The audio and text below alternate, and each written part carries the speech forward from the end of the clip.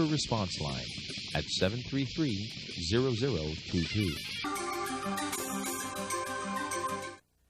The opinions expressed in the following program do not necessarily reflect those of Rogers Ottawa or Rogers Community 22, but those of the participants involved. Woo! Woo! BC Lions! BC! Woo! BC Lions! Woo! Woo! BC Lions! Baltimore's down! BC's up! Whoa! Baltimore's down! And BC's up! Baltimore's down and BC... Come on.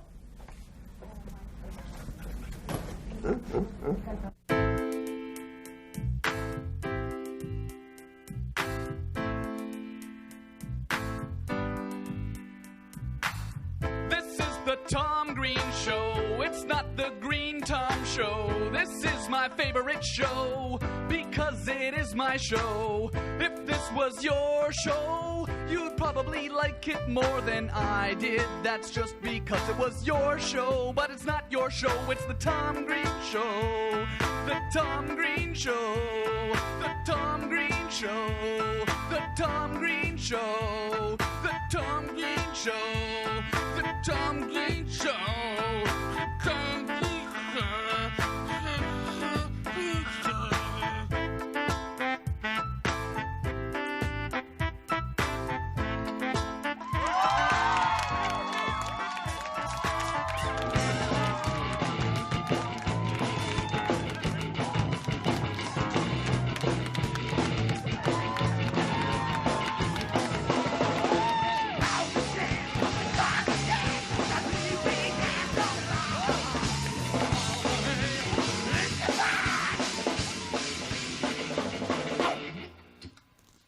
Hi, welcome to our Halloween show. This is the Tom Green Show. I'm Tom Green. This is Glenn Humplick. We're having a Halloween show today. Does anyone know any Halloween songs? Do any of you know any Halloween songs in the audience? We have a great studio audience today here on the show. So, Glenn? What? How's it going? Oh, very good. Yeah. When was the last time you had a Halloween? Long time ago. My parents Have never a seat. let Have me a go. seat there. Have a seat. Let's both have a seat. Let's both have a seat now that the show's starting. Okay? How about we both sit down now that the show's starting? When was the last time you had a Halloween, Glenn? When was the last time you went out for Halloween? Years ago. Actually, I brought you some jujubes as well. Yeah, 79 cents worth of jujubes Thanks, Tom. for you. Just because, you know, I know you haven't gone out on Halloween in a long time. My parents never let me go. Just because I know you haven't gone out on Halloween in a long time, so I brought you a whole bunch of jujubes. No, my parents never let me go. No, I know. So I also brought you an apple. Oh, thank you. So Spit on it. there we go. There we go. That's probably a better shot for our director. So on the show today we have Rebo. Rebo is here.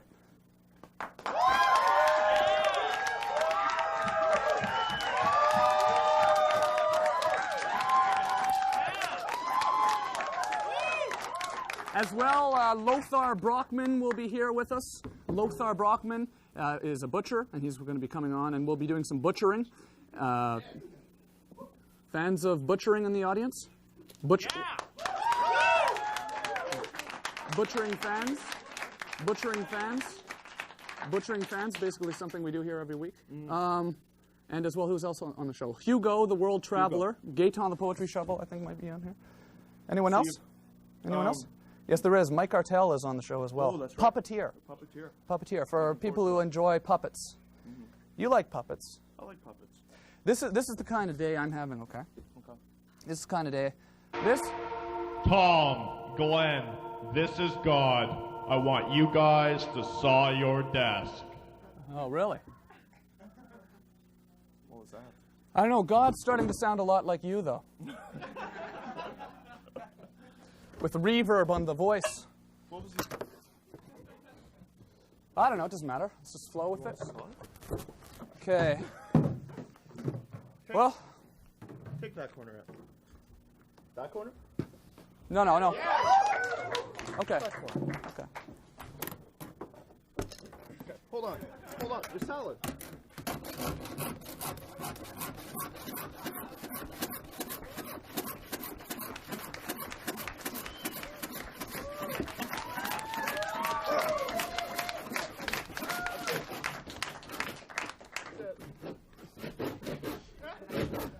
Did you see him, Saw? Did you see him, Saw?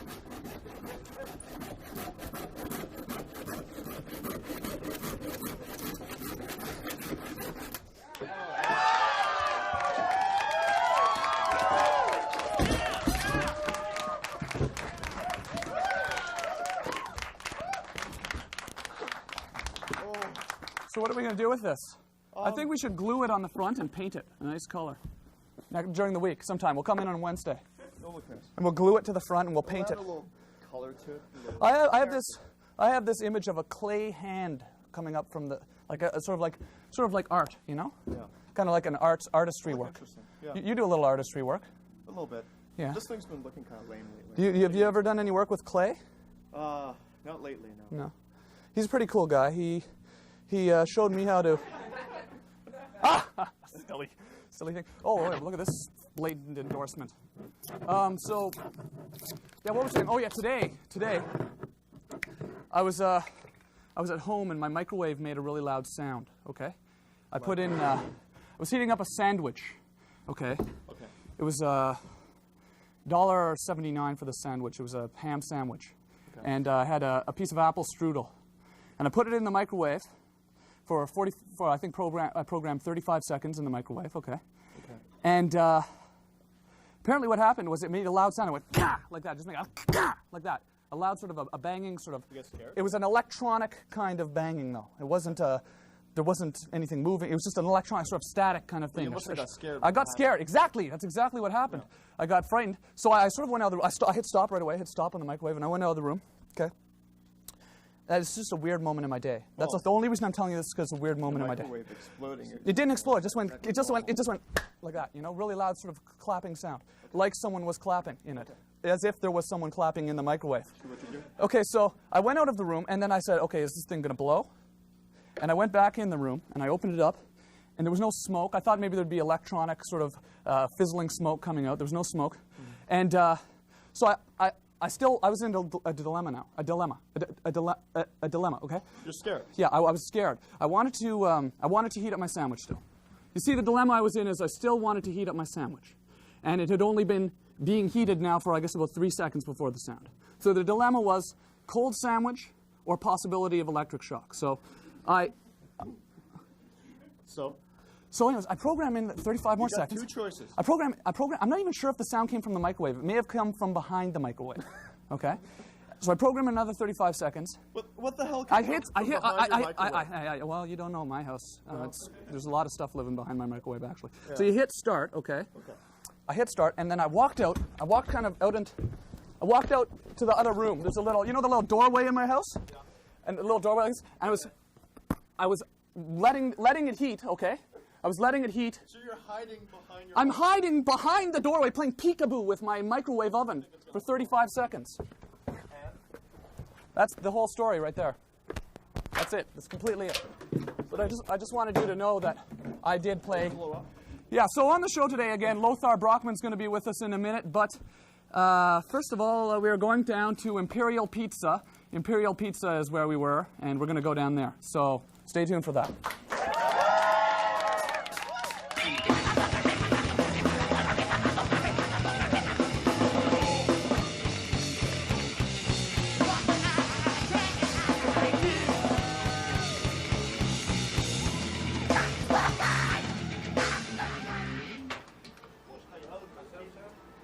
Hi, how are you today? Good, how are you? Good. Thank you very much. Bye-bye. Hello, boys. May I help you? What can I do for you? I just think I'll have the usual again today. The usual today? Yeah. Again? Okay. Here we go.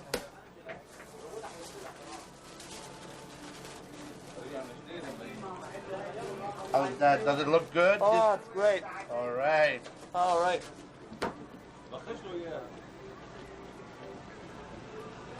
That would be $2, please. Okay.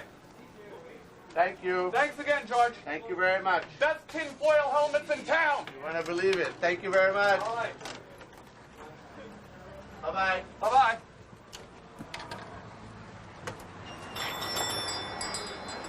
Okay?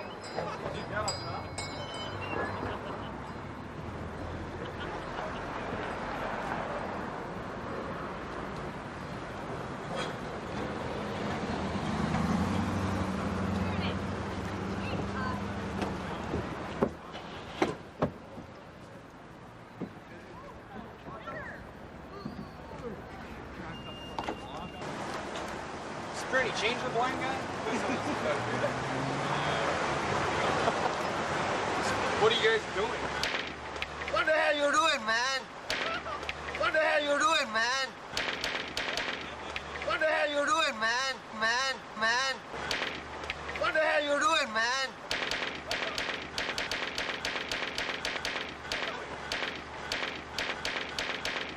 What the hell you doing, man? Relax.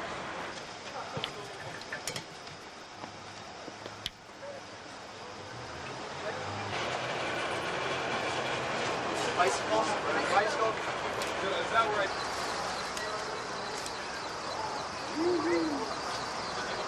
Rock on, buddy. Rock on. Hey, one more hand on her and I'll break your head. One more hand on her and I'll break your head.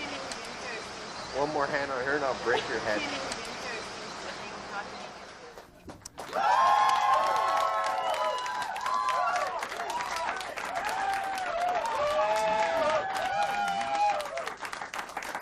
Yeah, so anyways, again today, this is by the way, Lothar Brockman, everyone is here with us.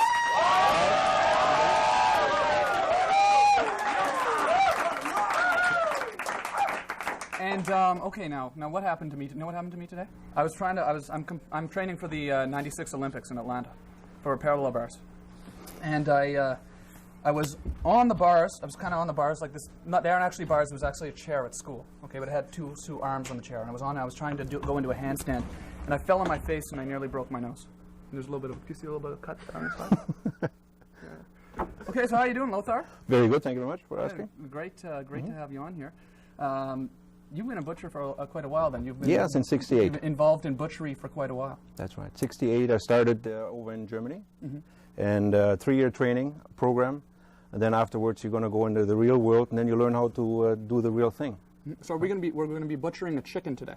You call it butchering, or no? We're cutting it up. Butchering, it's well, it's a rough way of putting it. Yeah, we're not really butchering the chicken. No, that's right.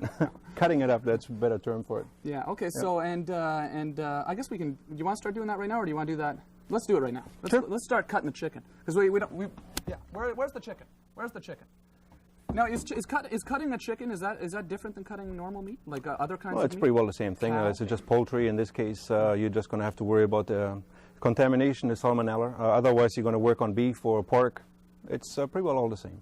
Okay. Well, I think our band is going to, you guys, let's have some chicken music. Let's have some chicken music, how about? And bring out the chickens. Dance. Bring on the chickens. Yeah, just give us some chicken music.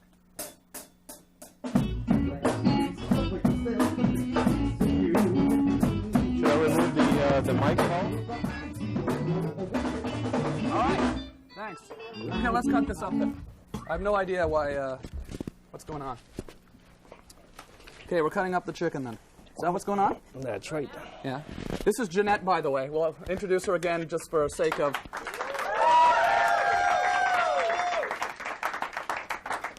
Jeanette, what about the band? What? Oh, we were supposed to go to the band first and do a segment, but you went to chicken first, so.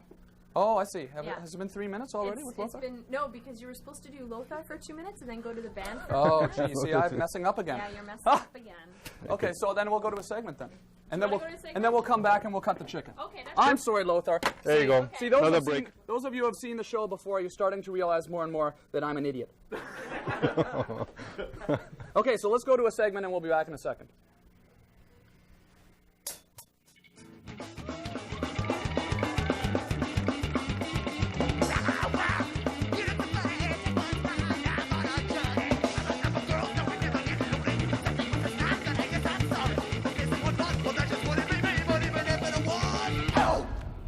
You guys want some free breakfast? Would you like some free breakfast? No? Would you care for some free breakfast today? No, thank you. Are you sure? Yeah, I'm sure. Okay, it's free. No trick. Hey, there's free breakfast over here!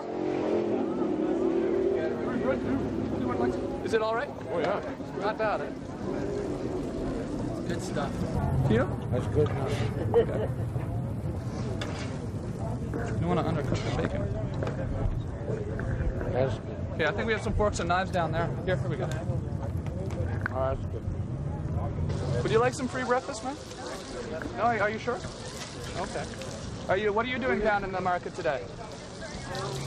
Pardon me? Going around watching people. Oh, yeah? You're watching people? Are you a stalker? What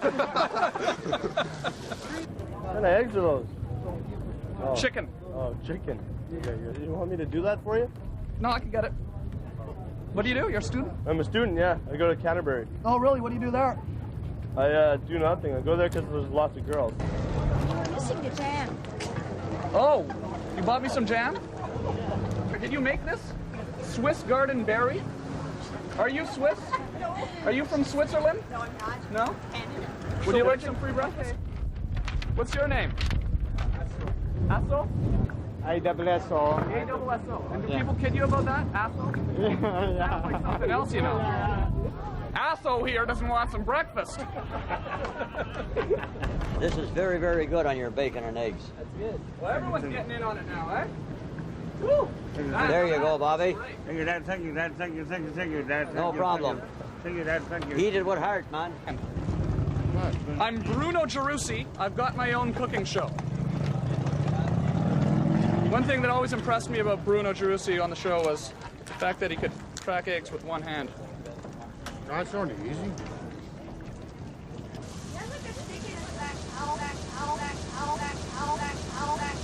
No, it's called an external fibia, actually. Hey, guys.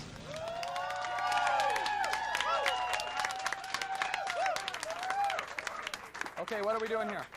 Well, we got a small roaster right here. Okay. And we're gonna take. It's a roaster. Yeah. Okay. We're gonna take some of the. And we just killed this backstage as well. Still warm. Yeah. Still breathing. We're gonna take the wings off. We're gonna take the wings off right here. Okay. And we're just gonna flip them over here. We're gonna just take the back off. Oh, there. Wow, look at that. And Look at that. Has the chicken industry changed much over the? No, it has not. I don't think so. No, they're still going to be the same. You know, you got 2 wings, 2 legs. You know, 1 breast. No, I know the chicken hasn't really evolved. There hasn't been much genetic engineering or anything on chickens themselves. But what I meant by the industry is more just the way chickens are bought and sold. I was thinking that maybe it would have changed. No, it's going to be just maybe going to be more centralized, that you're going to get everything from a bigger plant and shipped out to the individual companies now. Oh, chickens come from plants. I didn't realize that. Instead from eggs. Well, you never know. So no, I just thought maybe after, for instance, after McDonald's began selling chicken nuggets in the early '80s, did they butchers and meat shops began selling less chicken because of that? Do you think? I don't think so. I don't think so. It doesn't make any effect at all. I don't think so. Or maybe in the mid '80s when the chicken dance became popular. Maybe that's when it happened. That's possible. Yeah. That probably injected some venom into the chicken industry, I bet. Okay. So what are we doing here? How are we cutting these things here? Well, we're going to have 2 drumsticks. Okay. We're going to have our wings already separated right here. Mm-hmm. We got the back off already. Mm-hmm. Now we're just going to remove the main breastbone here. Okay.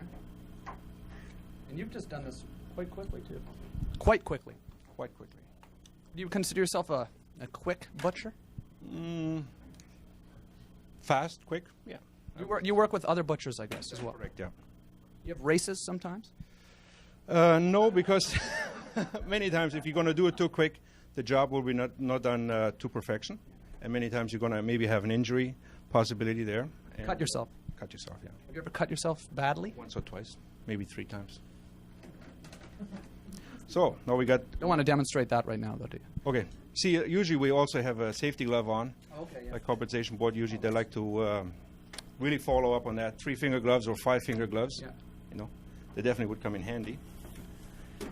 3-finger gloves. That's for butchers who have cut off 2 fingers already. That's right, yeah. good one. No. Okay, well, it looks like I'm getting my cue here to wrap it up. Thanks a lot for coming on here and doing this. No problem at all. Look at all this meat. Look at all this meat. What are we going to do with it all? How should I prepare this? Well, I think we have a frying pan in the back, and maybe we can... Oh, we can serve some. How many people in the audience? You want some meat? Courtesy of Lothar Brockman. Okay, now I guess we're going to be going down to CHUO 89.1 FM, where you may or may not have heard the Midnight Caller show, which airs every Friday from midnight till 2, and tomorrow night from midnight till 2. So we're going to go to that segment now.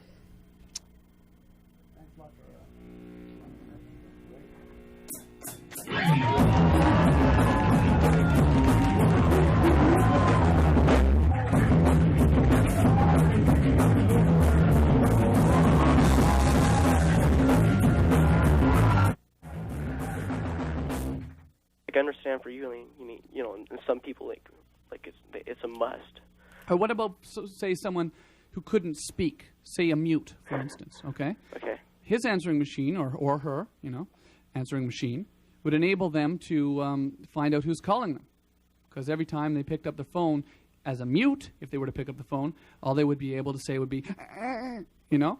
With the answering machine, they can just let that do all the work.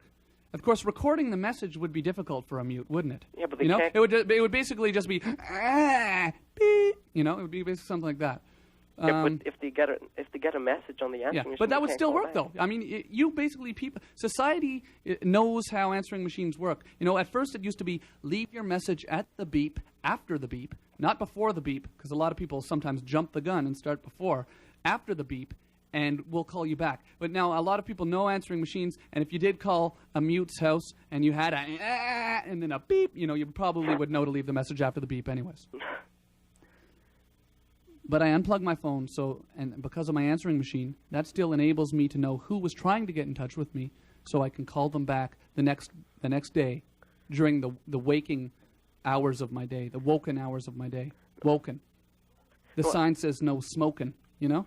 Yeah, I know. I understand people that like really need it, but just people that... I'm not joking. The sign says no smoking.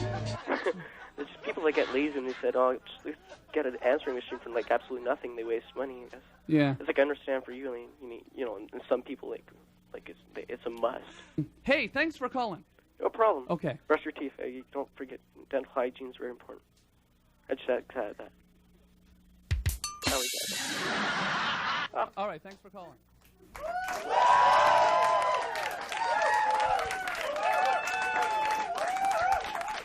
How are you doing?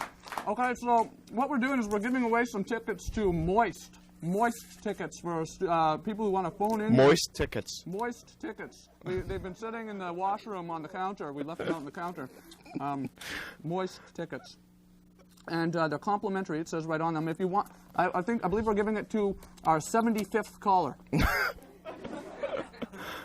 So sometime next month after the Moist is rolled through town. This is a letter from Derek Harvey. Oh, Derek Harvey. Oh, Derek Harvey. See what that means is... Oh, actually, can you run and get the picture of Derek while I do this? Run and get the picture. I forgot to... Run it. Okay. I got to get a picture. It's on Ray's desk. Actually, you can't get it. Anyway, if someone can get the picture of Derek, we can do that in a second. It's on Ray's desk. So the Moist tickets. Or near Ray's desk. It's in an Ilford film package. 247-4533 is the number to call here. 247-4533 is the number. And our 75th caller gets... No. Let's say our 10th caller gets Moist tickets. Let's say our 10th caller. That might be possible. So let's talk about Derek. So we talk about Derek. If someone can get Derek's picture for me, Melissa maybe should get it. I totally forgot about it. Derek's in Toronto. He wrote me this letter yesterday. I thought it was kind of funny. Derek's a good friend of yours. Yes, I thought it was kind of funny. Humorous little letter. So I thought I'd bring it in and read it to you.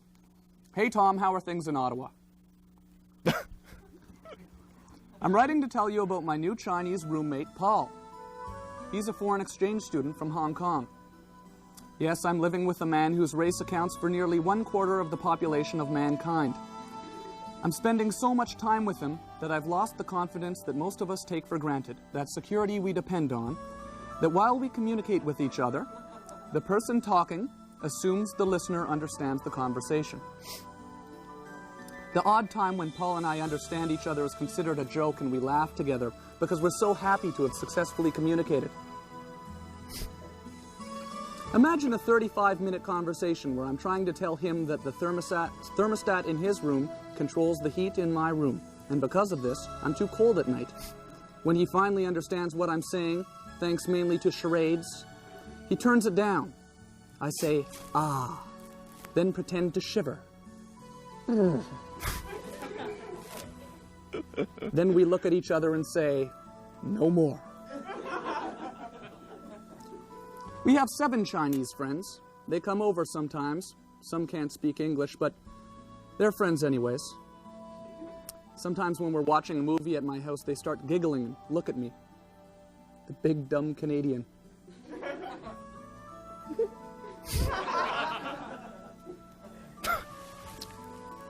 Dreaming of once again running my fingers through the hair on your face, Derek. Anyways, that's the letter. Who cares? I miss Derek. I miss Derek too. I miss him a lot. We had his picture here. I forgot to bring it out. You know that? So we'll be featuring that every week, maybe? Yeah, I forgot to bring the picture out. He's a cutie. So anyways, let's go see what's in our audience right now. Okay. What's in our audience right now? No, I meant to say something else. By the way, if you want to be a member of the studio audience, you can call 733-0023, 733-0023, business hours, Monday to Friday. Hi, how you doing? Hi. What's your name? Louis. Hi, Louis. How are you today, Louis? Pretty good, you? Oh, pretty good. How are you today?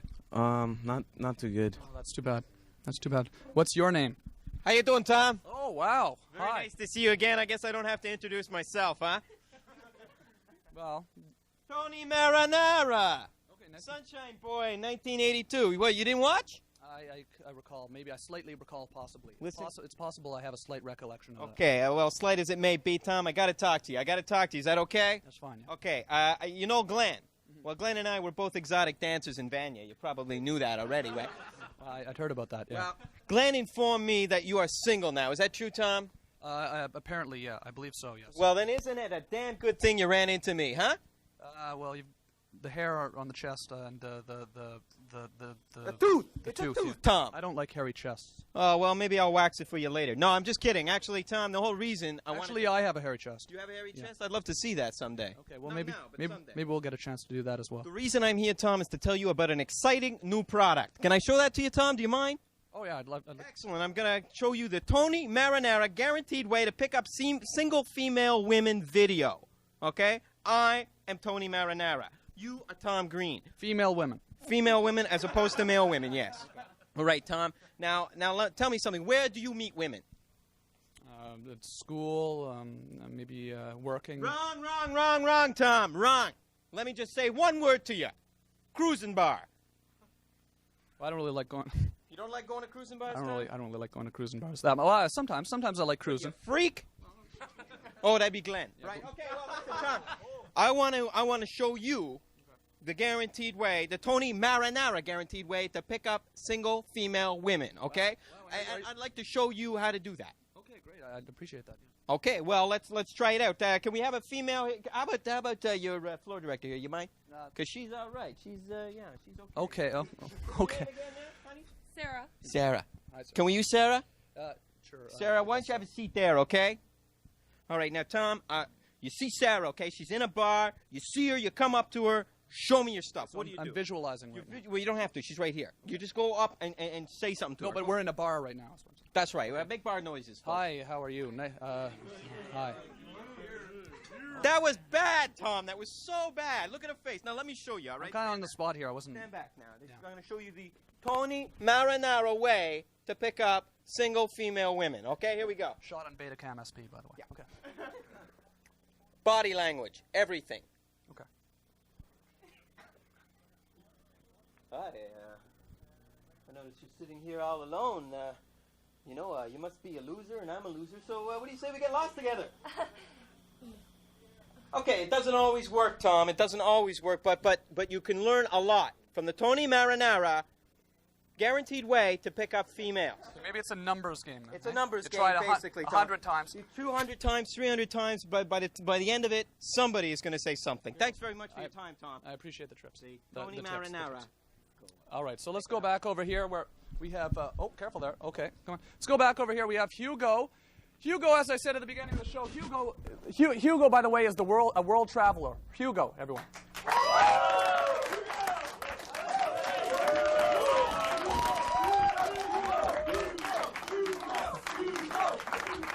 Thanks a lot for coming on. Hugo, you've been to all parts of the world? Yeah. East, west, north, south? Well, among the entire planet, I can say. Yeah. Where are some of the places you've been? Well, when I was 12, I'm from Quebec originally. Okay. I was living in Quebec since I was 12, but then I moved on to Syria. Syria? Syria, okay. Damascus. Okay. I've been to Syria, and I've been there. I was all alone.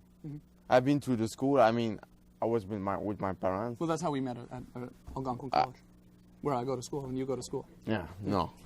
Let's go. And I was going to school. I was all alone. I didn't know anyone.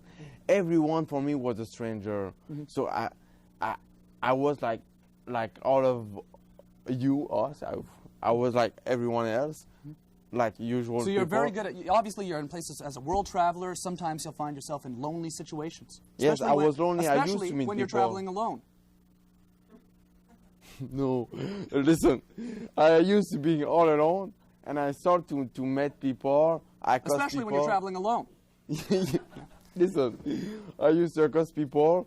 I met people. Is it harder to meet people in Ottawa than in other parts of the world? Or is it easier to... What are people like in Ottawa compared to other parts of the world? That's why I want you on here, because we're talking about Ottawa people. Because you were telling me about Ottawa people the other day. Up here, Ottawa people, we cannot...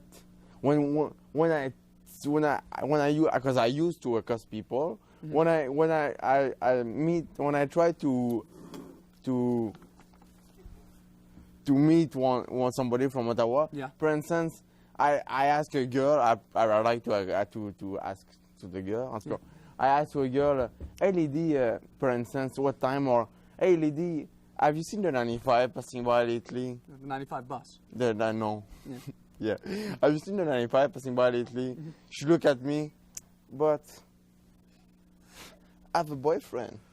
No, I said. So she automatically assumed that you were. Yeah. Yeah. You just wanted to know when the bus was coming.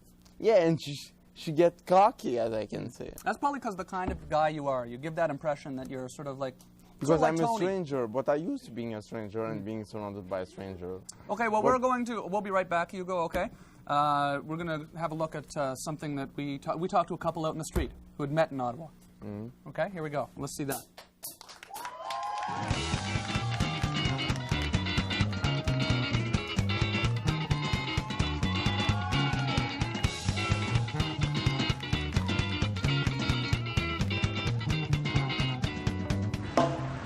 What's that? You want us to be on TV? What do you want to do?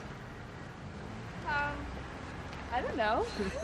Is there something you wanted to do on TV? Well, no, I just thought maybe you needed extras. Like, you know, to walk in the background or something. Okay, actually, we needed some people to play the dead people. Oh, do you want to be a dead person? Yeah, just lie down there on the ground and don't move for 15 minutes. No? It's kind of yucky. Just lie down on the ground, don't move for 15, 20 minutes. Do you have a sheet to go on the ground? Well, no. No sheet. Just lie down on the ground there. What's the purpose of your expedition? You guys stopped and started talking to me. I was, you know. Oh, there's no purpose. No. No. We're just going home. Home video. Doing a home video. Yeah. No, we're just going. We're just going home. What's it for? What's what for? This. What's this? Your microphone, your bright light. The microphone records the audio. The light allows the camera to get a sufficient picture. What are you doing? What are you taking a picture of? What's that? Taking a picture of you and your lover and myself. He's not my lover. Oh no, you guys aren't lovers? No. Oh, you'd look like you'd make a good couple though. I'm just kidding. Are you brother and sister? No. Oh, you are lovers. No. Oh, you're not lovers. No, we're just... But you're all hugging now. Well, you know, we're good friends. Yeah. We've known each other for a long time. We both go to school here at Carleton. Oh, yeah. Now you're hugging all touchy-touchy now, eh? Well, we're doing as it soon for as the I say camera. lovers, you're all touchy-touchy. Wow, eh? Well, it looks like I've really opened... This out. Oh, I've my opened up a God. can of worms here, eh? And it looks like Sean Lebrec. Sean Lebrec. Congratulations to our 30th caller, won the Moist tickets. So, there's actually 30 people watching. That's neat. So how you doing? So let's see, where have you been, Hugo? Well, when I've been this place, that place, that place, that place, that place, that place, that place, that place, there, I've been there, nah,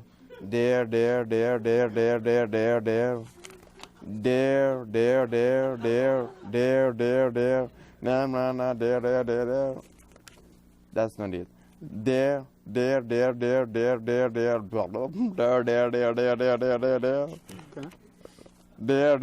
That's nice place. I like that place. Beautiful. Yeah, it looks beautiful. That. There.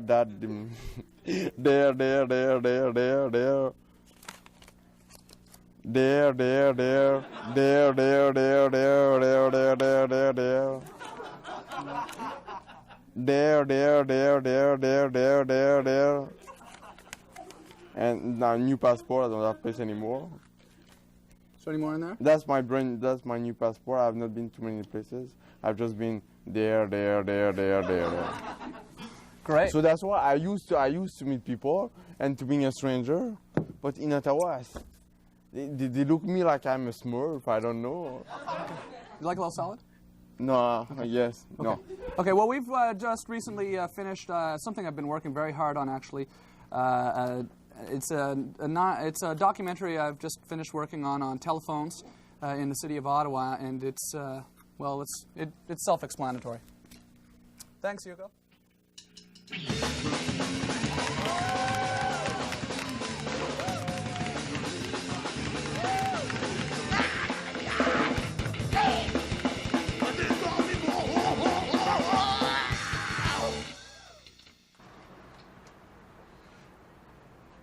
Just last week, someone said to me, your show, they described the show as a variety show, and I started thinking about what that meant, and I said to myself, you know, we don't really talk about variety much on the show. So what we're going to do is we've put together a few variety segments. This is the first of our variety segments that you've seen. It's on payphones. We're going to be talking about the many varieties of different kinds of payphones that you find in the city. This payphone has a sign up there that signals that there is payphones here. Not all payphones have that sign. This one is a variety, one of the many varieties of payphones. This actual payphone area has the sign. Mitsubishi sticker on here as well on this payphone. It's a variety. There's many varieties of different kinds of things that you find on payphones. For instance, there's a sticker on this payphone here, but then of course this payphone does not have that same sticker if you look closely at that. A few more payphones here. This payphone here has some scratches on the glass here, and it has a little chip on the handle as well. I'm not sure if the other one had the calling card feature as well on it. You can see someone else has written a phone number up on top here, area code 519, and it seems they just decided not to write the rest of it. We have this payphone here. The edges are sort of scratched off the paint. We have a coffee stain here on this sort of part of the phone here as well. Another coffee stain here. Were you drinking coffee in here? No, I'm not. Okay. So you're not responsible for this coffee stain then? I don't have any coffee with me. Fascist swastika, Nazi swastika here. Are you responsible for the swastika? No, I'm not. Or as some people say, swastika? No. So, another payphone right here as well. Can't get in because it's locked, I think. There's don't really seem to see any vandalism on that phone though. Now, this broken glass has nothing to do with payphones, but I just thought I should show it to you because some payphones do have glass on them, and here is some glass. There's another payphone around here, as you can see by the markings. We have a payphone inside here, so let's go have a look at some of its variety of this payphone as well. This payphone here, if you look closely, has a piece of graphite pencil written on it there, as well as there's you may notice that this payphone also has a chalkboard above it for writing notes, etc., phone numbers and messages. That's one of the things that adds to the variety of these payphones here. But the main thing I want to focus on, though, is the phones. I don't want to digress off to the blackboard. They have the scrolling LED display as well. As far though, we do have a small coffee stain here, and the graphite pencil on this one, and this one here seems relatively clean. This here has obviously nothing to do with payphones. It's Angela Lansbury on a computer, I believe on the Larry King live show. Angela Lansbury on Larry King on a computer. You see here, you can't quite read all of the sticker, although you still can see the remaining words guys and head, but you can't see what the entire phrase was. Here we have this payphone here. There's always seems to be two together, I notice. Probably for the reason if one payphone is busy, if one payphone is being used, then the other one is free for another person. Of course, at that point, usually there's probably not two people who need the phone at once, except in, I find, busy bus terminals as well as airports and shopping malls. You'll see maybe a line of 6 telephones. This phone here is also one of the older style phones. On our variety theme, we can continue. We can continue on our variety. There's a red X covering up the 25-cent symbol there. That means over the 911 symbol, there's a red X saying you don't have to pay for 911. It says so you can call 911 as much as you want. It's free. So you can see again stickers. So you can see although we have a variety of different kinds of stickers, we do have a common thread running through the payphone, a common theme running through the payphones. It tends to be stickers. It's the common theme is stickers, is basically the theme. You can see there's a lot of scuff marks on the handle of this phone, as well as the same familiar blue sheath around the wire. A blue sort of rubber sheath around the wire. See, there's some corrosion here on the inside of this thing that would hold the receiver. I'm not sure what that's called. The receiver holder, we could call it. Looking around the ground, I notice over here, especially cigarette butts. If you look here, all the cigarette butts on the ground by the phone. Part of the reason for that, possibly, for these cigarette butts here, would be because people tend to smoke when they're making phone calls. People get on the phone, they're on the phone for a long time. It tends to be a good time to have a cigarette. They get inside the booth, they get out of the wind. It's a good place to light up a cigarette. Broken piece of glass here on the ground, the base of a payphone. Probably and some more broken glass in there. See the broken glass here. Probably some of the explanation for that is much the same as for the cigarettes. People get in out of the cold. It's a good place to have a beer in the phone booth. Religious, probably much the same explanation as the cigarettes and the beer. People go in the payphone to make a call, to get out of the wind, and it's a good place to worship. Here's another payphone, and there's a Coke can here. This is not set up, okay? This is not set up, okay? This is the way we found it. It's not something we set up to demonstrate a point. We have a Coca-Cola can here, as well as some scratch and win lottery tickets. The booth here is manufactured by Jaro Industries. Something new about this booth that we have not seen. Jaro Industries, J-A-R-O. There's also the tiny hiding place for... Oh, God! Oh, God! Oh! Oh! Oh! Some more vandalism here. We've got the marker here. A lot of vandalism on this one. I Love Lynn Piper here. It's all by the phone. You can see people are by the phone. On this phone here, again, variety on phones is what we're talking about here. We have some cake that's been smeared on the wall of this payphone, as well as some cake, as well as some paint and some marker. So, well, continuing our variety, you may notice that the Jaro Industries brand of payphone has a solid wall here instead of a glass wall. Have the solid wall there, a blue solid wall instead of a glass wall by the Jaro Industries payphone booth. You can see here that originally, if you have a look here at the ground of this payphone, originally this was built to hold 2 payphone booths. They have the foundation here set up. See the extra foundation here?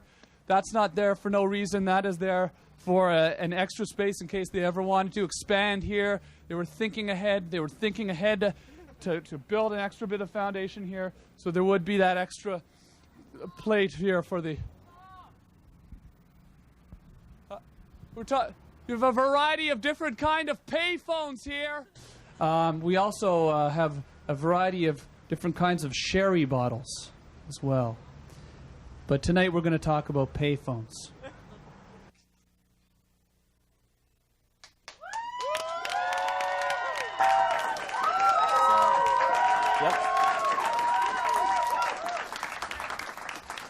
So Mike Hartel here is a puppeteer, a local puppeteer. You've made all these as well? Yep. Puppet maker? Yep. This is Gordon the Sea Monster. Wow. Hello. How's it going? Pleased to meet you. Nice to meet you. You have a puppet voice, I notice, as well. Do I? You have a very distinctive puppet voice. It's a friendly voice. I'll take that as a compliment. Yeah. I find puppets tend to have friendly voices usually. Really? Yeah. Hey, you want to say something? Hi, Tom. Very good. Wow. Hey, you know, when they called me to be on the show, I brought my shovel, because this is a gardening show, right? Yeah. The Tom Green show? Yeah. It sounds like a gardening show. See, I brought my shovel here. Oh, that's a nice shovel. Here you go. That's beautiful. So when do we do gardening? Is there any bushes or shrubbery around here? No, it's not a gardening show, actually. It's sort of a variety show. It's not a gardening show? Well, I don't know what kind of show it is, actually. Well.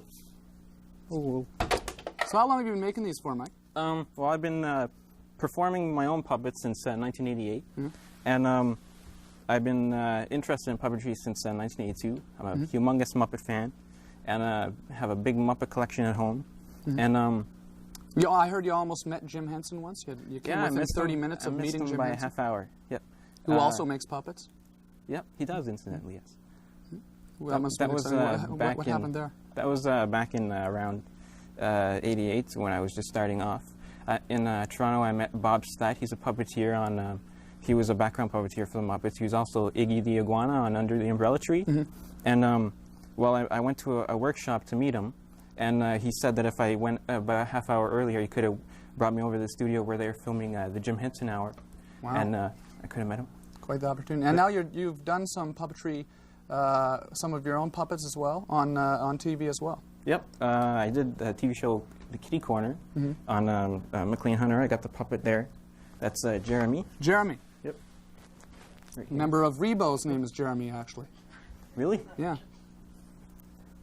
Excuse Gordon the Sea Monster. It's the only Jeremy reference I could pull up. Other than, of course, the little German bear. Hey, how's it going? Jeremy. Hi, how you doing? I'm okay. It's nice meeting you. So this is the Tom Green show, eh? So when do we do the gardening? What's that, sorry? When do we do gardening? I don't know. We aren't actually doing gardening on the show. Did someone tell you we were doing gardening on the show? No, Gordon told me we were doing gardening. Oh, okay. But we're not doing gardening? There's not supposed to be any gardening now. Oh, These are obviously a quality product, these puppets. Oh, thanks. Like these aren't like these aren't cheap puppets. Look at there's what's that material you make them out of? This is just regular fabric that I get at different stores. I shop at the Bouclairs and Rockland Textile. And you just sort of picked this up on your own, or did you take a puppet making course? No, this is just from watching the Muppets and being interested in puppetry. Actually, this guy here, he's sewing on the sewing machine, and so he's just a regular pattern. But this guy in the line, he's oh, we got a friend back there. Come on, for little girl.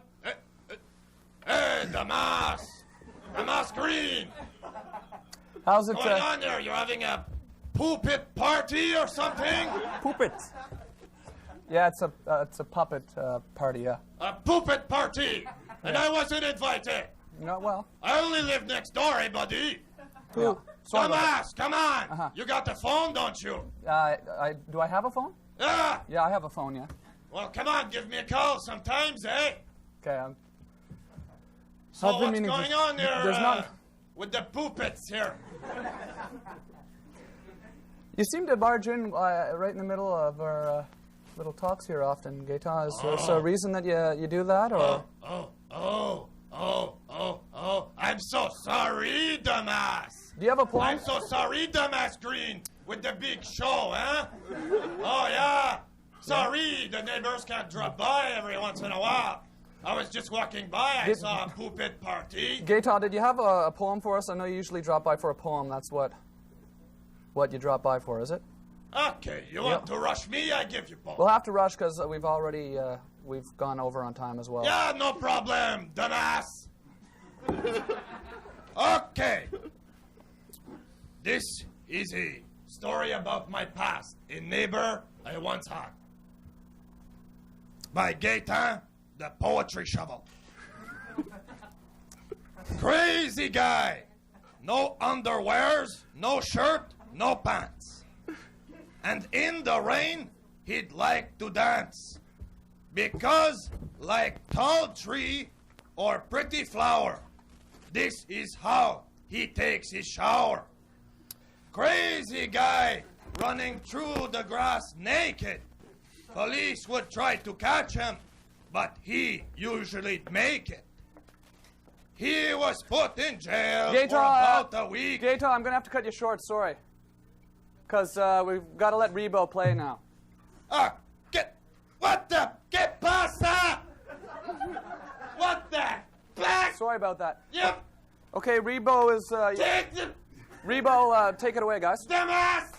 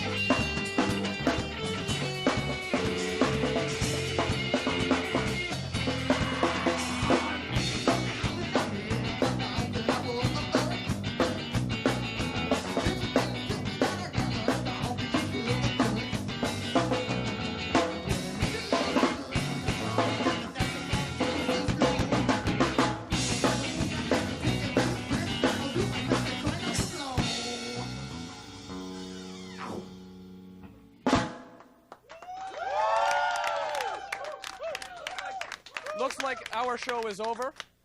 Thanks for coming on, and great. Thank you. Thank you. You guys going to do another song here before we go? Yes. What shows do you have? Any shows coming up? No shows coming up. Okay, so I guess if you want to hear more of Rebo, then you can get there. A little something for the ladies. A little something for the ladies. As well, if you want to be in our studio audience next week, please bring a can. We are sponsoring the food bank, so bring a can of food next week to get into the audience. Thanks. See ya. Here's Rebo. Here's Tomahawk Chop Tomahawk.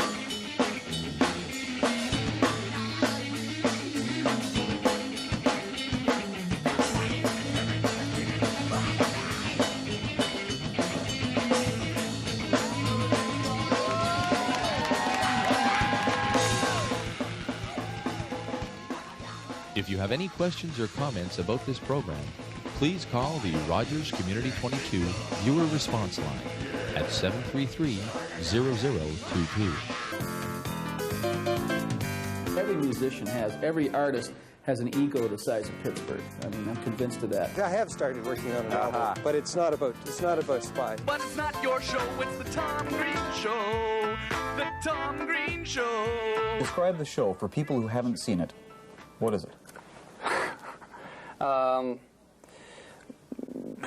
It's this. That's kind of probably a pretty good description of the show right there.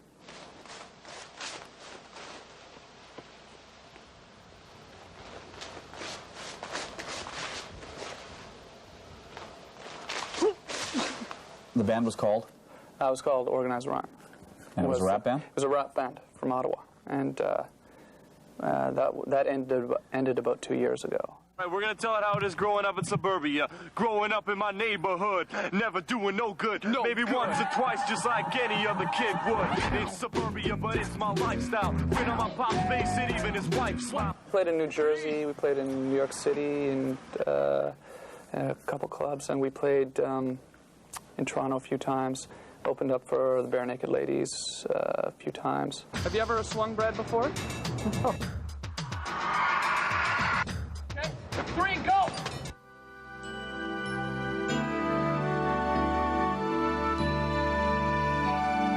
So you're doing this TV show. How long have you been doing this? What happened was at the end of last school year, two of my classmates actually came up to me and said, you know, we want to produce this show. Okay, sounds fun.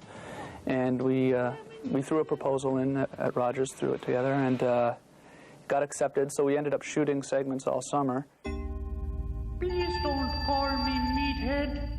My name is not Meathead. Please don't call me Meathead. My name is not Meathead.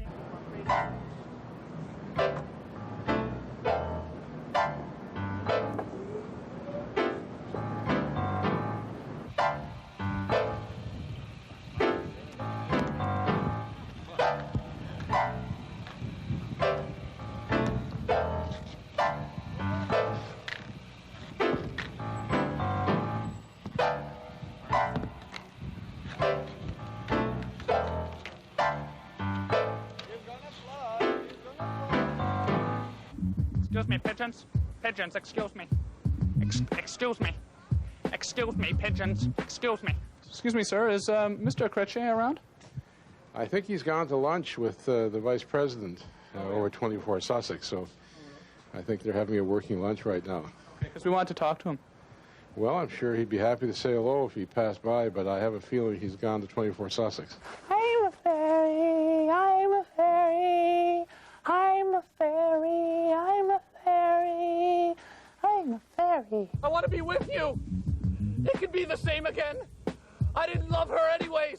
She was just a passing thing. It's you I want. You're the one I really love.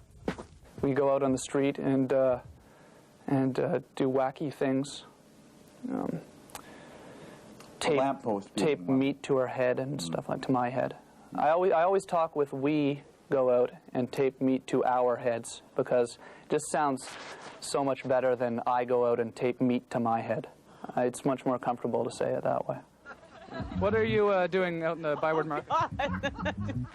That's so gross. Are you shopping today? Yes, I am. What are you shopping for specifically? Fruits and vegetables, thank God. We wrote a proposal. We had the concepts of we'd go out in the street and we had some ideas in there of what we were doing. I'm not sure if Meatheads was specifically in there, which is a reoccurring character, but we had some sort of a rough outline of what the show would be like. And then I guess after we moved on to the second step and they were reviewing our proposal, they kind of asked, well, what would you be doing? And we, I think, came in and said, well, we'll tape meat to our head and we'll tape meat to our head. And, okay, now, come on. You say this is you're sitting in a room with a bunch of guys in suits, well, and you're actually, saying, well, we're going to tape meat to our head. Well, it wasn't a bunch of guys in suits. It was just Ray, and I've never seen Ray wear a suit. Ray's over here. Ray doesn't have a suit. There he's over there. Can you get a shot of Ray? Yeah. That's him over there. Ray doesn't have a suit on. Okay, that's good. And that's Trevor. That's Trevor right beside him. Oh, okay. All right. Okay, there's Trevor. But Ray sort of... Trevor, by the way, has your beard. Have you noticed that? Yeah, it's new. Yeah. His is new, and I also shaved mine as well, so mine is now new. Oh. I shaved mine 2 weeks ago. The night we went out on the ENG shoot, I shaved it when I got home. You did? Yeah. I don't know why. I don't think it has anything to do with you, but I just sort of thought... I was worried there for a second. Yeah.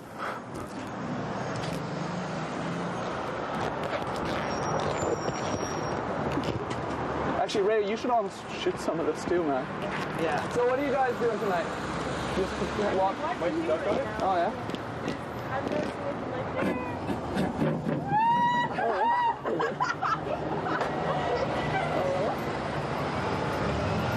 Where'd you get it? Come here.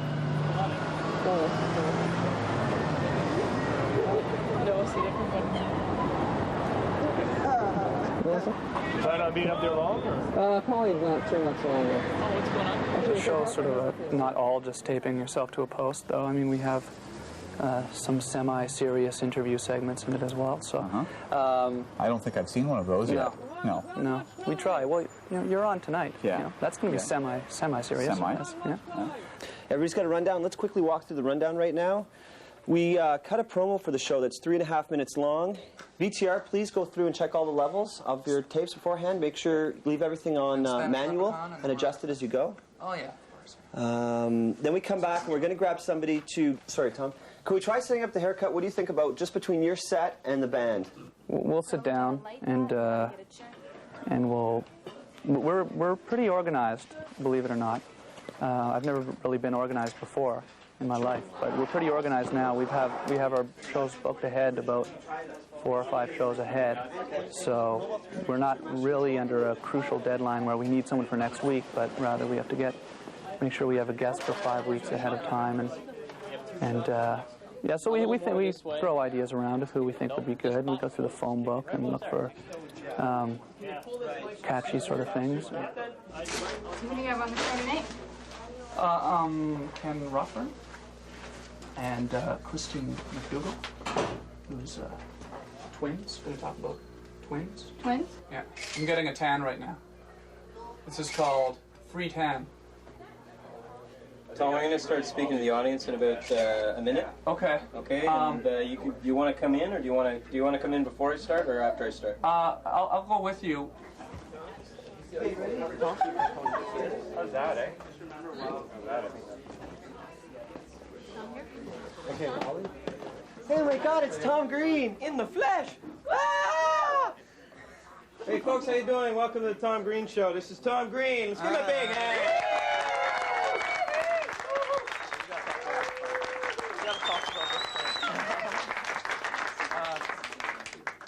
Thanks for coming, everyone. This is great. So I guess we want to just do like that fake clapping stuff whenever we come out of the segment.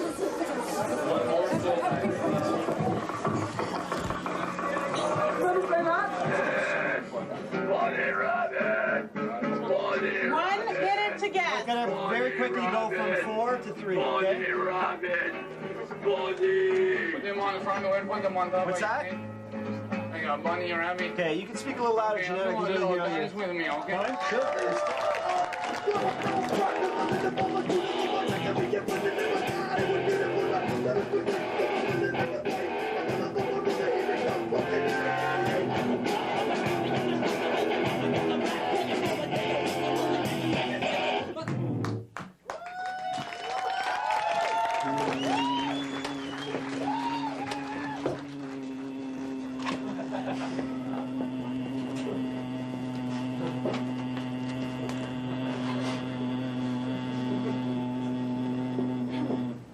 What's going on now? The win for Ken. Right, Ken Rockburn's here. Ken Rockburn from Rockburn Company is here. You're catching people really unawares a lot of the time. People go along with you in these things? The camera being there really makes them go along a lot more. So, because doing this kind of thing, I would do this if I was out with my friends sometime, just for fun, you know. And the camera really does change it. It doesn't necessarily change it in a negative way, but it makes them realize, oh, okay, it's for a TV show. This guy's all right. It's the only show that would do that right now on television. There's not really anything like that. I mean, there's things that come close. There's things that sort of come close to that line, but sort of stay on this side of it. When we're taking the whole thing a little bit further, and it's something that, again, that's very visual, taping yourself to a post. It's not the funniest thing when you say, hey, I taped myself to a post. But we're pretty surprised at the amount of people that have been watching. Just from, I mean, I don't know how many people have been watching. I have no idea. But from the amount of people that have been driving by beeping when we go out on our shoots now, we'd start out on our first shoot, people would come up and say, what's going on here? And no one would really look twice. But since lately, when we're out there with the camera, it's, you know, horns honking and people yelling, you're an idiot, stuff like that. Yeah. A well-dressed middle-aged couple walked past a little while ago, and he turned to her and said, now that's a comment on society today. What's that? That's a comment on society today. Wow. He didn't say what that comment was. Yeah. I don't think anyone knows what the comment is.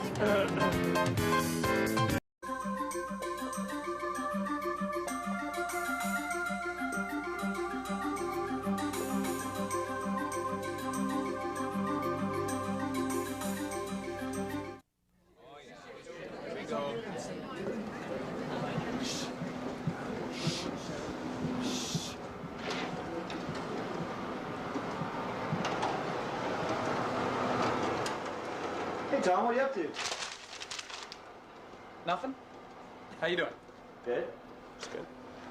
Doing the show now, huh? The opinions expressed in the following program are those of the participants, and they do not necessarily reflect upon Rogers Ottawa or Rogers Community 22. Oh,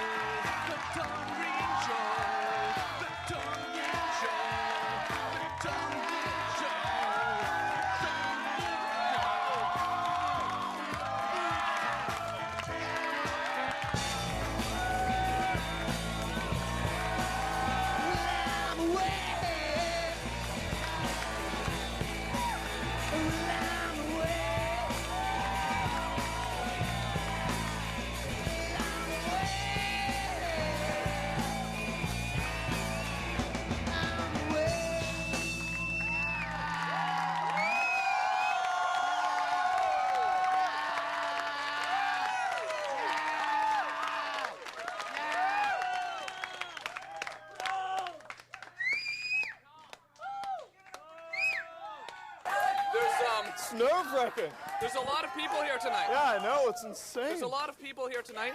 There's there's well over 35 people here tonight. Oh, well over. So it's a little nerve-wracking for us. It's a little more nerve-wracking for us. It's the last show of the season. It's our last show of the season. Then we'll be rerunning in the summer. So we can all go Starting over to soon. Glenn's house Starting and watch. soon. Today on the show, Rob Forrest, Sean Pontvey, they're stunt performers. We saw a bit of them.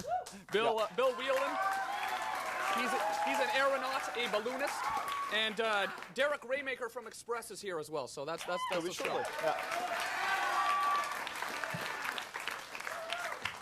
Well, we've got a lot to get to this show, so I guess we should get right ahead to the rest of the show. Lots of our segments. We should jump right into it. Let's go. We're going to be re-airing some of the segments on the show. There's segments. The way the show works is there's segments integrated with studio and live studio portions. The segments are not live. The studio portions are. And what we're going to do is we're going to be airing some of Glenn and my. Are there our favorites, or there's some obscure ones? So some segments that have not re-aired. So here we go. Here's a compilation. Wow. Here's a compilation of us. Of course, our band as well tonight. Our band is 10 Speed as well tonight. Oh.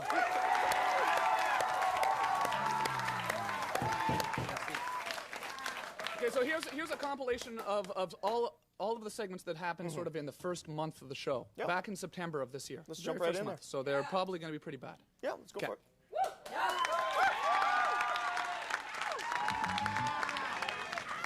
Have you ever been on the roof of one of these tall buildings downtown here before? The kind of meat. My kind of meat. My kind of meat. It's my kind of meat. When I first arrived, did anybody tell you the snow had gone? Oh, yeah. What are they thinking? Viens ici. Non, removez le chapeau. Pour moi. OK, ici, monsieur. S'il vous plaît. You left me $1, sir. Left me $1. Please, just $1. For my friend Marcus, please. Hello, welcome to Ottawa. How you doing? How are you today? Wow, the nation's capital. What a place, isn't it?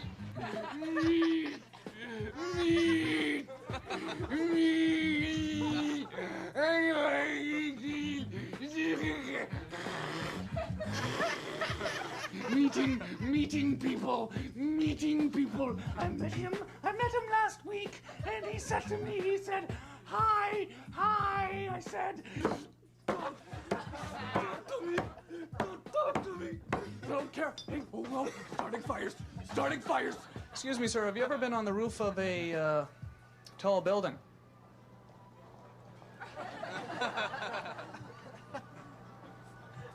Excuse me, sir, have you ever been on the roof of a tall building before?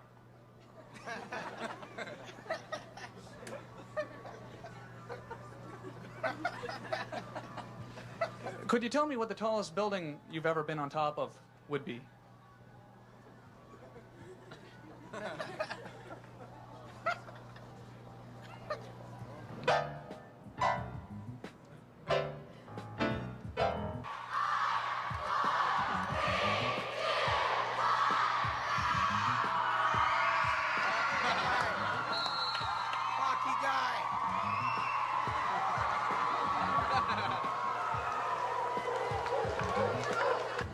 The traffic's bad as it is in Orleans now. If we have a bridge going across, it'll be impossible.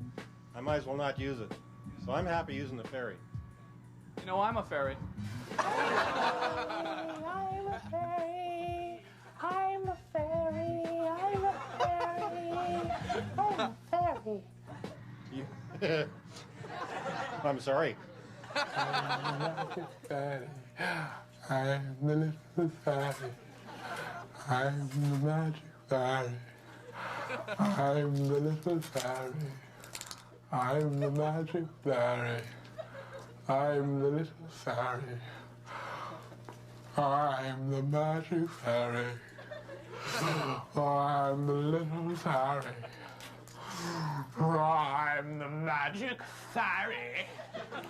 I'm the little fairy. I'm the magic fairy. I'm the little fairy. I'm the magic fairy. I'm the little fairy. I'm the magic fairy. I'm the little fairy. I'm the magic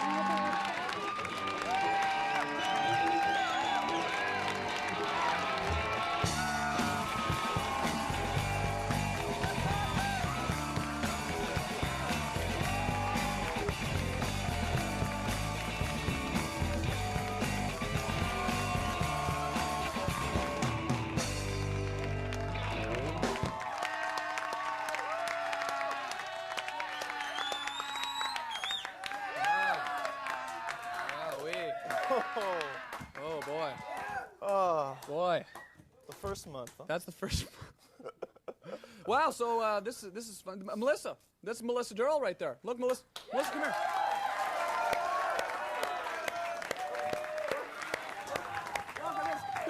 Come here, Melissa. Look. Touch it. Melissa won the award, the Rogers Volunteer, the Rogers Volunteer Appreciation Award for Outstanding Floor Director. Look at that. Look. Wow.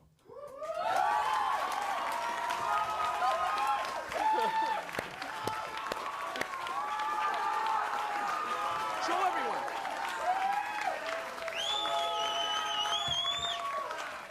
Melissa Durrell. Wow, So, and another thing now, to see what we're kind of doing was trying to go through a lot of the people who work on the show. Right. Okay. Quite a few. Derek Harvey in Toronto writes us a letter every week. Right, every he week does. for the better part of the 36 shows or whatever that we've done this year. I think we started a couple months in. He didn't write a letter tonight, though, unfortunately. No. No, he did. He wrote it to me this time. Because Derek was unable to write a letter this week. No. He wrote it to me. What? Like, have you guys been getting along? What's that? You guys getting along? Because it's kind of different. There was a little fight. We had a fight, Derek and I, but This is a letter from Derek. Because he asked me to read it tonight. So. Oh, Derek Harvey. Dear Glenn. Wait till the thing ends. Oh, yeah. Well, I'll read it. No, I'll read it. He wants me to I'll read the letter because I always read he wanted me to read it. Well, what's just... Dear Glenn, that tall, skinny guy sitting to your left, Tom Green, I normally read it, though. tells me that he is hilarious. Oh. He tells me that he's the hottest thing to hit the city of Ottawa since Larry Gowan. He's so famous, he tells me that he can't even go out to buy a sugar donut without being mobbed by hordes of admiring fans asking for an autograph. Oh, Derek's gonna be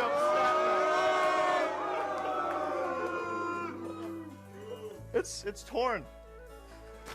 He wrote to this.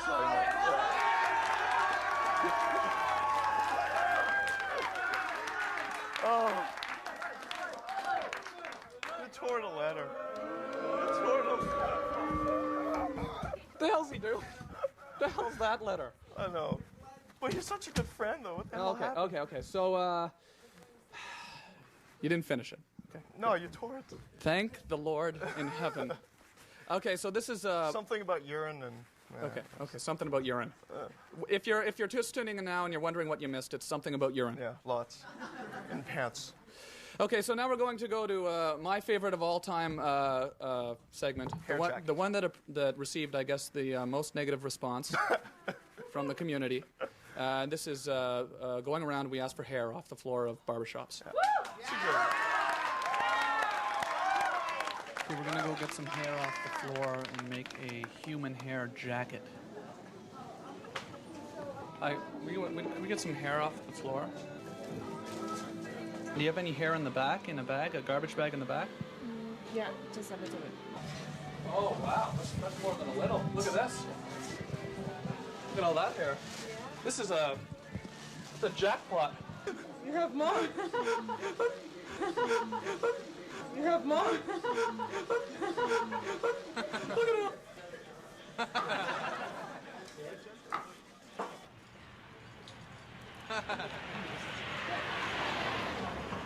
Hi, would you guys like to help me glue some human hair to this jacket?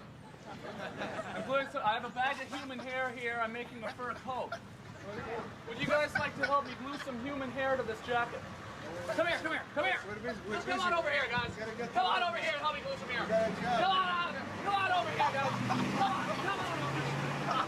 Okay, so I've got some human hair here. Dig in. Oh, yeah. Oh, okay, yeah.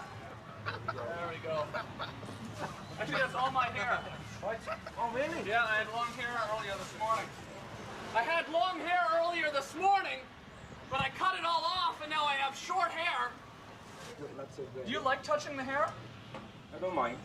You like touching the hair, though? I don't mind. Get your hands dirty. Get it in there. Just shove them right in there. Get it all mixed in there nice. Yeah, there we go. There we go.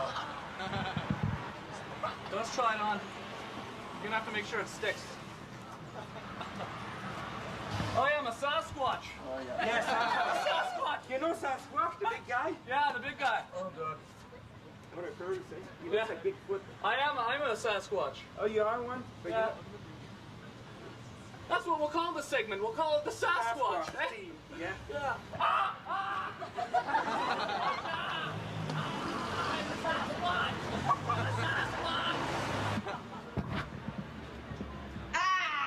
Yeah, there's glue on it.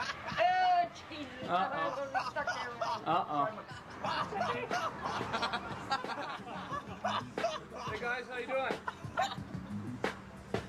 What are you guys doing? Oh. Stop it! Stop tickling me! Stop tickling me! Stop it! Stop it! Stop it! Ha ha ha ha ha ha! Would you like to come over here and touch my human hair coat? Nothing! Nothing! What's this here? Oh, my pencil case. Oh, okay. I'm assuming it contains pencils. Pencils and such. Yeah. This guy's right. Oh. Okay, what else do we have here? Wallet? Mm-hmm. Another one. Little purse? Yes. Okay. Book. Hairbrush. Hairbrush, eh? That's. Look at all the hair on the ground there. Look at all that hair on the ground. Not mine.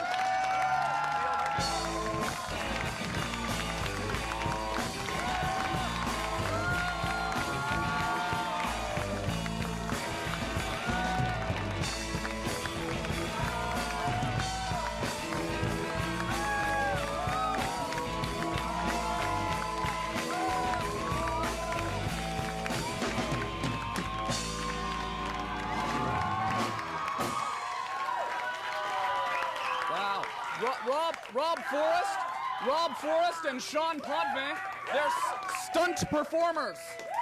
Stunt performers. Rob Forrest and Sean Potvin. Rob Forrest and Sean Potvin. You guys are stunt performers? Yes. You do stunts? Yep. We saw Rob fall down the stairs at the beginning. That was just a stunt at the beginning. Rob was doing a stunt at the beginning when he fell down the stairs, right? That was just a stunt. Yeah. What happened to Jim and Tuck? Jim had other engagements he had to do tonight, and Tuck was unavailable. Because we were expecting Jim and Tuck. And Jim and Tuck, Jim and Tuck are the owners, I guess, of the stunt company, Stunt Makers, that employs Sean and Rob. And I thought Jim and Tuck were great stunt guy names. Actually, Tuck is, believe it or not, his real name. Tuck's his real name. Tuck is his real name. You guys watched The Fall Guy a lot when you were... Oh, yes. Oh, yeah. Lee Majors, the best. Is that why you got into it? We went to high school together, Sean and I. Yeah, so that was a long time ago. Cool. It was a long time ago, yeah. At least 4 years ago. So where do you learn to do stunts, though, since high school, then, Sean? Actually, both Rob and I met Tuck and Jim, and they trained us and hired us on into the company, and that's basically how we started. Oh, wow. We met somebody in the industry. It's kind of a weird thing to get into, though. You know? It's a little strange, but I have a little sheet of paper from kindergarten when they ask you, what do you want to be when you grow up, and mine says stuntman. Oh, yeah? So. Oh, wow. I guess I always wanted. Can you do it full time in Ottawa or no? Full time in Ottawa is a little tricky. There's not as much work, but you can make a pretty good hobby out of it. So. Yeah. And then where do you have to go to do it full time? Do you have to go somewhere else? Toronto, Vancouver are the hot spots. Big filmmaking kind of places. Yeah, in Canada, those are the places. What's this showing? They're doing a show in Canada Day. You guys are doing a show in Canada. We're doing a big Western fight scene. It's going to be a lot of fun. We're going to have a big outhouse blowing up. An outhouse blowing up, too, yeah? Yeah, we're going to blow up an outhouse. With somebody in it. Oh, chuckles from the crowd. We're going to have someone in it, too. Something like well, there's going to be someone in the outhouse? Yeah. Okay. And we're going to have lots of fighting going on. It's a family-based show. But what do you blow that up with, exactly? That's secret. Trade secret. Yeah. Not a trunk full of fertilizer. No. Not something to try at home. You guys want to do the fight? Sure. Sure. Do a fight right here. Okay. Do a fight right here. All right. This is going to be... Okay. Fight scenes are pretty basic things. They consist mostly of punches and kicks. Okay. And we have names for them all. And you always have to make sure you're at the right angle to the camera to make things worse. Do you usually have this little, when you're in a fight with someone, like in real life when you're in a fight, do you usually explain to people around what's going on? Yes, you stand right there and wait for me. And half of it is delivering the punch, half of it is him selling Just fight, the just fight. Okay. Just fight, guys. This is an over the shoulder. Okay.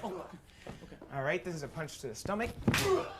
Okay. Whoa. We need sound effects from the crowd. All right, now I got to spin him around, and I'm going to do a knee to the head. Oh, my God. Oh! All right. Oh, my God. Sean, Okay. what have you... This next one is a kick to the stomach. Oh, my...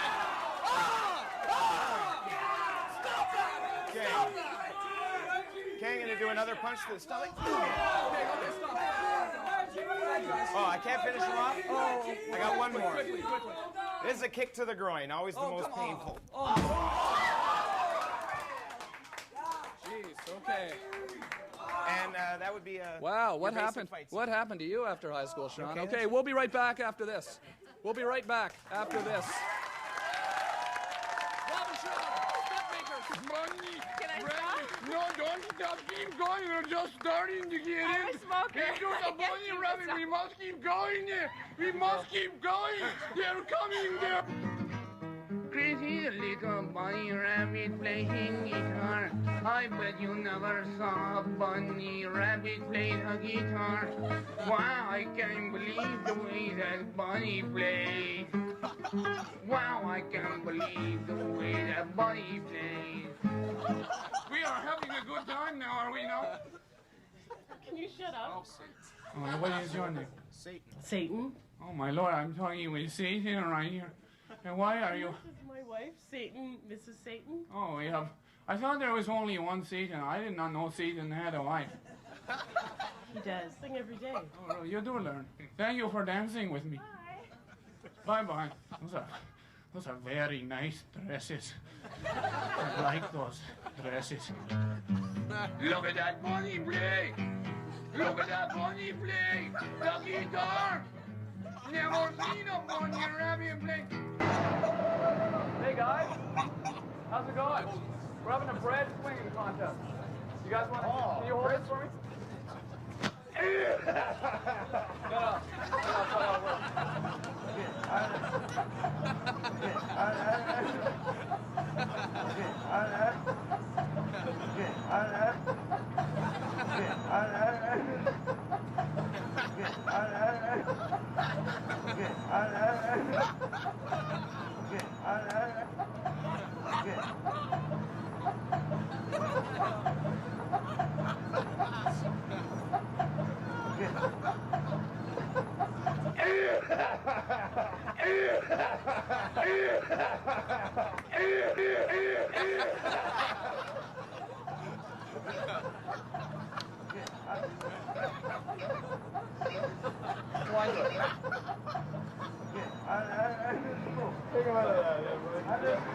Okay, what we do is we tie.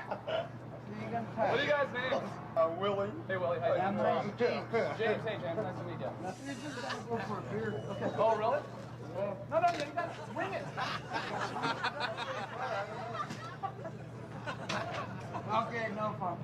I did all right. Oh, you won.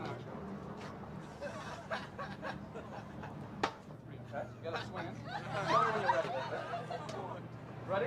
Okay, 1, 2, 3, go! Oh! Oh! Oh, you want to do it again? Sure.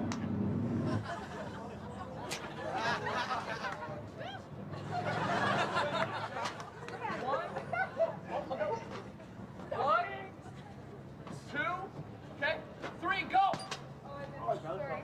Oh! You won again. No, I think you won. That was mine. Oh, that was yours. Congratulations. Oh. God bless you. Okay. No, I mean, you're This getting is better. going to be rigged just like quiz show. And then as soon as we're all swinging, we'll do 1, 2, 3. Okay? You all swinging there? Okay. Okay. 1, 2, 3, go. One good man. Okay. Thank you, sir. I just looked up the sweat arch.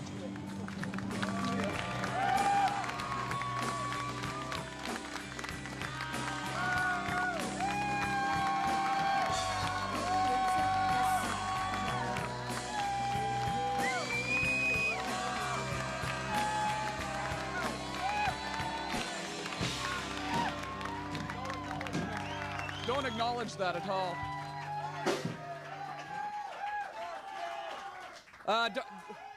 Of course, the show this year would not have been possible without the help of Darcy DeToni and Trevor Kavanaugh, the producers of the show. Oh, Listen, you okay? Yeah, I'm fine, thanks. Yeah, it's only my front tooth. That's what 2 years of television broadcasting gets you. Yeah, eh? that's fine. That's great. Yeah. Ha ha ha. Ha ha. I got to do a funny on your show. Yeah. You know, wicked. I'd just like to thank you for having us out.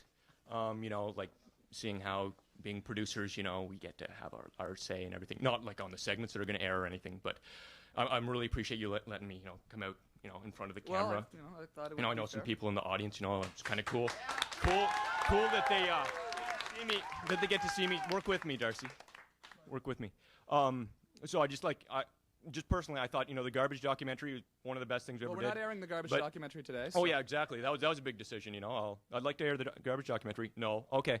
You know, well, thanks a lot for like. You're saying you're mad that I didn't want to air the. Yes, yeah, I'm mad. How do you feel, Darcy? Like, I'm shaking. I'm mad. I usually make those kind of decisions. Oh yeah, so, I know. Do we run a It's roll not it? in dispute. Oh, okay. I thought. Yeah. Okay, well then. Yeah. Well, air the garbage documentary then, if you want.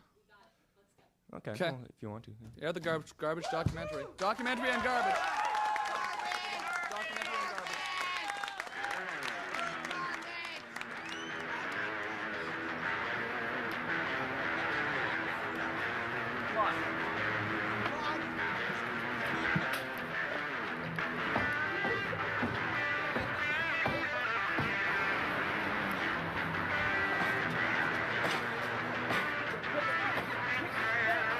Yeah, put your cards on the table. Spoon ladle, navel, belly button, rhyme, ska. Check it out. Check. The opinions expressed in the following program are those of the participants.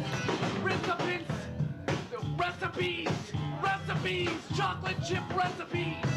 Sean Cooley, the Glenn Hublick, the crazy Hublick, the Sean Cooley, the Glenn Hublick.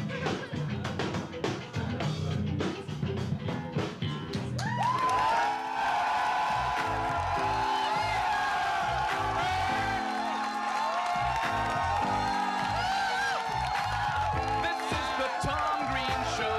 It's not the Green Tom Show. This is my favorite show because it is my show. If this was your show, you'd probably like it more than I did. That's just because it was your show. But it's not your show, it's the Tom Green Show. The Tom Green Show. The Tom Green Show. The Tom Green Show. The Tom Green Show. The Tom Green Show. Tom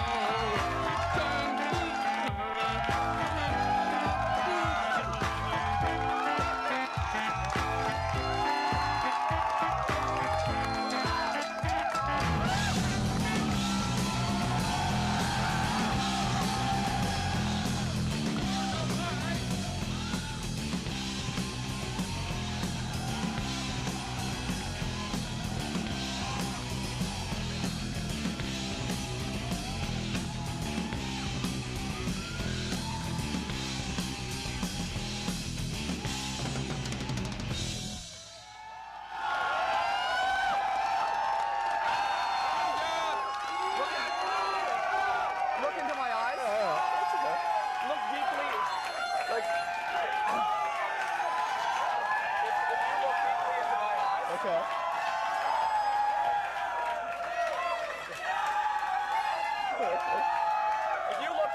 If you look deeply into my eyes, okay? If you look deeply into my eyes, Glenn, okay? Like as if, you know, we were looking deeply into each other's souls, okay? That'll be a way that you can stop being distracted by the television monitor that's there playing CTV. It's drawing me, though. It's playing That's the problem. CTV right there. Yeah, I know. CTV television. Hi, you're watching the show. What's it called? The Glenn Humplick Show, and I'm your host, Glenn Humplick. And today on the show, Karen McHargue from CHUO Radio is here. And Warren Fulton is here. Warren Fulton is here. Kurt Browning is here as well. Big show. Kurt Browning. Big show. We got a chain, Glenn. We got a chain here. As well, the band Shadow of Doubt is here. Shadow of Doubt.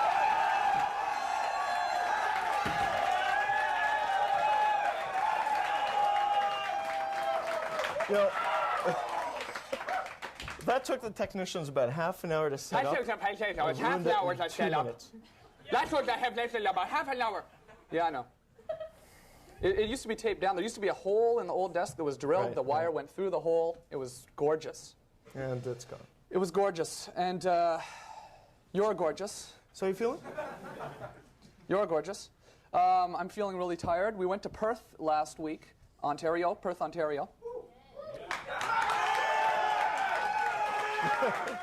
And we shot some segments there, and I was up very late as well. Because of that. You got a couple hours sleep at least? And you told me I was drinking coffee. Glenn told me before the show that he's never drank a cup of coffee in his entire life. Yeah. No, but that's... Wait, come on, guys. Come on, stop for a No, second. I hate it. I hate coffee. All of a sudden, it's Studs, you know? The audience from Studs is here. Okay, so... no, but it's great, guys. You're doing great. Let's have a hand for the studio audience as well.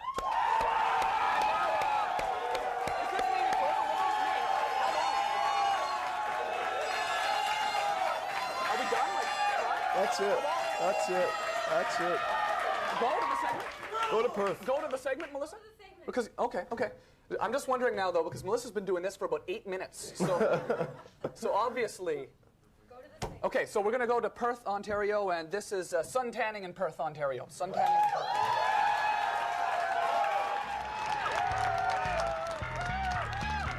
Would you like to face the sun with me? That's fine. No, I'm just wondering if you do any tanning. No, not that much. You don't often go out and get sun on your face then, Philip, or? Well, in the summertime I do, but not, of course, around this time of the year. No. Why's that, usually? It's rather cool, as you can very well see. Feels good, though, doesn't it? It does feel very good, yes.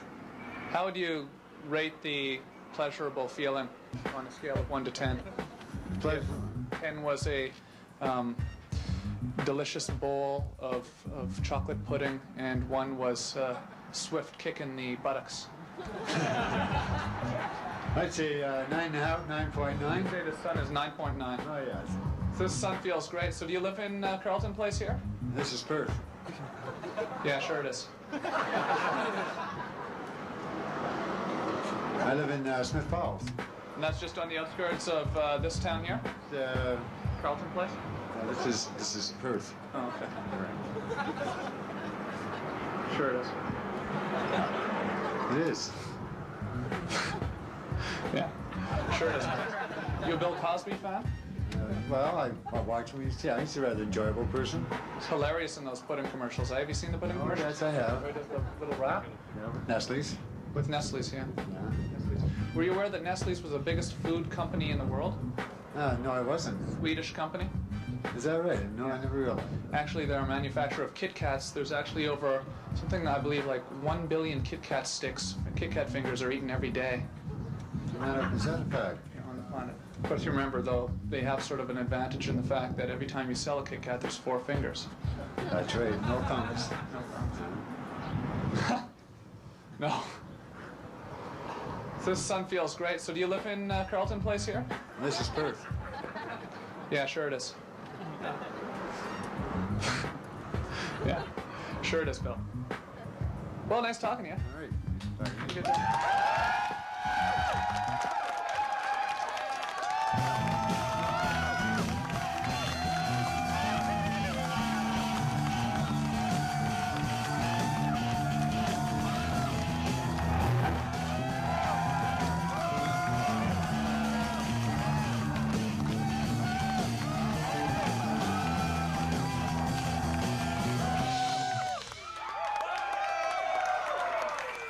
I'm just wondering, okay, since our show is playing on this monitor right here, I was wondering if Jason, give us a wide shot. If we had a wide shot here, what would happen if we saw our TV in there?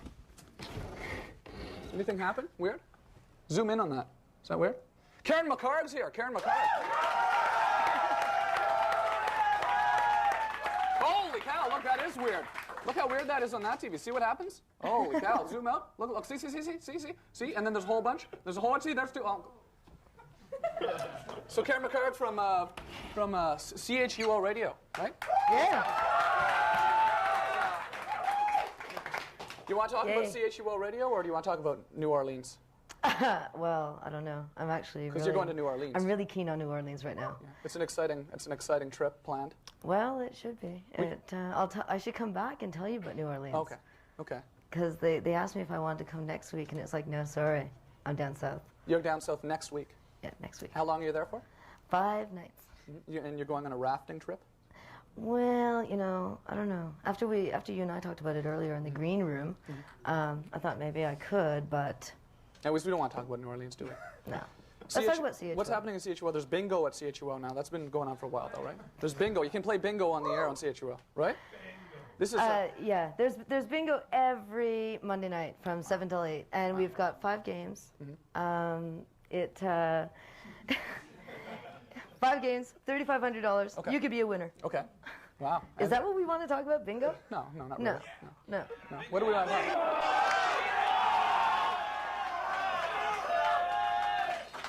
What do you think we want to tell people about it? Because, you know, Glenn, I heard Glenn was getting... It saved the station. That's what I should say. Bingo saved the station. It really did. It saved our station. The station was in financial difficulties. It's big time. And now it's not. Now it's not. Because of you, right? Sort of. Me and Bingo. It's because of you and Bingo. You because you've been there for a year now as the station manager, I guess. You've come in, you've changed it. Yeah. Well, they fired 9 people. They hired me and Emmanuel, my program director, and we together have worked to, work with a smaller budget and turn a profit, and we've done it. Wow. Okay. And do you think more people know about the station now, then? I think so. We've had tons of positive publicity. So. Okay, Melissa. Okay, I know. I saw you. I'm gonna go because Kurt Browning's outside. I have to go. I'm gonna come right back. I talked to him outside. Yeah. Kurt Browning is here tonight, and you were talking to him. Yeah. He's getting married. He's getting married. Sorry. Okay, so we're gonna throw to a segment something, and then we'll come back and we'll talk more about the station, and then okay. Sure. Sorry, Melissa. Sorry for snapping at you. Go. Okay.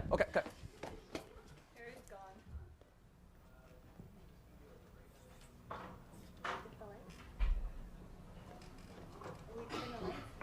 Darcy, is my microphone in there? Yeah. Here it is. Thanks. Okay, so Kurt Browning is apparently in the building. He's going to be on the show a little later. Hopefully, there he is. He's in here with Phil Giroux. Hey, Phil. Hey. What do you guys, hey, Kurt. Good, how are you? Good, and Snickers. This is your cat, Snickers? Yep. Hi, Snickers. Meow. So, Kurt, I guess you're in Ottawa. You're taking a break from your Ice Capades tour? Sure am. Yeah, it's exhausting. It is exhausting. Well, we're going to be out talking with Kurt a little bit later. Phil Giroux, is he treating you nicely? Yeah, he's treating me pretty well. Well, okay. Yeah, I guess.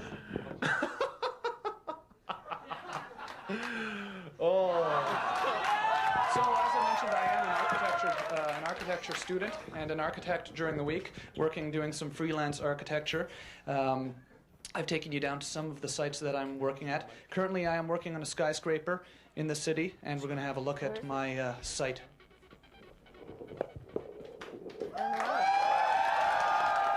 Have you ever fell in the Ottawa River before? No. No. Glenn and I just fell in the Ottawa River. Okay. Now we're videotaping you. Well, as an architect, I have many contracts which I'm working on all the time. Here we are at a 40-story building being built. We haven't actually got walls on it yet. As an architect, I know that working in a 40-story building, there's probably the line that you cross from low height to high height. You can see the height here is very high. The height is very high. We are very high. The birds on the ice, however, are down on the ice. They are very low. If we were 10 stories high, we would not be as high as we are now. Now we are 40 stories. If we were 10 stories high, we would not be as high as we are now. Now we are 40 stories. If I was 7 stories high, I would not be this high. I would only be 7 stories high. But I'm not 7 stories high. I'm 40 stories high. I am 40 stories high right now. That's how high. And if I was 8 stories high, I'd be lower than I am right now. I'm 40 stories high. I'm not 5. Not 5 stories. Growing up, we'd go up into high buildings and make paper airplanes and throw them off the buildings.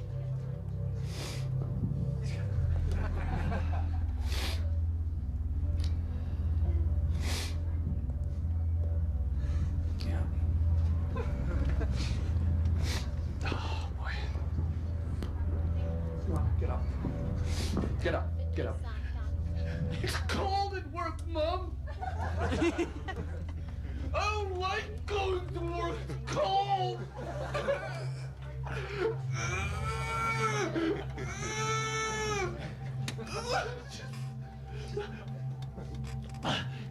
Is there blood coming out of my eye?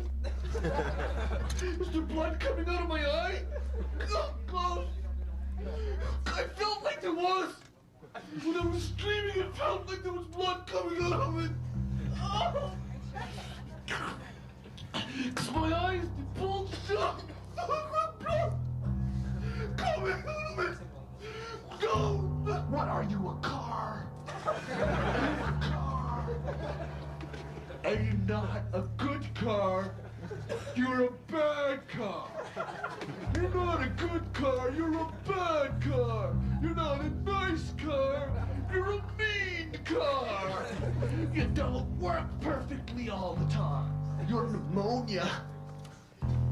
You're not a 24-hour flu. I don't know if we got anything. I shot all this footage. I don't even know if we cut together anything out of this. This is ridiculous. It's nothing. You know what I mean? What do we have?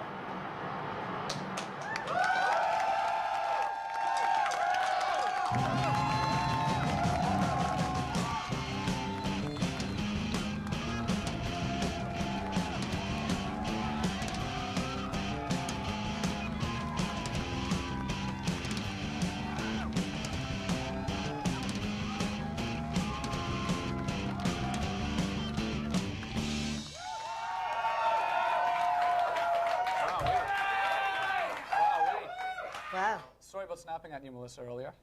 Okay. So, Karen McCard from CHUL. Karen McCard is here. It says, what's that? It says CITAR or CITAR. CITR. CITAR on your shirt. UBC's radio station. CITAR. UBC? Yeah. UBC? What's that? University of British Columbia. Oh, British Columbia. See, we're University of Ottawa radio, you know, Right. sister station. So BC stands for British Columbia. TR. You know we have British people in the audience tonight. Listen to this. Listen to this. Come on, let's let Karen talk for a minute, guys. You've had your chance. Just once. Okay. At this station, CITR, I was there for a conference a couple years ago, Mm-hmm. and they've got this guy named Nardwar, the human serviette, who some of you may know, but Nardwar also has a community access television show. Oh, really? Nardwar? Yeah, yeah, and it was funny And he's because the human I was there serviette? like What's 3 that years ago. mean, the human serviette? I don't know. You'd have to meet him though. He's pretty whacked out. Glenn but uses him you'd to probably wipe really ketchup like him. stains off of his... Oh, yeah. But I was thinking it'd be really funny because we just hired a volunteer coordinator. And at CITR, Nardwar is the volunteer coordinator. So it's the way to scare off all the straight people that kind of go in and want to be, you know, DJs. They want to be, you know, they want to host a metal show. So you don't want DJs on the show? You don't want, like, well, you know, metal you shows? kind of, in community radio, you get a lot of people that come in and they want to be rock gods, you know, and we don't want rock gods. We want people to come in and do something interesting and intelligent and offbeat and cool. Yeah. And so the way CITR gets around all these kind And of... alternative. Basically, yeah. Alternative radio. Kind of. Yeah. You know, hate to use that word. Yeah, no, you know, that's since what it is. You know, Glenn, CFNY has kind of you know, coined Glenn that phrase. Humplick, who also is a rock god and does a show on CHUO, has a black shower curtain. And he's alternative. Wow. What's the point of that? I don't know what the point of that is. No, but it's alternative radio. That's interesting. Yeah. Do you have a So- black shower curtain, really? What's that? I want to know if he really has a black shower curtain. I'm going to go to his It's a house. black shower curtain. You walk in his house, there's all the. Remember that Black Label commercial in the 80s? He has that music looped in Leather his house couch? 24 hours Leather a day. couch? Leather couch. What about you? Clear plastic? Clear. I have clear plastic shower curtain with little Mickey Mouse, animals, Minnie Mouse? zebras and stuff. Oh, good. Anyways, so that's alternative radio. Black shower curtains and no. And these are two of the hosts right here on either side of me. I feel really strange. Yeah, I know. Glenn's Sorry. on Wednesday nights on CHUO. He is, yeah. Do we want to run down the schedule? No, we can't do it. We got to go. Melissa's getting mad at me again. Hire in. So, Karen McCarg from CHUO Radio.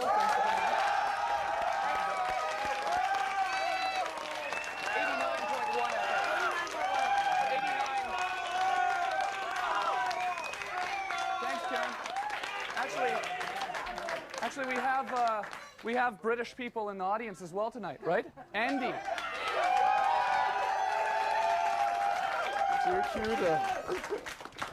Yeah, Andy is from Britain, actually. What are you doing in Ottawa, Andy? Have fun tonight. Oh, we're working. What's that? Sorry? We're looking for work. You're looking for what? Work. Work. Oh, okay. I get you. Oh boy. Oh, sorry.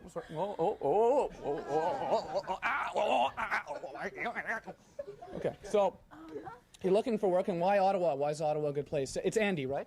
Yeah. Yeah. No, Andy. What is it? Andy. Andy? Andy.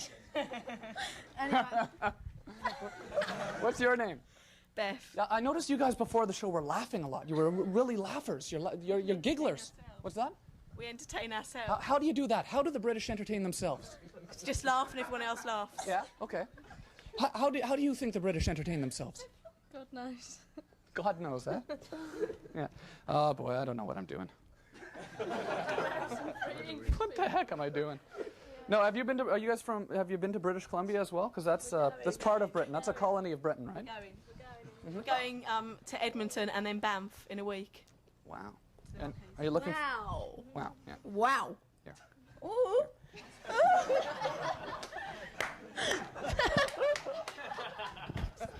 Andy. Okay. Okay. Thanks for coming down, guys. Thanks. I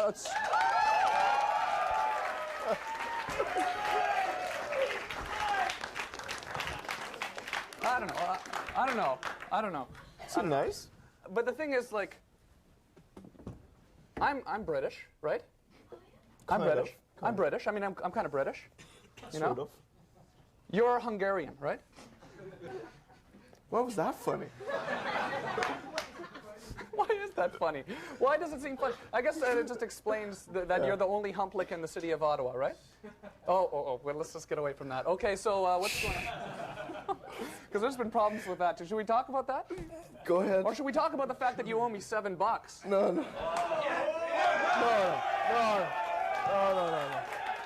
No. See, Tom and I debated this for about an hour today. The fact that he owes me $7. Yeah. And I paid you back the $7, and then you owe me for the other thing. But you can't remember when you paid me back the $7. Well, I think it was a bagel. Okay. We were sitting there. Okay. Okay, that's fine. That's what happens when friends start lending friends money. There's always a conflict. It's not a big deal. I wonder how Pit Stop handles money conflicts with his friends. No. Pit Stop. So what is this here, anyways? What's this here? Because later we're going to be watching CTV later on in the night. CJOH. Okay. CJOH. We're here for you. Right. Okay. So I guess that's that. Oh yeah. Oh, what happened last week? Darcy and Trevor. Oh, Darcy and Trevor. Send in front there. So go stand in front there. Go get the mic. Oh, sorry. This is Darcy Detoni and...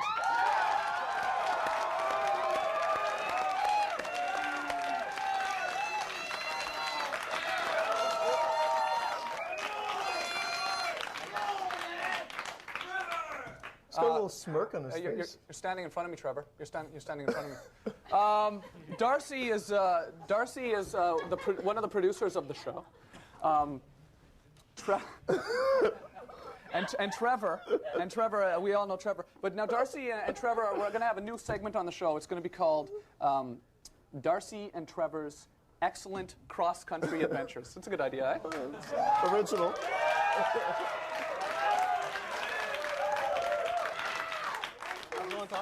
It's good. And the first place in Canada where we decided to go was Vanier. Vanier, yeah.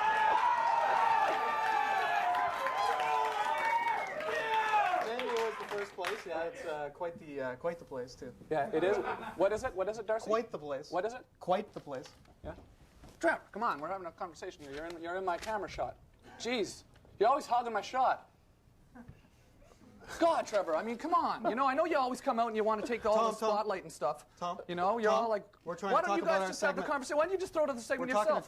we're talking about our segment here. Darcy and I were supposed to have this in-depth conversation about the Canada Geese in Vanier, and how can we do that? How can we have the conversation about the Canada Geese in Vanier if you're all in my shot?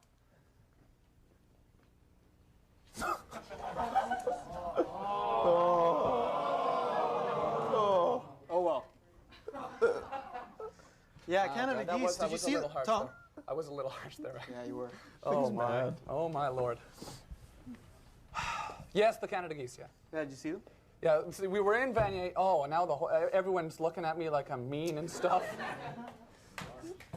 Yeah, we were in Vanier and a gorgeous. Watch the suit.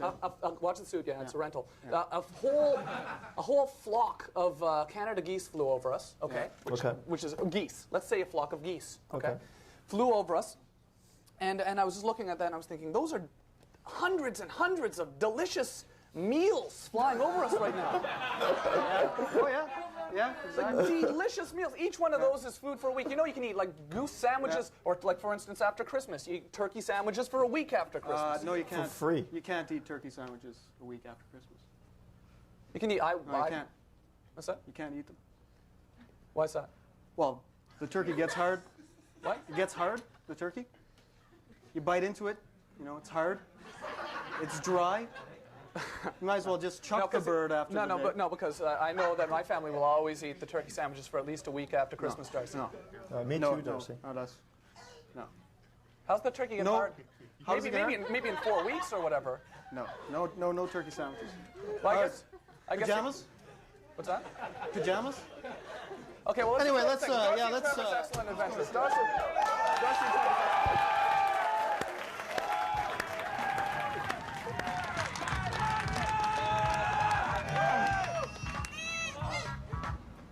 Stop that! Stop!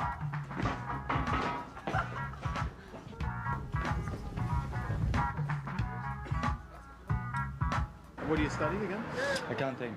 Accounting? Yeah. Accounting. Is there, you use many staples in accounting? Staple pages together? Yeah. Is that leather on that jacket animal leather? I don't have any idea. Did you say Hannibal Lecter? Oh.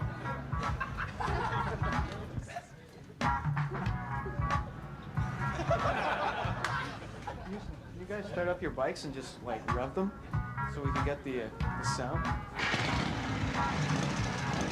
Sound of a harlot.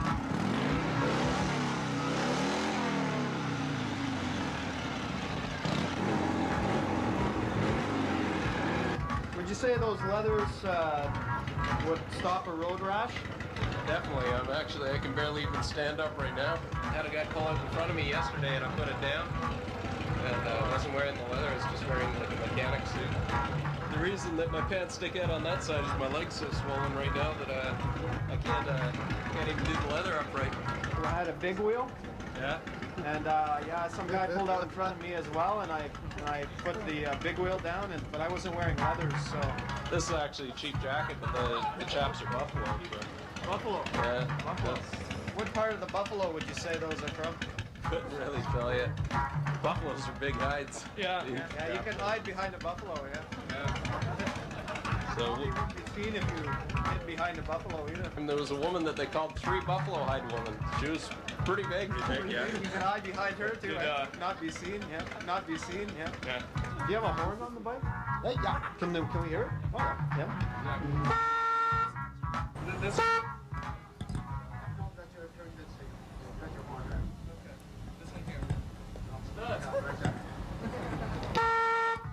Do motorcycles take oil? Oh, yes. Oh, well, yes. Do you need oil? Yeah. So they have engines just like cars then? Yeah. Yeah.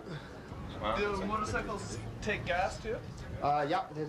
Are motorcycles fast? Oh, they're great. Are motorcycles for sale? Oh, yeah, sure. Well, you know, like, well, not that one, but, you know, like, sure, there is some for sale. How many? How many? About how many per year are for sale? Maybe you'll get about maybe 6 or 7.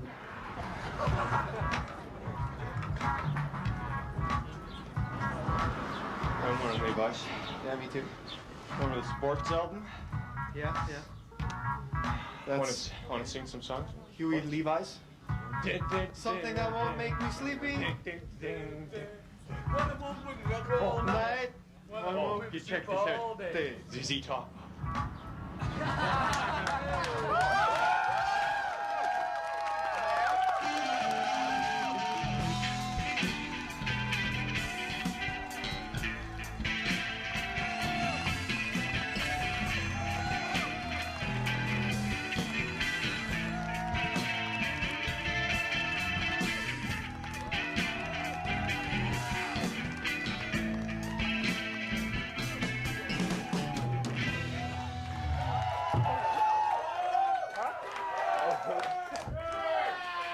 You hate cats, Glenn? Yeah. Kurt Browning! I guess you're in town, taking a break from the ice capades? Yeah, I'm in town for a few weeks. Yeah. It should be good. This is my cat, Snickers. She goes everywhere that I go. Yeah. It's a really nice cat. Yeah, Kurt. she's a pain. She loves paper there. Oh, she's cozy. You walk your cat, right? Yeah, I walk her everywhere I go practically. I take her for a walk at least once a day. Because everybody's wondering why. Because she's really naive and kind of actually stupid with the outdoors. Like she'll go outside, and she almost got run over by a motorbike one day. She was just sitting in the middle of the road, and she was just like this motorbike came around, and then she didn't do anything. Like she just looked at it. She didn't move at all. Like What's it? Okay, yeah. And I guess people find that strange. First of all, Kurt Browning walking a cat. I know. No one's used to walking a cat. I went to the pet store and I said, "Can I get one of these leashes?" And the guy was jumping up and down because they've been open for 20 years, and I'm the only person that ever bought a leash. Yeah, well, no, you don't. A lot of people. No, most people just let their cats roam free. Yeah, I know. Yeah. It's good, but some days like it gets embarrassing. Like one day I was walking her, I was trying to act casual, you know, like. But then a squirrel came out of the blue, out of nowhere, and here my cat just chases after the squirrel. I'm running after my cat 30 kilometers an hour with the squirrel, and I'm like, everybody's looking at me, going, "What the heck?" It's really embarrassing. A lot of people don't know that you were in the military, though. I mean, you're one of Canada's icons. You're a Canadian icon. You're a symbol of Canada, Kurt. And a lot of people don't know that you spent some time in the military. That tell me about you had an interesting holiday in the military. Well, I was in the reserves, and I guess all the recruits went to Canada's Wonderland in their 3rd week of training, and I just thought that was pretty strenuous. You know, like to go to Wonderland. Yeah. In military training. What did you do on that holiday? Well, we went on a lot of roller coasters. Saw a lot of neat characters dressed up in fun outfits. What are you doing? What are you doing here? So we have a mime. There's a mime. That's. Are you a mime or? Sorry about this, Kurt. Oh no. Oh, can I show you some interesting stuff here I brought up? Yeah, I would like to see it. Yeah, sure. Anything. Well, this is a cat carrying box. Okay, you can carry into the bets and stuff. Okay.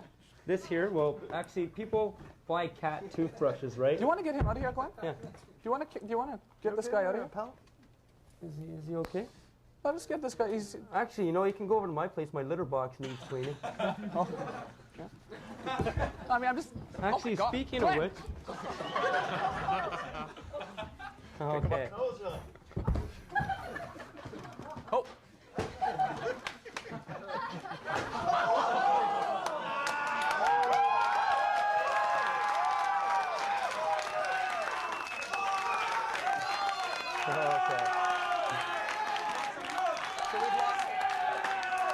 We've lost the set. We've lost the set. We've lost the camera. What's that? That's What's crazy. that? Well, you know what? This is weird. I was showing you some cat stuff. Yeah. This is a cat, I guess a shovel. And I scoop- swear, a scoop or a shovel? scoop or a shovel. But you know, I think this has a striking resemblance to Gaetan, the poetic shovel. Yeah. You know? It could possibly be his like illegitimate son or nephew. I don't know. It's pretty freaky though. Hey, how are you doing, huh? What do you feed your cat, Kurt? What do you feed your cat?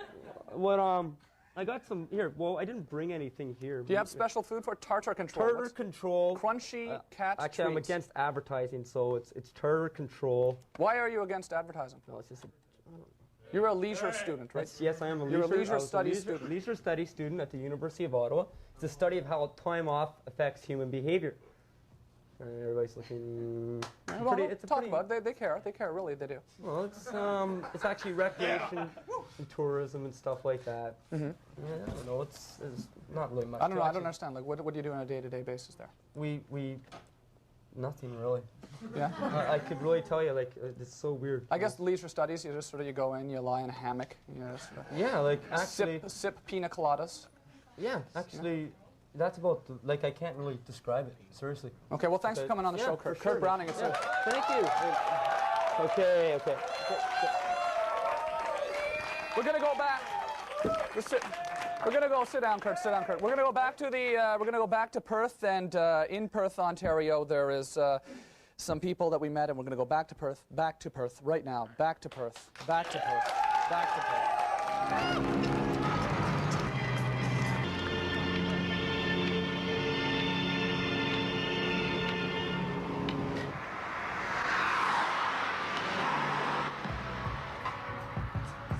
Are you guys police?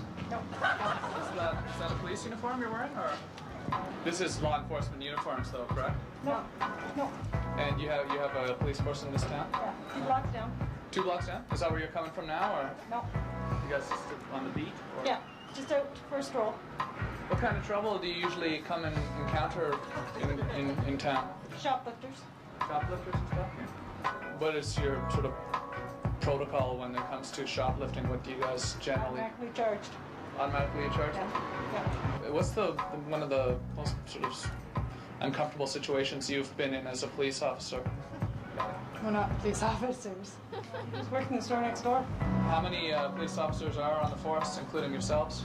There's 24 on the force, but we're not on the force. What's that? We're not on the police force. Where'd you get these police uniforms? There's uniforms. There's 4 uniforms.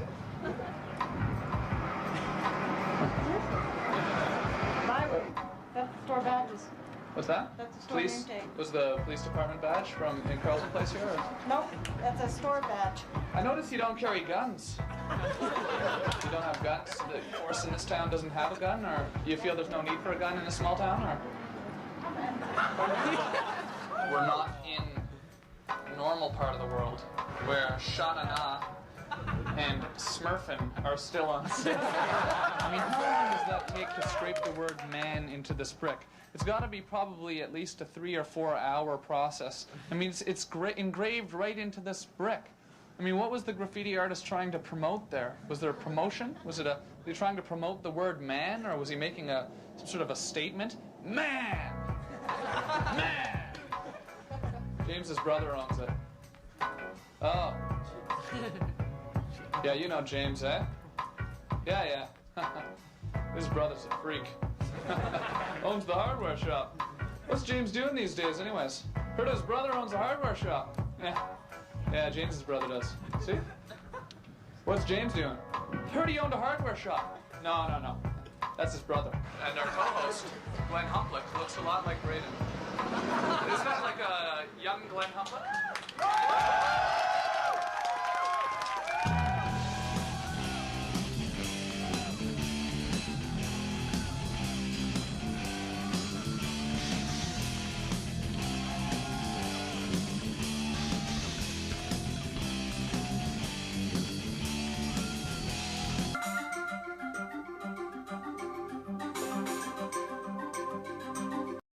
on Rogers Ottawa or Rogers Community 22. To explain why, here's Christine McDougall. I'm calling from Barrie. It's Tuesday night, just after the long weekend. I'm just calling to let you know that my sister's going to be home this summer. She just got a job with Ducks Unlimited, so she's postponing her Up With People tour till January. So she's going to be here, and she's studying the ducks. She's got a job with Ducks Unlimited. I'm sorry. Here, she wants to say hi. Hi, Tom. How's it going? Okay, Tom. Anyway, I got to run, okay? But my number here is 705. If you want to give us a call, I guess we can talk later on this summer to find out when you're coming down. And she'll be here for the show that we do in the summer. So I guess I'll talk to you later. All right? Take care. Bye-bye. End of message.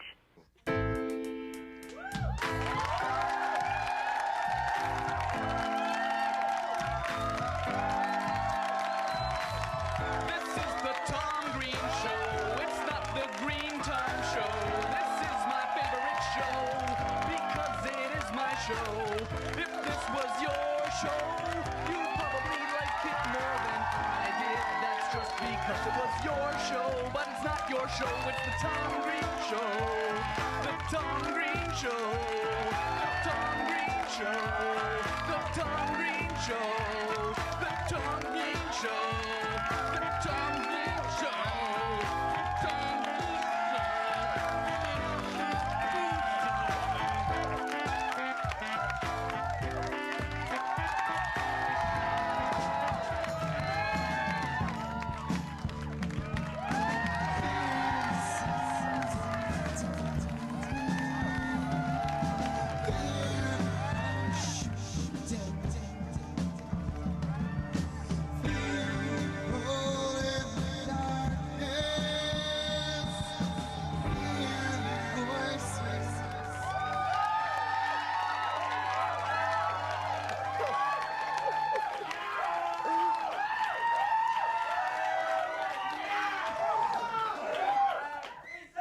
Wow, eh? What an exciting audience tonight. Huh? No clue. I want it to be the first one to kiss your face. Whoa.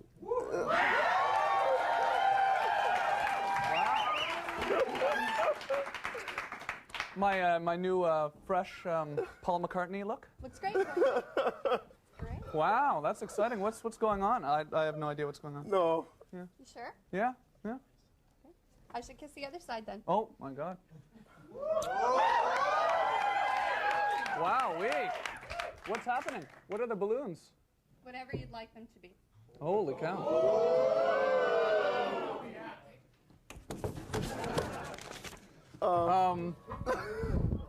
We'll see you later. Okay. Here's someone with the video camera.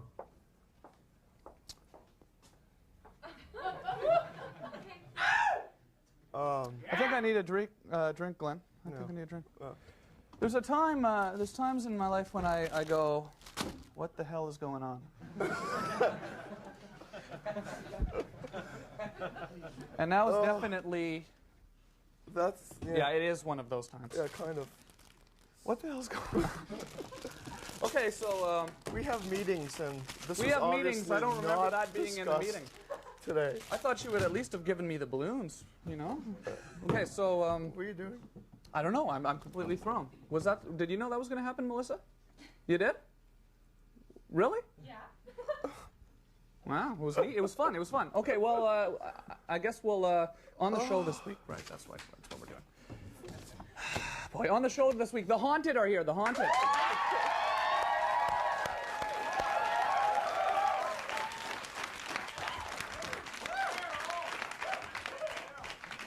And Cameron Ferguson is here as well. Supermodel here.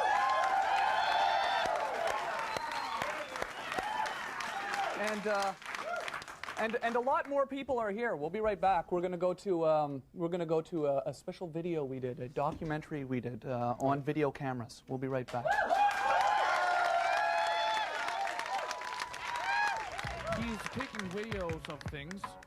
Probably a tourist. Here's someone with a video camera as well. You can see he has the same stance that many people with video cameras have. standing, both hands on camera, looking around, usually for something to photograph. Photography, photograph. You can see here his camera is also a Canon, very popular brand of video camera. Mr. Diefenbaker, what are you doing to that boy? You don't have to be a tourist to use and enjoy video. However, touring is an ideal place for video cameras. The footage inside is probably being reviewed in the in-camera viewfinder. This man here obviously knows what he's doing, though. Do you know the man with the camera? It's my father. What was your father taking videos of today? Oh, I don't know. Don't do that.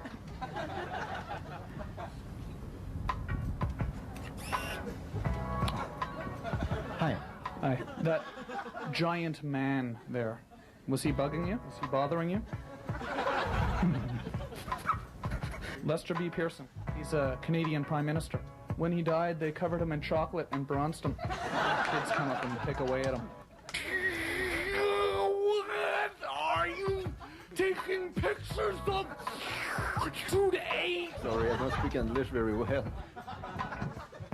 Somos de Venezuela. Oh oui. Je suis allé à Chile. À Chile. Tu es habité dans Venezuela? Sí. Est-ce que tu as acheté ton caméra vidéo dans Venezuela? No, la compramos aquí en Canadá. Oh, ici au Canada? Oui. Okay, see. I think I just had a conversation in Spanish. I think I just had a conversation in Spanish.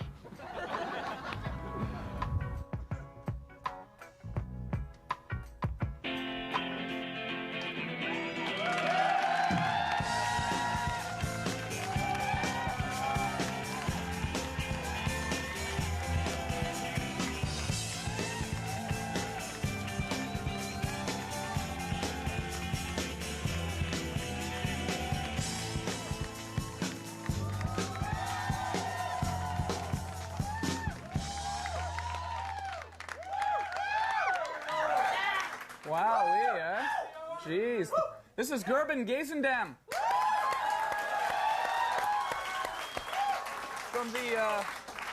From the Museum of Nature, right? That's what it's called? It used to be called the Museum of Man. It used to be called the Museum of Natural Sciences. Oh, really? It wasn't called the Museum of Man? They were in with us. Okay. Oh, there was two combined? Yeah, and they moved to Hull, and we stayed in Ottawa. Okay, it's in the building that the Museum of Man was at, though. Yeah. And these are bugs. These are some of the exhibits that we have at the museum. Giant bugs here. Well... Do you like bugs, Gerben? They are great. Yeah? They're absolutely fantastic.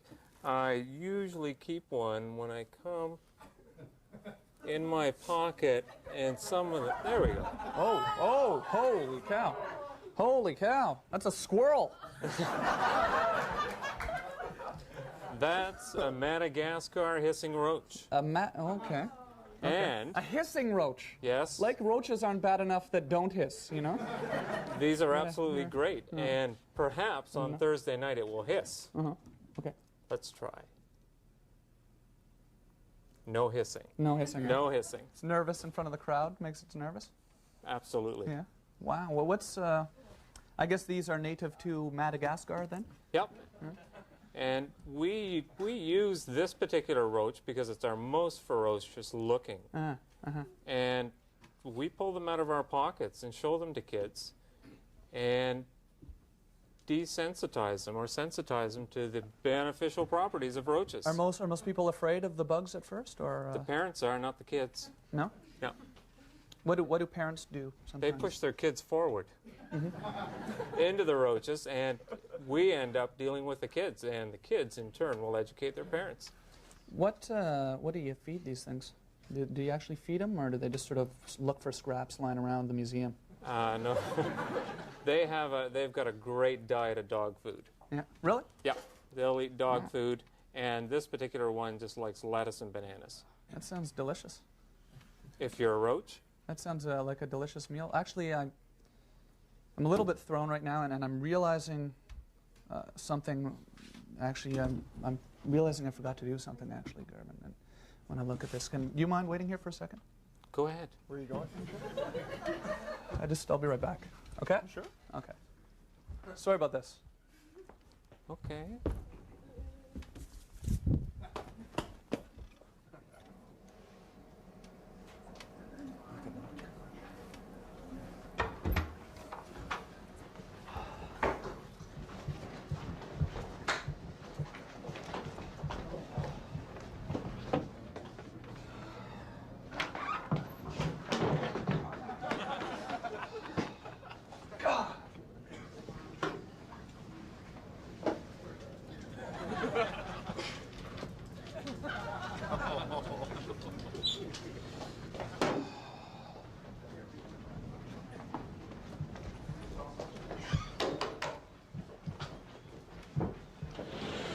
Hey, Tom, did you get it? Did you get the bug? Got it.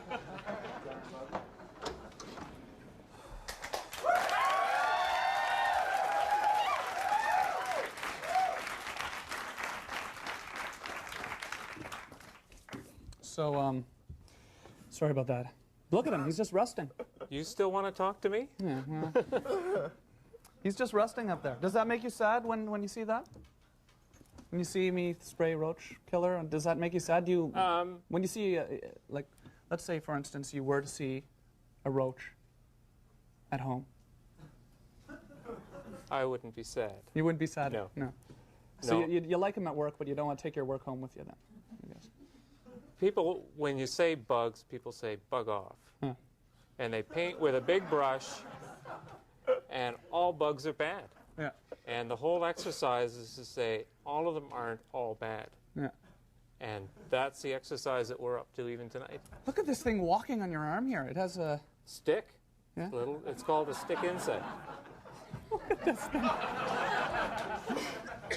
And its name is Stick? Actually, its name's Twiggy. Yeah. But it is a stick insect. Do you get attached to these sort of like you would with a pet, like a dog? I don't take them out for walks. Yeah. But you do get attached. What happens though, say if one was to die at the museum, would you feel sad? Would there be No. a little burial service for it? And No, they go into the compost. so, just flip it. Why is the museum doing this? I guess what's the main reason for the bug exhibition? It's part of a larger exhibition that deals with creepy critters, and that deals with snakes, frogs, rats, everything that people loathe. Mm. And so what we're doing is bringing the good characteristics out. And by bringing people close to them, we're actually getting them in touch. Yeah, I feel a lot closer and warmer to bugs now after we've had a little talk. How you doing? There we go. Wow, well, thanks a lot for coming on the show, Gerben. Okay. I appreciate you coming down. Look at these things.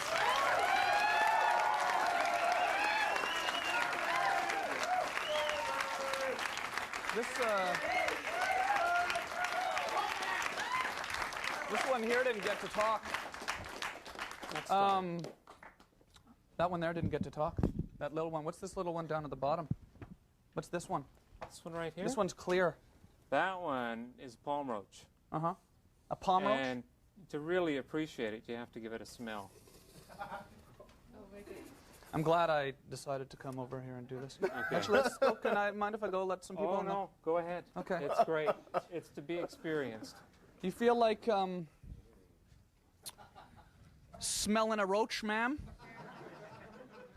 Oh, don't get it too close. What's that? No, it's in a it's in a plastic container. Okay, just don't throw it on me. Oh! Doesn't smell like anything. Does it? What's it supposed to smell like? It's part of the oils. It smells a bit like garbage. You like smelling a roach? Oh, gross. How about you? Wow. Well, this is the audience tonight. How are you guys all having a good time? Yeah.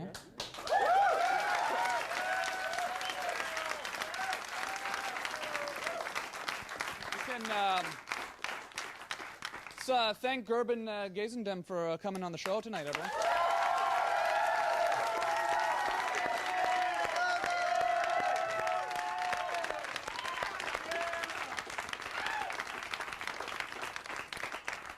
can come down here every Thursday night at 11 o'clock. It's free, and you can sit on the floor on blankets. Warm North American Van Lines moving blankets. Don't forget sanitized. Sanitized blankets. And yeah, we invite you all to come down to the show here. Okay, so have fun, guys. What's going on now, Glenn?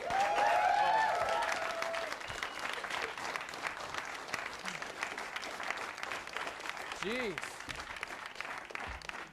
See, I was all prepared for these delicious drinks, meals, and then insanity. But they're I was gonna bring you a little freshy freezy. Yeah. For. Oh.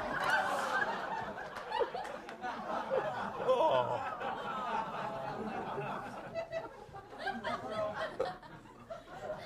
We're not gonna drink that. Why not? This is a letter from Derek Harvey. Oh, Derek Harvey.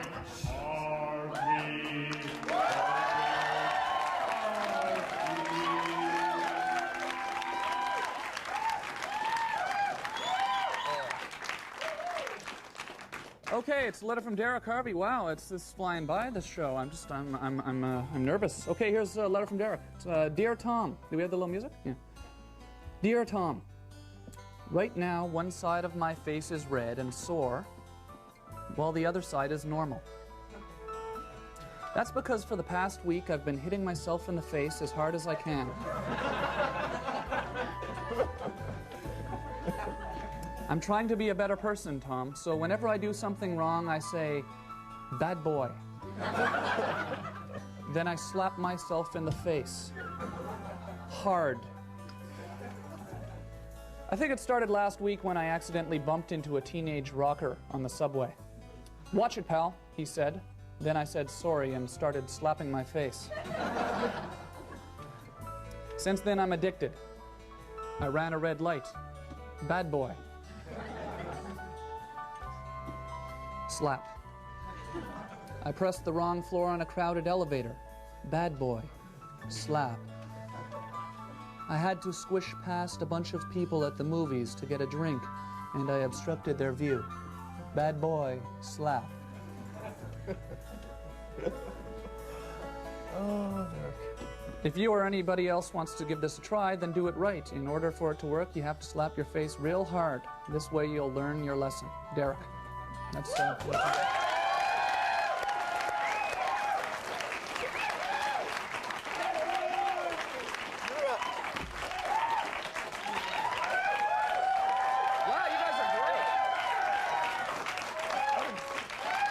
What a great crowd here. Glenn, here's a delicious treat. You know, you're getting a skin rash from all the shaving.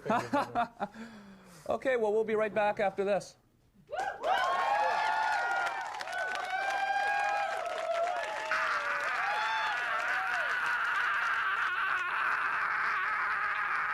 I have this uncle. He used to go down to Greens Creek, which is a creek near my house. Coincidence, I guess. But at the creek, there was this big fort. It was made out of logs, and he said, why don't we take these apart, and then we can turn it into a raft, use the logs from the fort and make a raft, and then we can raft across the river. We won't have to walk all the way home.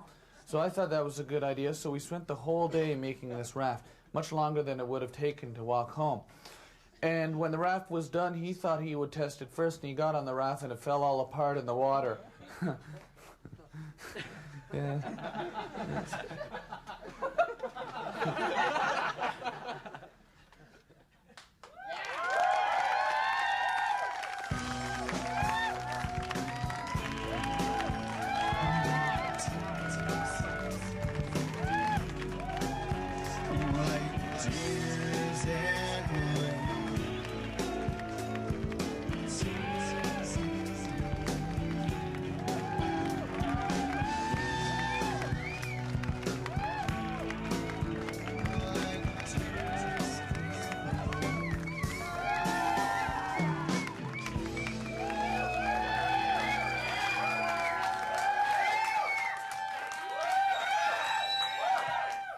It's just freshy, you know.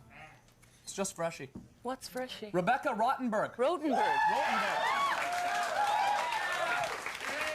You don't like it when people call you Rottenberg? No, I don't like it at all. No, I guess None of it's- us like it. My son No. David. Do you get kidded about that at school, David? Rottenberg?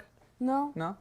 Some people like make up really weird names like Rottenberger, Yeah. etc. Yeah. Like me. That's what a I good call one. him. Rottenberger, that's a great one, actually. That's a great one for schoolyard games.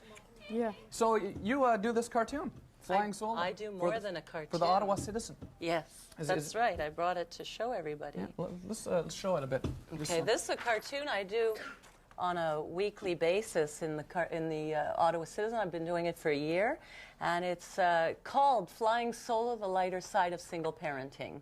What's it?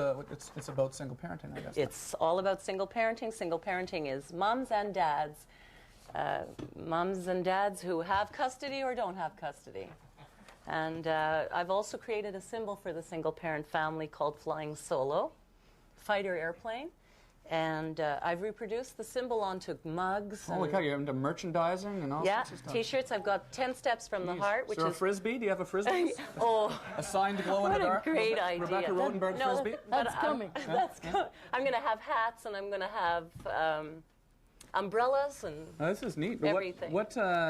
This is a spin-off. So I guess you must be a pretty funny person then, Rebecca. I hope I am, Yeah, which is why I enjoy you so much. Oh, well, thanks. Because you like looking at me and going, gee, I'm much funnier. Well, this is neat. What comes first when you do these, the drawings or the joke? First of all, interestingly enough, I don't create the cartoons based on my own experiences. I've got a really creative mind. David and I do the writing. My artist, also Fortuné, she does a lot of the creating as well. And we come up with ideas based on stuff that we think single parents are going through and their families. Mm-hmm. And everybody can relate because everybody's got a single parent in their family or next door or friend. Have everybody. you gotten some sort of positive feedback from single parents who say... Oh, yes. Yeah. Yes, I just ran my first, after a year, my first cartoon, or the cartoon, the anniversary cartoon. And I put in a personals from our main character asking for a date. Okay. And we got tons of letters, so we Really? got a lot of readership. So you could go out with a Tons. cartoon character? I'm going to go out with a cartoon hero type. Wow. Yeah, well, because you turned me down. Yeah. Did I? Yeah? Wow. Sorry about that. Going out with a cartoon. Who's going to pay for the... But this is about something else, though. It's not just... It didn't start with cartooning, did it? You also worked No, at it the, started... Oh, yes, at that's the, right. Youth... I work for Youth Services Bureau, which is an agency that offers individual private counseling to youth, ages 12 to 20. Everything is confidential and free. Great. Yeah. Okay, well, that's our cue, I guess, Melissa doing that. Yeah, that's why I stopped. Yeah. It's comfy having that sort of Oh, it's scary... the most disturbing Yeah, feeling. yeah, I know. But I she's figured awfully cute, Yeah. so it's okay.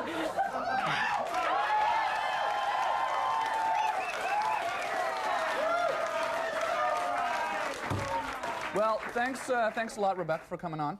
Really appreciate that. Sorry for disturbing you there. That's okay. This is Thank you. exciting. So people can see this every Sunday? Every Sunday in the Ottawa Citizen, called Flying Solo: The Lighter Side of Single Parenting. And you can see the products with the shirts, the mugs. I'm going to offer this to you as a gift tonight to drink yeah. your whatever it Have is. some Freshie in that. Freshie, Okay. Frosty. Well, we'll be right back then. Rebecca Rotenberg here, and...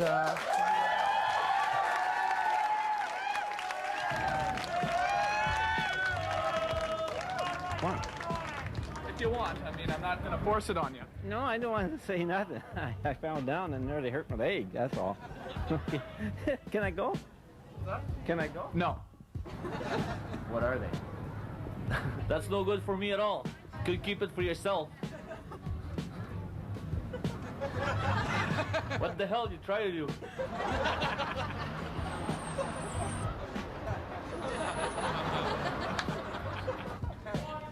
What do you want me to do with these things? Oh no, get out of my face, man. You're not a member of a Beatles cover band, are you?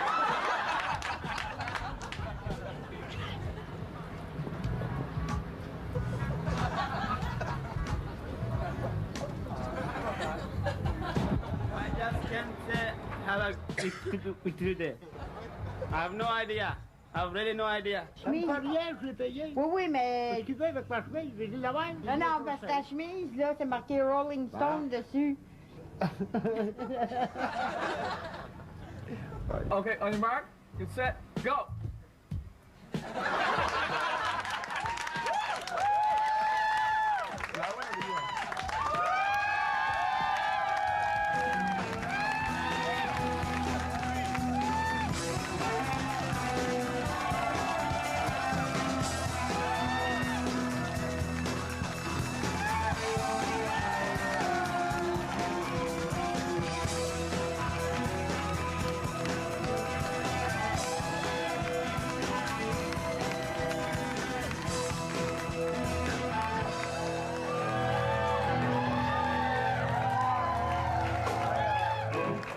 I made a mistake. I made a mistake. Rebecca's still here for a while. So everyone, Rebecca's still here. All right. You want to go through this and tell me what this is about? Quickly? I do. Okay.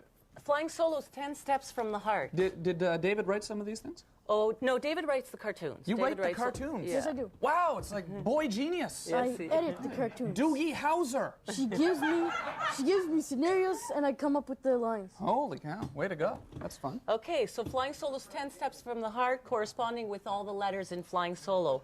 F, fully realize you have independent and individual value. L, love yourself. Y, your dream can become a reality, believe in yourself. I, initiate relationships that are supportive. Never forget that you are your own best friend. Go forward, there's no going back. Strive for good health. Out of patience, don't give up, persevere. Look to your inner faith and open your heart to laughter, designed for the single-parent family. Wow.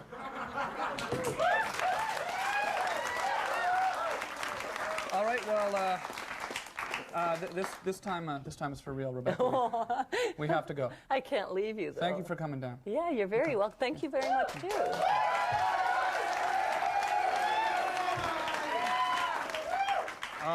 We'll be right back after this.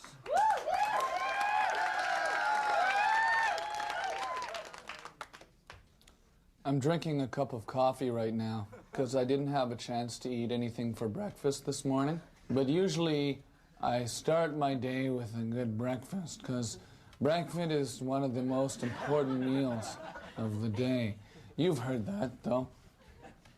Without these vitamins and without these nutrients, the human body is like a car without gasoline. I don't really need a meal. I can skip that.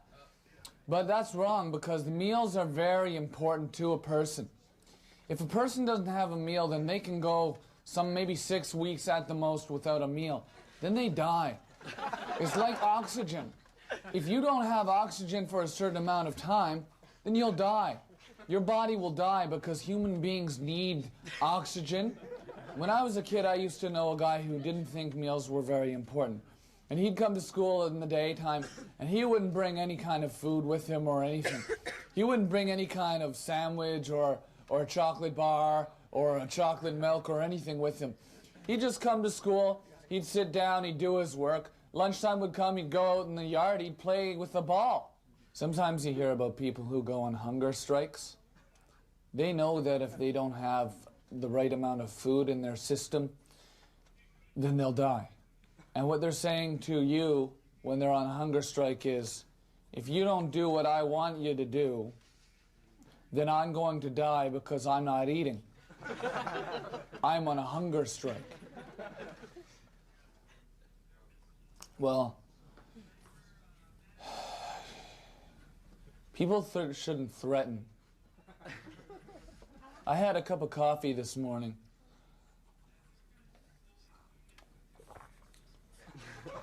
So obviously I'm not on a hunger strike.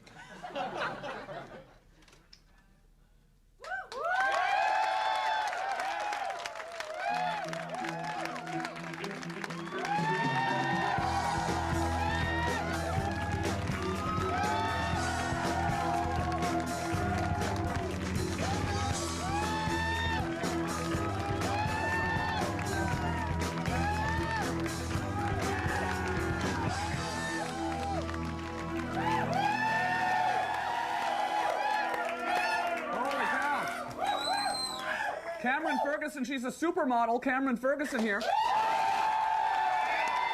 supermodel. Look at these. Look at some. Let's flip through some pictures quickly. Okay. Well, look at that picture, right? That's you right there, right? Let's flip through some of these. What are these pictures from exactly? You can tell us. They're from different magazines in Europe and in North America. Wow. And a year ago today, this would I was in Saint Laurent Shopping Center, and a scout from Ford Models, not Ford Cars, but Ford Models, was in the mall, and he found me, and it started then. 1 year ago. You had never modeled. Now you've been living in Paris? Paris, New York, London, New Italy. York City, London, Italy? Yeah. God, that's insane. It's amazing. All started... Every time I get lonely and I get depressed, I just think to myself, I'm not in a school, in a classroom, sitting behind a desk. You're 20 years old. Yeah. Would you suggest to girls who want to get into modeling to hang out at Saint Laurent Shopping Center? Sure, if they want to. That must be sort of like. Do you ever feel like you're going crazy, or it must drive you apart? It must be ridiculous to you inside your mind. It is. I mean, sometimes I'm sitting at a party in New York, and I'm surrounded by people that I've seen on TV or that I've seen political figures, and it's just. It's incredible to me. What do your friends and your family think about all this? They're very supportive, but I don't really see them much. So. Yeah. My friends, that is. Yeah. Is that bothering you at all? Or? I had a couple of TV specials on a few months ago, and suddenly I had all these calls from people that I hadn't talked to in years that I didn't realize still liked me, that were suddenly my good friends. And wow. So that happened a bit when you became all of a sudden Cameron Ferguson? Is it all of a sudden you have sort of people you haven't talked to in a while? Well, not really. Those were just people I didn't really know, but... Geez, I don't know. It seems strange to me because, I mean, obviously this is an exception. I guess what happened to you where one day you're Cameron, the next day you're in Paris. That doesn't happen. There's thousands of girls trying to do this, I guess. Yeah. Why? And even the girls that do go to Paris and that do make it there, I mean, you go into a casting and you're there with girls that you see in magazines, and it's really... I mean, you're obviously working, you know? I hope so. Yeah, you're doing like some work here. Like you're not just like modeling underwear in the Sears catalog. You know? Look at all this stuff. What's the big? Hey, Tommy boy. Hey, Tommy boy. What's that? Hey, Tommy boy. Yeah. What's going on there? Just talking to Cameron. Oh yeah. Well, you know what? I was noticing how much that this crowd kind of looks like 90210. What are you saying? Well, I gotta tell you, I've been watching a lot of 90210, you know, and I think there should be a number that I can call. You know what I'm saying?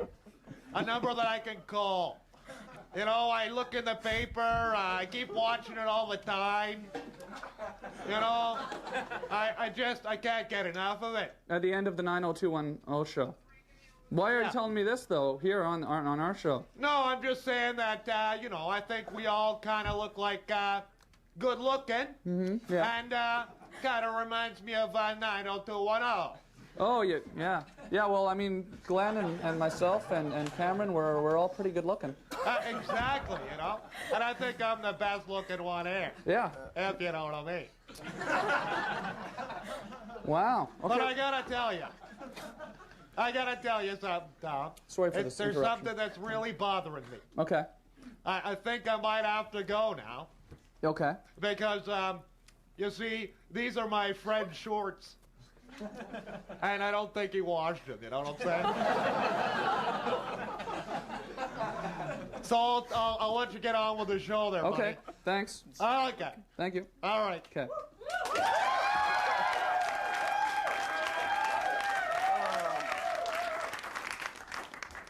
So, I think he has a future in modeling. He does, yeah. Thank you.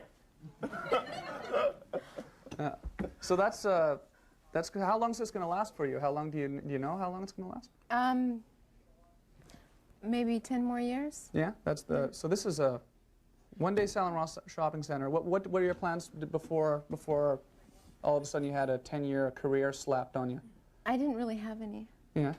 Well, that's solved the problem for you. Yeah. And then you went to Paris. Was that the first thing you did, or what was the first thing you did? The first thing I did was I went to New York. Okay. And I stayed with the owner of the agency, Eileen Ford, and... That's when you realized it was getting ridiculous, I guess, at that point. Yeah. Okay. Yeah. And what was that like, New York City? It was pretty exciting. I mean, I'd never been in a big city before. I'd never been out of Canada. Mm. And I got there, a limousine picked me up. Jeez, eh? Yeah, I stayed in a model's apartment. I was in a limousine last week, actually. Were you? Oh, yeah. Now we had a guest on the show. He was a limo driver, and he let me sit in the back and everything. Yeah, okay, so that's obviously out of control then. And, yeah. And how long were you in New York City for? I've been there for about a total of 5 or 6 months this year. And now you're a Levi's girl too? Yes. Those aren't Levi's, I don't think, though. Levi's doesn't make leather pants? No, not that I know of. No. Well, These are my motorcycle pants. Your bike? My boyfriend does. Oh, okay. You met him in France? Yes. Geez, this is just ridiculous. It's ridiculous. You met your boyfriend in France, and he motorbikes. He's a hairdresser. Yeah. Holy cow! Look what modeling does to someone, eh? Listen, you're screaming around Paris in a motorcycle. So, I mean, has there been any negative kind of thing out of this? Any sort of negative reaction from parents or anything? Oh no, not really. Yeah. It gets lonely sometimes, but otherwise. Yeah. It's fun. Well, it's you know this guy, right? This is Phil. Yeah.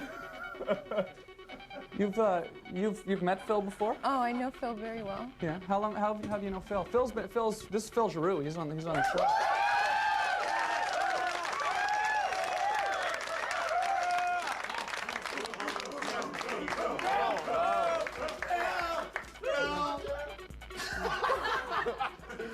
Wow. Well, that's Phil right there. Phil, hey, Phil, how you doing? Well, Cameron, this is exciting. Thanks for coming on the thanks show. for having me. This is great. Nice seeing you again, and wish you luck with the next 10 years. Thanks. Okay, Cameron Ferguson, everyone.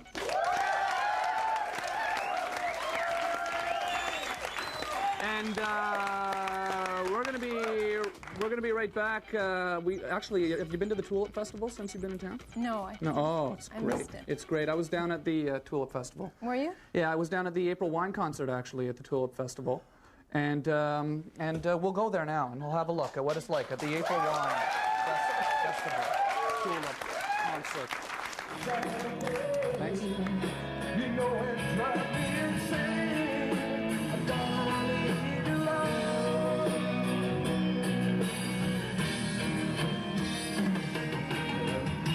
You tell me that I've been foolish this time. Are you here to see Foreigner today? No, man. The Queen's birthday, right? Isn't that Foreigner on stage? No. Happy birthday. That's April Wine on stage. Happy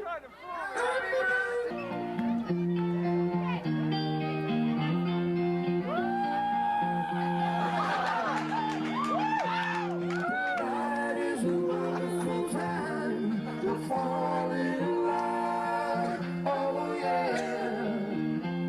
Tonight is a wonderful time. Let's fall in love. Let's fall in love.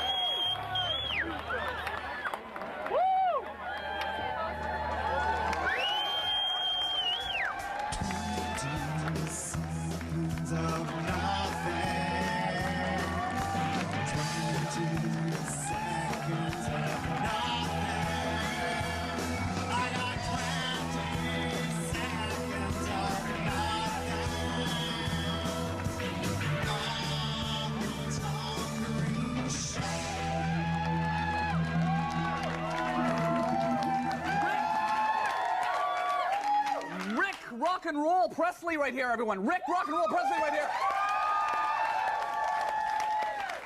Hey, thanks, Tom. From Yuck Yucks. Yes, sir. How'd you get involved? He's from Yuck Yucks. He's a comedian at Yuck Yucks. Oh, you're doing great. You won the local talent award last year. A year and a half ago, yeah, I won the Ottawa version of the Search for Canada's Funniest Comic. I went to Toronto and battled it out with a bunch of bozos from across the country. And that must have been pretty exciting. It was fun. Yeah, you always wanted it. Well, that's a good crowd tonight, isn't it? These guys are great. Yeah.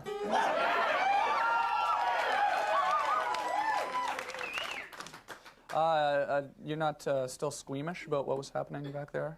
What was happening? The guy came in with, just got the tattoo, you got all squeamish? I wasn't watching the show, Tom. Yeah. What do you mean? There was a guy on the show with bugs? Okay, yeah. But no, the guy... I was getting made up. Yeah, and before the show you were all... Yeah, oh, did you get your makeup splashed on your... Look at the streaks of makeup on Yeah, I know, look at this. Oh, boy. Look at this. Wow. That's like you wrapped yourself up in masking tape and went and stood out in the sun for a while. Yeah, yeah, I did do that. Yeah. So, so what's going on then? Did you,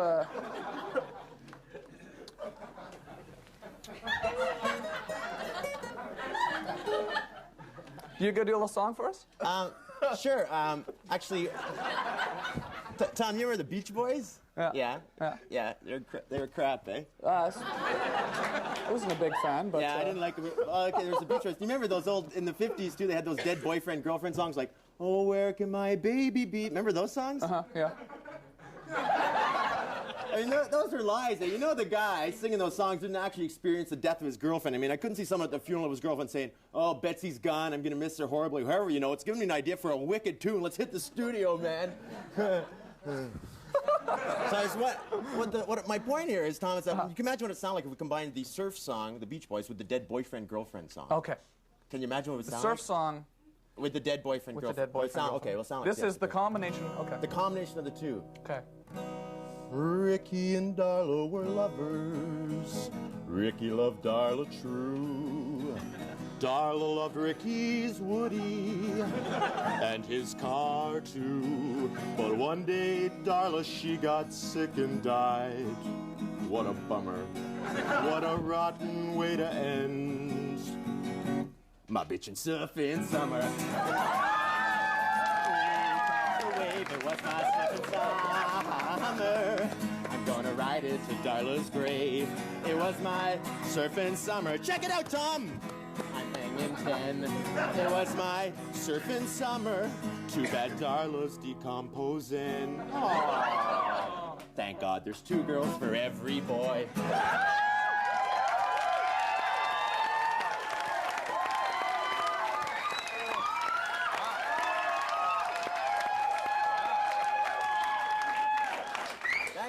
All you need is a tattoo on there, and you're rolling. Well, actually, I was going to get a tattoo when I was in high school, but my friends all talked me out of it. They said I'd probably regret it later, you know. But they were right, too, you know. I can honestly say now I'm damn glad I didn't get Culture Club permanently printed on my arm. You know?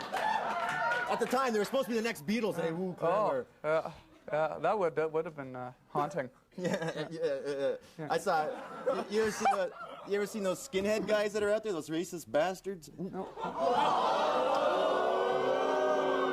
Sorry, I said the B word. Yeah, we hate it when we offend. We hate it when we offend racists on the show, don't we? I don't know if you've ever seen their tattoos, but what they normally do is they tattoo a letter on each one of their fingers so that when they put their fists together, it spells out the word skinhead. Mm-hmm. I guess just in case that bald scalp wasn't enough of a clue for us or something. Hey, look at that hairless guy. He must be one of those so common 18-year-old Yul Brynner fanatics. There you go. Wow. Yeah, that would be a big clue. Just a bald head. Well,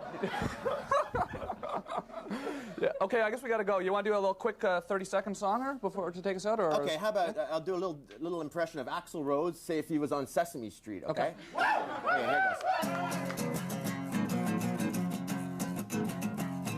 I said 2 + 3 is 9. 8 + 4 is 5. What? Oh. Rick?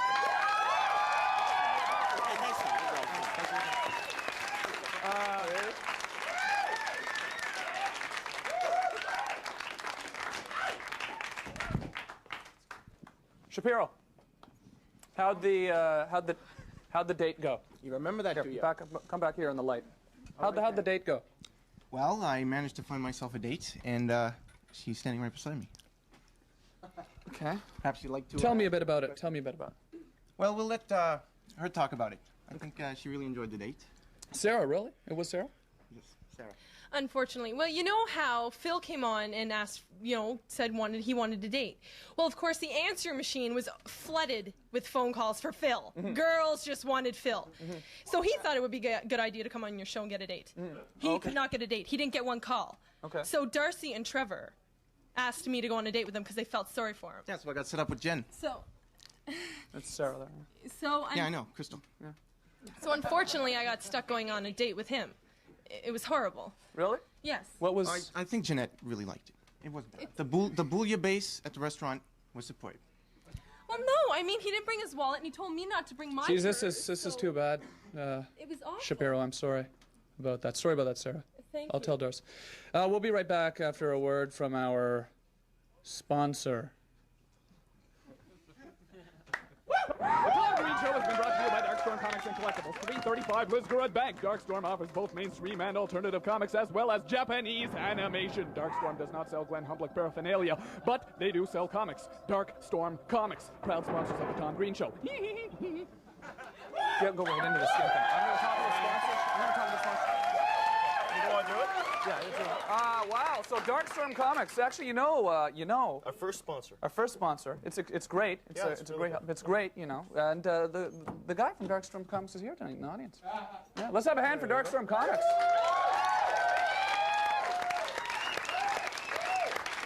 The guy right there.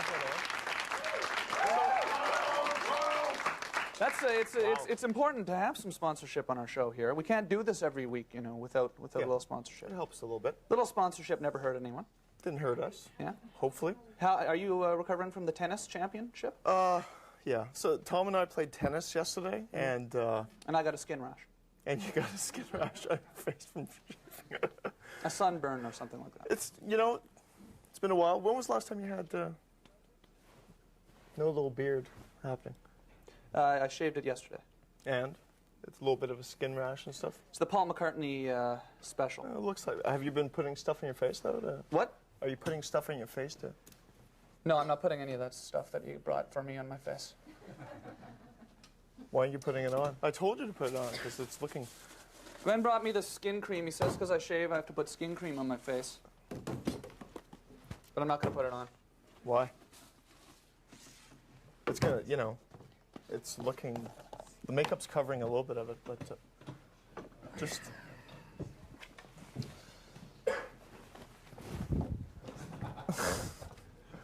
What are you doing? You're just supposed to put... That was a supply for the summer. Just put a little dab of it. Yeah. Tom, that's too much. No?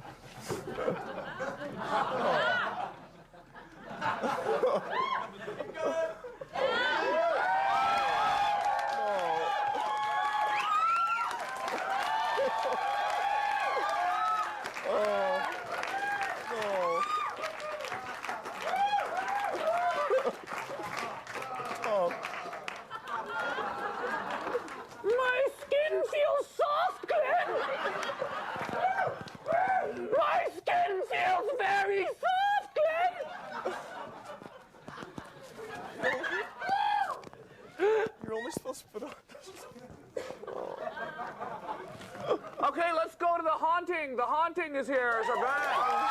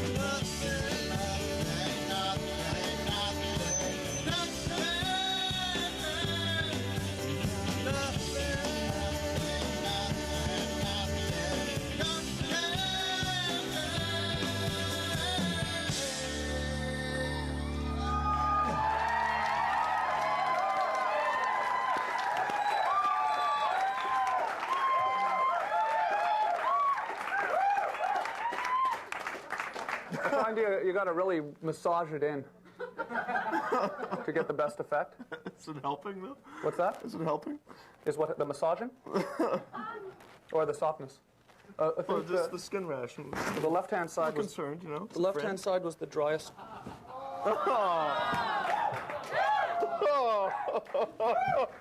You ever had an ear full of skin cream?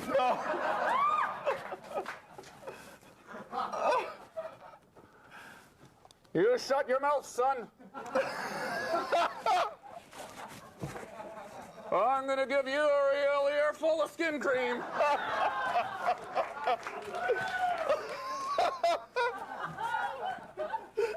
Oh, God. You know, you wouldn't have thought. Who would have thunk it? Who would have thunk that much skin cream could sit on the side of someone's face? Look, we got basically 3 jars here. I never thought I'd see the day when this was. I really thought I'd see the day when this was.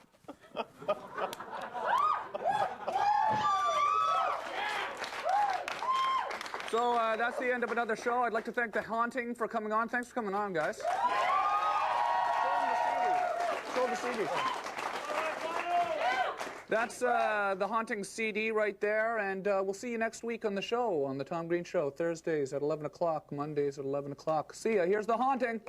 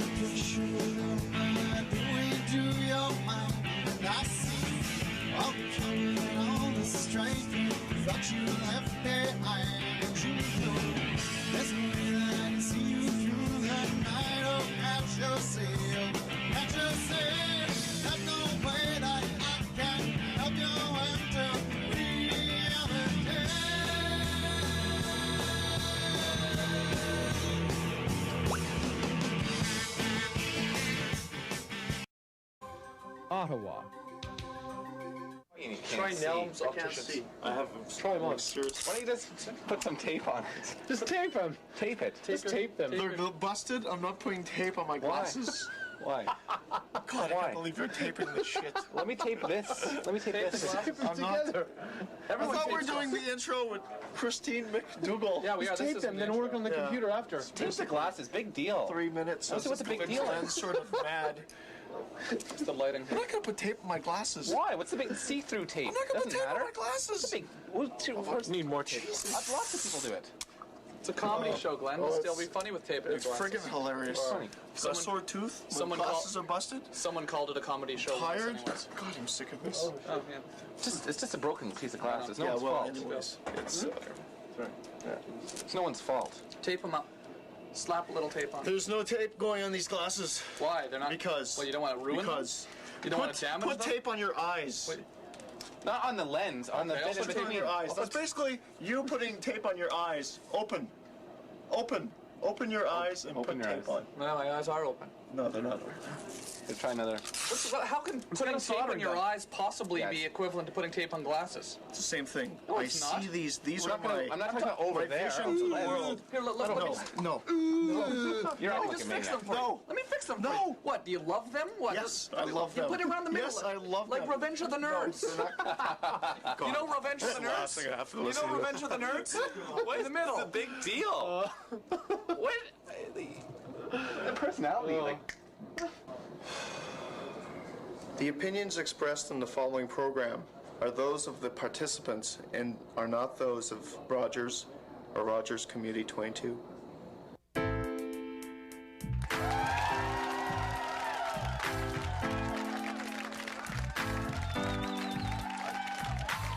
This is the Tom Green Show. It's not the Green Tom Show. This is my favorite show because it is my show. If this was your show, you'd probably like it more than I did. That's just because it was your show, but it's not your show. It's the Tom Green Show. The Tom Green Show. The Tom Green Show. The Tom Green Show. The Tom Green Show. The Tom Green Show. Tom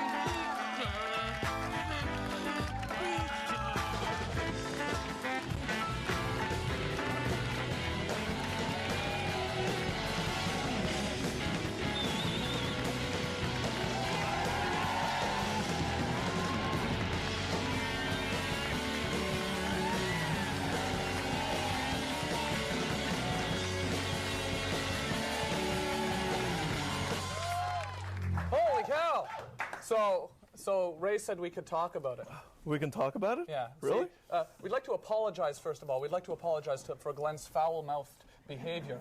I broke my glasses tonight. For Glenn's foul-mouthed behavior in the opening, but apparently that was supposed to be bleeped out. It was supposed to be bleeped out? The keen ear, beep. the keen eye would, the keen ear, I guess, the eye would not have probably noticed. What the hell was he doing anyways? Lip readers, I guess, would have used the keen eye to notice what went on there. Yeah. And of course, people who don't read lips. Is that technically a word? Would have used the keen ear. Is that a word lips, that we can't use? No, lips. no. The lips. Fleshy area around the teeth. Protects the teeth. Protects the teeth. Oh, sorry. Glenn Humplick! Oh. Glenn! Oh. Humplick! I'm having one of those bad nights. Oh. Anyway, so we apologize to you, the home viewer, those of course who are allergic to profanity such as Glenn's foul mouth. Yeah.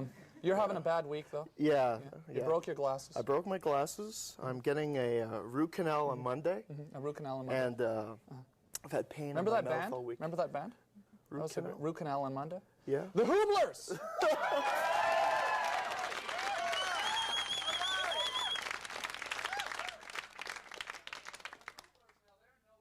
on Monday. Right. No, second time on the show? They're on... The Hooblers, yeah, the second time. They're Second time on the show for the Hooblers. As well today, Alfredo Coppola is on from, he's the president and creative director of Animatics. We're going to talk about a new CD-ROM release in Ottawa, as well Rock Parisienne.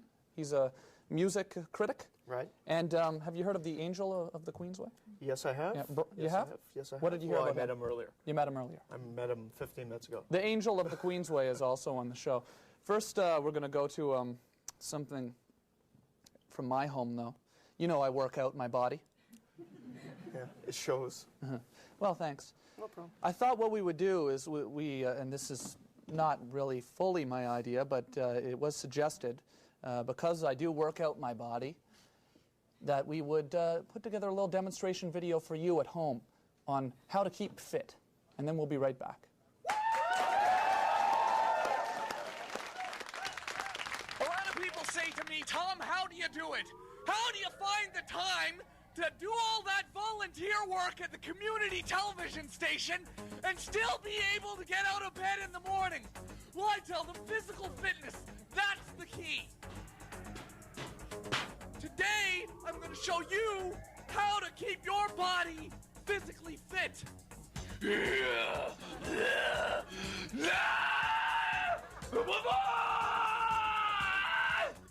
Although I spend a lot of my time producing television, I still find the time to keep physically fit. On my home gymnasium, I've developed a plan to help keep your body looking and feeling good. I'm sure if you've watched this show before, you couldn't have helped but notice my body.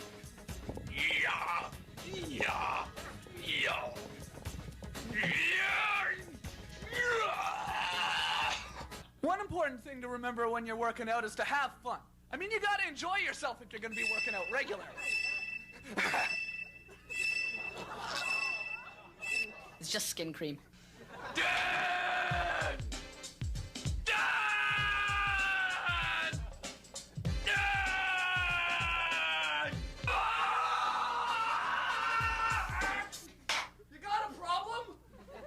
Hi, Tom. Yeah, I do have a small problem. You got a problem? I know you got a small problem. Yeah, it's, That's me! well... The problem's me, Dad! The small problem you got is me! No, that's the big problem I have. The small problem is your car in the driveway. Could you move your car out of the driveway? that your mom needs to park. Yeah, that's the big problem you got! Anyway. Do that, eh? And also, clean up the front hall where you left a mess up there, too. Okay? See you later.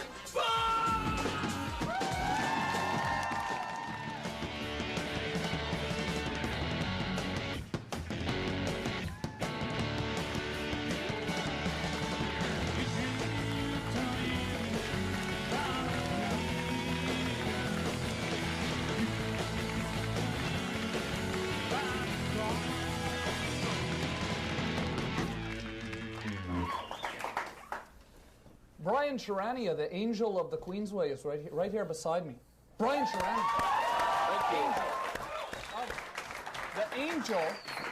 The angel of the Queensway. Do you consider yourself an angel, Brian? No, I'm not an angel at all. I'm just a human being like you. You're not really? I can touch you. You can feel me. Yeah, I can feel you. How did you get the name Angel of the Queensway then? Well, it's the people whom I help, and that's what they felt that I was to them, you know, and they thought you were an angel. You're almost an angel. You're Paul Hogan. I'm just a volunteer. How do you help people? Well, I go out on the highway at around 7:30 in the morning every day during winter, and 3:30 just in the walk afternoon. down the middle of the road. Out of my pickup truck. Oh, with your pickup which truck, is equipped with all the equipment to help if somebody is stranded in emergency. And I help them out there. Some people need gas, some people need boost to boost their People car. need booze. A boost. Not booze, but a boost. A boost, yeah. Yes. That would be not helping people too much, huh? To them, it's something great. For me, it's very simple, yes. So someone's pulled over at the side of the highway. They've got they've run out of gas. Yes. Does that happen much? People run out of gas? Yes, quite a few of them, yes. Really? Okay, and you give them gasoline. Yeah, I give them enough gas to get them going to the nearest exit so they can refill again, and they say thank you. People must be really happy when you do that. Of course, I think you would be happy too if you were in that situation, you know, and freezing in that sub-zero temperature and waiting there for someone to stop by and help, and I enjoy every moment of it. Why'd you start doing that? Well, we came as refugees to this country, and this country, the great people, gave us a new life, a new hope to start a life again. And when we went into business in 1977 till today, this was one of the best opportunity which one of our co-technician, Leonard Shodat, suggested, you know, that how we can say thank you to our customers and the community at large in Ottawa. And he said, why don't you go out on the Queensway, our highway, and there is not too many people there to help. And they are stranded, you can go and help them. How do you think of that idea? Has someone done that before? Have you heard of anyone who's done that before? No, I don't think so. There's nobody there, but there are quite a few people who are running their own businesses, like towing companies. And I have the Cantel has sponsored our truck with a telephone, with a phone, you know, and I use CAA, you know, or if whoever is stranded, you know, and help them out. Show me your shirt here. Look at this. On the way over. This has happened when I was coming on my way. There's some dirt on the shirt. And I saw a fellow stranded. On your way here tonight? Yes, on the way here tonight, and I saw a fellow from Quebec going westbound on the Queensway with a flashing light, you know, his car, and I thought, you know, he must need some help, and I didn't see anybody around. So I took the first nearest exit. I went back to his car, and when I stopped behind his car, he just jumped out of his car, and he says, my God, he says, you're an angel. I loved you in Crocodile Dundee. And he had a flat tire, you know, and I helped him to change the tire, you know, and he just couldn't believe it. So you actually got it, you got dirty, you got in there and you helped fix this guy's car. You got to help somebody. You know, I need a brake job, my car. And I don't do that. If I was just going to pull over at the side of the highway during rush hour, the flag. I think you'll have to call Derek for that. Yeah. He can do a good job. You like Derek? Of course, he's funny. Yeah. Why do you like Derek? Well, I just saw him in the back there a while ago, and he's trying to make a jacket out of it. It's going to be a surprise. It's going to be a surprise tonight. Don't say. Okay, I won't say it then. Brian, thank you so much for coming on the show. Okay. I hope I break down before the winter is over, so you can pull over and help fix my car. It's a pleasure to meet you. Really appreciate that. Thank you very much. Thank you, everybody. Brian Charania. You know, a lot of people don't realize that in 1976, I almost produced a movie. And it's quite an interesting story, actually an exciting story. It's an exciting road we walked down. And we're going to show you that road. We actually have a bit of video footage from 1976, and then we'll be right back. The movie deal that went sour.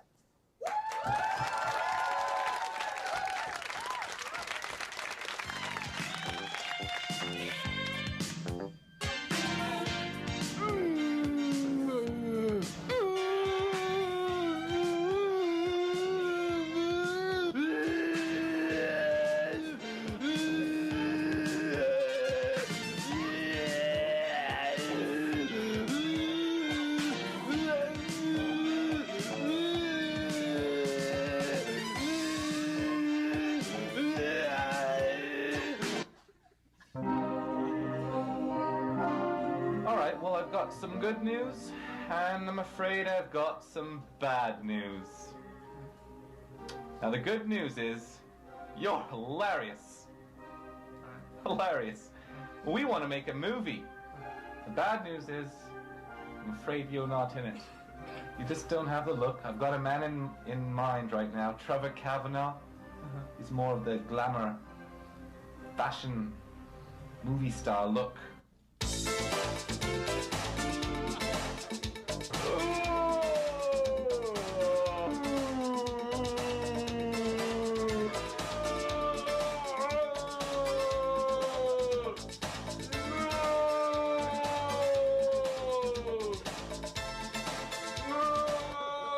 We could just get someone else to do that, you know. You could write that stuff.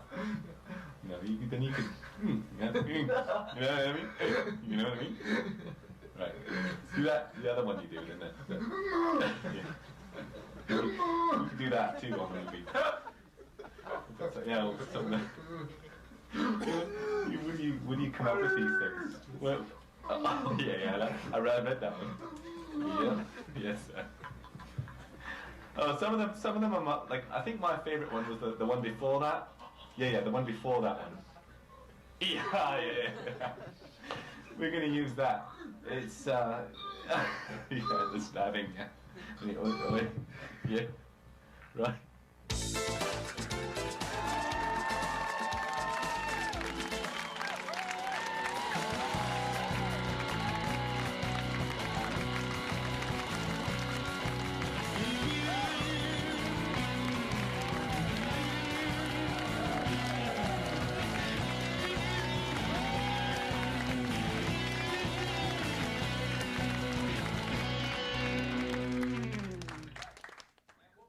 After a word from our sponsors. Is that what's happening? Yeah? Yeah? Is that what's happening? Oh no, here we go with the coupons. Coupons has been brought to you in part by 106.9 FM The Bear. When you want real rock, lock it to 106.9 FM The Bear. Killer classics and the best new rock all day. Ottawa's best rock, 106.9 FM The Bear. And by CD Warehouse, Ottawa's best CD store. Huge selection at everyday low warehouse prices. CD Warehouse, proud sponsor of the Tom Green Show.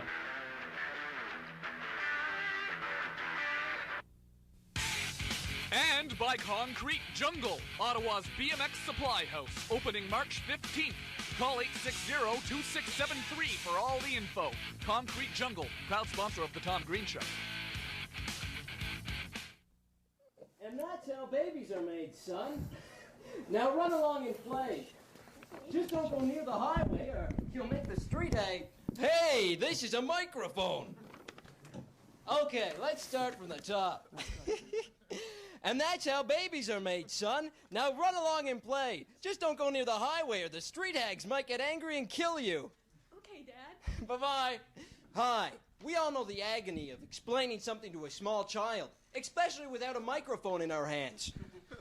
Well, here at PPTL, Positive Parenting Through Lies, we believe that communicating life's little lessons to our youngsters doesn't have to be difficult.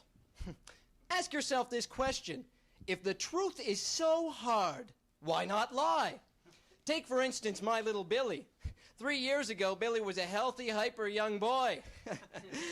Well, it kind of got on my nerves, and one day I decided I had to change it.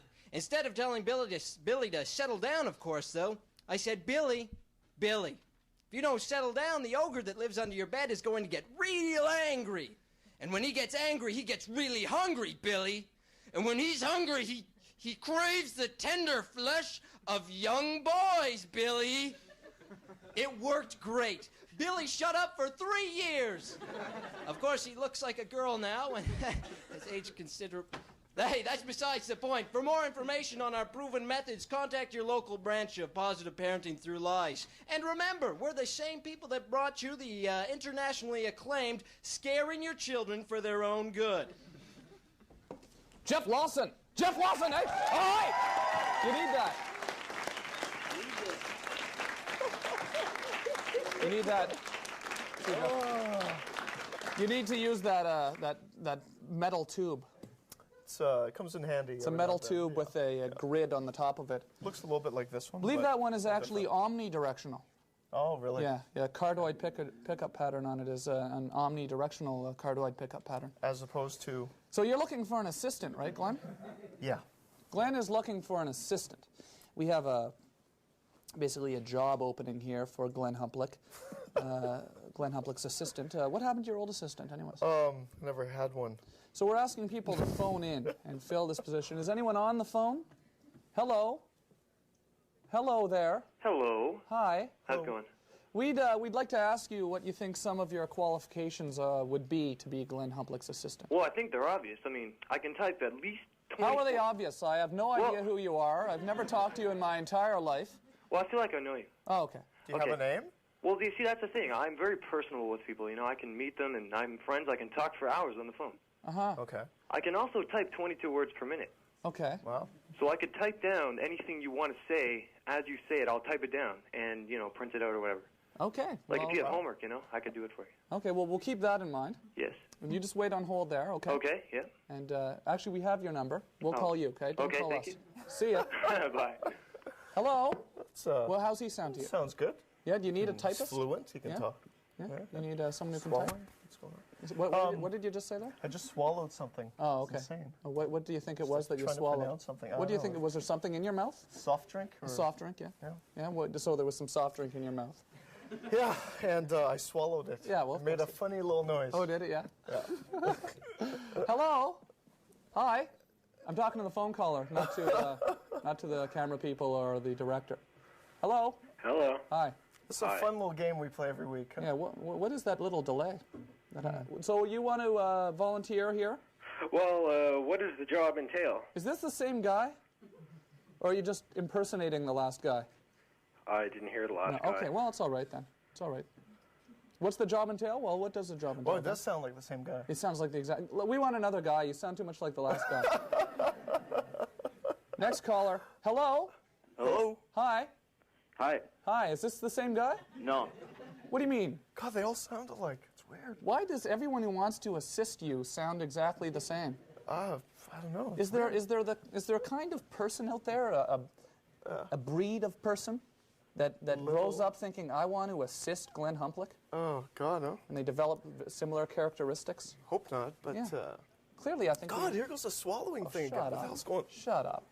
Like, if I apply... Okay, sorry. Sorry about that. So, like, if I applied for the job, like, what would I actually have to do? Well, Glenn needs some help swallowing. Swallowing? You think you could help Glenn out with his swallowing problems? Sure, maybe I could carry some water around or something. Oh, yeah, that'd be great. Hey, that's a good idea. This guy thinks on his feet. You could maybe carry around some that'd be water or handy. something. Yeah. What else could you do to help Glenn swallow? I don't know. Bring some swallowing tablets. Some swallowing tablets. Wow. Of course, everyone Good needs some of answers those. tonight. You won't have to carry your swallowing tablets anymore. We'll have this guy to carry them for you. Oh, wow. What else? What other things could you do, sir, to help Glenn swallow? I'm not too sure. Okay, well, two is good. Two's nice. It's very good. Okay, thanks for calling. All right, no problem. Okay, we'll got your number as well, I believe. I think he's top of the list right now. Top of the list. Top of the list. Guy that'll help you swallow.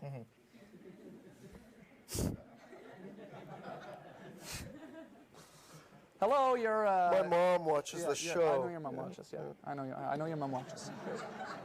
My son's not... Yeah. Hi, Glenn. Hi. I'd love to assist you. Wow. Oh. How Can can I? you... How can you assist Glenn? Glenn needs an assistant. Glenn, I would fix your glasses. Oh, God, that would be great. I would, oh, yeah, that'd be... Do you know who this is, Glenn? What's going on? Shut up. Glenn. Shut up. What do you mean you can't swallow? I know, it's Loosen like, up your oh. tie. What do you mean you can't Weird. swallow? Okay, but never mind. Okay. Clearly, Glenn, you're I not could gonna- swallow for you. Let's get off this topic. I mean, we're just asking for trouble here. I mean, I'm not trying to cause trouble, Tom. Come on. I only cause trouble on the SIG. oh, okay. So this is Hacker Girl then, right? Yes, it Hacker is. Girl. Wow. Hacker Girl. Hacker Girl. I'm not allowed on your SIG anymore, so that's okay. I just lurk. Okay. See, we have a freenet, a SIG on the freenet, right? Yes, we do. Yeah. We also have a home page. You did that. Yeah, and she hacked it.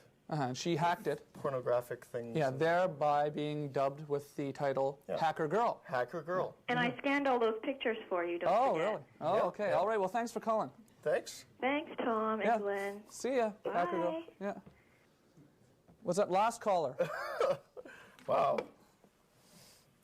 You learned a little bit more about Hacker Girl. I learned then. a little bit more. You learned a little bit Something more about that was Hacker Girl. Unexpected, but... Well, yeah. Well.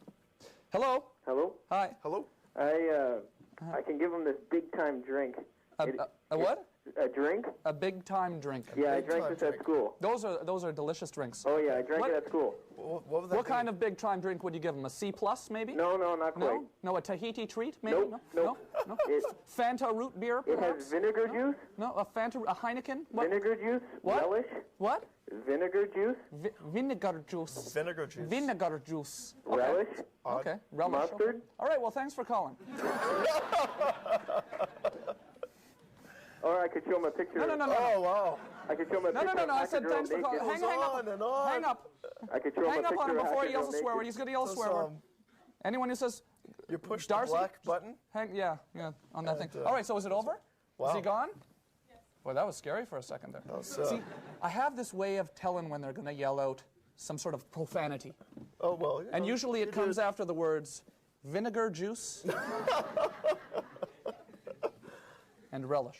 And relish. Yeah. Whenever they start listing Well, off, it wasn't too bad. Whenever they start listing off condiments, you know, Right. that's it. Out of there. Okay.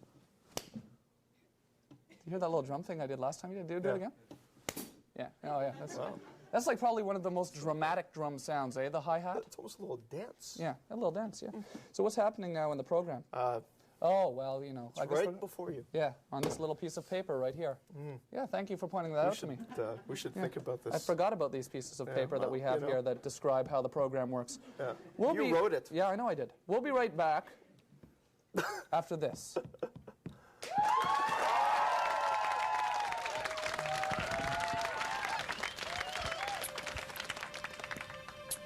I make boys out of wood. I call them wooden boys. The reason I call them wooden boys is because the boys I make are made out of wood. I show my boys to people because I am proud of them. I am proud of my wooden boys. They're just testing people's reactions.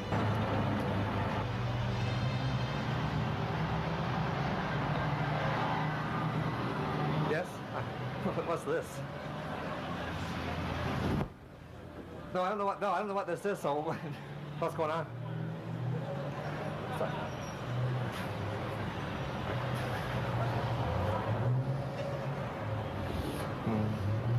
No, I don't know what to make of this, so. I don't know how to make wooden men. If you look closely at my wooden artwork, you will see that it clearly resembles boys. Wooden boys are easy to draw and paint because I myself am a boy, and my artwork is a reflection of me. I'm a wooden boy. Huh? I'm a wooden boy. You're a wooden boy. I'm a wooden boy. And what is that? Couldn't tell you.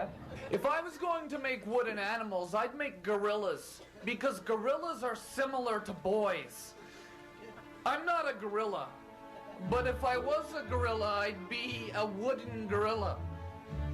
Wooden gorillas are similar to wooden boys. They both have 2 arms, They both have 2 legs. They both have 2 eyes. They both have 2 ears. They both have 1 nose. They both have a... Shh. Shh. Can't say. Gross.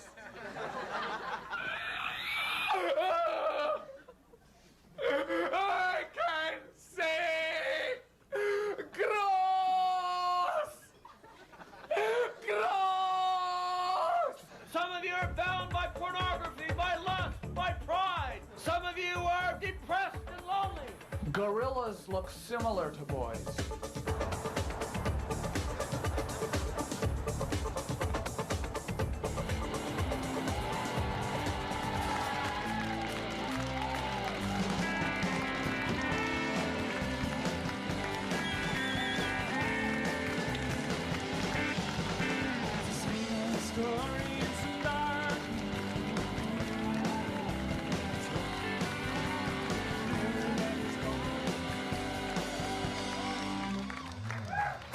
Wow, and we're back with Roch Parisian. He's an independent communications consultant right here. Roch Parisian. You write a column about music in I guess, a few papers in Canada. It's a syndicated column. Yeah, it's a syndicated column. It's called Rock on Music, and it runs in 3 papers in Canada. Much more popular, though, on online services and the internet. Oh, it's on the... I just noticed something about your name, and I don't know if you've noticed this as well, but your name is Roch, like R-O-C-H, right? Yeah, I planned that. And then you did? Okay. From birth. But that's a great name because your column you said was called Rock on Music, like rock like yourself on music. But that also, when you take the beginning of it, it says Rock on Music. Did you notice that?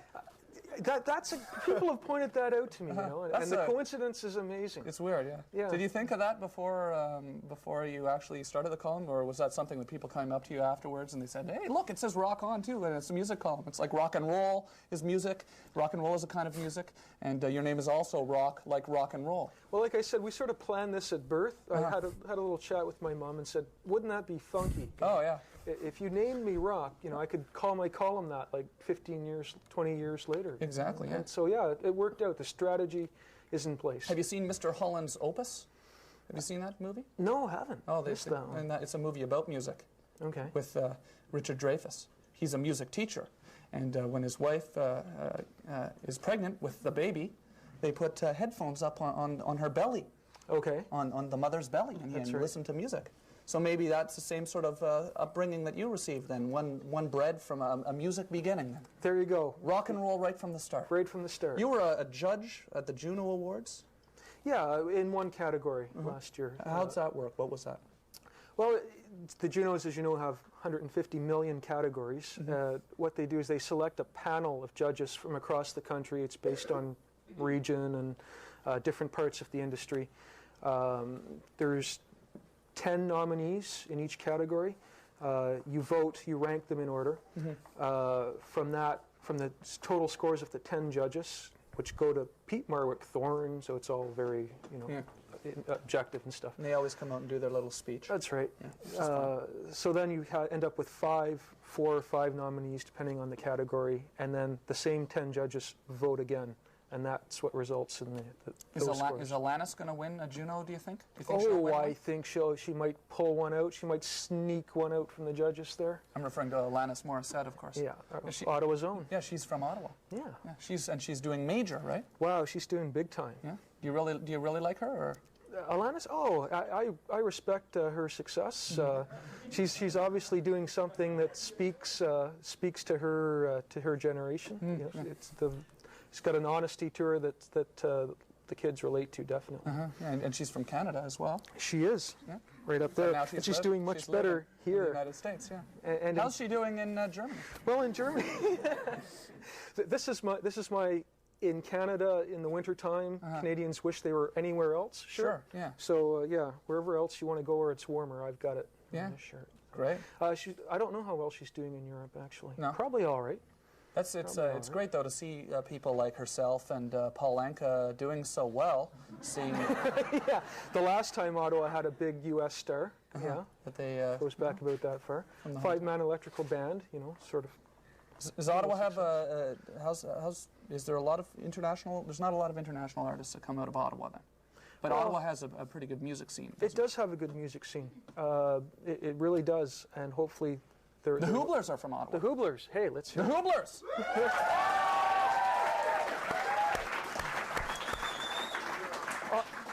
Ottawa's never had the sort of industry infrastructure. You know, there's always been things missing in Ottawa to sort of help the talent get to more prominent attention. So that's always been a problem.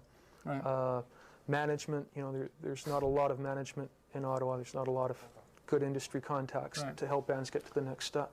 Well, the people can always go through Glenn Humplick if they're looking for a way into the music industry in Ottawa as well. How was your Tom did, and you know where that led. Yeah. How was your trip to Montreal, by the way? Oh, that was that was last week. Right. Well, thanks so much for coming on the show. How can people read your column then if they're in Ottawa? What papers is it in? None in Ottawa, of course. Yeah. Never profit in your hometown. Yeah. The papers, it runs in Victoria, British Columbia, Kelowna, British Columbia. They like me in BC. A weekly paper in Toronto. But it's on the internet is the easiest place to pick it up. Okay. It's www.taponline.com. www.taponline. TAP online. It's a U.S. Company that markets to college students, and they've got a weekly sort of funky newspaper, online newspaper, and targeted at college students, and they run the column there. Cool. Well, thanks again for coming on the show. Rob Pruitt again.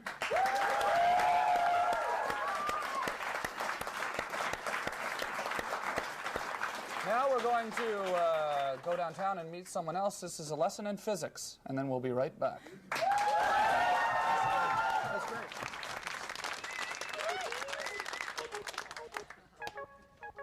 Look at that pitching my beard. It must have fight out of the real one there, a falsy. And painted under, you see, it's stuck on with glue. Physicists that might be watching. Are you yourself a physicist? Yes. What's the speed of light? Well, the speed of light, all right, we'll work on this one then. The speed of light is not 186,000 miles per second. Now, you see, the electron wave is formed of the magnetic wave. Well, originally it was the electron wave that was formed of the magnetic wave, because I believe the conscious voids were the outer voids to begin with. What's the difference between plus and minus? The potentials?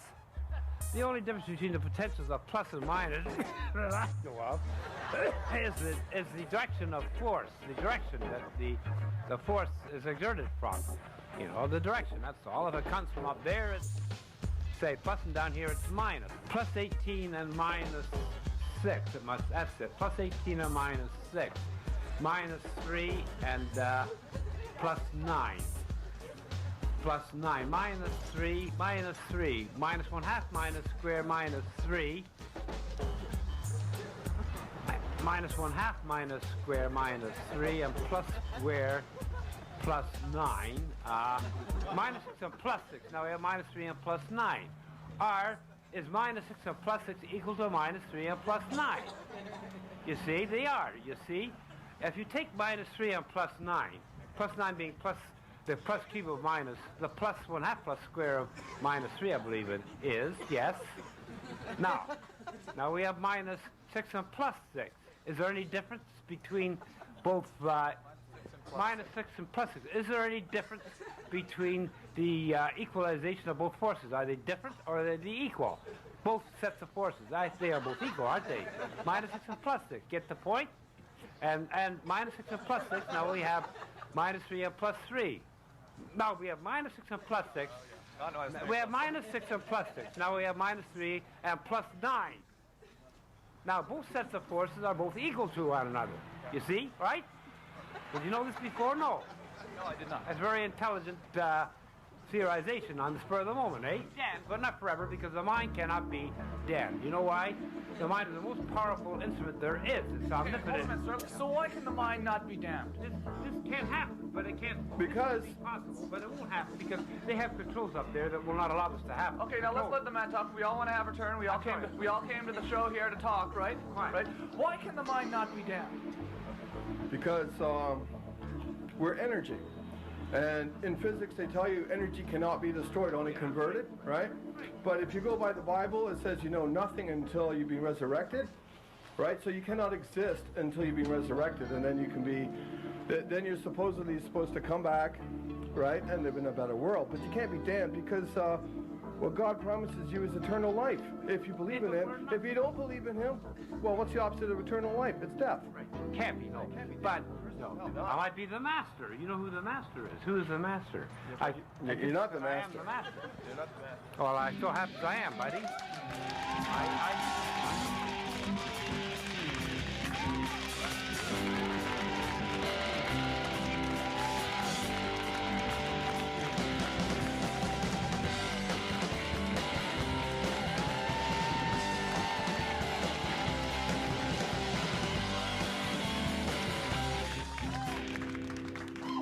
Wow.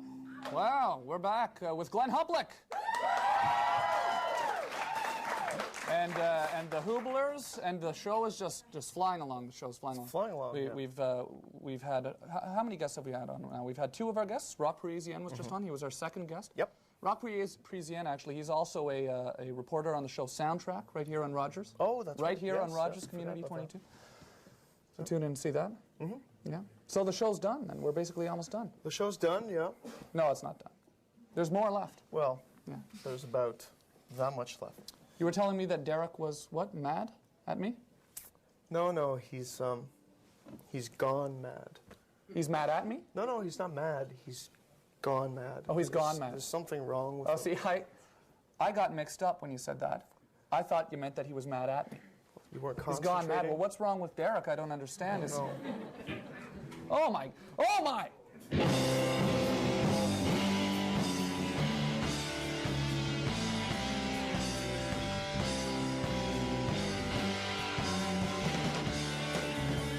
Eat me! Eat me! Eat me! Stand up! Stand up! Stand up! Stand up! Don't use your hands. Don't use your hands. Keep going. Don't. Keep going. Keep going. Don't use your hands.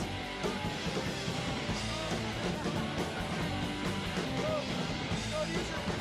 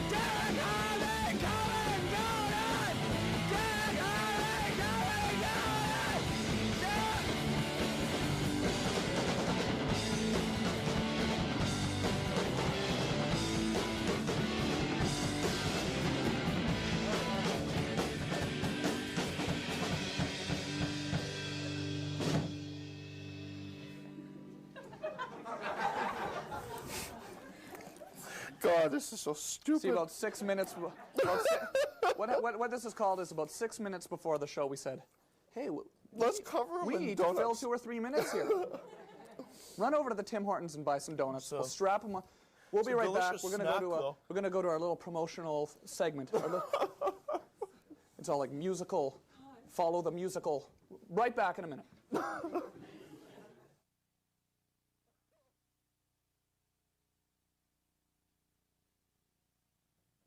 For the best in high school sports, watch Home Team. We're on the sidelines for the best in water polo, soccer, basketball, baseball, hockey, wrestling, volleyball, badminton, touch football, football, and all the other high school sports.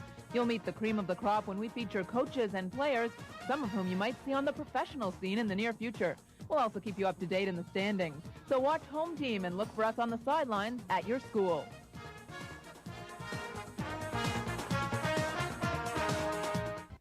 Hi everybody, Howie Mooney here.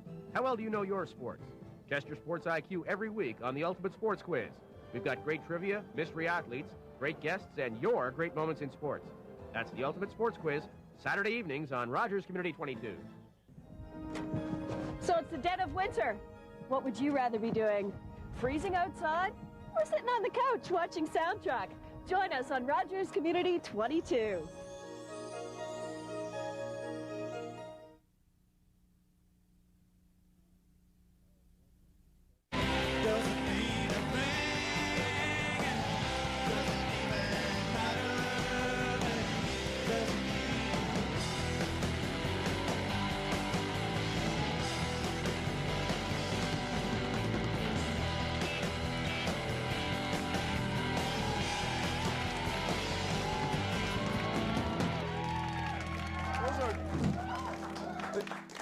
These are T-shirts of the Hooblers, right?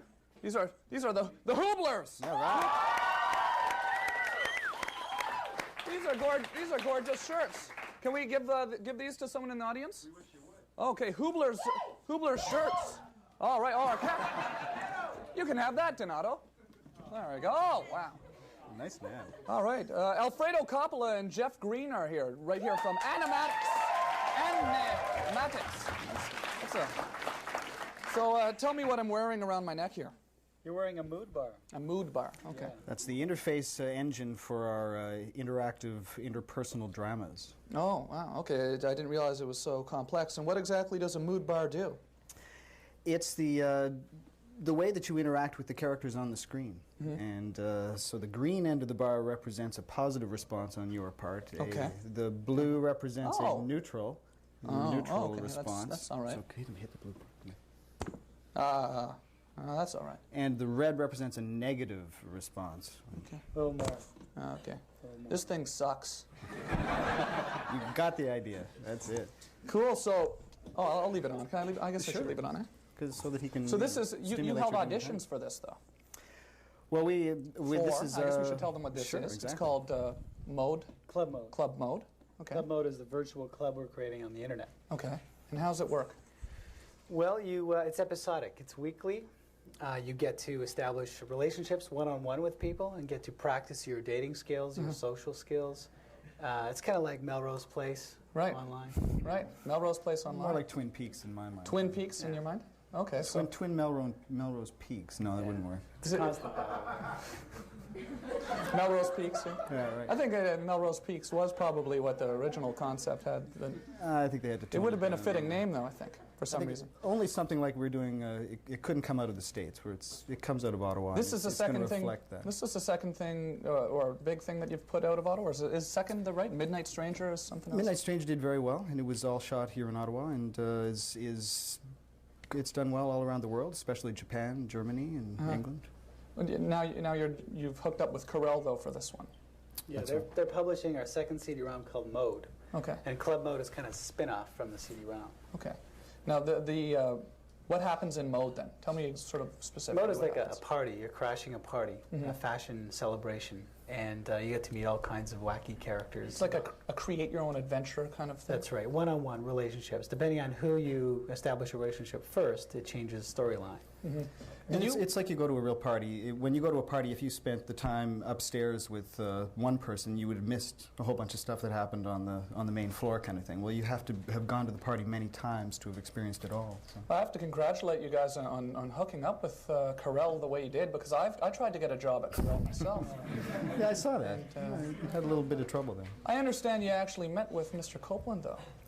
Yeah, we've been fortunate enough to meet with him several times. Yeah, nice guy. Yeah, he's great. He's approachable. He's direct. Right. Like you're going to say anything else, though. Well, we could talk about his house, if you want. Yeah. Well, yeah. No, it's he's a nice guy, though. You got in. How did you just go into his office? You tried to walk in and just pick up the phone. Yeah. You leave him a message. He calls you back. You made an appointment. No, we walked in like you did, but we avoided the secretary. Went right into the right through the doors. Walked in. Okay. He didn't know where we came from, but got lucky. You guys must have better tactics then. Yeah, we didn't have a camera crew with us. So then people audition. Yeah, that makes it a little more inconspicuous. Yeah. So how do people have auditioned already, right? But we had a big audition last Thursday at the Globe Actors. on Elgin. Well, we opened it to anybody. We put ads in the local papers, and anybody that wanted to have any kind of a performance. We just said, "Are you fascinating?" So that you didn't have to be anything. But we tended to get, because of the communication. You must get a bunch of weirdos showing up when you put an ad that says, "Are you fascinating?" We got a few. It was a good mix of wacky people. Yeah. We enjoy the weirdos. Yeah. Yeah. Oh, sure. Yeah. Yeah. So do you. Yeah. Sort of. Yeah. So. Well, thanks so much for coming on the show. When this thing comes out, when it's up and running fully, when is it going to be up and running fully? Mid-April is the teaser, Okay. and then in May 16th is the big launch. Okay, we're going to have you back on, and then we'll actually look at it, have a look at how it's going. It'll be launched in Los Angeles. Oh. And the website name is clubmode.com. Clubmode.com. Well, we're launching it here. I mean, Los Angeles is just a little thing we're going to add on. Yeah, screw Los Angeles. Ottawa. Ottawa rules! Yeah. Screw Los Angeles! They don't see this show there, do they? No, that's right. No, not down there, no. No. Well, thanks so much for coming on the show, Alfredo Coppola and Jeff Green from Animatics. And thanks for wearing the bar. Oh, well, thank you. Can I keep this? No. I don't know. No, you guys aren't. Alfredo, can you keep? We'll be right back. You know, last week we had a guest on the show from Skate City. Skate City was on. Claude Renier was on. We thought we'd actually go down to Skate City, so Phil and I went down to Skate City and checked out the ramps. All right, the ramps.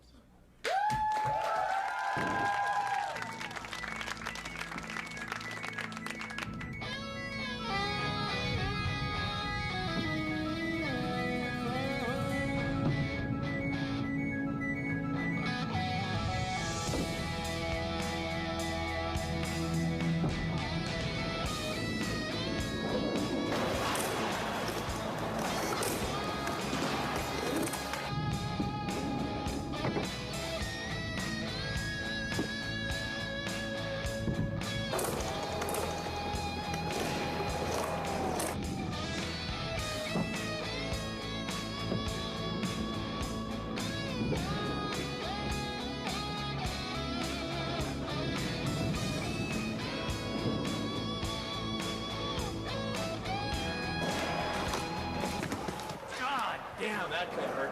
I'll go get the ice pack. You guys are camera, we'll go get the ice pack. Trevor just got a skateboard in the knee.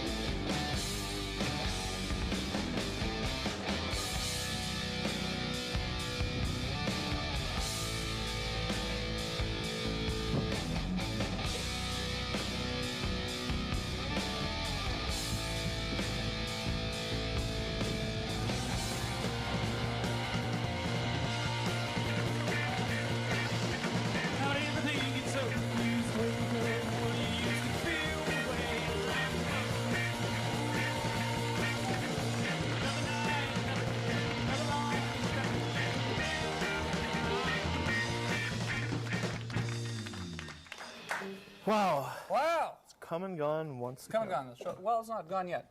The Hooblers, you guys going to play, a tune for us? A tune? Is a tune a good word to refer to as a tune, or a tune's all right? The Hooblers with a tune!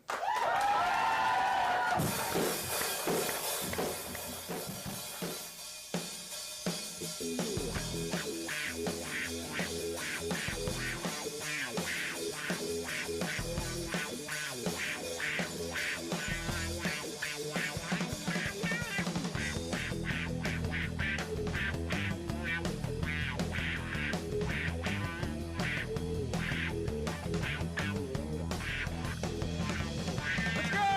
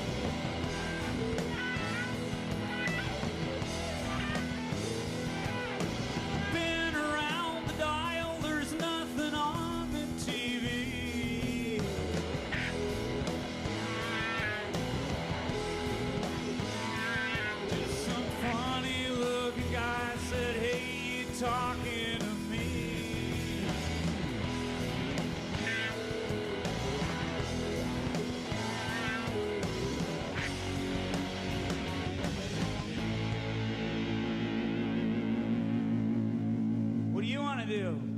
I don't know. What do you want to do? I don't know. We've just been hanging around the house all day.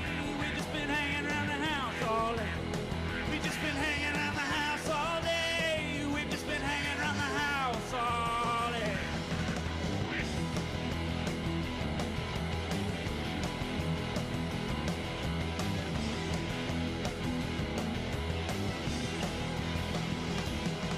This ain't the day's the first day of the rest of my life.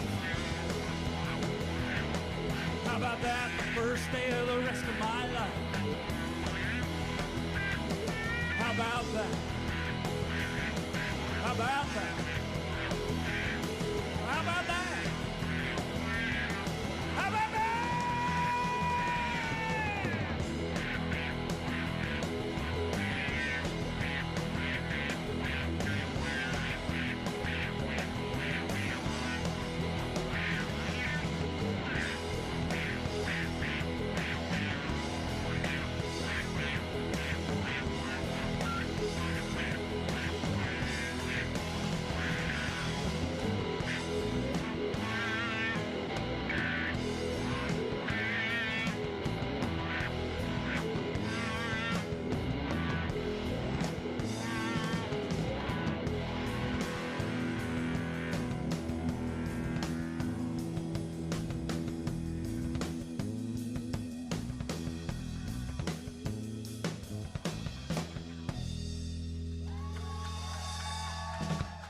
Thank you very much. Thank you. The Hooblers.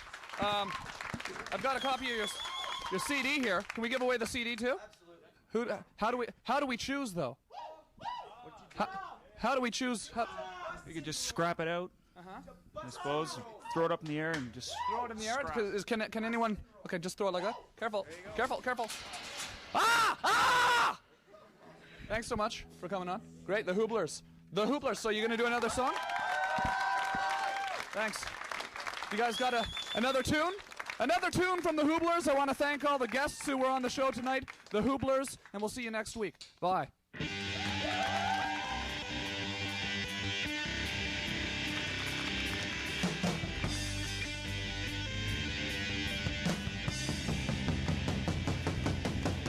Worn out expectation, tired of being alone.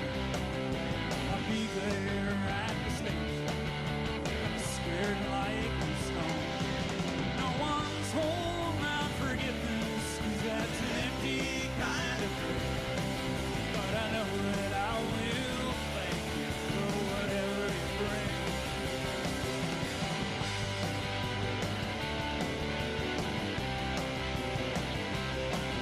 In your eyes I see you wonder as you're drawing near. Spell that we're both we both heard too many stories to get so hung up on what's true. There's a smile that's sweet and measured. Nothing's changed, there's nothing new. With me and you and me. I guess we never decided what we wanted to be. You and me and you, and all the crazy things we do for love. When all the rest is said and done, it's love. Hanging out on the run, seems like we'll never be free. Don't even know what it means. Seems like we'll never be free. Free.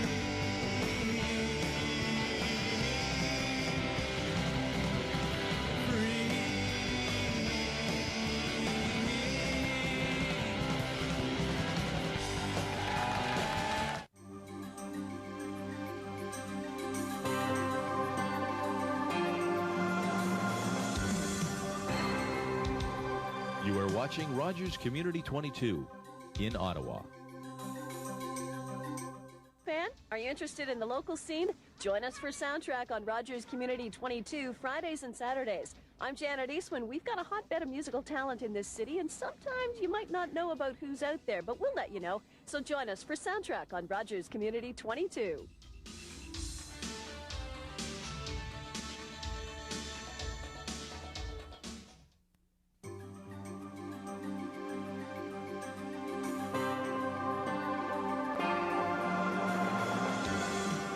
You're watching Rogers Community 22, Ottawa. I'm a ball of yarn, crumpled up beside your bed. I'm a ball of yarn, crumpled up on top of your head. I'm a ball of yarn, crumpled up inside your soft tent trailer.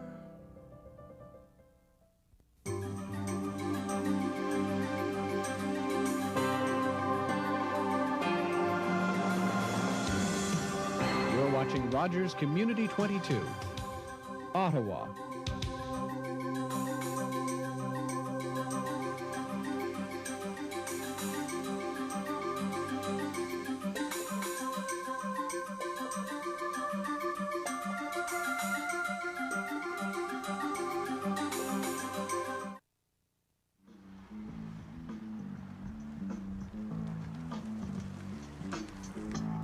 Oh yeah? Check it out. The opinions expressed in the following program by those of the participants, and they don't necessarily reflect upon you. A Rogers Community 22. Peace to you. Peace to Kurt Russell, 1995. Kurt Russell, out like Shaft, out like Backdraft, and you don't stop, and you don't stop, and you don't stop.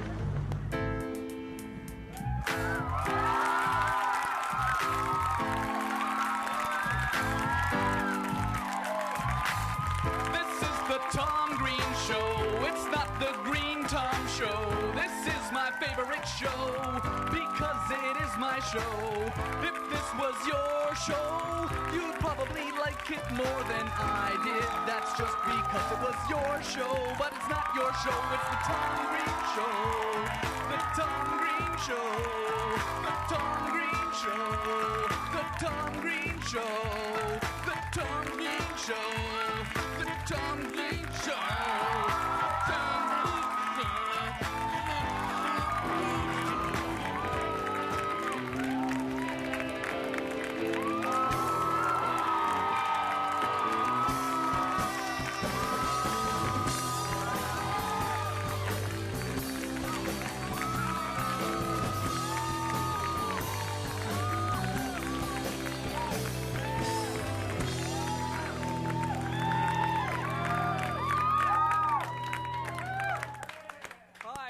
Hi, welcome to the show. I'd like to welcome the studio audience to the show as well. The studio, let's have a studio audience.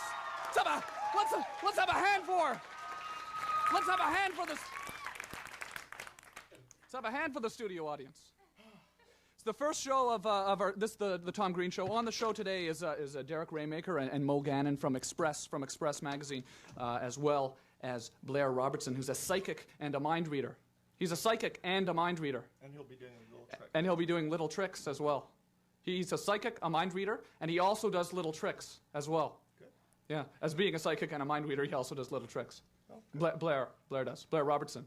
Wow. As well, Ted LaRose from the Flat Earth Society is on. Ted LaRose from the... Right. This is the first show back to... All that stuff. Yeah. That's the rehearsal pays off, see? Yeah, tonight it's showing, yeah.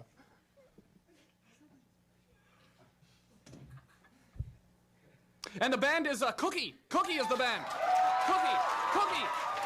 Cookie is the band. And this is, let's have a hand for Cookie. Oh, Cookie, let's have a hand for them.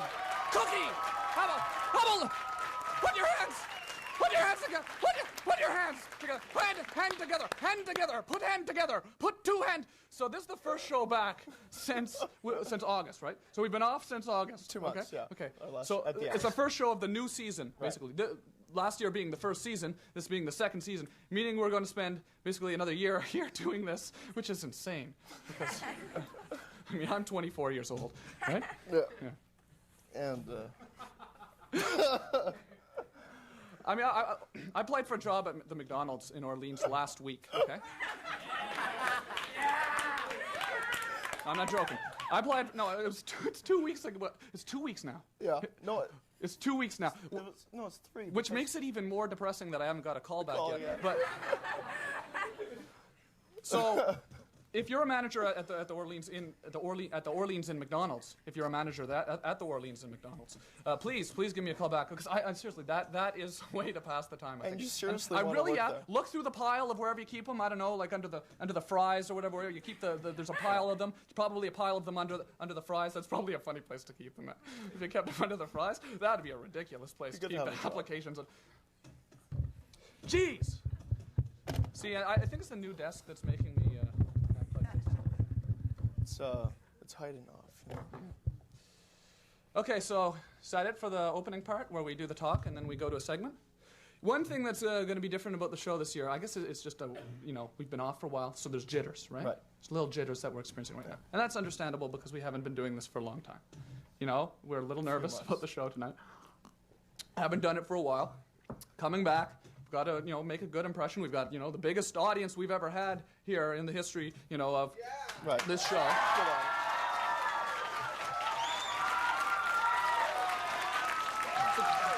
So clearly, the pressure is on for us to impress them, right? Okay. So I thought we should get everything out of the way, all the little aspects of the show that. Are you excited about this? No, I'm not at all. No, Oh, bored come silly. on. But the thing is Derek Harvey is moved back to Ottawa. Okay, I want to explain this now. Okay, Yeah. he's moved back to Ottawa, so there's not going to be a letter today. There's not going to be a letter ever again from Derek, which is unfortunate. No, not really. Do you like games? Do you like games? Do you like playing little games? Yeah. Because Derek and I went out and we invented this game, and we're going to explain to you how this game works. And you pay attention. I know you like games, Glenn. What's it called? Here, well, let's watch right now. We're going to watch this game. We're going to watch this game that Derek and I invented. I know Glenn likes games. I hope everyone likes games. Here we go. Hi, here we are at the edge of Highway 16, and we're going to teach you a little game today. The game is called Follow the Porn. It's myself and Derek, of course, what we're doing right now. In order to play Follow the Porn, first you have to find yourself a pornographic magazine. You can usually find them in the ditch along the edges of highways. People toss them out of their cars. And having any luck? Got one. Okay, great. Seems Derek just found a pornographic magazine. Perfect timing. I guess we should start by maybe we each mark off a line for ourselves. I'll make my line here, okay? And this will be Tom, okay? So I'll put a big T there. I'm going to make my line over in this direction instead. All right. What we'll do is we'll each make a line in the dirt. And then I guess we should put the porn roughly in the middle, eh? We put the porn right in the middle of the two lines, in the middle of the road here, between the two lines, and then we follow the porn. Would it be more fun if we were each standing on our lines and then we would, come on, come on? No, because we got to follow it back and forth. Okay. It's called Follow the Porn. The game's called Follow the Porn. We're not, no, well, that's not in the middle. I mean, come on. Move up here. I'm placing the porn in the center line of the road, okay? All right, let's go.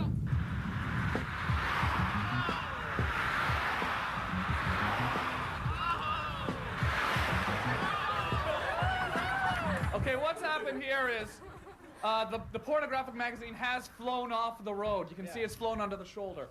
What happens now? I mean, are we allowed to touch the porn now and put it back in the middle of the road? The answer is yes, Derek. As soon as the porn goes out of bounds and it comes under the side of the road, we get to throw it back to the middle of the road. But it stays in the same position as it was, and it seems you're winning the game now. I probably have about 30 yards lead on you right now, but I think... It was that milk truck that went by. That milk truck must have carried it like 15 feet. Careful. Don't get hit by a car. Okay. It's just, it is good when you get to move like that, when the porn moves so far for you, but it's just frustrating that it always ends up in your lane. I mean, it seems for every step forward, it's 2 steps back. Yeah, clearly. Oh, look at that. Look at that. Now, oh, and a bus to top. Clearly the odds are turning in my favor, are they not? Well, I mean, this is it. This is game as far as I'm concerned. Oh, look at that!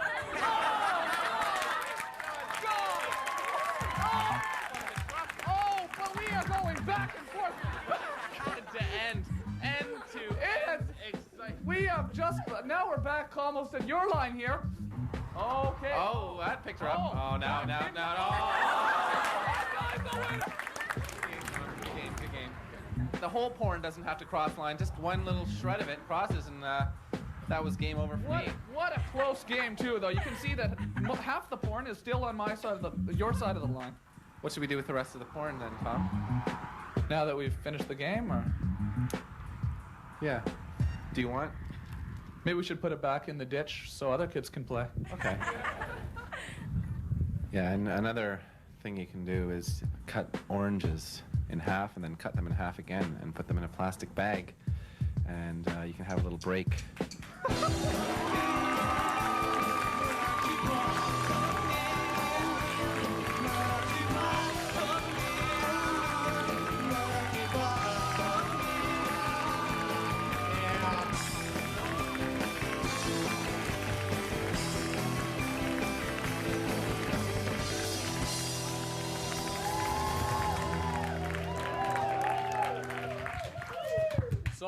So, audio, I moved the thing, okay?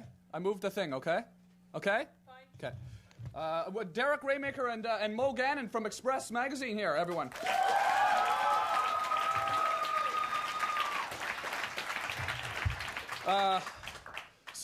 Big Trouble in Little China? Big Kurt Russell? Big Trouble at Express?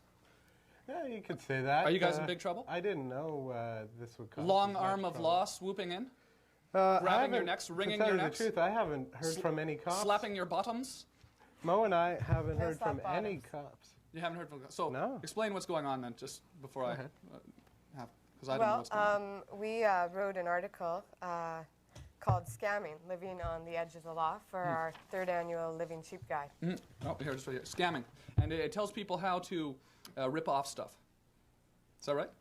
It's a fun thing. It's funny, though. It's a funny thing. It's like Really, I don't like to use the term rip off stuff. I like to use the term how to get stuff for free. How to get stuff for free. But it's a fun article, though. It's not. You're not inciting riots, are you? No, not at all. It's petty stuff. You know, like go to a local bank and snip the pens from the cords with a pair of scissors when no one's looking. That's in there. That's one. Yeah, everybody does it. So and what's the problem then? What's the problem? Well, apparently, according to the police say, according to Section 364 of the Criminal Code, it's not proper to incite people to steal things or to commit crimes. Therefore, you are committing a crime. And that's apparently what they're investigating currently. But it seemed to have escaped them and the local mainstream media that it was a satire. There's major. Look at these articles too. Yeah. Article in the Citizen. Yep. Mad at you, angry, slapping your buttocks. Oh, if I was only so lucky. And what? Here's one in the Sun as well. Satire or incitement. So what's that mean then? What's progressing? I was listening to on CFRA the other day, and they were angry with you. Well, but it's a fun article though. What's your favorite part of the article?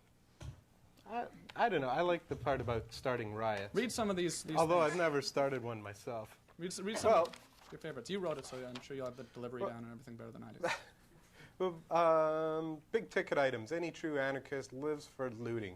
Stereos, fur coats, sporting goods, sunglasses, jewelry. It's all there for the taking after a good riot. Canada Day, or St. Jean-Baptiste Day in Hull, if you prefer, is the perfect opportunity to start a situation. Start a riot. A situation. When else can you do this? It's not as though you can wait until the Senators win the Stanley Cup. No. And so, is this what's going to happen then? Like, are you going to get sued over this, or you're not going to get sued? Or?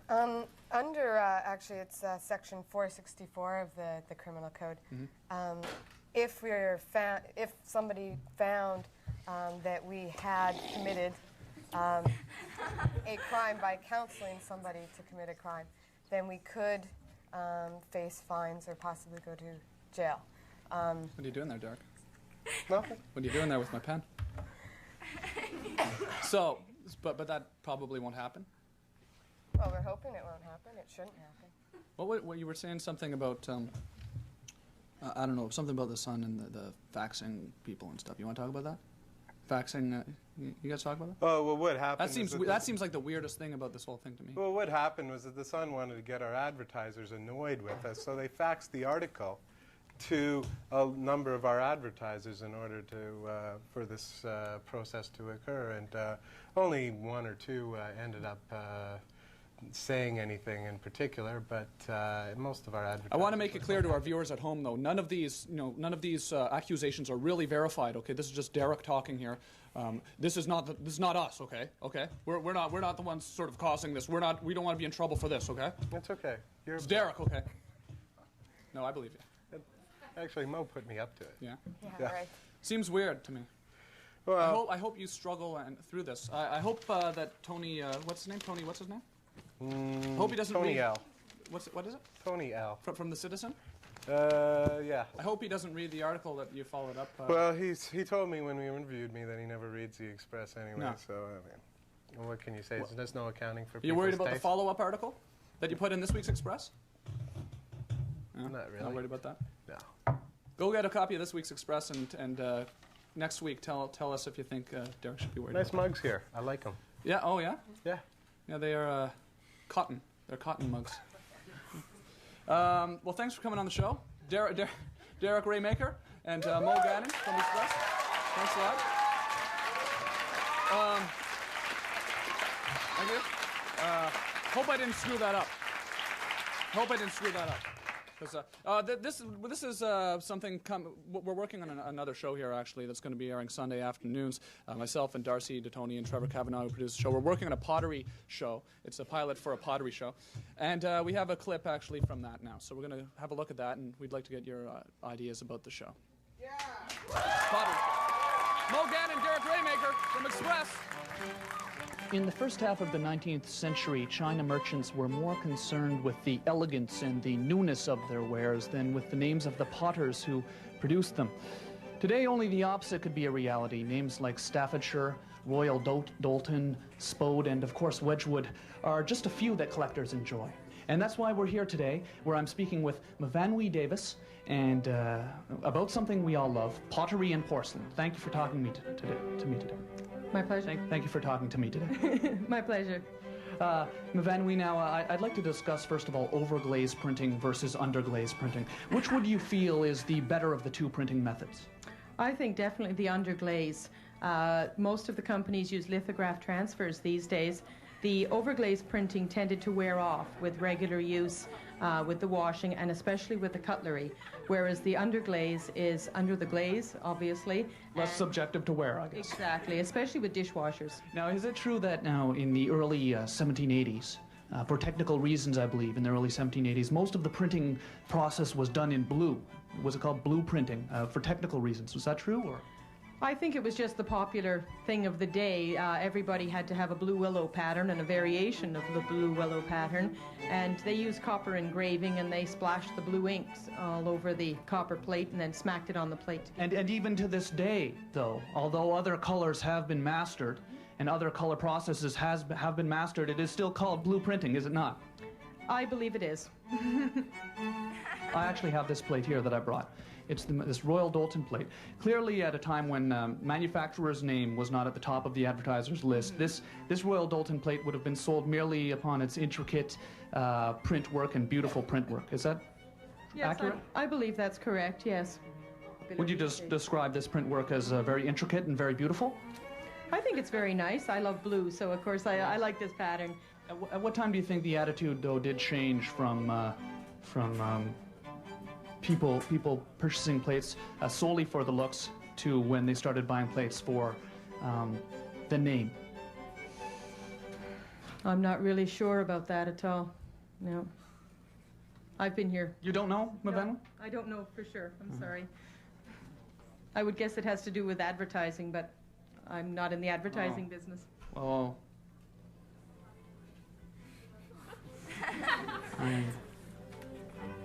I'd like to apologize to our viewers at home.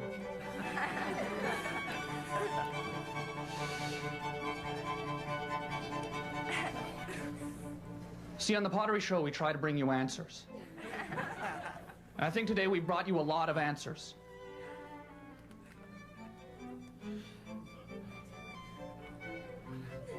Okay, so we don't have all the answers, okay? So you're saying, when did the attitude change? When did they start buying pottery for reasons other than print work? When did they start paying more attention to names such as Royal Doulton or Staffordshire or Wedgwood? When did they start paying more attention to that? I don't know. We're not in the advertising business here, okay? We're talking about pottery, okay? Miss Davis is not in the advertising business, okay? Right? Right. We're talking about pottery. We don't know the answer, okay? So don't watch the show if you don't want. Don't watch the show. We don't know why. Okay? We don't know why. I'm sorry. Stop the cameras.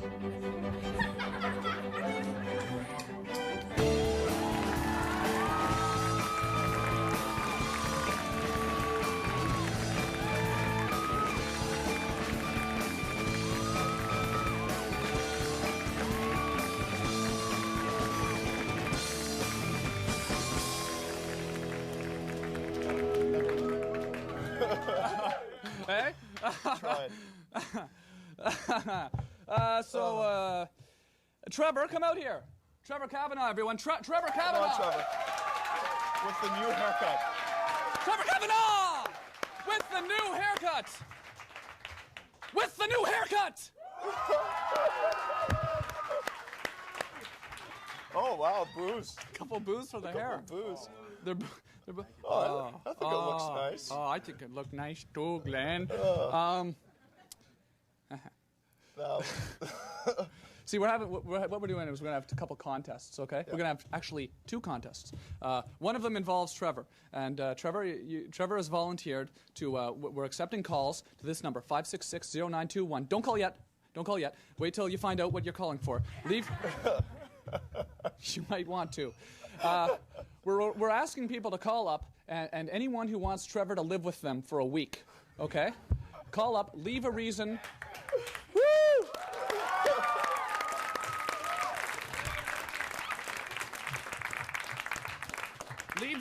Leave your number. Trevor will get back to you.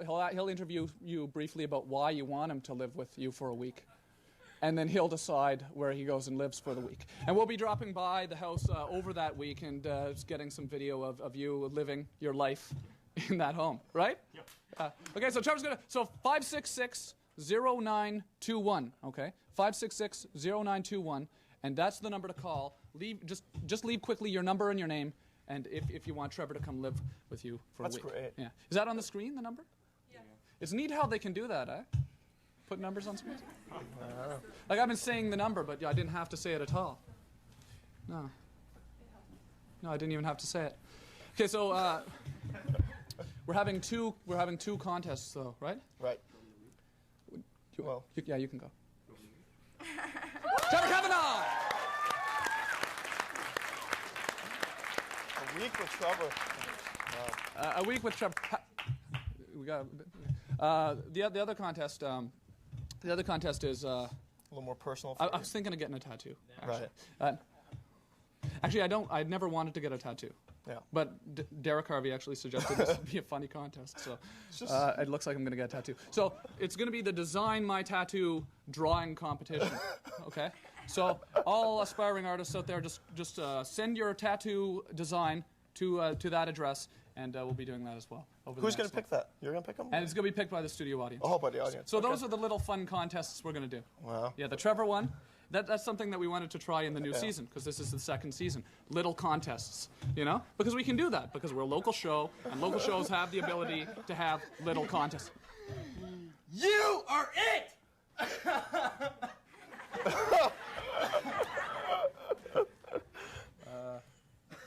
The hell's going on? 9 years ago, hide and seek, Glen Street. Oh. You guys left, and I was still it. Oh, you guys left, we were playing hide and seek. I was still it. You're it now, Tom.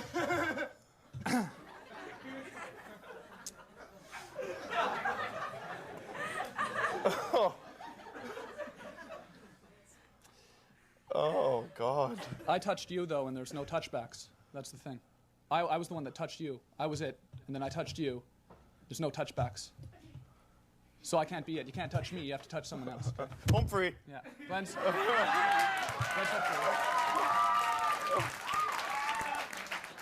Glenn's home free. I don't want to be it anymore. I don't want to wear the it boots.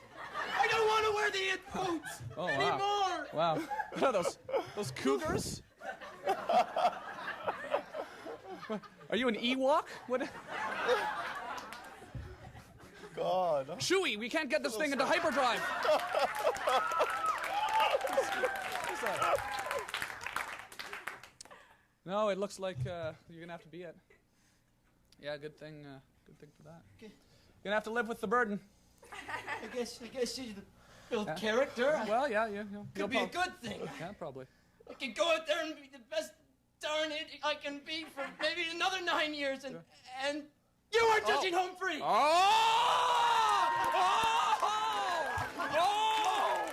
Stupid.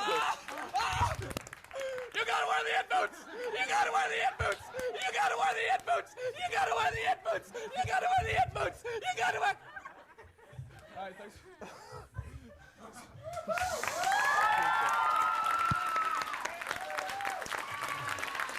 Jeff Lawson. And you have to wear the it boots, Glenn. How are those fit? How do they fit? Oh yeah. They don't fit. That's the problem. That's the sound Glenn makes when he shoves his foot into a furry wad. The hell's that mean? Okay, it's a furry wad. The boots are furry. It's a furry wad. The boots are furry. It's a furry wad. So what are we doing now then? That's basically what I'm doing right now. That's why I'm making the silly voice. I'm trying to figure out what the hell we're doing. 9 years. Oh yeah, we're going to segment. Okay, so we wanted to make an environmental statement. So we're gonna here's our environmental statement.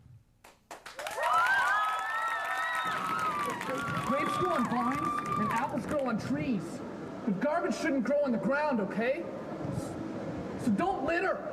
Grapes grow on vines and apples grow on the trees. But garbage shouldn't grow on the ground. This is your park. This is your street. Okay? This is your park. This is your street here. And this is your park and street with garbage all over the place. Which would you pick? Nice forest or a dead forest? The gorgeous one. Yeah, then pick up your garbage. Pick up your garbage. I was dropping it.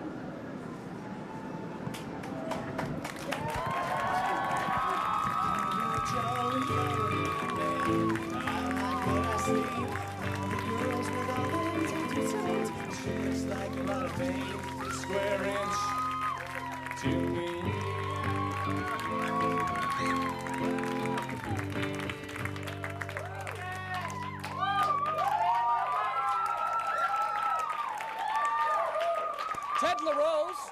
Ted LaRose from the Flat Earth Society. Everyone, give him a hand.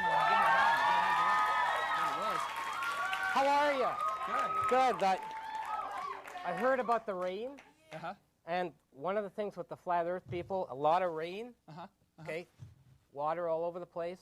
Fall off the edge. You heard the monsoons. Yeah. Like people drift out to sea. So you've got to keep Never heard. Keep so afloat. for Keep Flat afloat. Earth Watch people, your mic there. Don't cover your mic up. For Flat Earth hear people, you. this is very important on a rainy night. Yeah. Okay. Well, so you believe the Earth is flat, then, I guess, right? Well, we don't believe necessarily that the Earth is flat, but we believe that here is a round Earth. That's a but round there are Earth. problems with this. For instance, if a person stood on top of the world here, he'd be standing like that, right? Okay, everyone pay very close attention. Right? Then if a person was on the bottom of the world, he would stand like this. Yeah, so you'd think you'd notice being upside down. You notice you'd be upside down. Yeah. Okay. So is that not true? Yeah, what is we've true. got That is here? true, Ted. Okay. Well, therefore, then, if a plane. Watch your mic there. Maybe take this thing off. If I don't know if we can hear you. If a plane was at the Arctic, take the light jacket. Okay. Sorry about that. Well, that's okay. If the Earth flips over right now, you'll probably We'll be drown. all right. Yeah, you'll drown. Okay. Our Just premise, grab it. Our premise is, if a plane took off from the Arctic Okay. and flew to Antarctica, when would it turn upside down?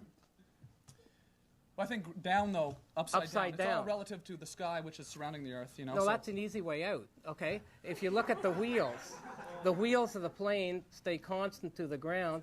The students that I teach have told me that it happens so slowly that the people in the plane don't notice. That's one possibility.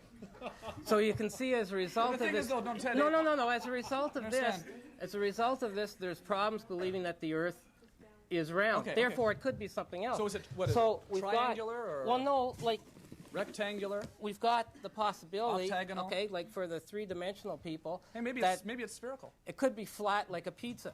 Okay. Okay, and you just go around. Oh yeah. And like you could go to the edge and fall off, but no one knows. Okay, Yeah. and this is just like on a pizza. This is pizza, yeah, When like you fall pepperoni off, just in like the mountains. when you fall off the edge of the pizza. You fall off the pizza, okay. And if the Earth is round, okay, like if you accept that the Earth is round, therefore you can't Actually, I don't know what to believe anymore. I know, you're confused now. It's hard. To be honest it took with me you. a long time. I'm not saying I accept this or that. It I'm took me a listening to lo- everything. It you know? took me a long Okay. time that if the Earth really is round, okay. Oh yeah, of course. You can't use a flat level. Oh, okay. I thought that was something else. A flat level. Okay? So therefore, what do you mean? This is really level. Okay. You see? Uh-huh. But if it was flat, if the Earth was flat, okay, then you could use your ordinary flat level. This was designed by Tricky Dicky. Oh, There's $9. Okay, but okay. Tech. That's just a little trick then. No, it's not a trick. It's honest to God, like this is a level. If Okay, the, yeah. if the world is round, okay, the world is round. You can't This is use rocket a flat science. level. I don't It is understand good. at all. Okay. It is good. Okay, well, let's go on to the next prop because I'm not getting Okay, that one. the next It's prop. just- Okay. just- That. Let's just admit that I'm dumb, and we'll move on to the Okay, next one. but we do have T-shirts. Okay. Okay, that are for sale. $13. Okay. You have some we video have a footage. I have a video. I never believed that the Earth was flat until a couple of years ago when I was hitting the head with a golf ball. Okay, well, roll it. I think they're gonna.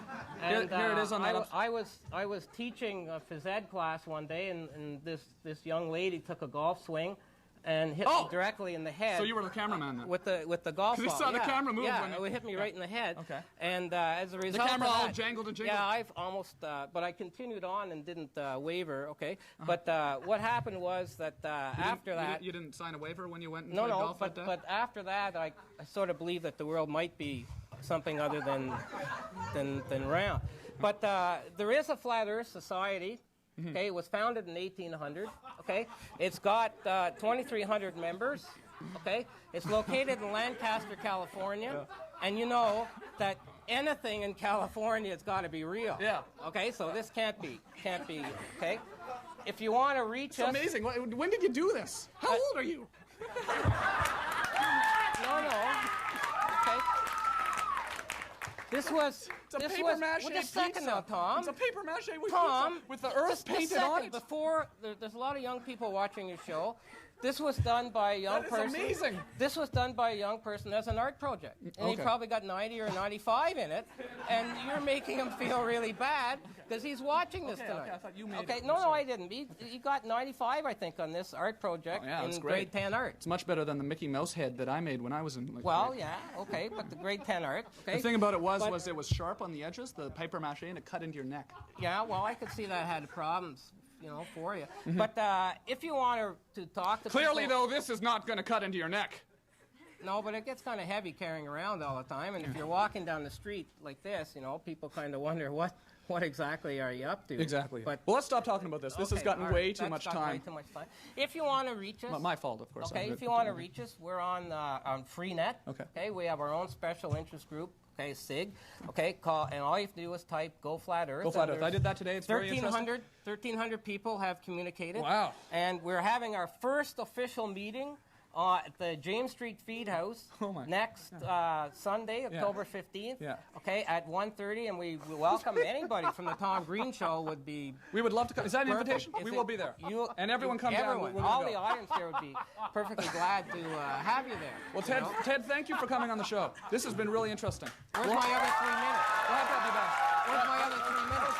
That was good? That was great. Okay, good job. What, did you have more you want to show? Okay, Did well, you we have a painting. Okay, well, we're going to quickly run through these last things because Okay, we I have didn't the realize. realize. Official Snoopy painting. Okay. With Snoopy falling out of the airplanes. This Okay. is another art project from an advanced Okay, what's level the next one? student. What's the next one? It was advanced level Let's student. rock it through them. I know we're not Rock it giving. right through I know it, we're not okay. giving them the credit Okay, they we deserve. have a but- rock. Okay. Okay, and Actually, maybe we should spend a couple minutes on the rock. Okay, well, the rock is very important because if you notice in physics that if you have a rock on your lawn, it will come up. I'm gonna get in trouble.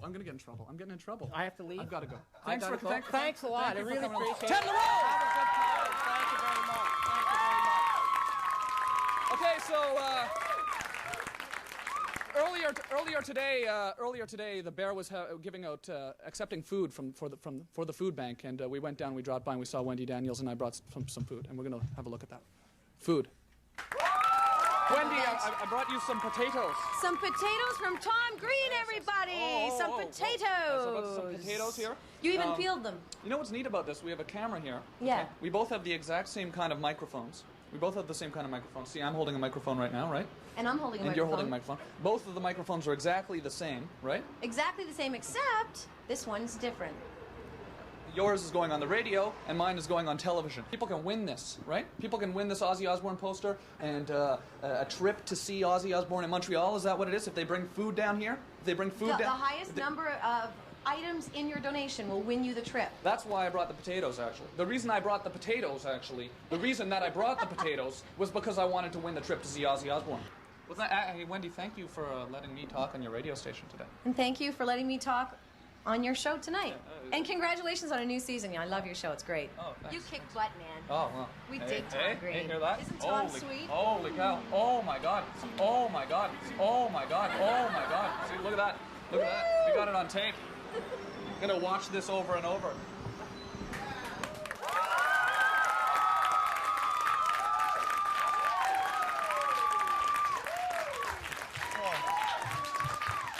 That was Wendy Daniels. She was all kissing my cheek and stuff. Eh?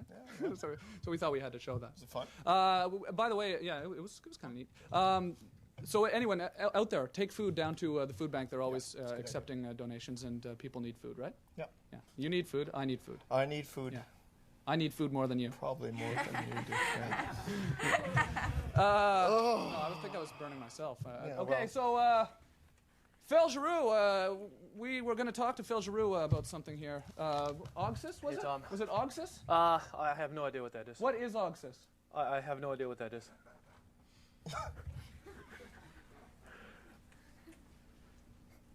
That's really lame because you said you were going to talk about it before the show started.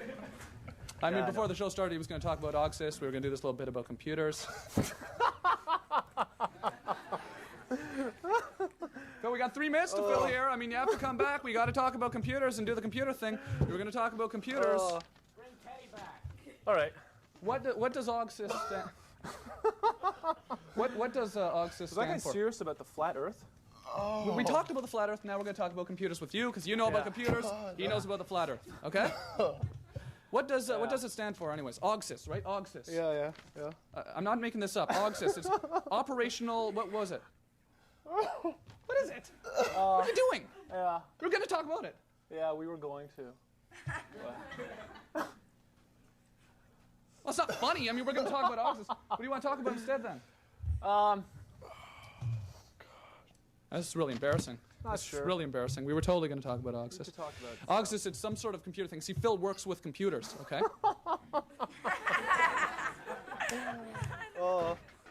Phil works with computers. He knows about all this weird computer stuff, okay? Ogsis stands for something. It's something to do with the information highway. We were going to talk about it. Phil was going to talk all this high-tech stuff, and people were going to go, why are they talking about Ogsis? That's ridiculous. Why would they be talking about that on the show? And then we were all going to giggle about that. But then Phil, I guess, clammed up because he realizes his boss is watching. And he doesn't want to look like a goof talking about computers. Phil, just tell me what it stands for. From back there. Derek's back in town. I'm just gonna. I guess. Okay, I can forget stand it. Here Forget it. It's over. It's over. Our bit's over. Derek Harvey is back in town, as I mentioned, and another thing. That's horrible. What And he the did. influence It's horrible what he did. is here. Neat the way I pulled out of it, though. Eh? Well, 3 minutes went by pretty quick. Derek Harvey is in town. We actually auditioned recently for the Just for Laughs Comedy Festival. We had prepared some French comedy. Neither of us speak French. So we're going to have a look at that now, and then we'll be right back. This is our audition.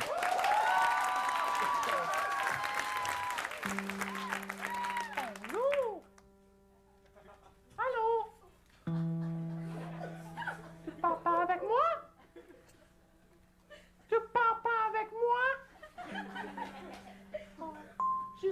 désolé.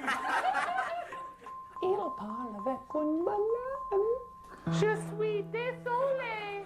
Qu'est-ce que c'est ça? Qu'est-ce que c'est ça? C'est un chien. C'est un petit chien, oui.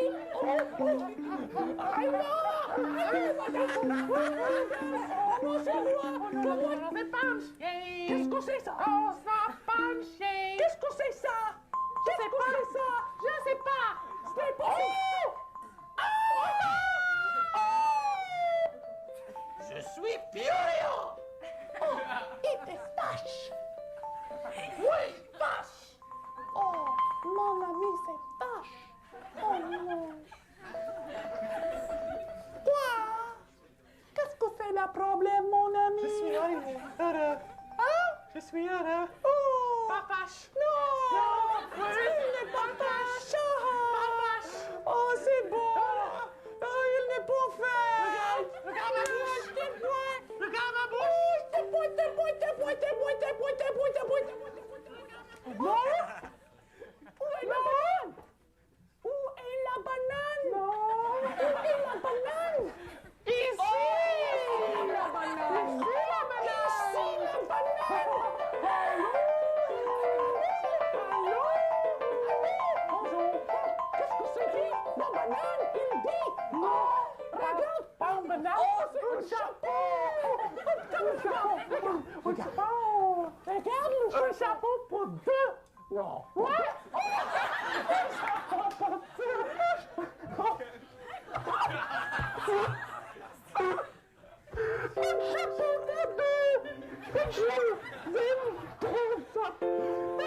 Un chapeau pour deux. Oui, c'est vrai. C'est un bon chapeau pour deux. Qu'est-ce que c'est? Oh, c'est très doux.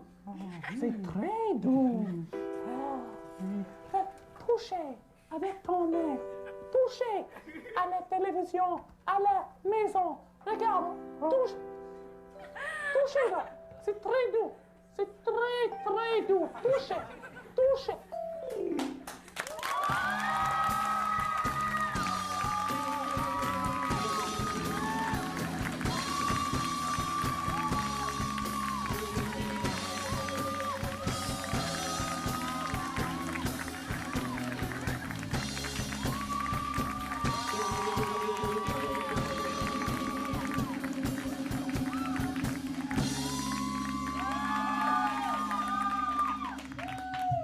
And we're back.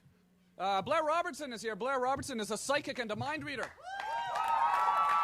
But I bet you knew that already. So it's not magic what we're doing then today. No, definitely Because when you described it to me before, Yes? and I hope you're not offended by this. I'm never offended by anything you say. But it sounded like magic. Well, a lot of times. What's the difference between this trick that we're gonna do with people and magic? Good question. I don't know. Do you want to describe the trick before we do it, or? Well, it's not a trick. What I've done is the psychic. Yeah. Yes. What I've done is I'm a mentalist, which is an entertainer. I do hypnosis shows. I also do psychic phenomenon. I demonstrate the stuff for people, audiences, etc., and colleges, that type of thing. What I'm going to be doing here. Universities. Yes, that's right. And what I've done is I've actually predicted during the federal election. I actually predicted the Liberals would win. During the recent provincial election, I predicted that the Conservatives would win. Wow. It did. I really did. A lot of Yeah, it was in the. But you were right down to the number of seats, weren't you? I was actually right down to the exact in the number of last seats. federal election. You were right down to the number of seats. Exactly. In all three parties. No, just the one party, the main party. Okay, but still fairly good. Yeah, pretty good guesses, I guess. Pretty good. Very good guess. But it's not a guess, though. No, it's psychic phenomenon. And it's not a trick. No, it's not. It's psychic phenomenon. Yes, it is. Mysteries of the You've unknown. got it. Time, life. Absolutely. So then how's that work? How does that work? Like it's intuition. Everybody's born with intuition. Yeah. Everybody has an intuitive sense inside them. Yeah. I mean, when did you realize you had this strange intuitive power? Ever since I was a kid. Hmm? Yeah. Your mom would come down one day and wake you up, and then you'd realize she was at work. Yeah, that's right. I I think you should do this demonstration. I don't here, think that makes sense. I wanted to. I meant to say something else, but it doesn't matter. I wanted to do Came down to start talking to you, maybe. Exactly. She right. started talking to you, and she was Yeah. at work. Yeah, that's right. So you heard voices, or you heard intuitively, Whatever you knew you what say. your mother was thinking. You okay, got it. let's go do the trick. I don't know. I thought I would do something. I wanted to do something. I wanted to do something weird. Okay. What I'm going to do is I'm going to give Tom this envelope. Tom, you're going to hold this envelope. Okay. Thank you very much. Right. We're going to take this microphone. I'm going to disconnect. We're going to go into the audience. We're going to get What, somebody. what's in the envelope? Oh, it's a premonition. Okay. It's a premonition. We're going to go in. We're going to get somebody to select a book from the audience, and we're going to select a word from one of these books. Are you ready? Okay, I'm going to disconnect. We're going to select a word from Yes. one of these books, and then we're going to... Someone... Okay. You got it. I don't understand. You just follow me there. I don't understand. There you go. Okay. Okay, so we're walking over here now. So we have to turn some lights on over here, right? Okay, okay. Here we go. Gonna pick someone. Oh, these guys right here. These guys right here. Okay? Yeah. Sure, I know it was the wrong choice, but anyways, how you guys doing? Good. Pretty good. So what's your name, sir? Where are you from? Jay. Jay, where are you from, Jay? Ottawa. Okay, we'll do it here with Jay. Jay's from Ottawa. Jay's from Ottawa. We're going to use him. Jay, I'm going to get you to take one of these books. Take any book. Excellent. What I'm going to do is place these books down here. We should turn here so everyone We'll can turn. see what's going on. Okay? This is the camera here. We want people to see what we're doing. Okay. Sorry, I'm interrupting. Okay. Thank you very much. And what I'm going to get you to do, sir, is I'm going to get you to say stop. I'm going to flip through this book. I want you to say stop at any point in time. Stop. Right there. Read out the number that's on that page. 93. Would you open up your book to page 93? Oh, okay. Okay, so he said he picked the page and you opened it. All right. I'll just pause for a second. Open up your book to page 93. What I want you to do is look at the first line on page 93. Okay? And what I want you to do is I want you to select a word on page 93. Select any word on page 93, but pick a difficult word. Pick a word that's a long word, a big word on the first line of page 93. Pick a particularly difficult one, more than 5 or 6 letters. Pick a long word. Call out that word that you've got. Immediately. Immediately. Okay, thank you very much. What we've got is we've got an envelope right here. Tom, you've got the envelope. Open up the envelope. We freely selected a person from the audience. We freely selected a book. We freely selected a word. This makes me want to do it longer just because the drum will... You just keep doing it there, sir. Rip it right open. Oh, I think I ripped the word in half. That's fine. Just pull that piece of paper right out there. All right. And I'll get you to hold on. Just drop everything that's there in your hand. I'll get you just to hold the edge. Very good. Give him a hand. That was excellent. That was well executed. What was the word you called out again? Immediately. Hold on to the edge of the piece of paper. There it might be. We'll see. I don't understand. Ooh, it looks like it is immediately. We got the word immediately. How did you do that? It's a case of mind over matter. So if you don't mind, it doesn't matter. Why did you say pick a big word? It's got to get. Let's go back. Okay, we'll go back over here. Thanks.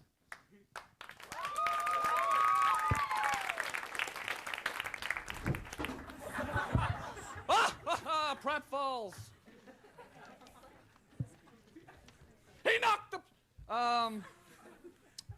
So, okay, so we're. Thank you very much. Thanks very much. Thanks for coming on the show. Woo! Blair Robertson, everyone. Roar! Roar!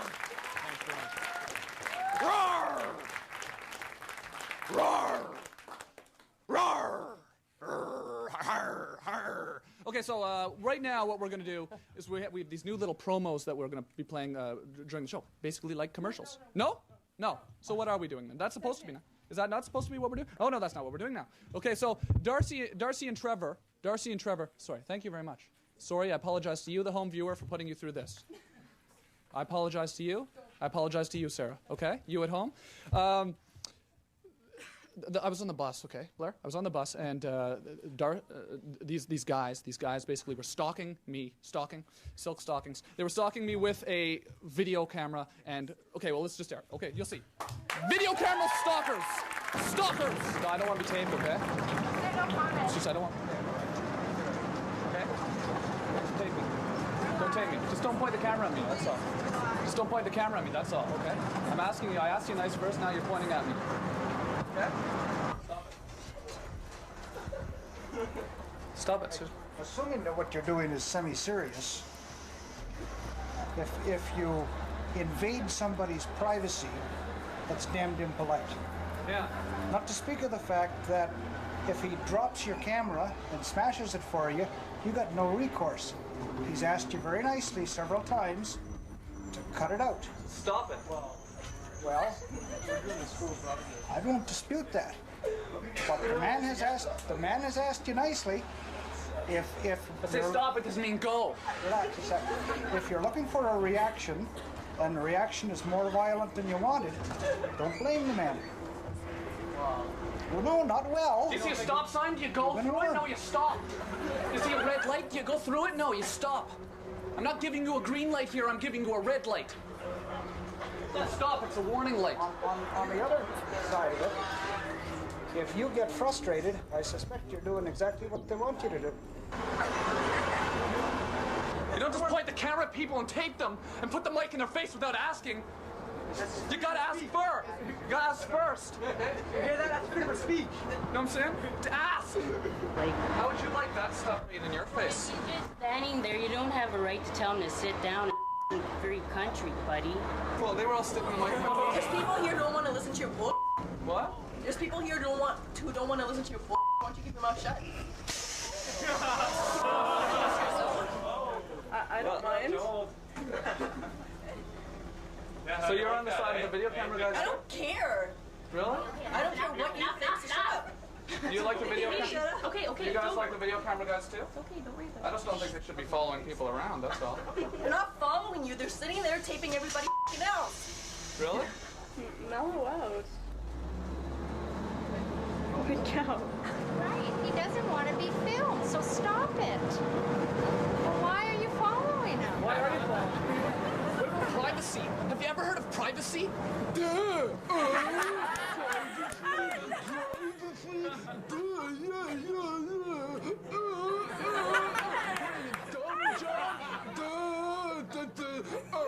I'm just gonna tape anyone.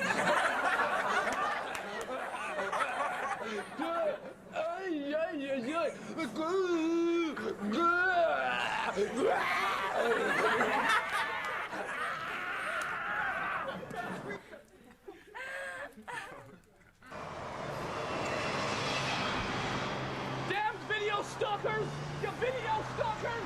Where are you going anyways? Where are you video stalkers going anyways? Museum of Science and Technology or something? Hey, are you going to the Museum of Science and Technology or something? Hey, are you going to the Museum of Science and Technology or something? Hey, are you going to the Museum of Science and Technology? Are you going to the Museum of Science and Technology? Are you going to the Museum of Science and Technology? Are you going to the Museum of Science and Technology? Are you going to the Museum of Science and Technology? Are you going to the Museum of Science and Technology? Are you going to the Museum of Science and Technology? Are you going to the Museum of Science and Technology? Hey! Are you going to the Museum of Science and Technology? Are you going to the Museum of Science and Technology? Are you going to the Museum of Science and Technology? Hey! Are you going to the Museum of Science and Technology? Are you going to the Museum of Science and Technology? Are you going to the Museum of Science and Technology or something? Are you going to the Museum of Science and Technology or something?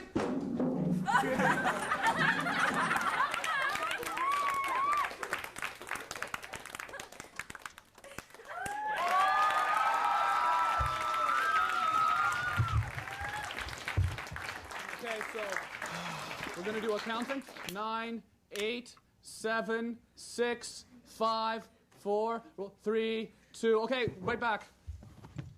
And that one's really fast. Look how fast that one's moving. Yeah, that's what we call fast food.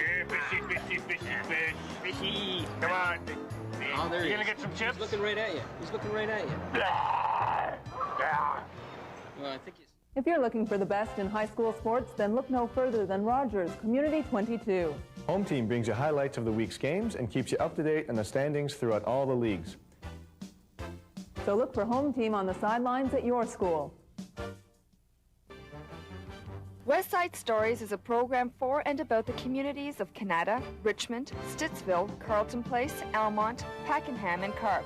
Join us for the season West Side Stories. Right here on Rogers Community 22. The seniors team focuses on older adults who keep active, both physically and mentally. So, if you want to watch an upbeat show for seniors, then watch the senior scene.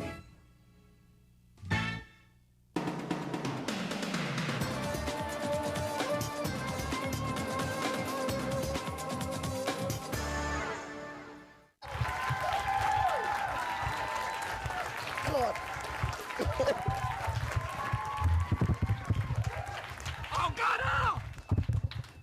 Okay, so here's Cookie. Cookie the band playing tonight. Yay!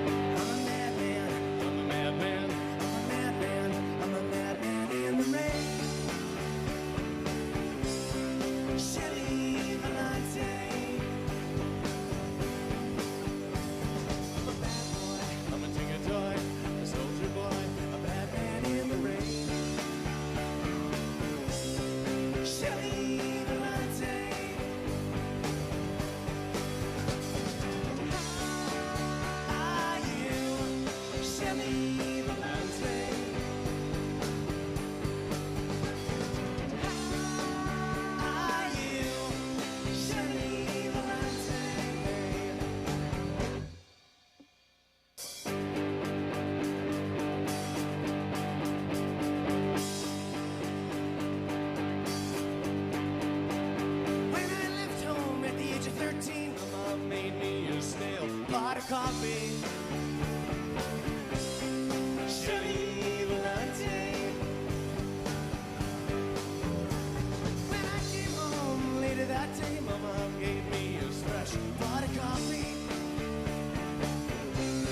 Chevy Volante.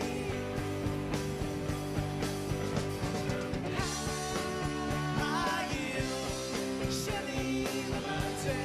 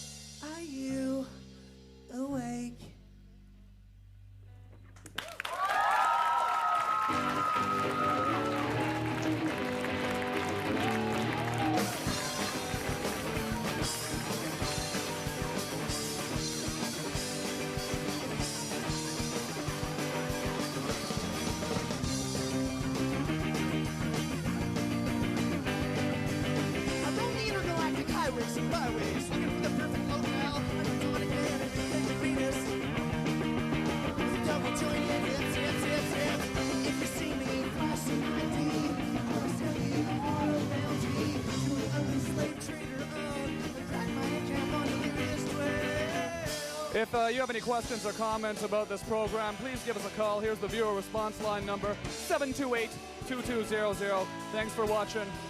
See you next week. Space Cadet.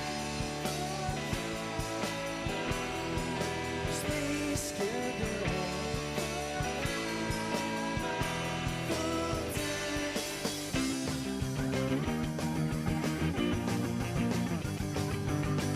Conversation bores me. I'm engaged in telepathic small talk with a queer little number near Alpha Centauri.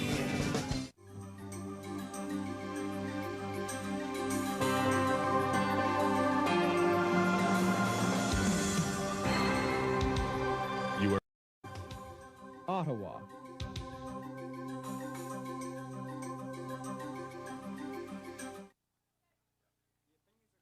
following program are those of the participants and do not necessarily reflect those of Rogers Ottawa or Rogers Community 22.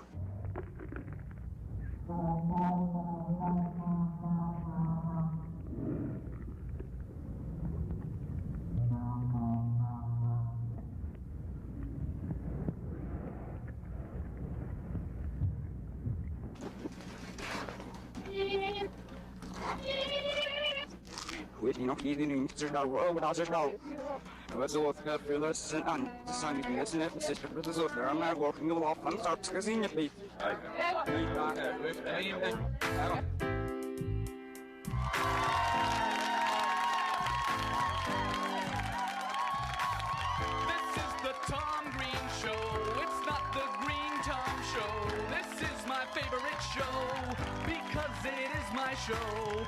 If this was your show, you'd probably like it more than I did. That's just because it was your show, but it's not your show. It's the Tom Green Show. The Tom Green Show. The Tom Green Show. The Tom Green Show. The Tom Green Show. The Tom Green Show. The Tom Green Show.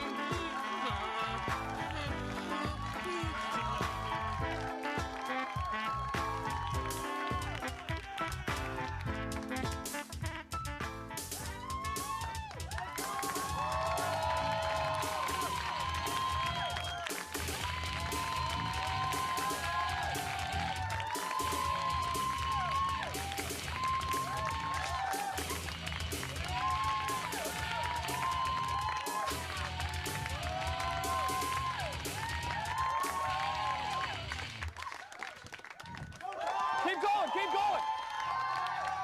Keep going.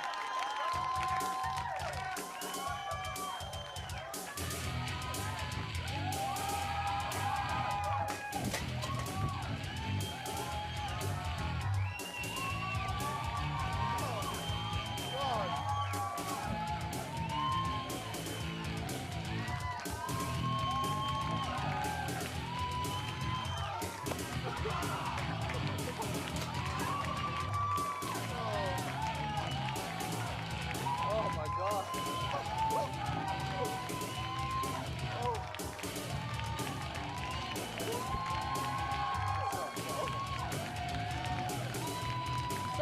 Stop. Oh. God, Pass me that. That's stupid. Hey, you're watching the show here.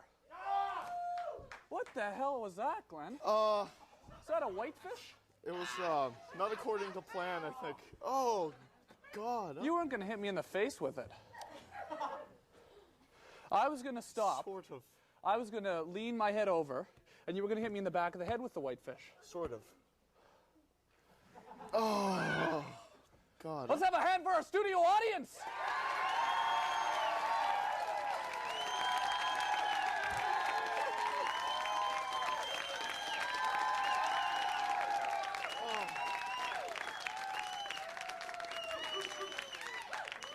I have scales in my nose.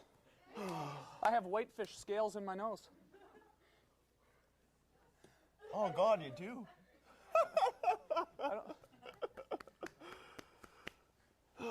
I don't think it had fully de-thawed yet either. I think so. Because it was hard. Look at it. You hit me right in the eye. It's completely right in the eye.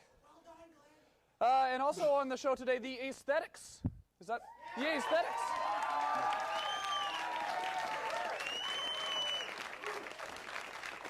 And from Bonehead Music, Big Al from Bonehead Music is here. Johnson Moretti from the Eddie May Murder Mysteries is here.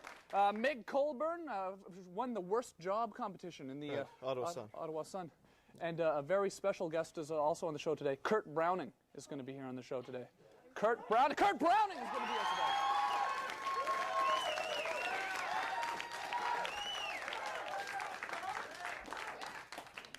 See, after you had hit me in the head with the whitefish, right? Right.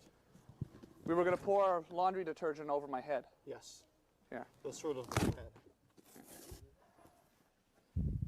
But see, we got so lost in the moment of the surprise that you actually hit me in the face with the whitefish. Yeah.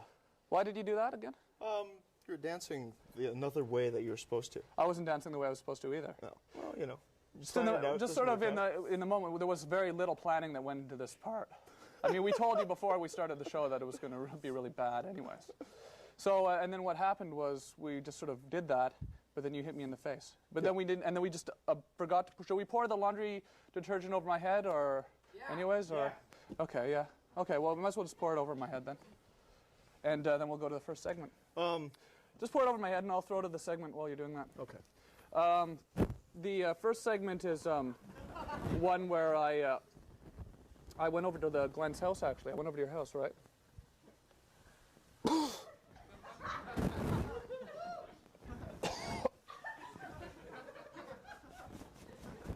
Yeah.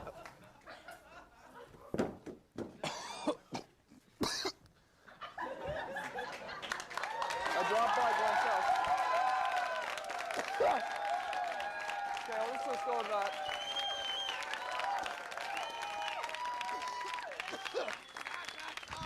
In the West End here, we're looking for Glenn Humplick's house. I've never been to Glenn Humplick's house before. I mean, I've been to his apartment, but strange as it may seem, I've never been to his parents' house before. It's Sunday. Every Sunday, Glenn visits his parents, goes over for a delicious dinner. I've known Glenn for 6 years. I've never gone with him. I've never been invited to go with him. I'm wondering why that is. Maybe there is a sneaky reason. We'll find out. We're going to go meet Glenn Humplick, Mr. Humplick, and Mrs. Humplick, and his sister Carmen Humplick right now, as soon as we find the house.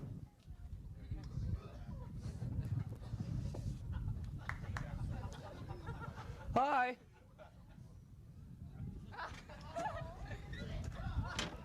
Hi, Glenn.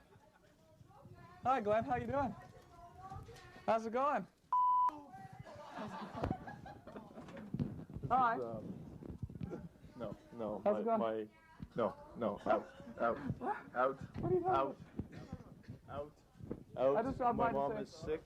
Oh, really? And we drove all the way out here to say hi to Glenn. Is this? this is insane. What do you mean? God, huh? Why is it insane? What's wrong? What do you?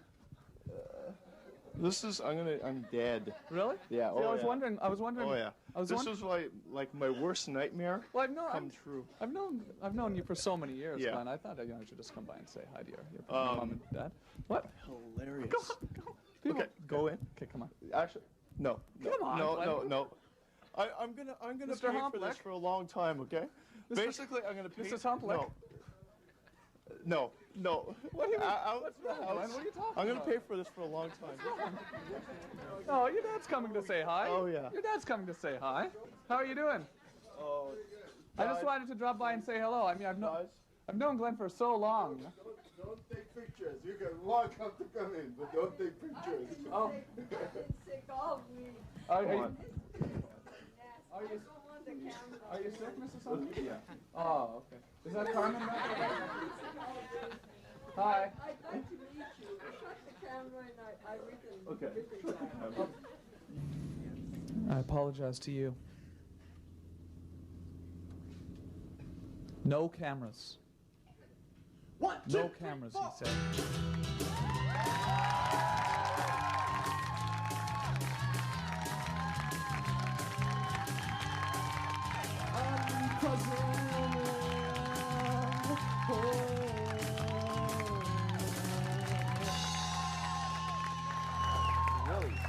Really got it. Wow. All right. Woo! Woo-hoo! Woo! All right. Woo! Derek Harvey here.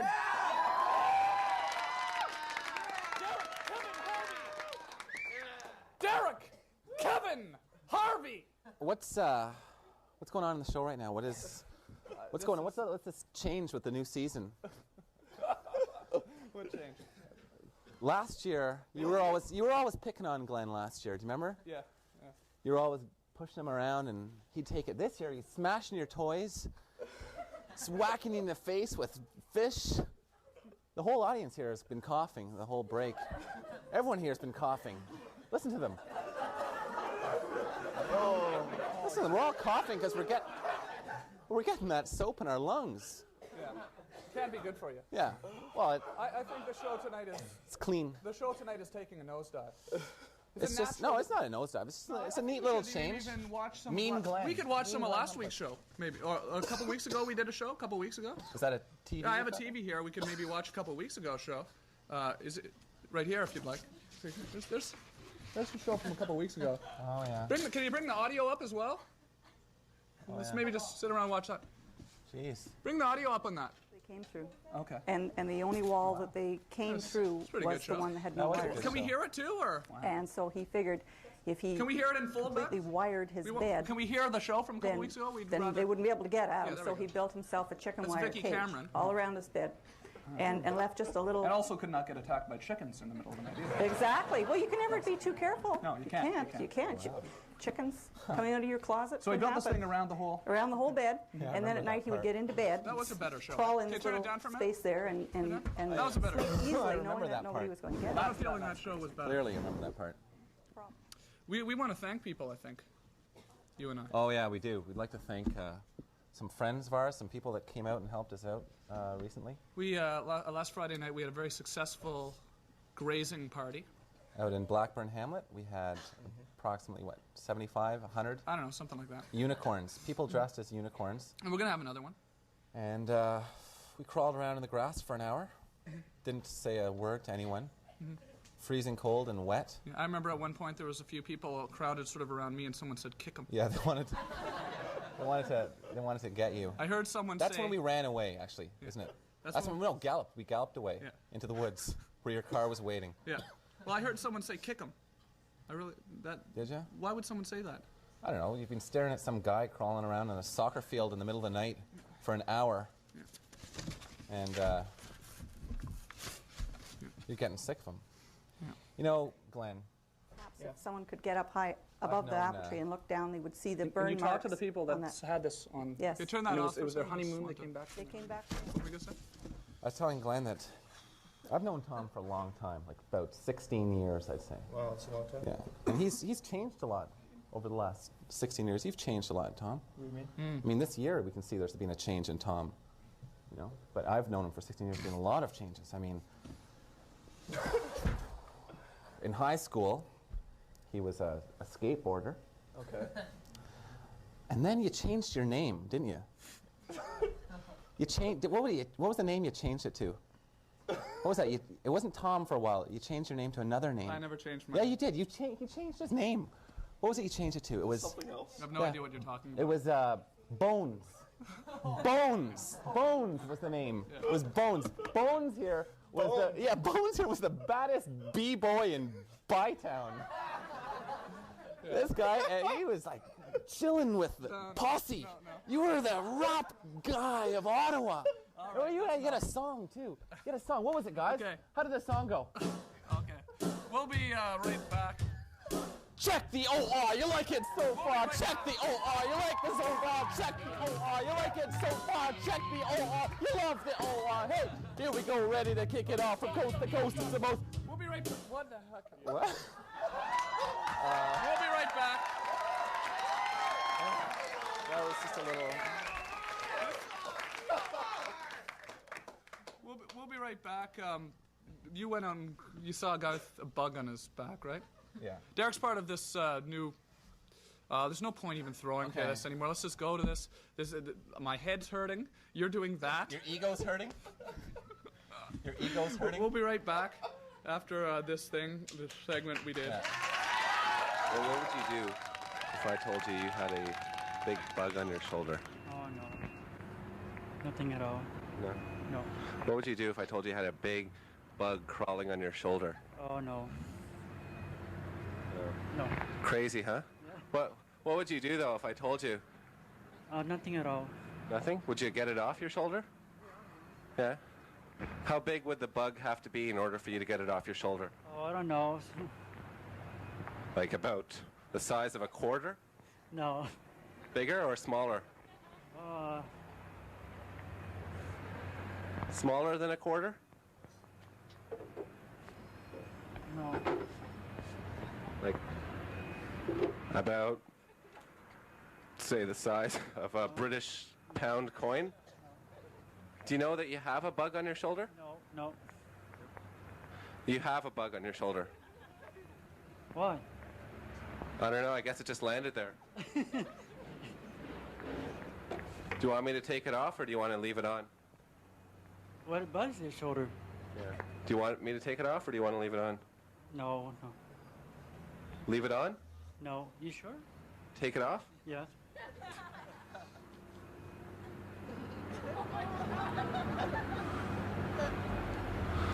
See, look. Oh. On your shoulder. Okay. Okay, here. Okay. I put it back on your back. Oh, thanks. It's on your back. I put it back on your back. Do you want me to take it off again? Yeah, take it off, please. Take it off again?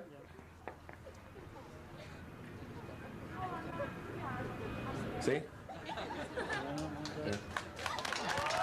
I put it back on your shoulder.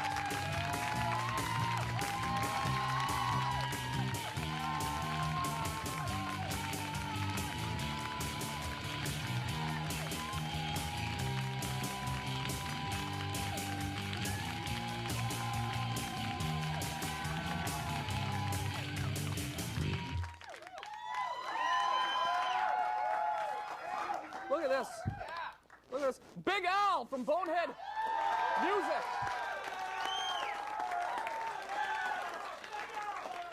Look at these plastic dogs. Look at those. Aren't those nice? You got toys. Yeah, but you don't sell plastic dogs. We sell plastic dogs. You sell plastic dogs? We sell all manner of toys. You sell vinyl. We sell vinyl. Music on vinyl. Yep. We have a lot of records that people are looking for, and we have records that should be on compact disc, and that's what we're here to talk about. We're talking about vinyl. We're talking about vinyl. You want to talk about vinyl in general, or do you want to talk about... Vinyl's a good thing. Why? It's big. You can read the notes. You can see the pictures. It's not like little tiny CDs. But no one buys vinyl. A lot of people buy vinyl. Your crowd buys vinyl, right? No, really. They do. Really. Does anyone buy vinyl, or? Really? A lot of people are buying vinyl these days. It's like new stuff? New stuff, old stuff, looking for old stuff on vinyl. All right. Apparently your mic's not working, so you can use this one, okay? Sure. Is that all right? All right. Yeah. See, we have a few mics on the show. That's going to be yours. People buy vinyl all the time, Tom. Really? Yep. You brought some vinyl in. Brought some vinyl that should be on compact disc. Some funny, weird vinyl, though. Should we have a look? Yeah. Let's have a look. You brought some funny, weird vinyl. Some vinyl that people are looking for. This is collectible vinyl, though. See? Where are we looking here? I'll hold it. I'll pass them to you. You take care What's of this one? What's that one? These are the mascots for the store, Bonehead Music. Okay. Yeah. Is it? Those are the Boneheads. Those are the original Boneheads. But you sell CDs as well, right? Yes, they're Glenn. Yes, we sell CDs as well. Compact discs. Compact discs. Didn't you think vinyl was going to completely die out, though? Never. Why is it not going to ever die out? Because people love the records. Can you find that on compact disc, Tom? No. What else can't you Does find? anyone here recognize this album? Let's swing through some of these. Swing through some of these. No. Mr. Haney, Green Acres. Yeah? Oh, wow. Mr. Haney. Who remembers Mr. Haney? Wow. I have no idea who that is. This is a young crowd here. Okay, yeah. Lemmings, I'm a National young crowd. Lampoon. Let's I'm get a young crowd. Tight shot here. Who's this fella here? It's Joni Mitchell. That's right. Joni Mitchell. Yeah. Chevy Chase. Chevy Chase, yeah. Ladies and gentlemen, Chevy Chase. Wow. Chevy Chase? Looks a lot like Joni Mitchell. Al's record collection. Wow. So you now, showing this to the right camera? What's that? You showing this to the right camera? Yeah, totally, yeah. Why do you think? But it's not just used records that people buy at Bonehead Music, is it? Is it just used? Do you have new records? No, we don't carry new records. We carry mostly collectible albums. Yeah. Old 60s and 70s vinyl that people are looking for. Okay, now are people in Ottawa? Is there a lot of vinyl buyers in Ottawa? Very much so. Yeah. Very much so. Yeah. We're swinging more and more back to vinyl now. People are tired with CDs. Canadian content here. What's that one? Wouldn't you like to have that? What is that? Lord? Yeah, they can't see it. Can you see that? Yeah. Can you see that there? Why don't other stores sell vinyl then? There are a few that do, but there's a big James, Kit, come out here. James, Kit. James and Kit, come out here. Yeah, I knew there were a couple Come people over here. here There's some waiting Star for this. Trekkies. Is this?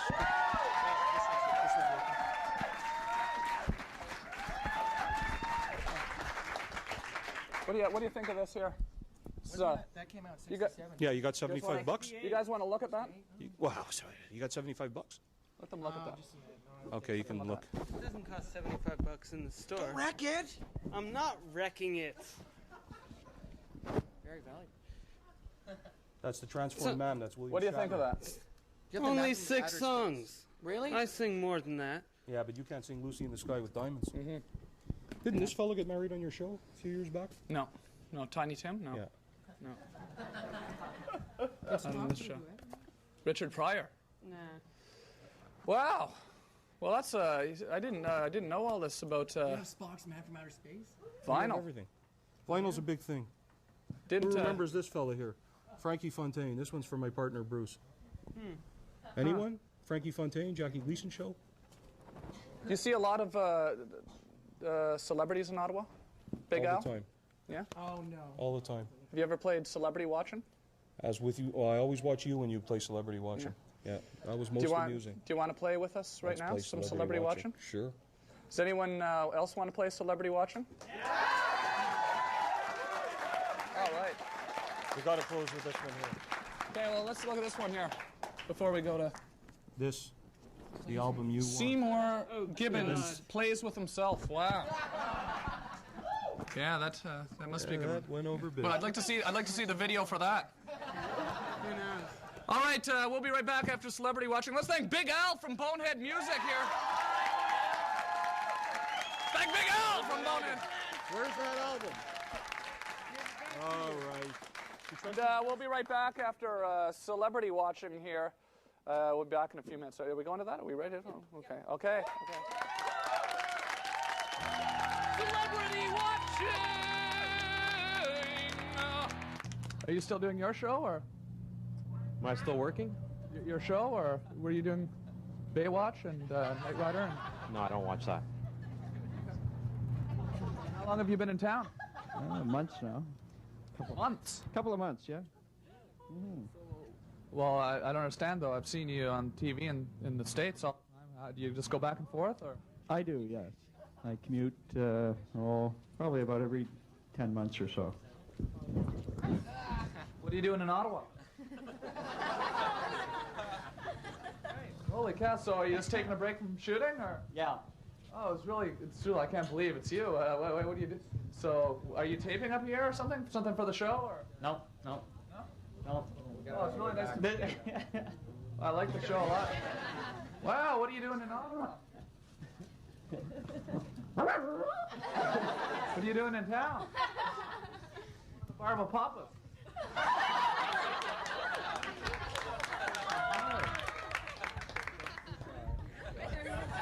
Wow. Hi, what are you doing in Ottawa? What? Me? I know. What are you doing in town? I know. How long have you been here? Oh, I forgot. I love the show. Yeah. You've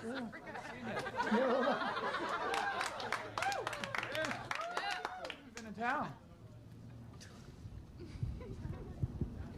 Are you, Lost, eh? What's that? How long have you been in town?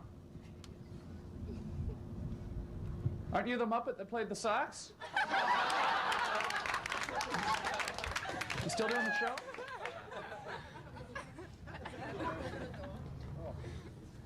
Got them both? Got them both? Fit now that you're off the island?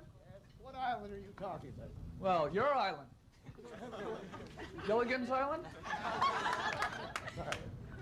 It's really weird running into you here. I can't believe it's you. So how long have you been here for? This is really unbelievable because we were just walking by and I saw you and stuff. I thought I'd come say hi. And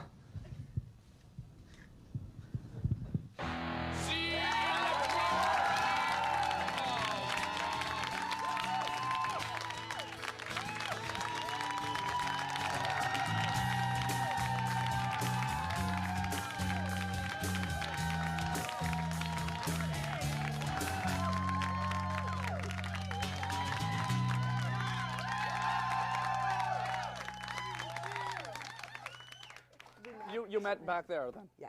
Meg Colburn here has the worst job in Ottawa. The worst. You have the worst job in Ottawa. Oh, it according feels to, like according it. to the Ottawa Sun. Yes.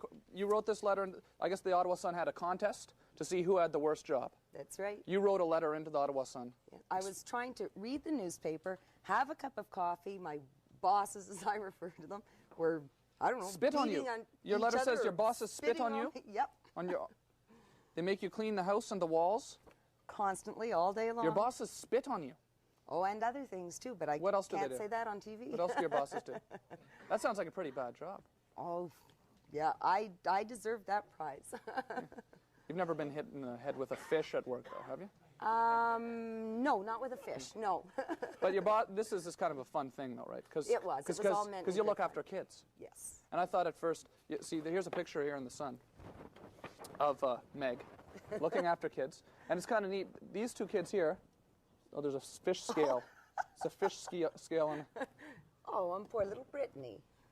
How's it feel? What did you win? What did you win by winning this competition? My husband and I took advantage of it last weekend. We were picked up at 11 o'clock Saturday morning by limo, taken to the Chateau Laurier, which we spent the night at the Chateau Laurier, dinner at Wilfrid's, and we were picked up at 2 o'clock Sunday afternoon via the limo and fun. Taken home. You have bet you been it was. do you like limo rides? Is that fun? You been in a limo before? Nope. No? My first time. Exciting? Oh, it was. So it's pretty good having the worst job in Ottawa. Oh, yeah, it's worth hating your job. Yeah. Something like a manure farmer. Was it a manure farmer? Plays second? I'm not too sure. His letter wasn't in the runner-ups, but I had heard there was a manure hauler that was in there somehow. So what do the people, you look after kids then? So what do the people whose kids you look after think of you writing a letter saying you have the worst job in Ottawa? I had warned them all as soon as I found out I won that it was all meant in good fun. And please don't pull the kids away. Yeah. You're still in, you're nice to them then, even though they spit on you. Oh, yes. Oh, Carolyn yes. Waldo's kids too.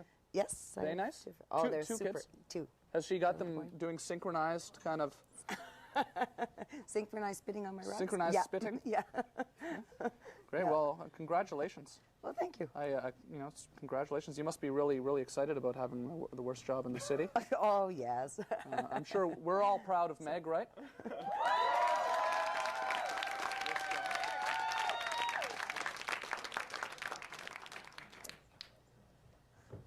Yeah.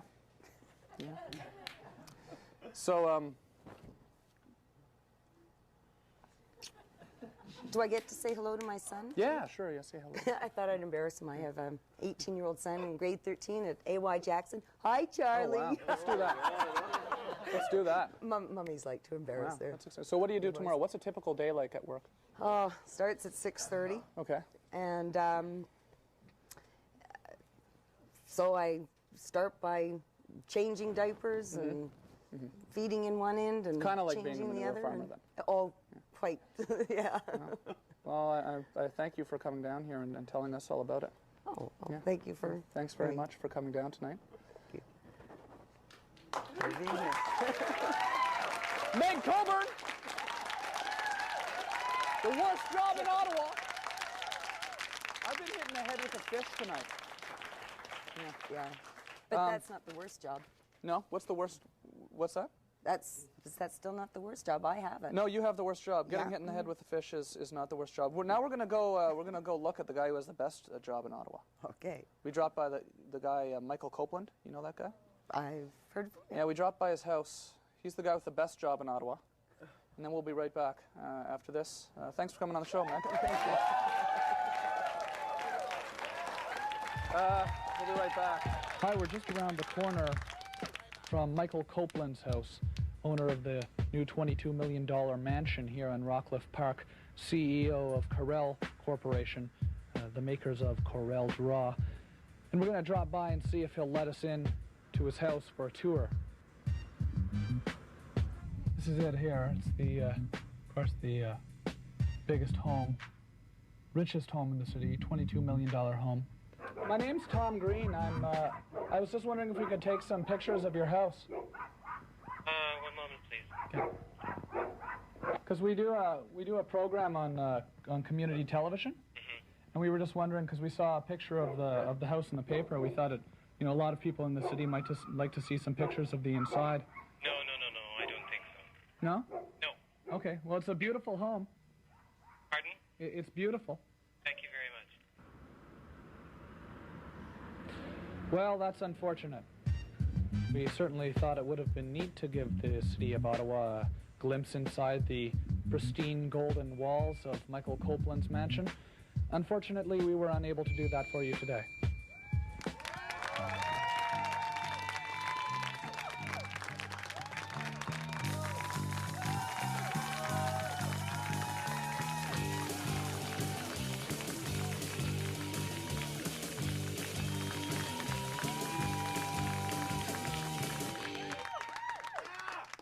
Why don't we, you want to just settle back and watch some of last week's show? Sure. I think we should just do that. Sure. Okay.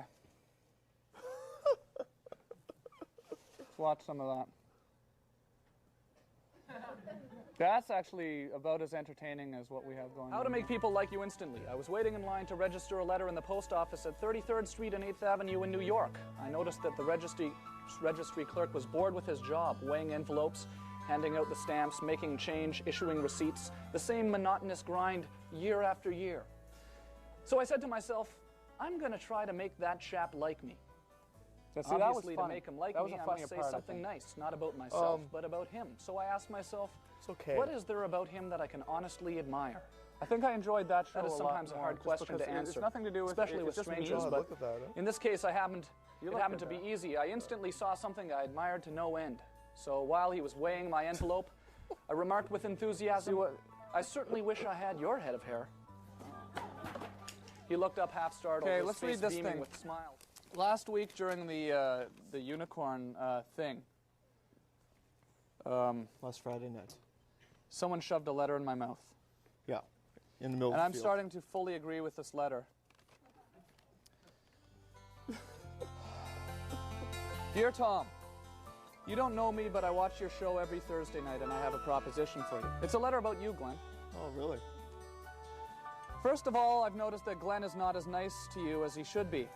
I believe it was morally irresponsible for him to flip you when you attacked him, not once but twice, because you flipped me a couple of weeks ago. God, morally irresponsible. I also think it was totally unacceptable for him to smash your model airplane. But fun. That you did a couple of weeks ago.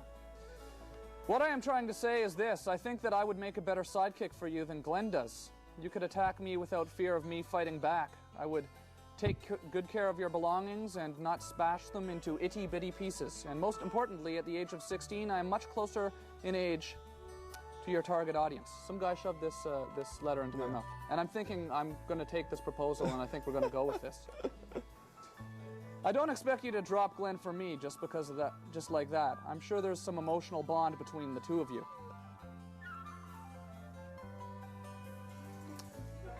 What I'm just asking for is one chance. Please, Tom, let me be your sidekick for one night, and I promise that I will not fail you. Your hope-to-be sidekick, Mike Moffat. So I think we're going to ask Mike Moffat to be the sidekick. Should be good. Night off for me. Night off for you, yeah. I think that's what we'll do. We'll be right back after a word from our sponsor. We ready to do that? The Tom Green Show has been brought to you in part by The Bear 106.9 FM. When you want real rock, lock it to 106.9 FM. The Bear! Killer classics and the best new rock. All day, Ottawa's best rock. 106.9 FM, The Bear. Chicken attack! Chicken attack! At that very moment, there was a loud clucking noise, and all the chickens escaped. They looked angry. They circled over my brother. They wanted to save the little orange chicken.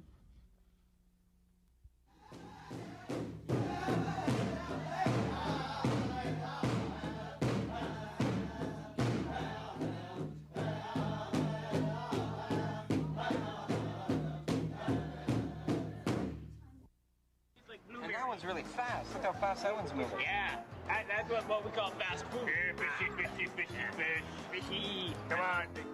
Oh, there You he gonna is. get some chips? He's looking right at you. He's looking right at you.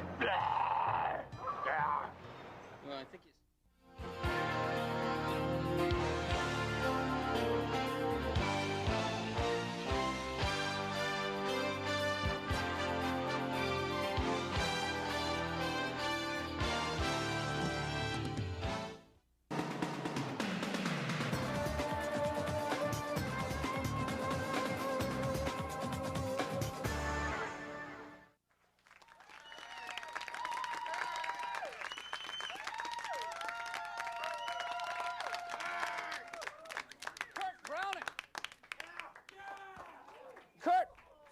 Get your cat, Kurt. Oh, sorry This about Kurt that, Tom. Browning here. Hi. Canadian figure skater. Hey, you got her, Tom? Here. Yeah, here. Good. I got it here. There we go. There we are. Oh, okay, she's a little nervous. So why did you called me up last week and wanted to be on the show, right, Kurt? Yeah, yeah. You wanted to be on the program? Mm-hmm. Why was that? Well, I'm in town, like, this week and stuff there, and I'm doing some practicing and stuff. I thought the canal would be frozen over by But now. you're not really Kurt Browning, right? We're just making a little yeah, joke. And yeah, we're pretending making a little joke, actually. Who are you really? My name's Tim. Yeah. Yeah. Is this mic on? Yeah, it is on. Okay, It great. is on, Tim. Okay.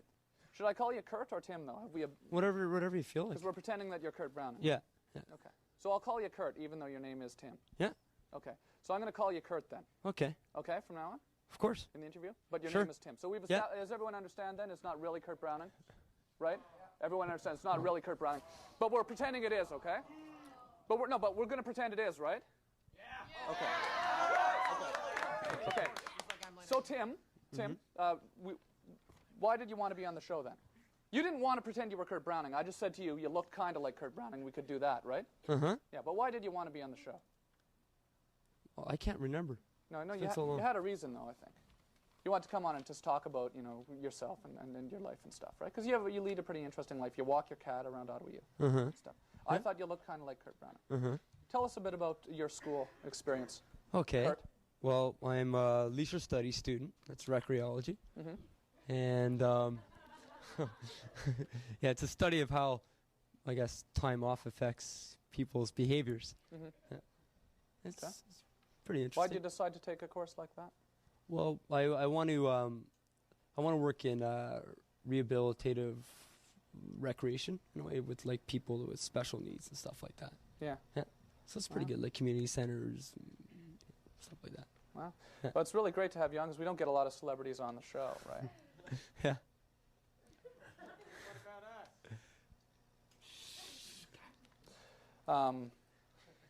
So when are you figure skating next then? I'm not too sure. Like I'm gonna try to get some time. Just I'm pretty busy. But you're right not now. really Kurt Browning at all, though. Yeah. No. We're just pretending you're Kurt Browning. Yeah, precisely. You're not really him. No. No. Yeah. Okay.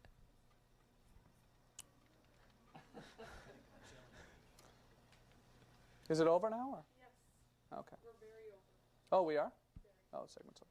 So we're going to stop this interview now then, okay? Okay. And now we're going to go into a video, and then we're going to come back and do another interview. Okay. And then the show will be over. Yeah. After we've interviewed a couple more people and played a few more of these little videos. Okay. Okay, so Kurt Browning!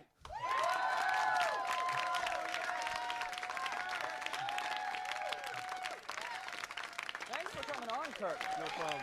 That's great. Boy. Okay. Really appreciate that. Hey, no Thanks problems. for coming down. Hey, no problems. It's we'll nice be right being on back again. after this silly video. We'll play the silly video, and then we'll be right back.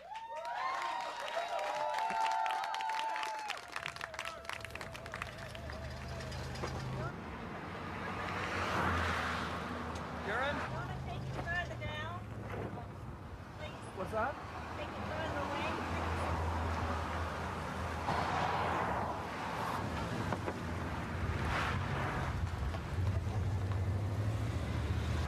Hi, can we sell you some today? Some urine? Tonight, thanks, guys. Cold beer would get down better. No, no, gross. Not for that.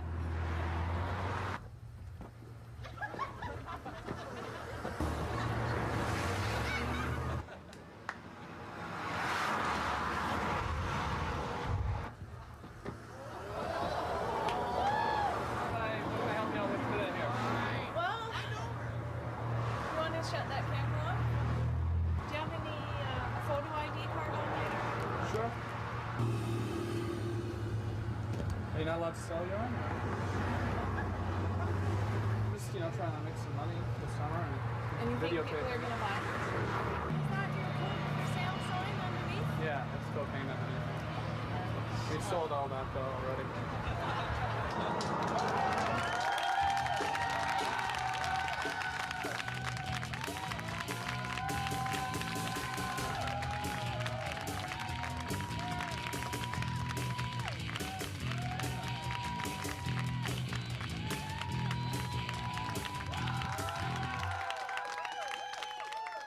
All right, from the Eddie May murder mysteries, Johnson Moretti and Von Charlton from the Pez family are here. Johnson Moretti and Von Charlton from the Pez family. Hi. And you guys are doing an improv thing. This Saturday night. This Saturday National night. Arts Center. Big improv thing. Yeah, Are you- Improvomania forsooth. It's like we have an improv show that we're doing with the graduates from the Canadian Improv Games, which is a great. A lot of these guys know the Canadian Improv Games. Many of the friends have played for. Yeah, we got some of that noise for that. Yeah. Have Vaughn played. Von Charlton from the Pez family.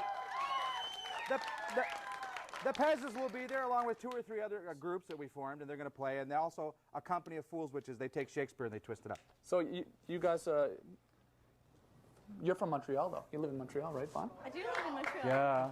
So you came down from Montreal for the show.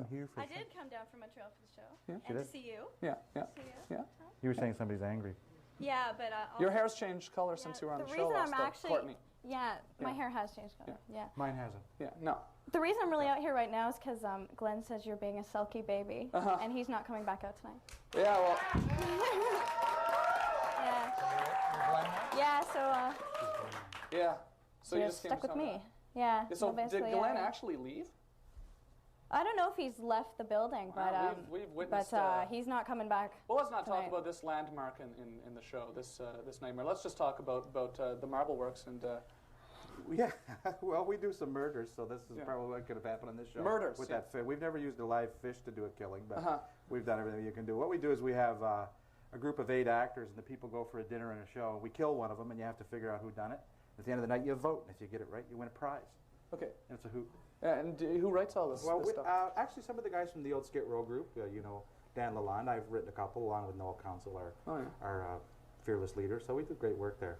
We do we do a huge number of people every year. Christmas time is maniac, and we have so many people calling in to come in, and we have to turn away lots of them. It's too bad. We'd like to get them all in, but it's fine. Great, yeah. And now, how long's that been happening though at the Marble Works?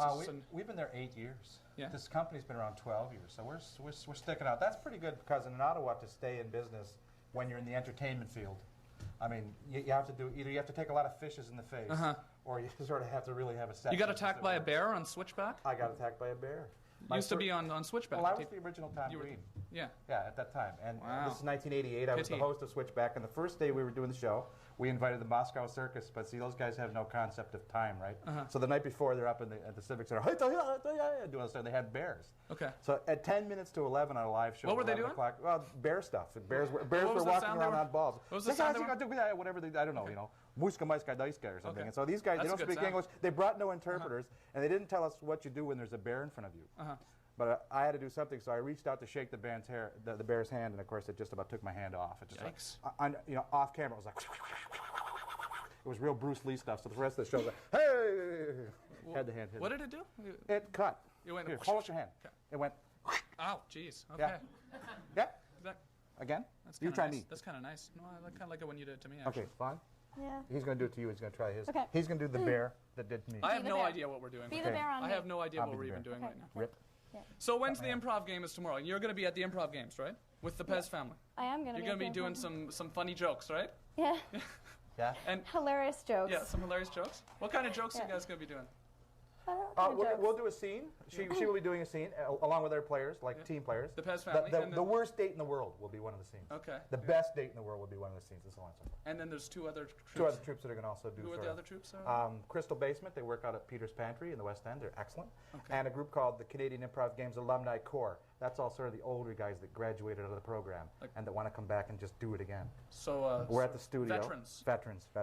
Like almost some of them are like 20 years old. Oh, wow. Like really the older guys. Real, yeah, they're really up there. This is a big deal among the students, right? Huge. We bring high schools from all across Canada every spring to the NAC. We fill up the theater with, we sell 1,000 It's seats. a huge deal for people that are involved in improv. Yeah. And the best city is Ottawa for it, because we have the champion from Canterbury High School 6 years in a row. This year, Francis Lieberman from Toronto took it over, but who knows, Canterbury may be back, or other Ottawa high schools, or other schools from all over. We had them from Newfoundland, we had them everywhere. So it's sold out, you said, right? This Saturday night, there may be a couple of tickets left. Show up at the studio, we'll see if we can get you in. Okay. Anyone going to go? Anyone going tomorrow? $6. Anyone already going? $6 or maybe some freebies. We'll give out some tickets. Oh, there's someone going. Oh, great. See you there. Wow. Well, that's cool though. Okay. That's cool. It was on YTV before, right? Yeah. Is this one being broadcast on? No, this one won't be a broadcast. We won't. Our biggest one is this year is in March, and then we broadcast that one. This time it's going on satellite across the universe, I think. Wow. I don't know where it goes, but all over like North America. It's huge. Well, it's thanks. huge. Thanks for it's coming big down. like moi. And check out Eddie. Yeah, at the Marble Works. Wait, who's Eddie May? Anyways, we don't that's our private detective. Like years ago, we said we need a name. We got a Eddie name. May Murder Mysteries. Yes. Okay, and that's at the Marble Works every Friday and Saturday. Friday and Saturday night. Johnson Moretti is here, everyone, and thanks for coming on the show. Woo! Vaughn Charlton from the Pez family.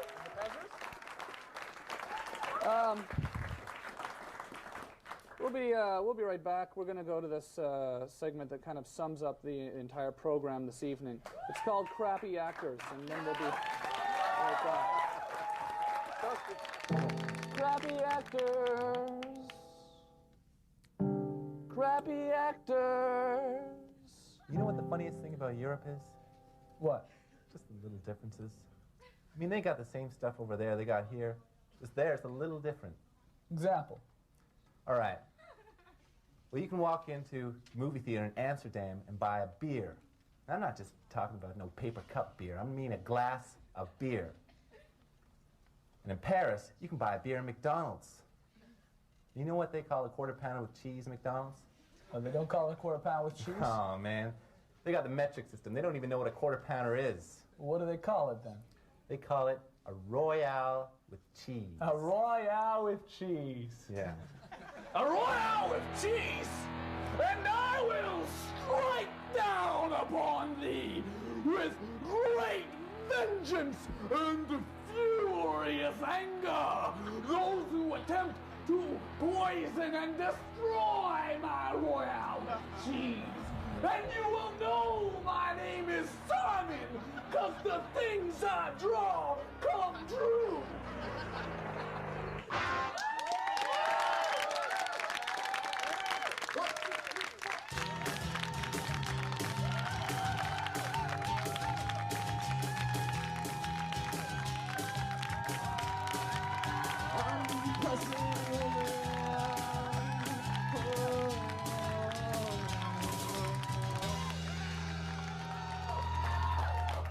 So Glenn's really mad at me.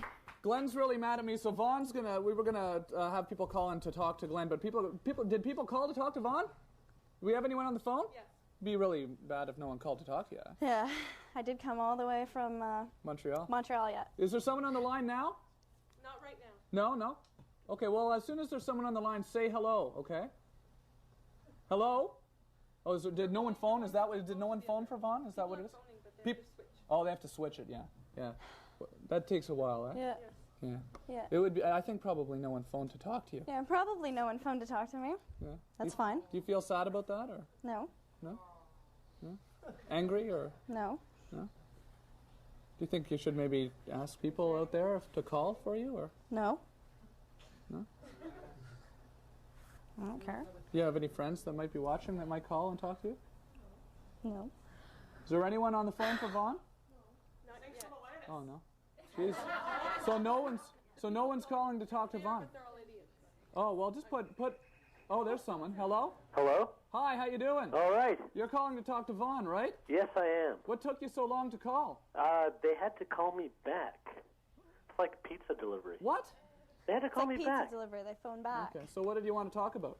Actually, I want to ask Vaughn if Ross Henwood was still on the team. Ross Henwood? Yeah. No. Pez family? No? No. Where are most of the people from the team That was from? about a year and a half ago that Ross Henwood was on the team, so thanks for asking that. Sorry. Okay, I'm not even friends with Ross Henwood anymore. She doesn't even know Ross Henwood. No, I don't even know Ross Henwood either. Okay, is there another caller? Oh, okay, we're going to throw the band.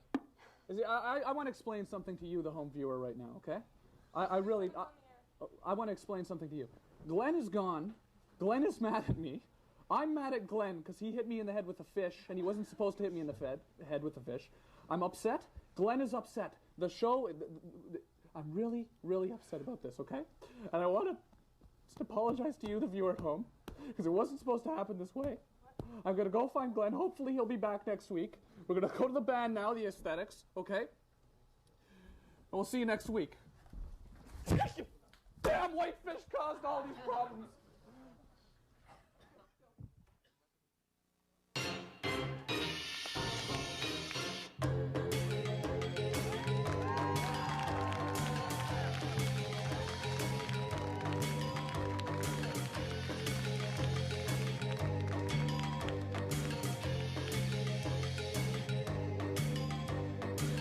It's not sad, but for what it's worth, do as you're told till you grow and then retire to fill your heart so that at 65 you'll finally save a life.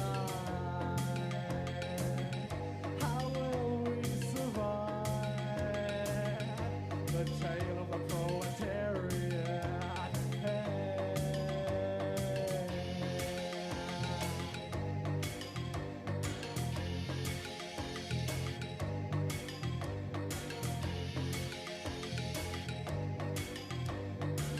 Don't be confused, I'm talking about you.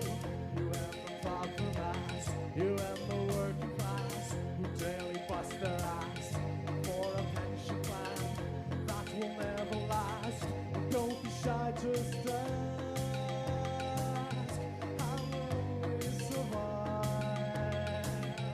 How will we survive the tale of the proletariat? Tale of the proletariat.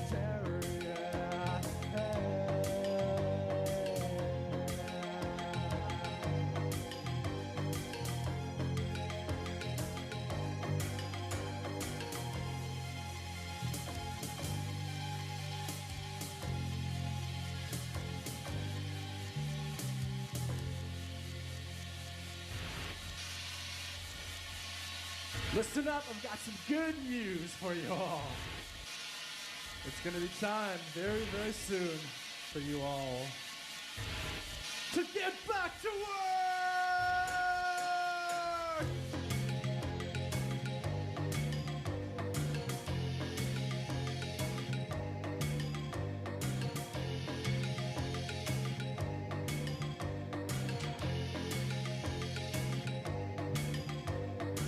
So hunt them out, we earn low wages are concerned.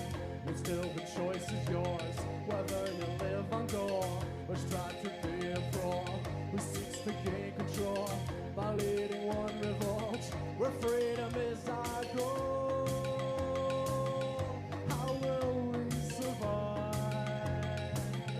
How will we survive?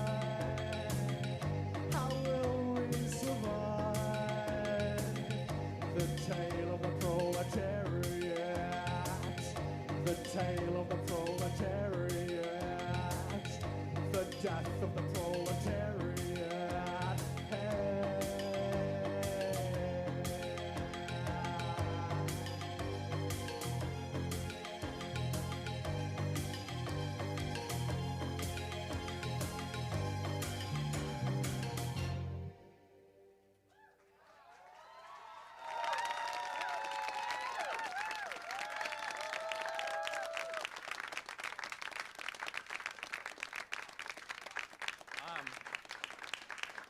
I'm sitting here. I'd like to apologize for Tom for not being out here right now.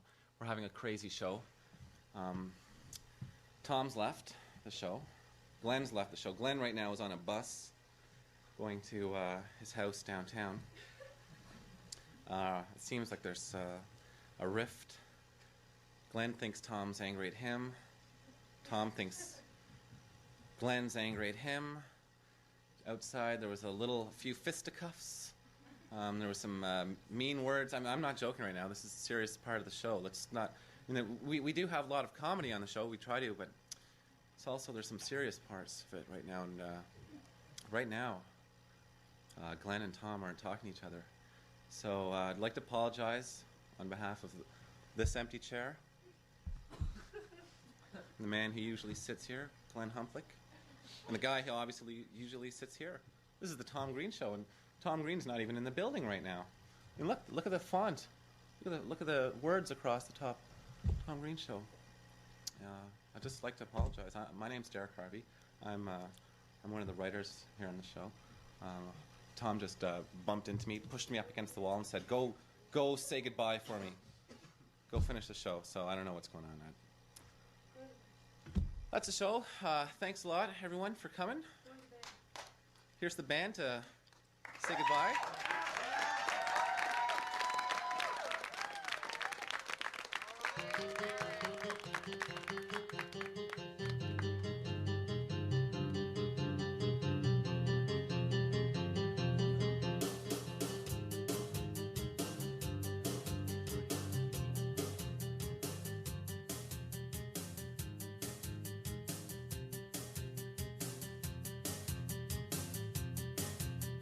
Why did you choose this life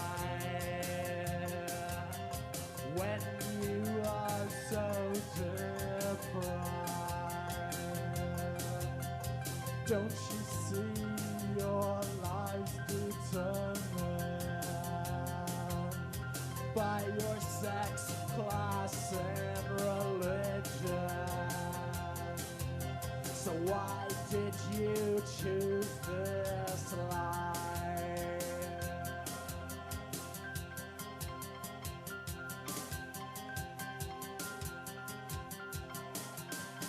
In our towns and our cities,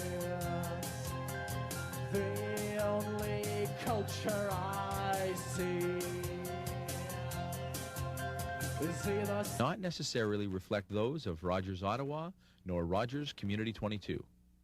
Can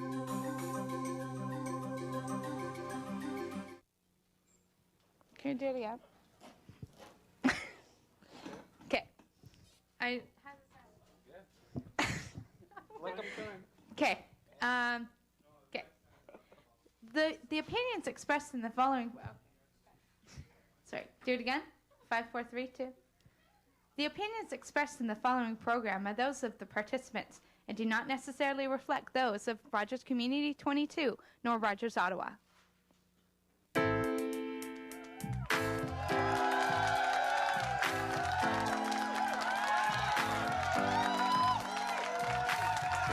is the Tom Green Show. It's not the Green Tom Show. This is my favorite show because it is my show. If this was your show, you'd probably like it more than I did. That's just because it was your show, but it's not your show. It's the Tom Green Show. The Tom Green Show. The Tom Green Show. The Tom Green Show. The Tom Green Show. The Tom Green Show. Tom Green Show.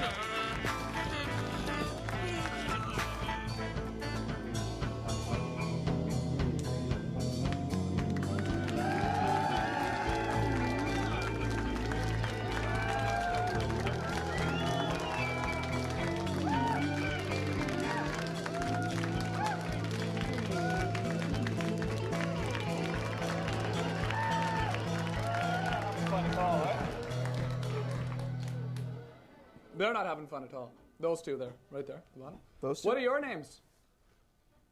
What are your names at the bottom there? On the bottom of the, yeah, you two, yeah. Come here, come here, come up here. Oh, just come on. Just come on up here. Oh, come on. It'd be fun to come up here, eh? Hey, what a great studio audience we have today. The studio audience is here, hey, whoa!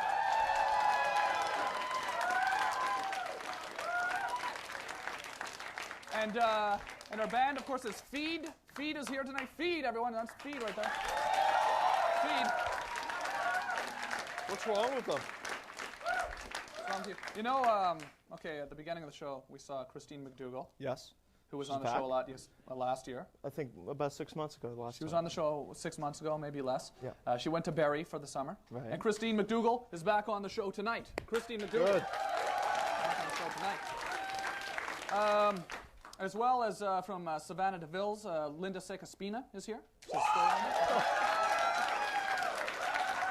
A lot of fans in the audience. A drag queen. We have a drag queen tonight on the show. A drag queen.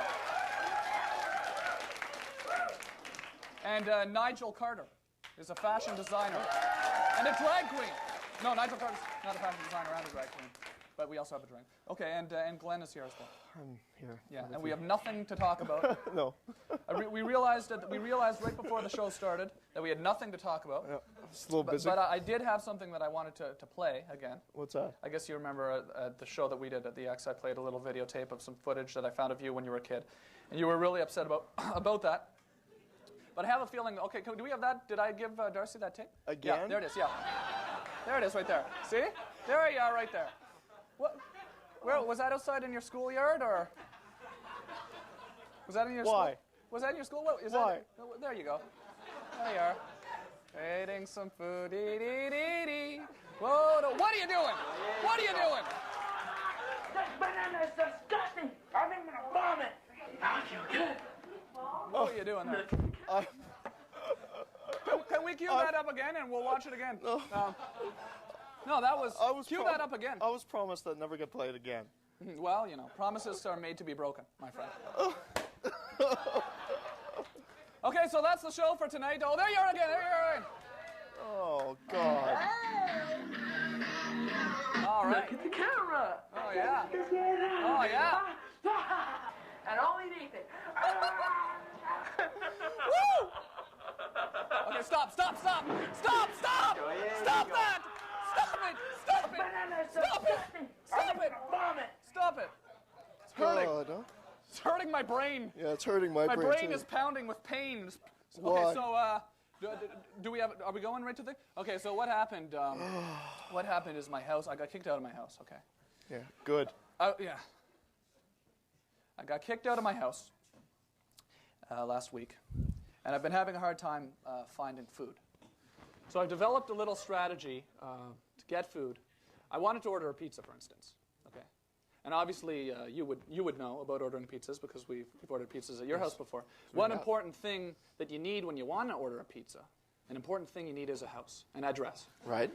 It helps.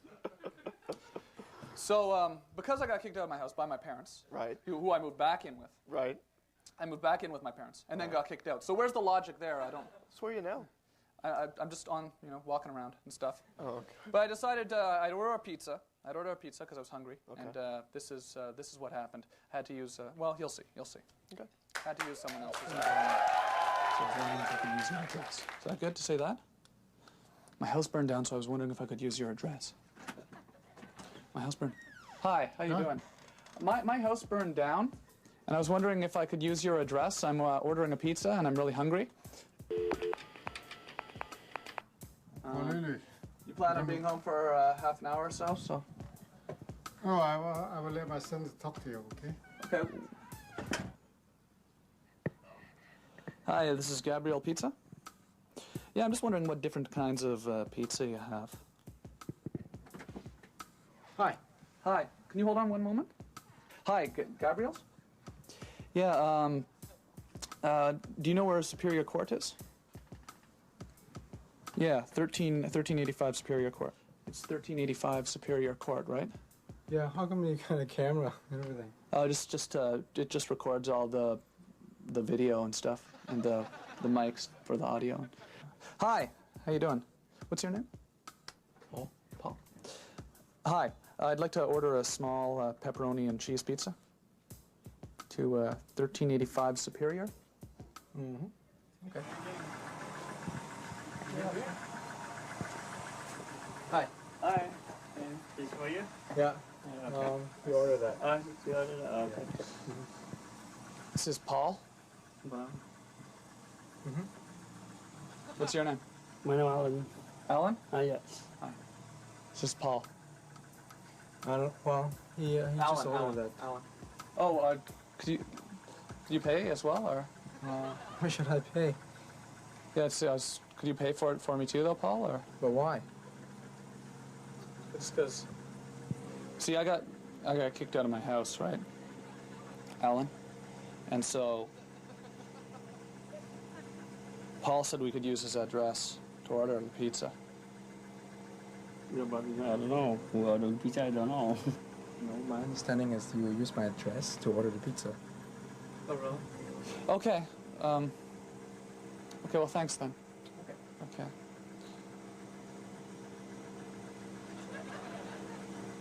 Okay, so that's it? You could use the flour to make more pizzas, so in a sense it's kind of... I don't know. My boss is going to be accepted or not. I don't know. Okay, well, here, Alan. Never mind. How about a chicken dinner? I'll trade for a chicken dinner. Alan?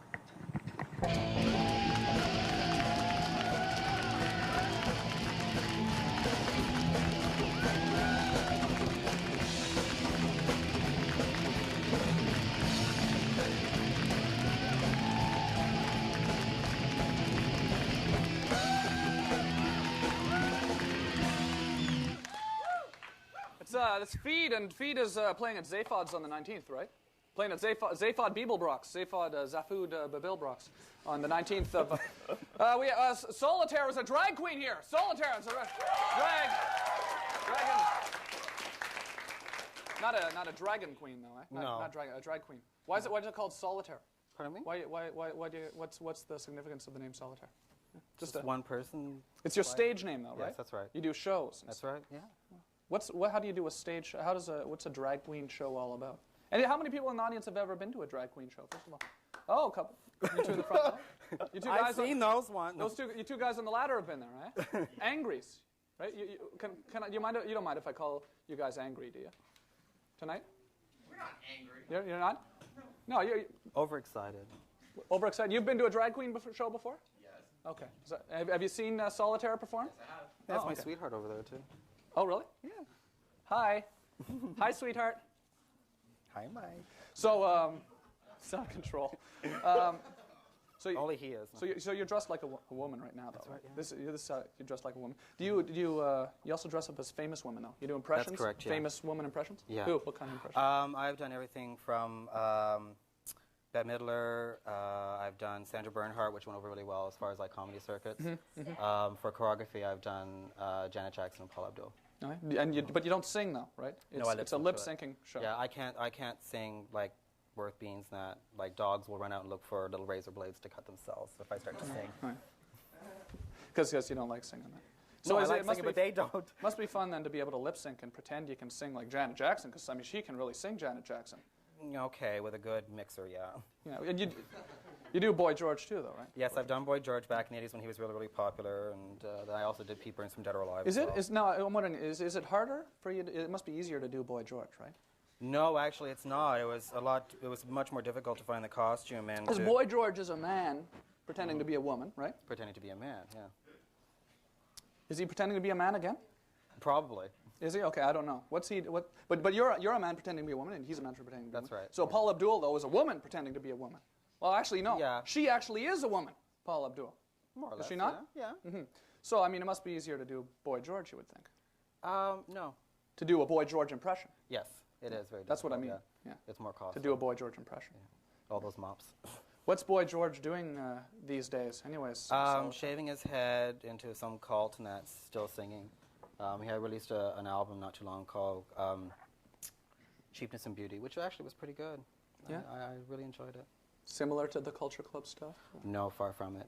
Real diverse, yeah. Really? Like what kind of stuff is it? What is it? He did a cover version of an old Bauhaus song called Fun Time, which was really, really good. Plus, he's got a lot of songs in there talking about himself coming out of the closet and being more open with people and that. And they're really good songs in there for messages. He was in a closet, or? Yeah. I'll bet you anything was with double doors, too. Yeah. I don't know what that means. You ever been in the closet before? What's that? You never hidden in the closet before? I'm trying to think of the appropriate thing to say right now. I almost said I'm in the closet right now, and then I have no idea what that would have meant. So I didn't say that. How now small I think I'm is glad that? I didn't say that. But then I guess I did say it. Eh? I guess I did say it in the end, right, Glenn? Sort of. Yeah. I like this. This is cute. Which is a frightening thing for me to think about. So then but you have long hair under there. Yes, I do. Yeah. How long is it? I would say. Can I touch your breasts? Can I touch? Sure. See, this is the only time on the show I'll be able to touch someone's breasts on the show. And there's no feeling either. No. What are those made of? Can you take one out? Not really. No? It's a little bit difficult to sort of stick my hand down my neck. Oh, you must be able to take one out. Oh, why not? Here, hold that for a You must be able to take one out. I mean, this is an opportunity we'll never have again to ask a guest to take their breast out. These You know? lights are really, really warm, so. Holy cow! Hey! Wow. And, Whoa! And in the wintertime, they double as earmuffs. Okay. Trust me on this, kids. They really do work. So hang on a second. Where do you do your shows? And tell me about your Oh, Halloween. by the way, Tom, if you want to put this in your pants, Can now, I it does wear work your well. breasts? So- Can I wear them as breasts for the rest? Oh no, I want to say look more interesting, so put it there. Hey. I can't wear. Hey. Hey. Yeah, but I don't think Tip Top would really be too thrilled if you put it there. Yeah, no, I know. Of course, we It's a were discussing. men's He was giving me store. fashion tips before the show. He or she? Whichever you want. Okay. She was giving me fashion tips before the show, and you weren't impressed, eh? Oh, I don't mind it. I'm like, it was just the tie. It just looked like my grandmother's carpet. In the cottage. Wow. Oops. Uh-oh. I feel like a breast cancer victim. Get down there. Down, boy. Down there. There we go. All set. So where do you do your show there, Solitaire? Wherever they want me. Yeah? Well, you do actually, give me that back now. You do it in Ottawa, though, right? Yeah, I have a show that I'm doing at Halloween. Halloween. Which is at the Coral, which is located at 30 Nicholas. Mhm. Really, really nice place and that. And I have that show. You played. You were saying backstage you played at Le Pub and Le Club. I played Le Club. Le Club. Le Pub and Le Club. Those are different places, right? Yes. I always get those two places mixed up. I know. I It's just funny. called it Le Club. Yeah. Yeah, like someone told me once to meet me at Le Pub, and I ended up going to Le Club, and there was a big mix-up, and it was... Okay, so Solitaire, everyone has been on the show. Thank you very much for coming on the show. When can they come to this? Oh, I'm the one. For you to go. Okay, when is your show? When is your show? October 28th. October 28th. Yeah. October 28th. You can go see 10:30. Solitaire play at 10:30 at the Coral Reef. Yeah. Okay, thank you very much for coming on the show. Thank you. And Phil, are you here? Have you met Phil? No. No? Oh, Phil is here, but apparently he's not supposed to be. Yeah, I met Phil. Phil is here. Well, we have to talk to Phil quickly. Last week, Phil Giroux, okay, came on the show and he put me on the spot. He started to talk about computers, okay? He wanted to talk about computers last week. And I didn't really. then he didn't talk about them, and he had denied to knowing anything about computers, okay? He denied knowing anything about computers. Fortunately, that was, unfortunately for me, he was putting me on the spot. He actually owns a computer company. We have a video of his, I see you, Sarah. I see you doing what you're doing, okay? Okay, tell Darcy I see you doing this thing, okay? But we have to say this to make, okay? Anyways, Phil owned this computer company, and he was you denied knowing anything about computers, right? Okay, anyways, well, he knows about computers. He's lying. We'll be right back after this.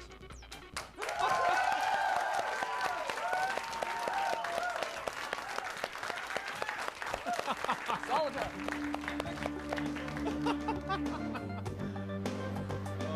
This video deals with the future of print media. In the next few minutes, I'd like to introduce you to the NITEC Media Link system. Imagine receiving your newspaper each day, not on your doorstep, but on your personal computer screen. This idea will soon become a reality with the NITEC Media Link system. Hi, my name is Phil Giroux. I'm the Director of Technology at NITEC Innovative Communications. Believe it or not, I have been involved and progressed in the telecommunications industry for over 10 years now. I'm going to introduce to you the NITEC Media Link system. I'm going to explain to you what it's about, how it works, and how you can benefit from this system.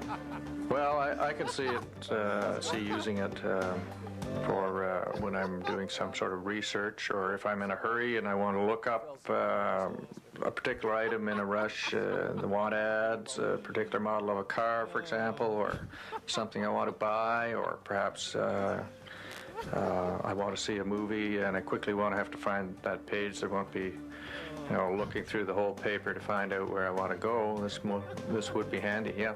Many network providers are offering more and more value-added network services. For instance, Bell Canada used to provide you with a phone line, and you'd have your number, and that was it. If you want an answering machine, you'd have to go and physically buy one. Now you're seeing services such as the Bell automatic invisible answering machine. You're seeing call display. You're seeing call waiting, forwarding. Those are all services. Those are add-on services that the provider sells you. NITEC studies show that at least 50% of Canadian homes contain a computer, but less than 10% of these computers get used on a regular basis. People admit they cannot find a practical use for their machines. But those who have spent money on a personal computer, they want to use it. They just don't have the right reasons. Well, now NITEC brings that reason to them, into their home, each and every day. Yeah, probably a lot of people buy them just because they think they've got to learn about computers, and they spend about 6 months working on them very feverishly, and then they burn themselves out and never touch them again. Probably be a great thing for someone like that to have a system that they could use their computer every day. Yeah, probably they find it a little more useful than writing some little program that's not going to be that useful to them, or this will be useful to them every day sort of thing, and they get a lot more use out of their computer, that's for sure. Yeah. In order for this to work, an automated news transfer process will have to be developed between the paper and NITEC. This system will transfer articles on a daily basis so that these articles will then be available to all NITEC Media Link subscribers.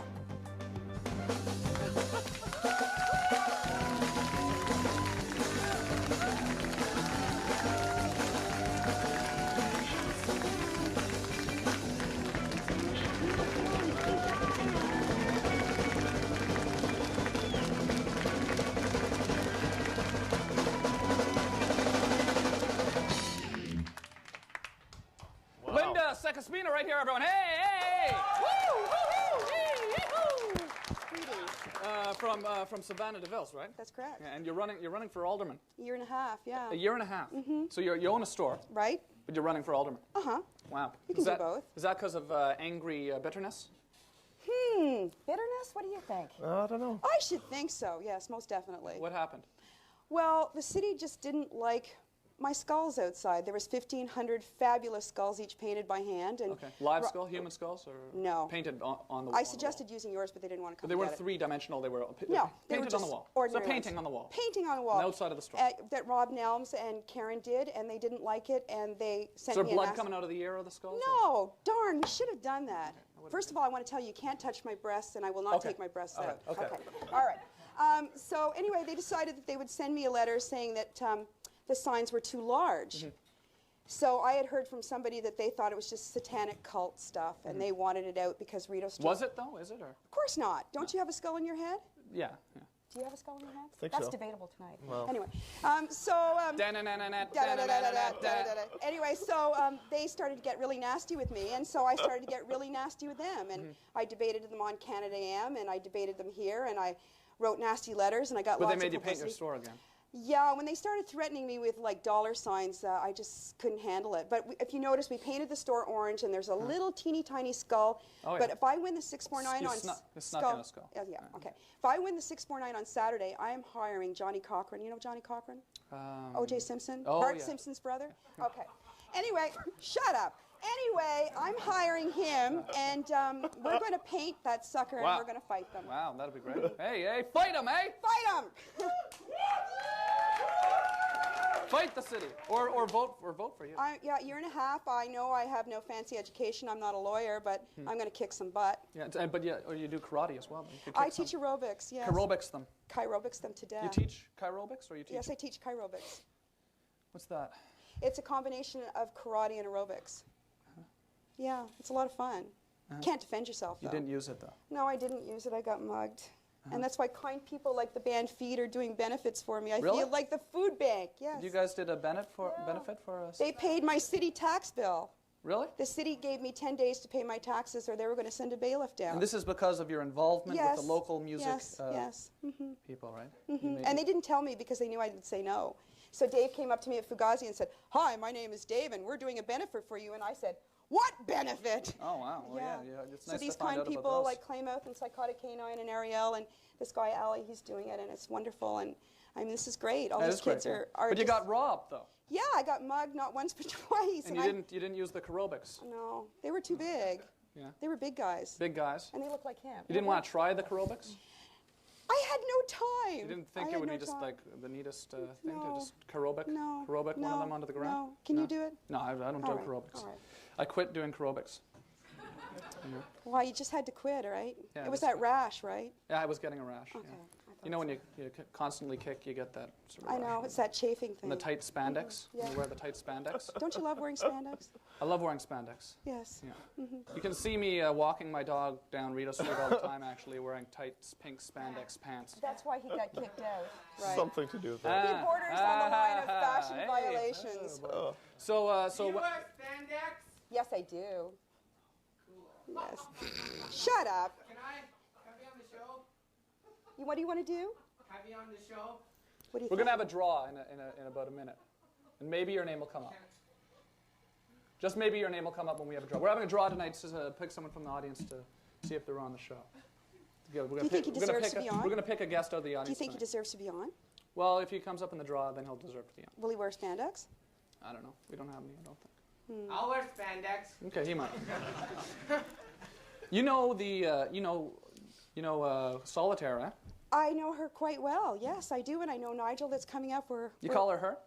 Yes, I do. Okay. Wouldn't you call her her? I did She's call her got great assets. Yeah? Yeah. Yeah. And you have to be nice to her, or you're going to lose your princess points. Oh, yeah? Like that. Okay, what's that mean? Princess points. I'd like to see you in drag. Don't you feel like you'd look fine in a dress? Well, he does. Yeah. What do you think? Would he look in a dress?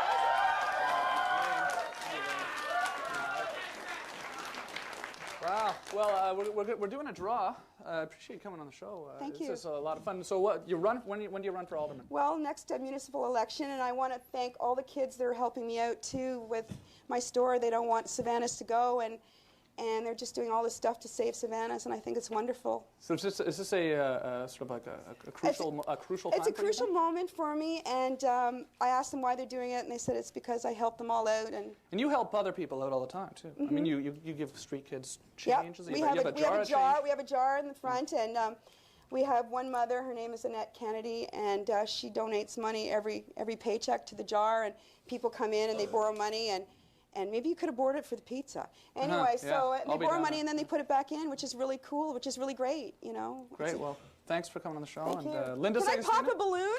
Yeah, you can pop a balloon, and you can also draw this. We're drawing a guest out of the crowd. We're drawing a guest? Yeah, we're going to pick a guest. Are we going to draw and quarter him? Oh, okay. Yeah. It says Martin there, doesn't it? Yes, it does. Yes. Martin. Yeah. Martin, who's Martin? Oh, wow. What a coincidence. Is this fixed? Come on up here. Oh. Come on down. What a coincidence. Holy cow. Hello. Oh, you lucky day. Hi. Get to be on this ridiculous waste of time. Can I touch Glenn's breasts? What's that? Glenn's breasts. Can I touch Glenn's breasts? Sure, yeah. Sure. Can I touch them? I love your show. I come here all the time every day because Glenn, I've been following him for 4 years. Oh, yeah? He's a stalker. Yeah.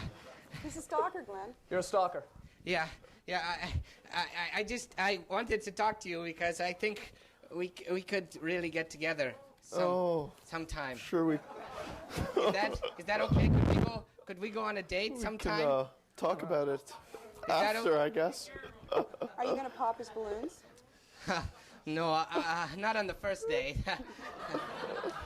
Would that be okay, Tom? Be fine. Is that okay? Tom. I'd run now. I'd run while We'll be right back in a minute. Is that okay? Right back in a minute. Bye. Oh, God. Boy, bet you're getting sick of looking at that face. Hi, I'm Trevor Kavanaugh, producer of The Tom Green Show. You know, as a sponsor of this show, you could get your face in this program? That's right. Get exposure on The Tom Green Show, the cable program that's not above begging for your business. This is not a joke. I repeat, this is not a joke. What's all the sight is all the as long as we stay willfully blind. Willfully blind. Willfully blind.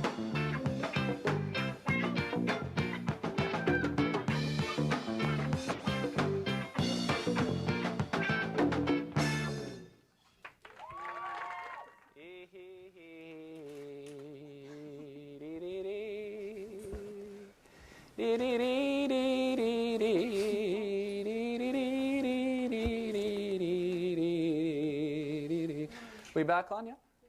Oh. Christine McDougall!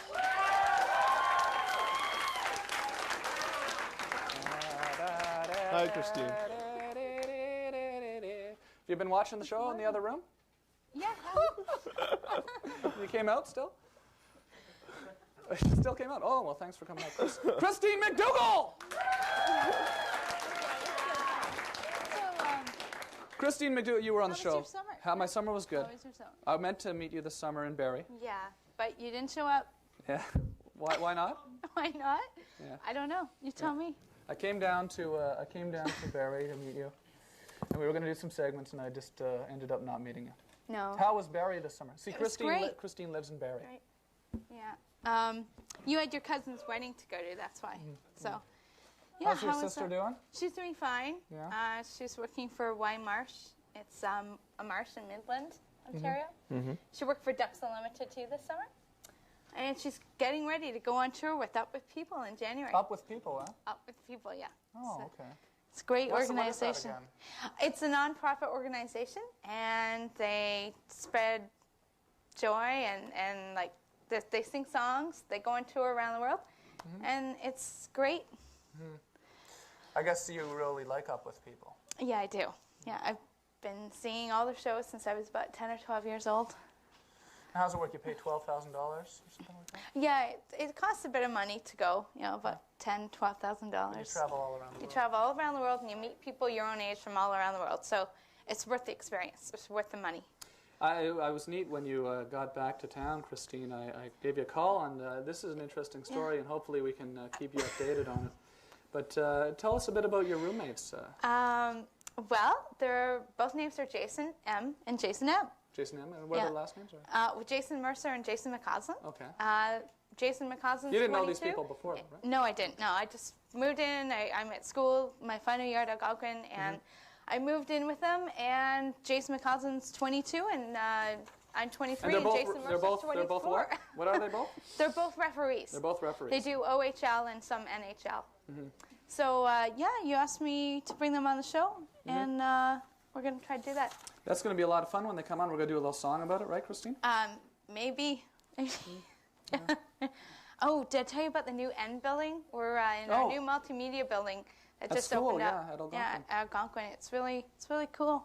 What's it like? It's great. We've got new equipment. I think Sarah wants us to wrap up. Don't worry about her. I know.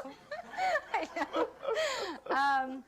But it's great. We've got new equipment. We did the Operation Go Home Telethon this year. It was great. And actually, we had our grand opening of the new multimedia building on Tuesday. CJOH broadcasted live from there. Carol Ann Meehan. It's great. You look lovely tonight, Glenn. Thanks. Well, we'll be right back. We're going to go to a segment. Christine, thanks for coming on and talking to us again today. That was a lot of fun, eh? Yeah, well, we touched base, and we'll be back on again. I'm too tired. You may or may not be aware, during the day I work as an architect, and we're going to go down to one of the construction sites that I'm currently working on to show you something I noticed. Many people don't realize that a lot of construction equipment is actually transformed from old military equipment. Right here we have an amphibious landing vehicle that was used on the beaches of Normandy by Allied forces on D-Day. Although it's not used anymore as a landing vehicle for landing on beaches, Instead, we use it as a dumpster. If you look inside it, you can see that it contains mostly garbage. But I can tell you one thing. On D-Day, this didn't contain garbage. It had our boys in it, okay? Didn't have garbage in it. Had boys, okay? Our boys. You might remember Fat Man and Little Boy. They were dropped on the cities of Hiroshima and Nagasaki. Fat Man is now being converted into a propane tank. We have converted weapons of war into tools of peace. Building instead of tearing down. I'm sitting on the wheel of another weapon of war used by Germany during World War II.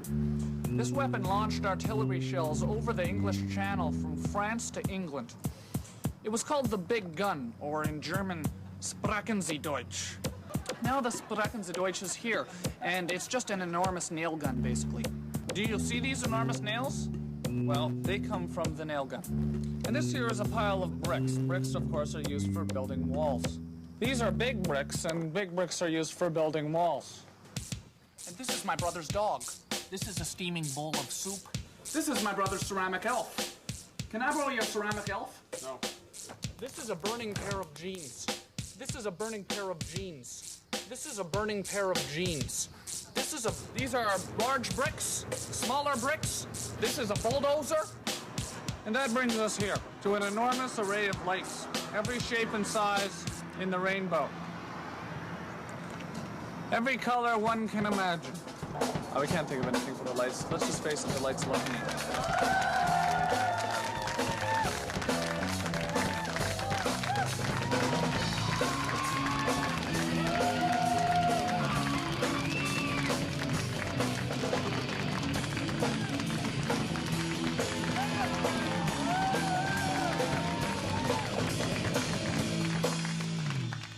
All right, and we're back, and Trevor Kavanaugh's here. Last week, Trevor Kavanaugh! Woo! You may remember last week we had a contest. Call in 5660921. Put that up on the screen again. For if you want Trevor to live with you for a week, you can have Trevor live with you for a week. Unfortunately, last week no one called. So please call 5660921. Some people called Saturday, but Trevor was unable to get the message. He was busy DJing a dance in Arm Prior, right? Is that true? That's completely true, too. There's no joke. Okay, so everyone in the audience, does everyone in the audience call that number? Does everyone in the audience have your gum? It's time for the gum. Hold up the gum. Hold up the gun. Okay? How about Angry at the Worlds? Is Angry at the Worlds going to hold up? Are you guys going to eat your gum, too? You ate your gum already, eh? Ha ha. Rebellion, eh? Rebellion. Rebellion. Arr. Okay, y'all got the gum? Everyone put the gum in the mouth, okay? Put your, please, if I'd really appreciate it. Okay. Okay, and we'll be right back after this. Thanks for cooperating, everyone, and putting the gum. We got the gum. We'll be right back. What this is, right here, this here, what we're doing right now is I'm stretching, okay? Right. I'm stretching, okay? It's a little extension of time. Is everyone eating the gum? Yeah? It's delicious gum. What's it taste like? It's Halloween gum. It's a cheap Halloween gum. Okay, well, we'll be right back. This is Cigarette Skit Critics.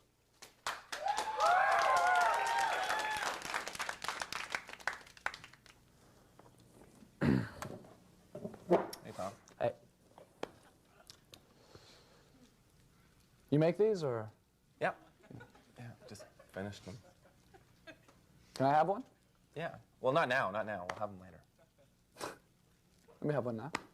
Well, not now. We'll have one later. They're for later. I made them this afternoon, and we're going to have them later, when everyone has one. Was there people coming over, or? No. Just, we're going to have them. We're all going to have one later. Well, who's everyone? I don't know. Well, I'm going to have one later, and you're going to have one later. We're all going to have one of the cigarette butts later. Let me just have one now. Oh, come on, Tom.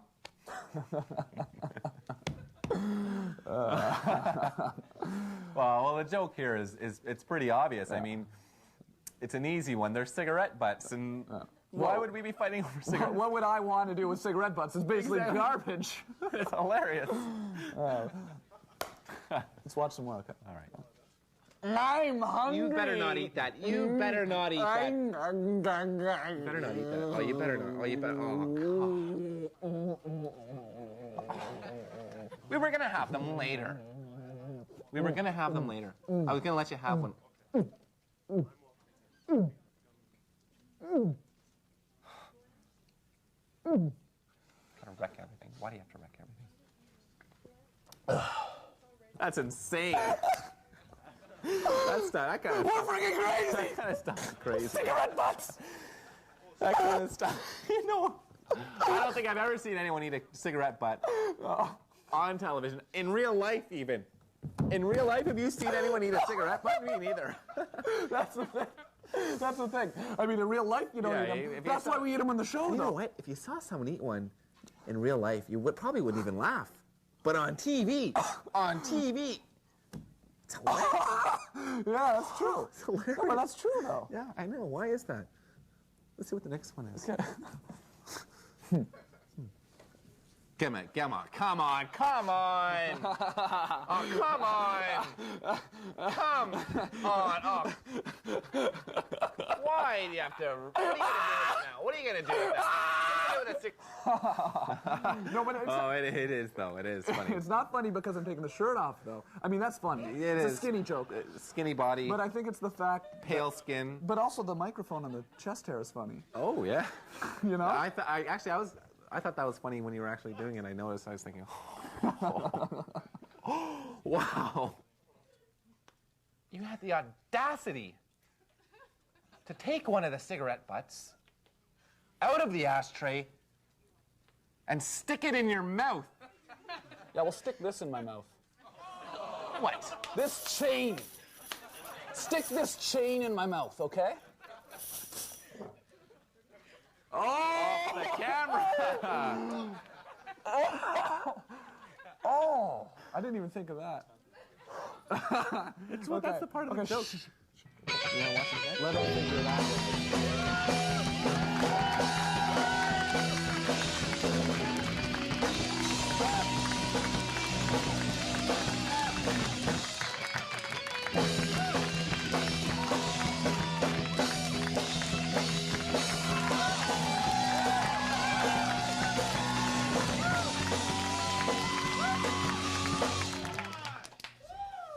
So why'd you make everyone eat gum? Can you hear Glenn? Yeah, Okay. I think so. Okay, Yeah. what? So why is everyone eating gum? Is everyone eating your gum? Yeah. Well, you guys ready? Yeah. Okay, hit it. Go. Everyone eat it? Go, Glenn. We're gonna make a water gum. We're gonna make a water gum. We're gonna make a water gum. Hey! We're gonna make a water gum. Everybody, get your gum. Get your gum. We're gonna make a water gum. Hey, we're gonna make a water gum. We're gonna make a water gum. Everybody, get plenty gum. Get plenty gum. Hey, we're gonna make the water. Gonna make a water gum. Get back, get plenty gum. Hey, get back, make water gum. Make it water gum. Make it water gum. Gonna make a water gum. Gonna make a water gum. Hey, everyone get plenty. Get plenty of gum. Yes, get plenty of water gum. Get plenty of water gum. Everybody, get plenty of water gum. Hey, we're gonna make the water. Gonna make the water gum. Hey, do you got the water? Do you got the water gum? Hey, do you got the water? Do you got the water? Do you got the water? Hey, you're gonna eat the water gum. Hey, you're gonna eat the water. Gonna eat the water gum. Hey, you're gonna eat the water. Eat the water gum. Gonna eat that water gum. Hey, gonna eat that water. Yeah, I'm gonna eat the water. Yeah, I'm gonna eat the water. Gonna eat that water gum.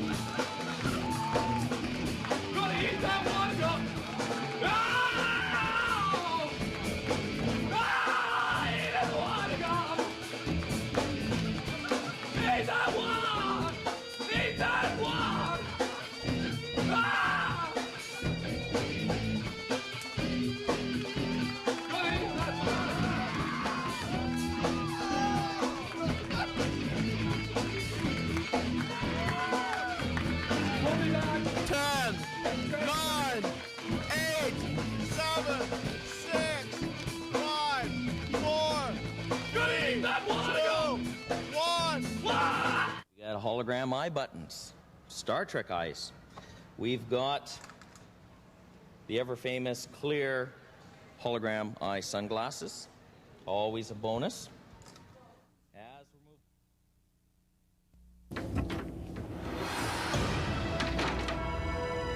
Anyone may enter Studio X, but none may leave.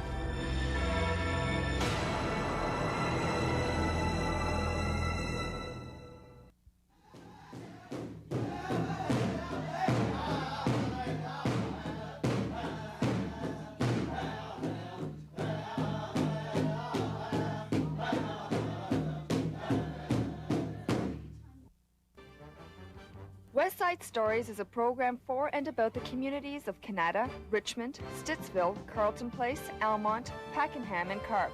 Join us for the season West Side Stories. Right here on Rogers Community 22.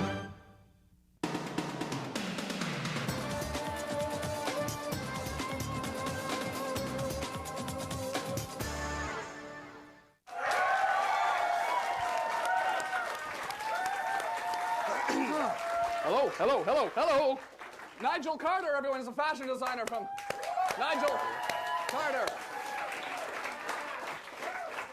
Nigel Carter, that is a fashion designer kind of name, isn't it?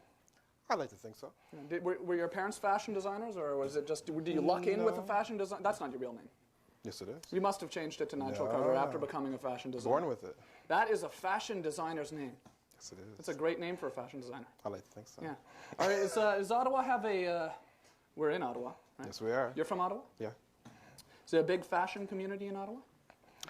It's growing. Yeah. It's growing. You brought a whole bunch of models in, eh? Yep, I got 5 models from the Access Agency. Let's look at some of those. Sure. You've designed all these clothes. Yeah, all these are mine. Hey, come on out.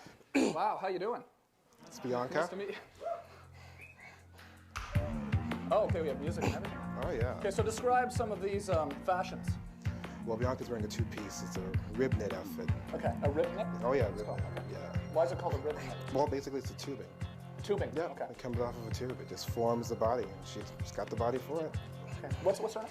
Bianca. Bianca. Yeah. And you're wearing a tubing. Do you wear a lot of tubing in your day-to-day life, or no? Just for the show today? Oh, it looks really nice. Okay. Wow. Wowee, eh? Bianca. That's great. She's wearing tubing. Yeah, you have male models too, right? Yep. I got a couple of guys. You designed all these clothes? Yep. Would you wear these clothes as well? Do you wear this, Nigel? Not right now. No, not right now. No, I noticed you're not wearing it right now. But no. Tell me about this one then. Okay, well, this is Derek. He's wearing my lounge outfits. How's it going? That's good. Well, it's just basic for lounging. You can wear it on the beach. You can wear it out. Yeah. It's just relaxing. It's comfortable. You wear that on the beach, really? Yeah. It could be a beach cover-up. Sure. Okay, cool. Well, thanks for that. Come out of the water, you know. Wow, eh? You wear this on the beach too, I bet, eh? Sure. Yeah, this looks like a real beach kind of. Oh, yeah. You work with a company in Hawaii, don't you? I hope to. There's a manufacturer in Hawaii that is interested in carrying this line. How does an Ottawa fashion designer get involved with a Hawaiian company like that? Actually, I met someone from the Philippine embassy. Mm-hmm. And from there, they introduced the Philippine embassy, obviously, that's a direct link to the Hawaiian fashion industry, isn't it? Yeah. Okay, let's see. Wow, look at this one, huh? This is Tilly. The mover and shaker outfit. Terry? Tilly. Tilly. This is Hi, Tilly. This one's also, do you bike with that at night as well? CSA approved, yeah? Of course, stands for Canadian Standards Association, CSA. That's right. Yeah. You know what NHL stands for? National Hockey League, yes. I got it. NHRA? National Hot Rod Association. Oh, really? I saw that on a license plate. NHRA, National Hot Rod Association. Oh, okay. Last but not least, this is Amanda. Wow. Killer entrance outfit. Yeah, no, you've designed all these. What's involved in designing these? Like, how do you come up with that? How do I come up? Yeah. I come up with from people, looking at people. You sew, obviously. Oh yeah, I do everything. Okay. I draw it. I put it together. I make the pattern for it. I listen to a lot of music. I get inspired from music. From music? Yeah, different types of music. Thanks a lot. Let's have a hand for the models.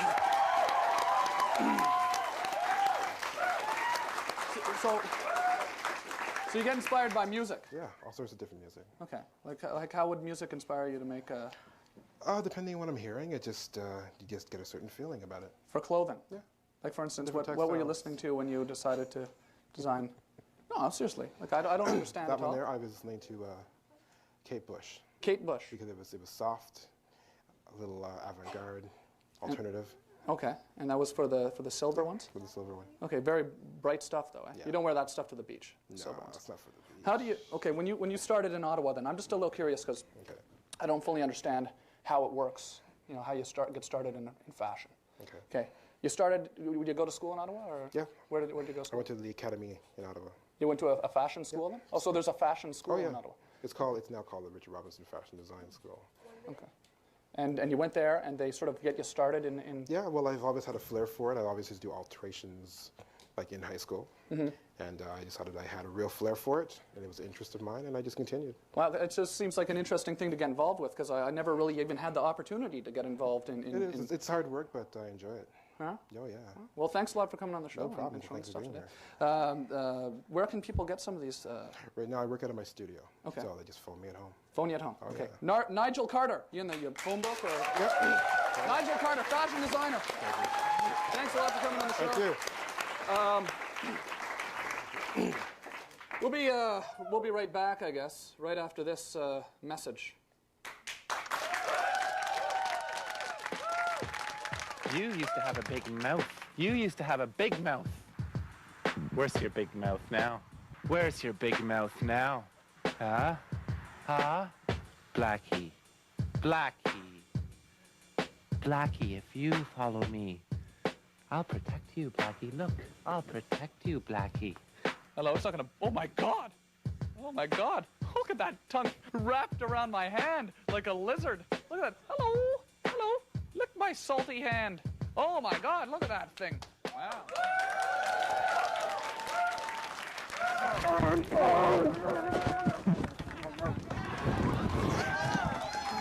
You okay? You okay?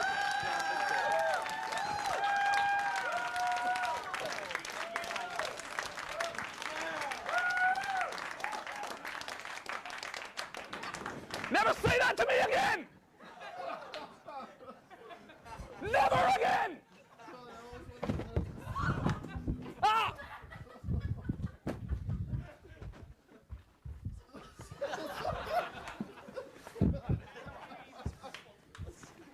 Okay, we're gonna hear from our band now. I have no idea what's going on. Feed, everyone, feed! There's just no way! Not now or any other day! I could be like you! You got to prevent the pills they tell you what to do! That's where is the corner for me! Please tell you how to think! Your head is there! Fantasy for your own life and me!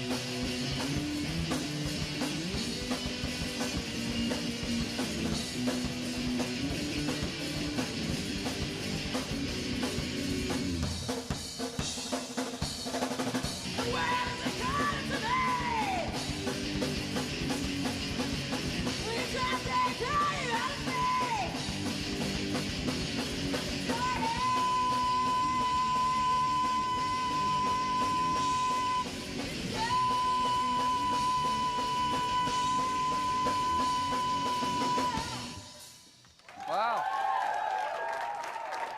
That's Feed. Feed, and you're playing at Zaphod's on the 19th, right? Zaphod Billbrocks. Thanks a lot for coming on the show. Feed was on the show tonight. Great band, and obviously Solitaire, thank you. Linda Secaspina from Savannah DeVilles, and Nigel Carter, thank you as well. Christine McDougall, see you next week. Glenn, are you holding that sign? Yeah. Okay, Feed, you're going to take us out during the credits. Okay, thank you very much to our studio audience as well. Have a great time. Please come down next week and help do what these people have met their quota, I think. Okay.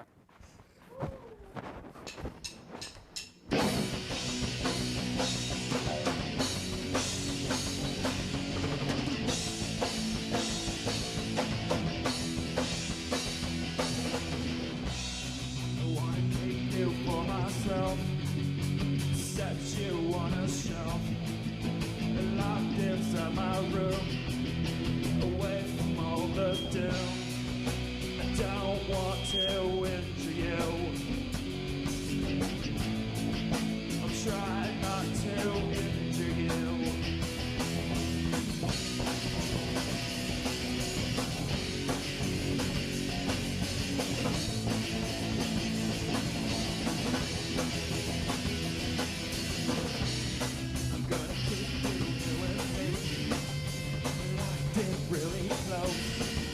I'll bring your magazines and keep you very clean. Please don't make that sound. Please take off that frown.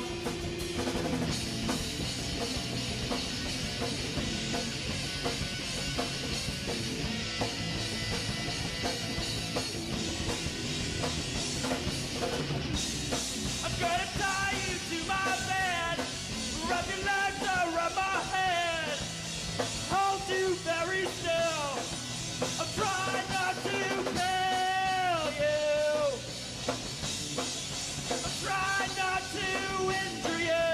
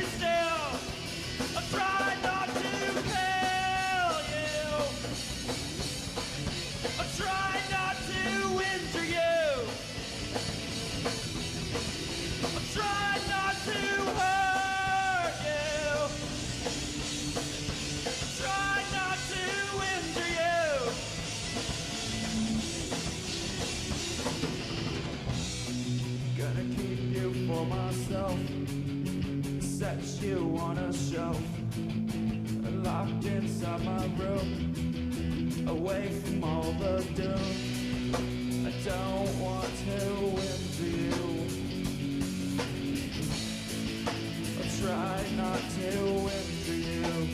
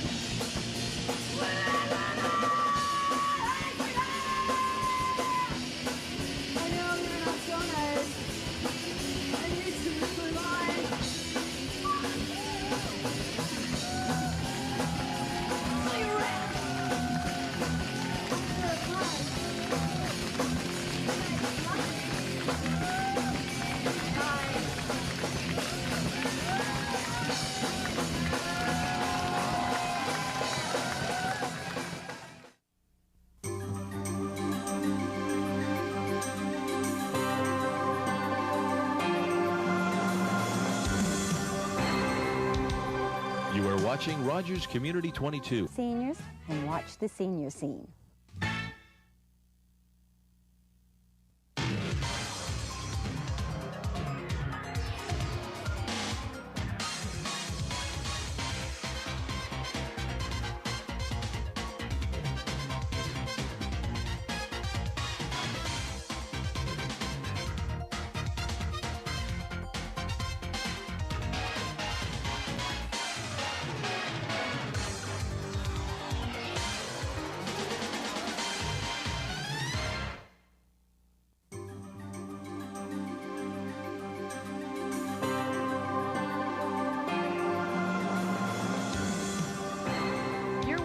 Rogers Community 22, Ottawa.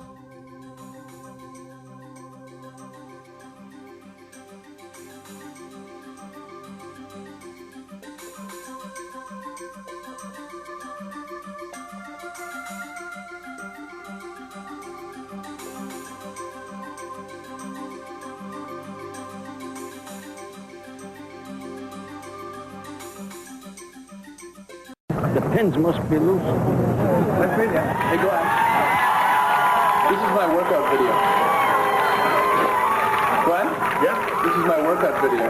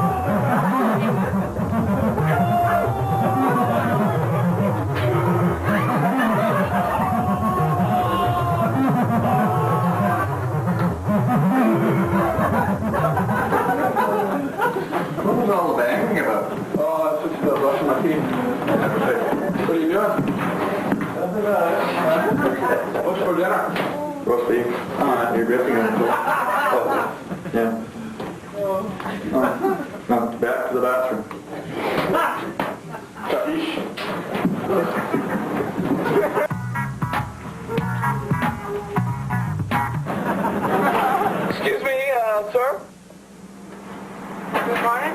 Do you need a drive anywhere in the city? No, I don't. You sure? Yes, I'm sure. Does anyone need a drive anywhere? You, sir? Free ride. Buddy. What's that? No, I'll give you a ride anywhere you want to go.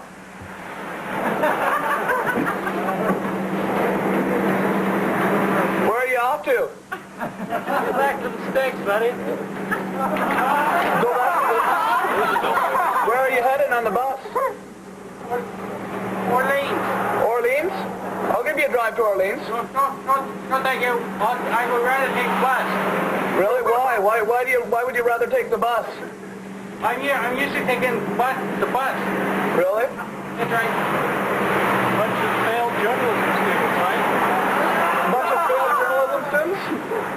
No, we're not students actually. We're puddles of urine. Yeah, I know. It's Gore-Tex. The car's made of Gore-Tex. Are you sure you don't want to drive? Why are you so antagonistic? Confrontational. I'm certainly I don't need a ride. Yeah. No, but I'm wondering about Relic from the Beachcombers. Why are you so angry? I mean, I'm just being nice. See ya.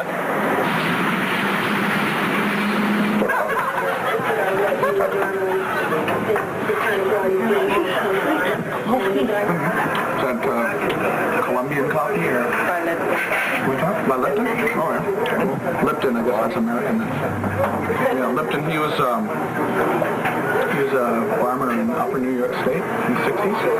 He used to farm cotton as well in the South. Then he started farming coffee beans as an experiment.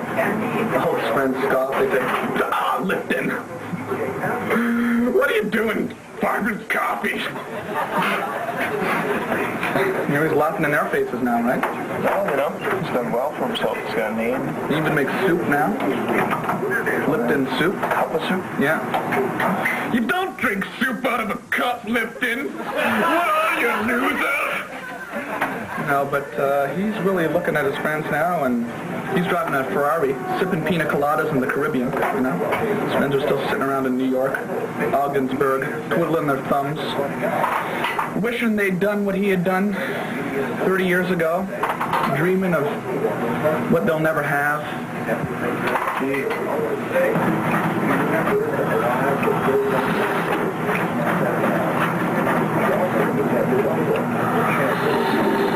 Want to see my Stevie Wonder impression? Or actually, go with Frank Sinatra. You like Frank Sinatra? Wow, I don't listen to him. Yeah. Do you know who he is and stuff? Yeah. Okay.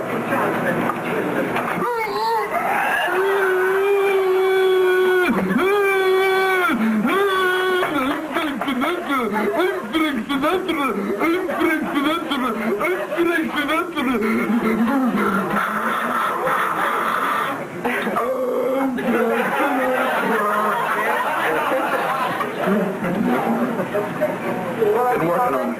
I think you look kind of rugged when you don't shave, kind of manly. Manly, yeah. Elizabeth Manly. Yeah. Kind of like Elizabeth Manly. He has a silicone-based lubricant that he carries with him all the time. He basically rubbed his entire body, covered his entire body with this. What do you call it? I ran across the bridge, someone else getting splashed.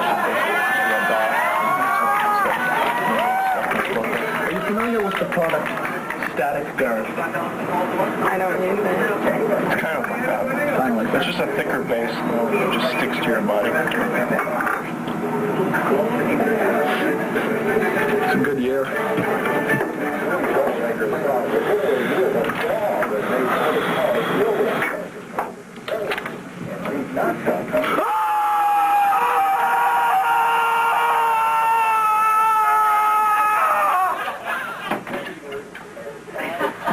That's right. I misread that. Good.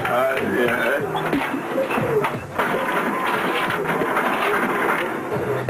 One program are those of the participants, and not those of...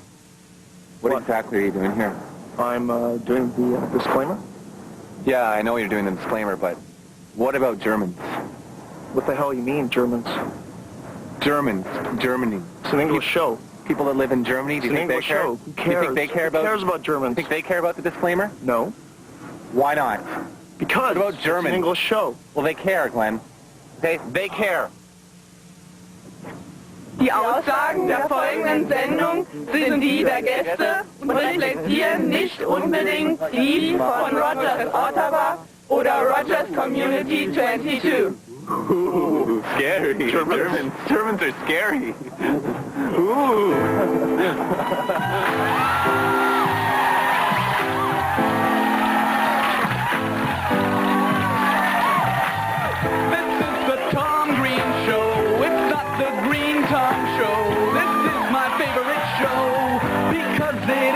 Show. If this was your show, you'd probably like it more than I did. That's just because it was your show, but it's not your show. It's the Tom Green Show. The Tom Green Show. The Tom Green Show. The Tom Green Show. The Tom Green Show. The Tom Green Show. The Tom Green Show.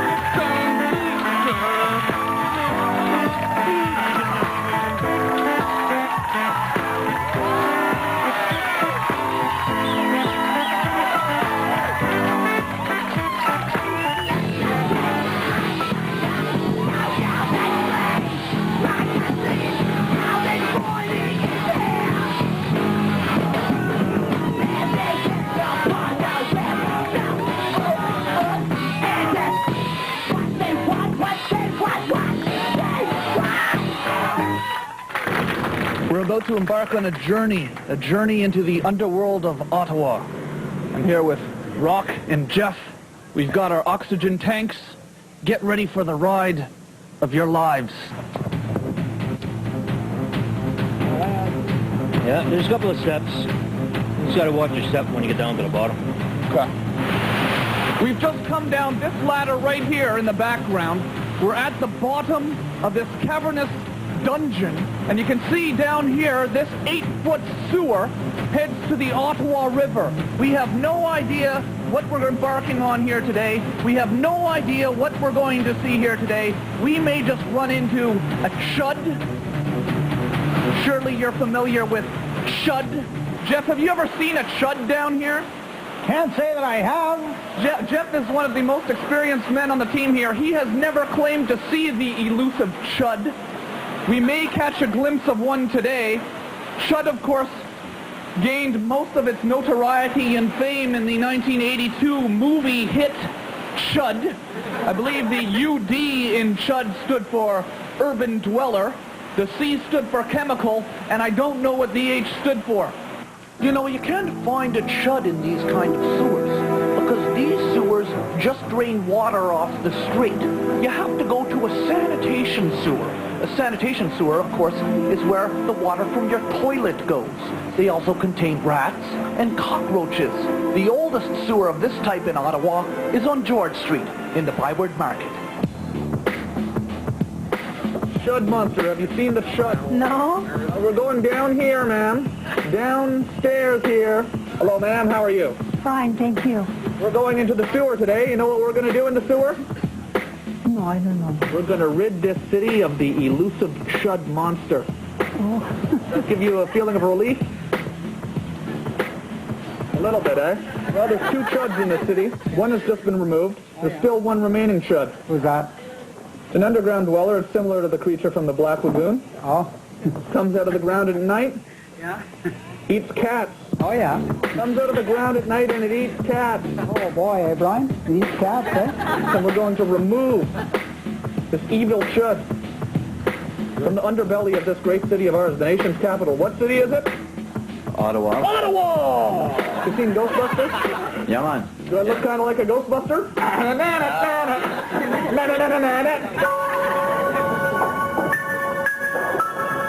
Okay, Jeff, so Rock's just gone down into the sewer. We're about to go in. Where are we going to walk from here to where? We're going to head east along George Street and come out at the corner of George and Dalhousie. So we're going to go in here, right here by the Rideau Center, and we're going to come out of the sewer right down there at George and Dalhousie then. Rock!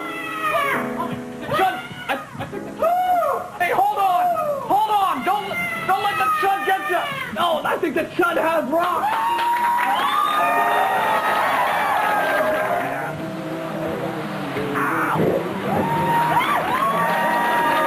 I don't know whether a rock was able to survive his initial chud attack. Down this sewer, we're gonna go look for him. Rock, if you're down there, we're coming to get you, man. You can see that our lens is fogging up. As opposed to the last sewer we were in, which was a drainage sewer, this is a sanitation sewer. This sewer contains, well, excrement, basically. You can see some excrement right there. Right there's a bit of excrement. We can also have a look here at some of our friends. We call them the cockroach. There's one right there. Giant cockroaches. You can see compared to my finger, they're very large. You can see the size of that cockroach is very large. You can see here more cockroaches, of course. Look at them scatter when the lights... And there's a little baby. Oh, isn't that cute? There's a little baby. Oh, isn't that cute? A little baby. Mommy and Daddy.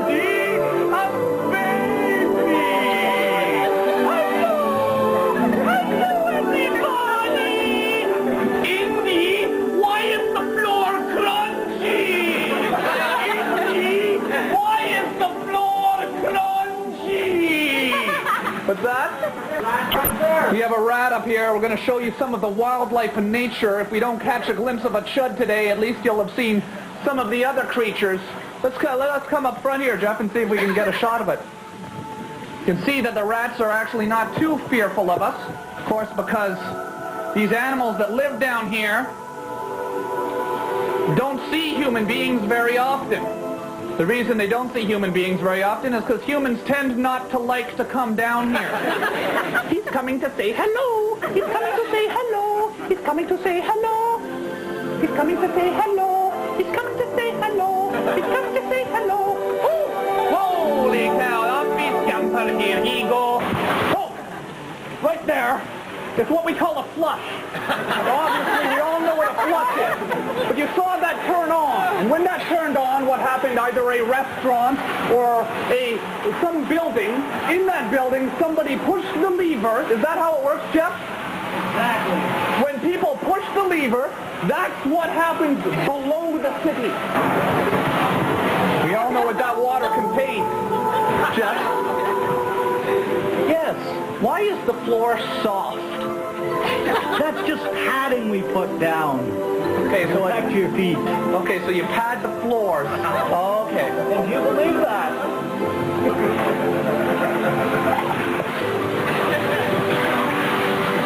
Hope Rock is okay. Rock, can you hear me? Rock.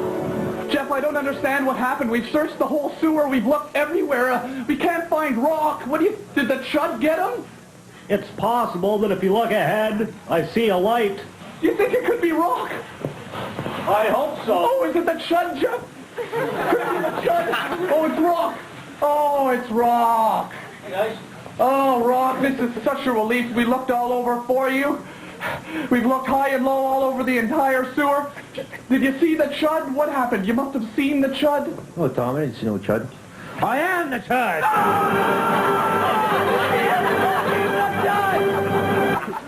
Rock is the chud. Rock is the chud. Rock is the chud. He's not my bud. Rock is the chud. He's not my bud.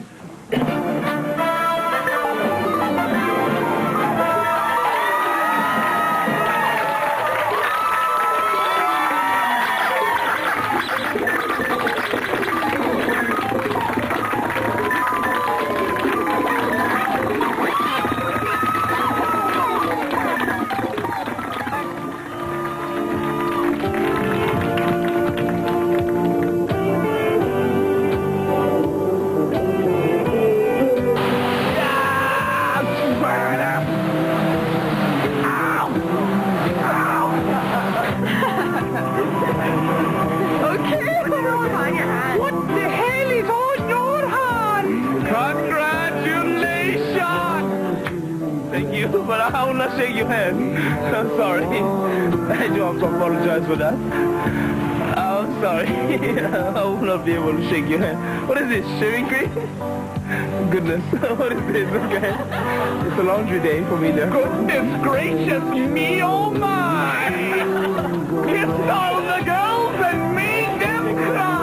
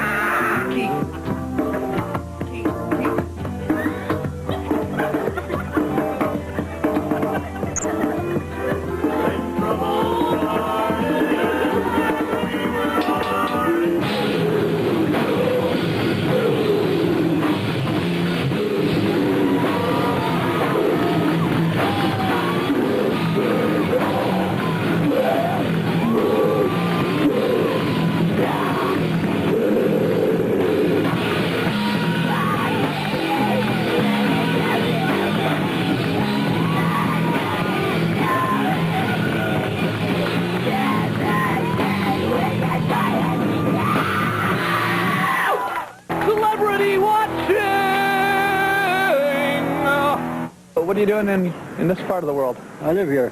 Oh, really? Where are the boys? Hey? Where are the boys? Bo and Luke. Where are Bo and Luke right now? I don't know. I don't know where they are. Uncle Jesse. Nice meeting you. I'm not sure if it's Uncle Jesse or if it's suddenly it's the Grizzly Adams twins, maybe. Whoever the hell Grizzly Adams was. No, I'm back in town. So you're doing well? You're walking well? Yeah, I'm doing fine. Yeah. Prosthesis, I guess? Yeah. Well, yeah, but how are you doing anyway? Oh, I'm doing good, yeah. Doing good. The artificial leg is working well? Yeah, they're both working well, yeah. Yeah, both of them are working. Good luck in running, Canada's second largest province. I'm not in the mood for jokes. I'm not in the mood for jokes. It's a joke. I'm not in the mood for jokes. That's what I saw you on TV. No. Can I talk to you? No. Why? Didn't you win a... no, I didn't win nothing. No. Best male vocalist? No, I'm not a singer. You're not calling James?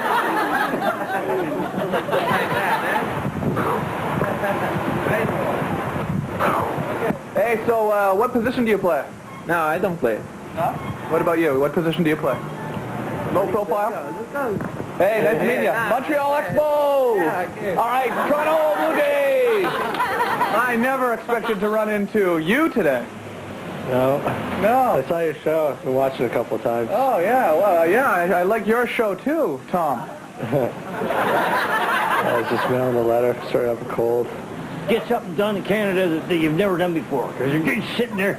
You can't just leave them sitting there, man, doing nothing. They can't get over to Amsterdam. There's no way. They never get a ticket. They'll never make the money, man. They'll be starved out here. That's not fair. Do you miss Norm? They stopped taping Cheers? Well, man.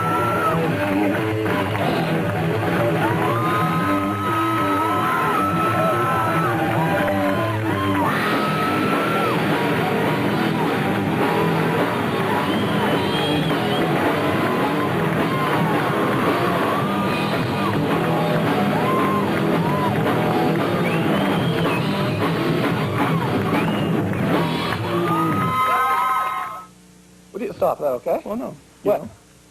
You're allowed. So you're going to pour water on me? Well, if I have to, I have to. You know what I got, Glenn?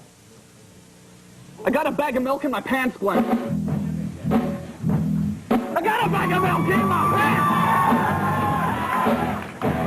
I got a bag of milk in my pants, yeah!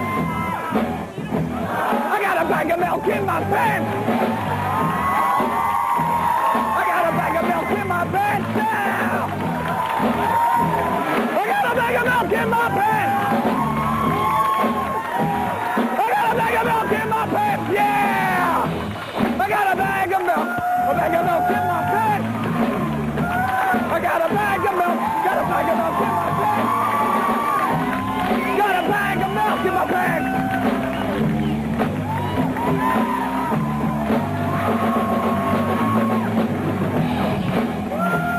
I got a bag of milk in my pants! I got a bag of milk! A bag of milk! A bag of milk in my pants! Yeah!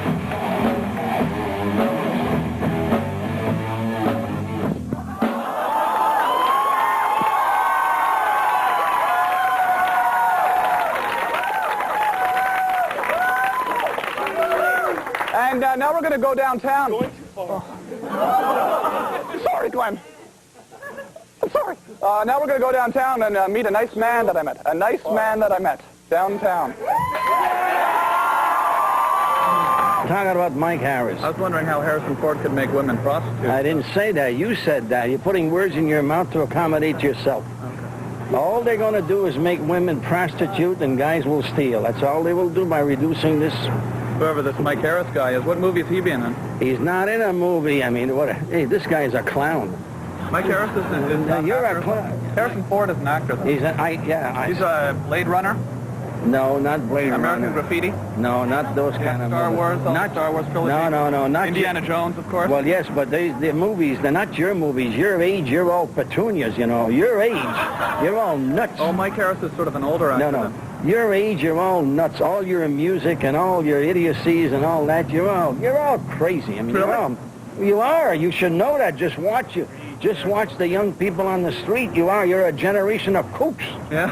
That's what you are. You're a generation of kooks. Really? That's what you are. You're a generation of kooks. Really? That's what you are. You're a generation of kooks. The government doesn't do anything for free. Yeah, well, this Harrison Ford guy, obviously, wait. He keeps repeating Harrison. Yeah, what does he think? You think people are dummies, you know? Huh? You know, he keeps repeating Harrison Ford. Harrison Ford. What are you, got the pins are loose up there? The pins must be loose.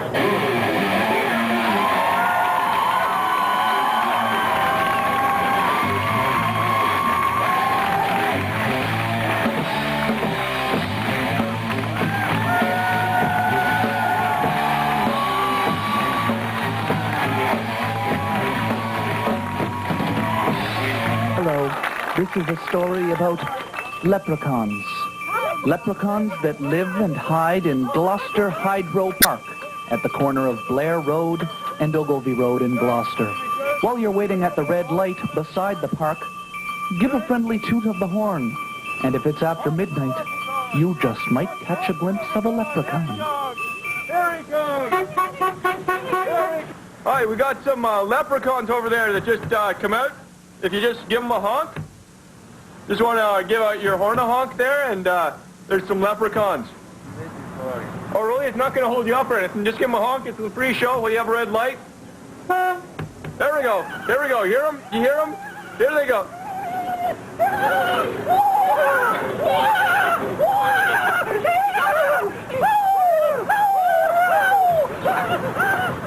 They're the Gloucester leprechauns.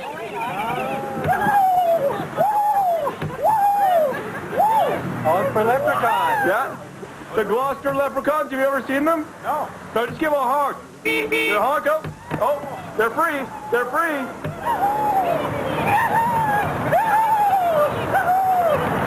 Hello there. You want to see the famous Gloucester leprechauns? Just pretend you're honking. It's a little free show that they put on for people at red lights and that. I know you're not in a car, but I think you're getting it for free anyway. These are the Gloucester.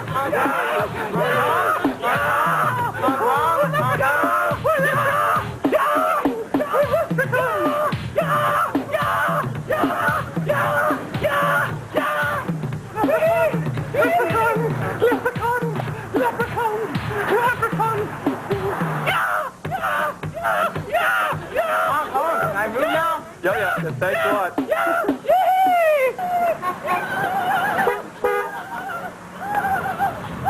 Oh my God! Some leprechauns. Thank you.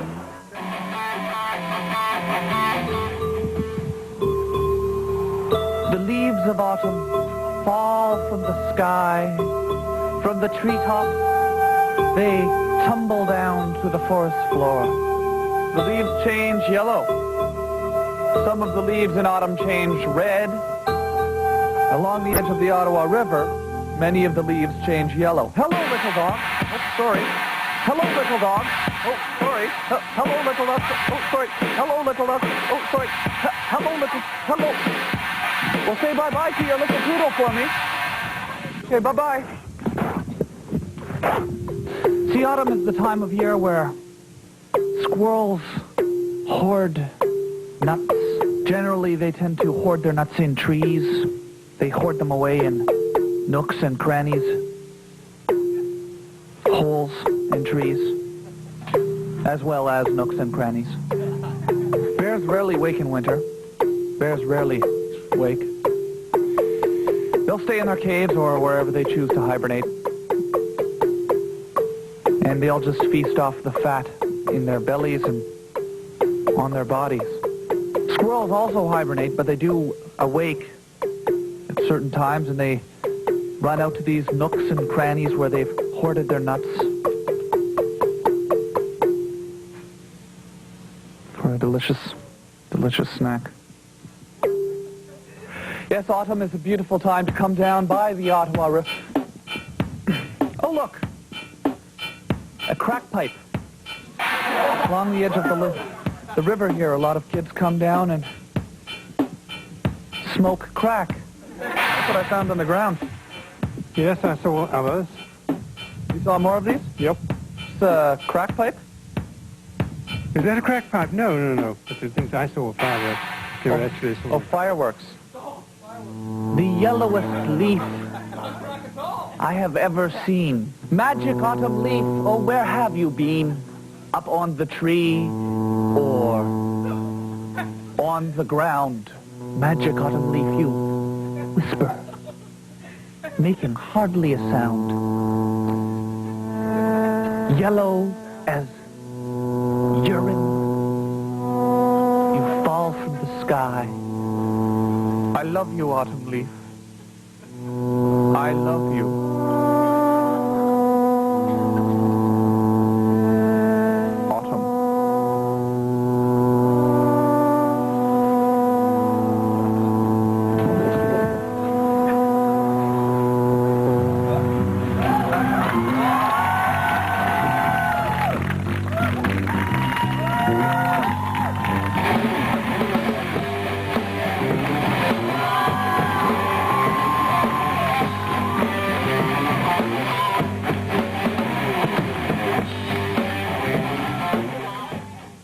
Looking at your friend sitting on it, so... It's not his toilet, I'm wondering... No, I know. Do you know where the toilet came from? No. It's kind of a dirty thing for Derek to be holding there. I would say you should go home and have a shower after. No! What are you doing? My wig. Give me my hair back! The wig. Wig. Okay, give my hair back. Wig. You stole my hair! Go. You're cute, you know that? Oh, thanks. You're cute. واسمع دعاء شوفها عامل فيها.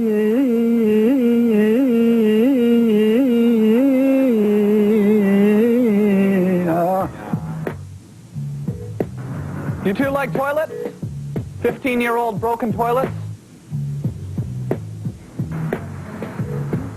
No toilet allowed in there. Can I give you a quarter for the gum? Huh? Put that gum there? Yeah. Here, you put on. Oh, thanks.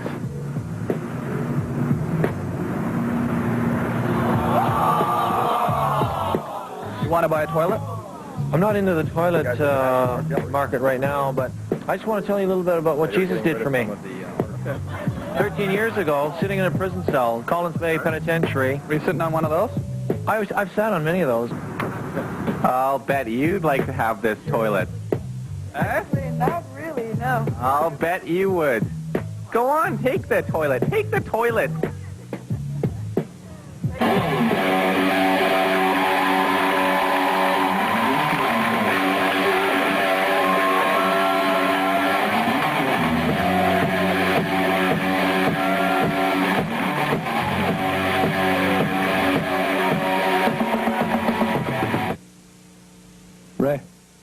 Ray, there's another camera right there. What's that camera? Derek actually phoned me and told me a little story about something that happened to him on my answering machine, and I thought we should share it with you. So why don't we roll that as an item now, and then we'll be right back in a minute. Well, it's Tuesday, and I don't have a plunger. So I've been urinating in my bathroom sink for about a week now, and going to school to take dumps. Pretty interesting little facet of my life, I guess. you got to cling to these little excitements. And most people, I think, by now would have come up with a solution to the problem. But that's because they perceive it to be a problem. Because they would have thought, hey, urinating in the sink isn't fun, and having to go to school to take dumps isn't fun. So let's fix the problem and get life back to normal. But I think that attitude is wrong, because with urinating in the sink and taking dumps wherever you can take a dump comes a certain excitement that just having a normal toilet ruins. So I'm gonna enjoy this one for quite a while until it becomes just normal, and then having a normal toilet will seem like a luxury to me. End of message. To erase this message, press 7. To save it, press 9. We're not at the Rideau Center. We're not at the Rideau Center. We're at MVale Shopping Center. Do you like shopping at the Rideau Center? Sorry, not the Rideau Center. It's MVale Shopping Center that I'm at right now. We were just asking people about what they're shopping for today here at the Rideau Center. Not the Rideau Center. It's MVale Shopping Center. Hi.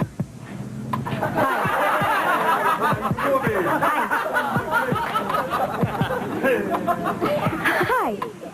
Whenever you go down, you can pull out and bring it down a bit. That's to go for a really close shot? Yeah. Really cool. Try it. What are you doing there with that? What's that? The garbage. You're taking the garbage? How do we know that's garbage? Is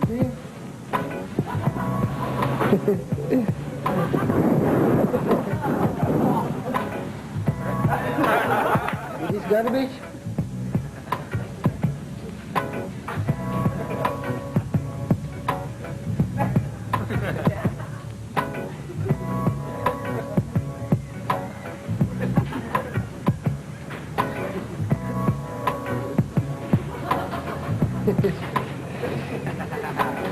Are you okay, man? Wake up.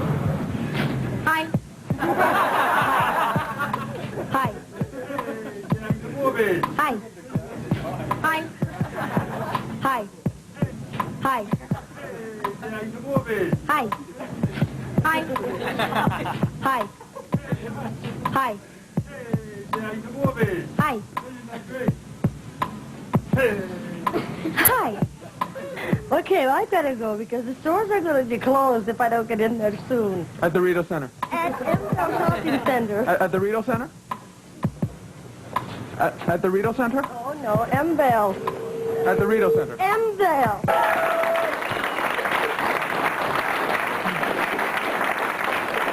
Gee.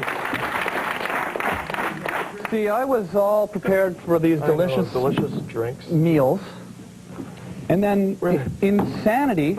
I was gonna bring you a little freshy freezy, Yeah. For...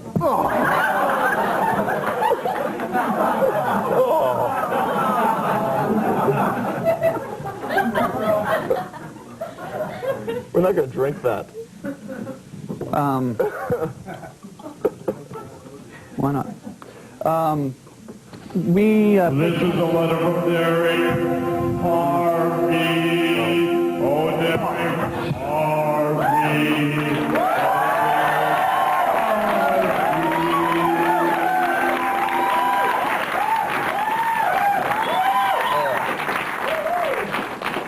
Okay, it's a letter from Derek Harvey. Wow, it's flying by this show. I'm nervous. Okay, here's a letter from Derek. It's, Dear Tom, do we have the little music? Yeah. Dear Tom, right now one side of my face is red and sore, while the other side is normal.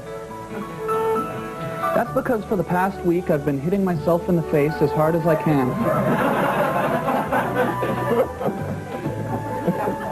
I'm trying to be a better person, Tom, so whenever I do something wrong, I say, bad boy. Then I slap myself in the face. Hard. I think it started last week when I accidentally bumped into a teenage rocker on the subway. Watch it, pal, he said. Then I said sorry and started slapping my face. Since then, I'm addicted. I ran a red light. Bad boy. Slap. I pressed the wrong floor on a crowded elevator. Bad boy. Slap. I had to squish past a bunch of people at the movies to get a drink, and I obstructed their view. Bad boy. Slap.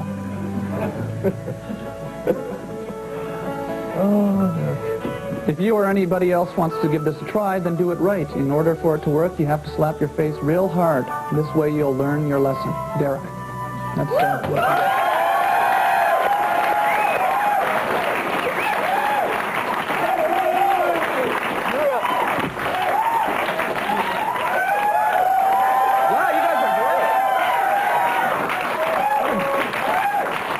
here. Glenn, here's a delicious treat. You know, you're getting a skin rash from all the shaving.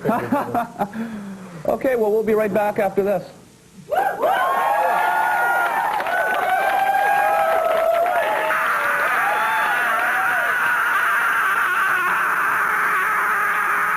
I have this uncle. He used to go down to Greens Creek, which is a creek near my house. Coincidence, I guess.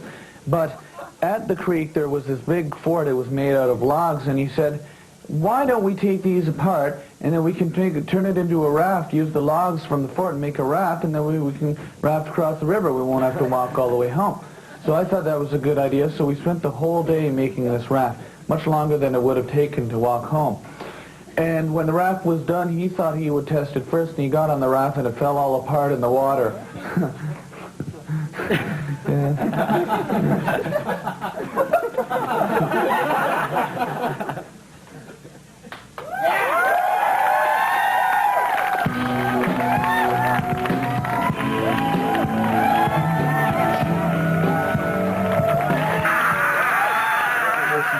Freshy frosty.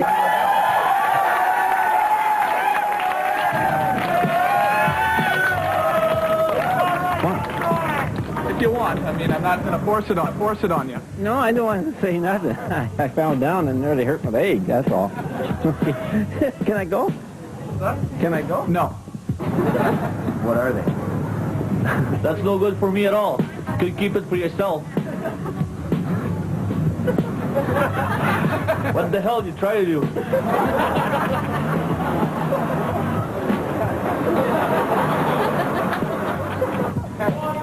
What do you want me to do with these things? Oh no, get out of my face, man. You're not a member of a Beatles cover band, are you?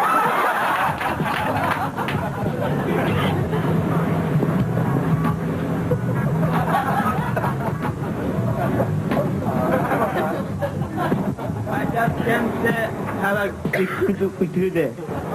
have no idea. I have really no idea. Oui, mais... Tu veux avec ma chemise, je vais dire la même. Non, non, parce que ta chemise, là, c'est marqué Rolling Stone dessus. Okay, on your mark, get set, go!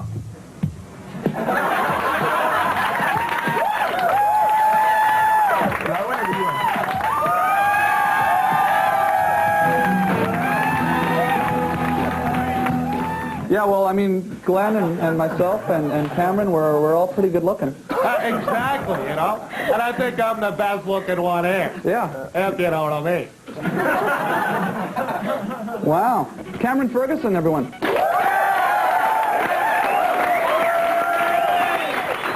And we're gonna be right back.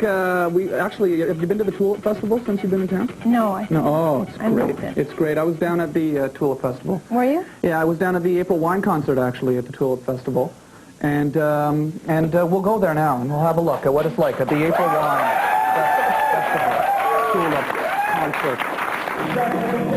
Thank you.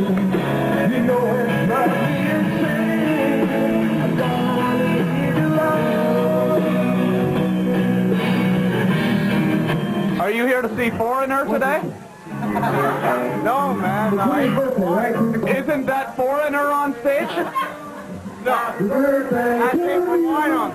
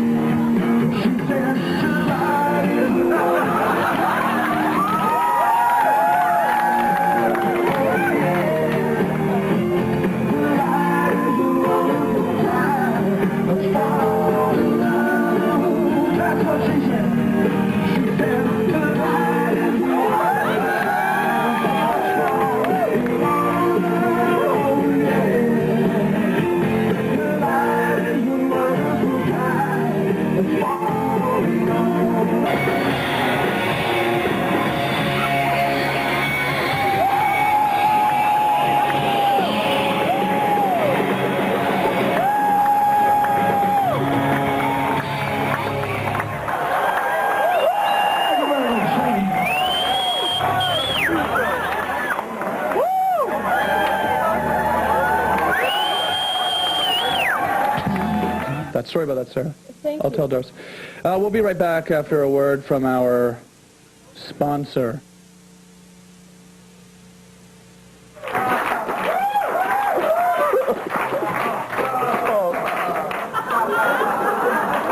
My skin feels soft, Glenn. My skin feels very soft, Glenn.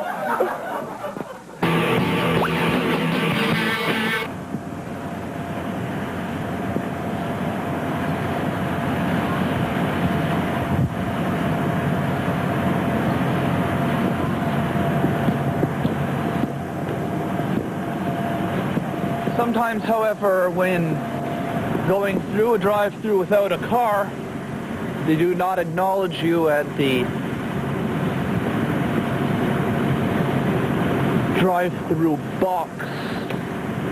Therefore, you have to just go directly to the window. What do you feed these things? Do you actually feed them, or do they just sort of look for scraps lying around the museum? No. They've got a great diet of dog food. Yeah, really? Yeah, they'll eat dog food, and this particular one just likes lettuce and bananas. That sounds delicious. If you're a roach? That sounds like a delicious meal. Actually, I'm a little bit thrown right now, and I'm realizing something. Actually, I'm realizing I forgot to do something, actually, Gerben. And when I look at this, do you mind waiting here for a second? Of Go ahead. Where are you going? I'll be right back. Okay? Sure. Okay. Sorry about this.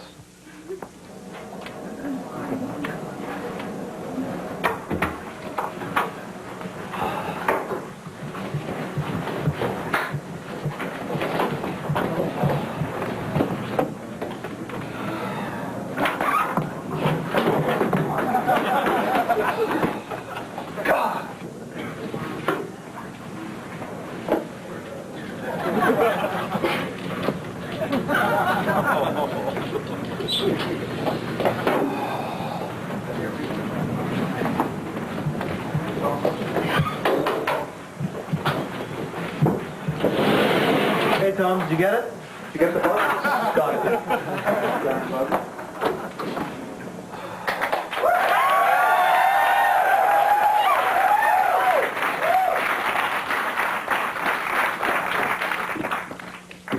So, sorry about that. Look at him, he's just resting. You still want to talk to me? Yeah. He's taking videos of things, probably a tourist. Here's someone with a video camera as well. You can see he has the same stance that many people with video cameras have, standing, both hands on camera, looking around, usually for something to photograph. Photograph. You can see here his camera is also a Canon, very popular brand of video camera. Mr. Diefenbaker! What are you doing to that boy? You don't have to be a tourist to use and enjoy video. However, touring is an ideal place for video cameras. The footage inside is probably being reviewed in the in-camera viewfinder. This man here obviously knows what he's doing, though. Do you know the man with the camera? It's my father. What was your father taking videos of today? Oh, I don't know. Don't do that.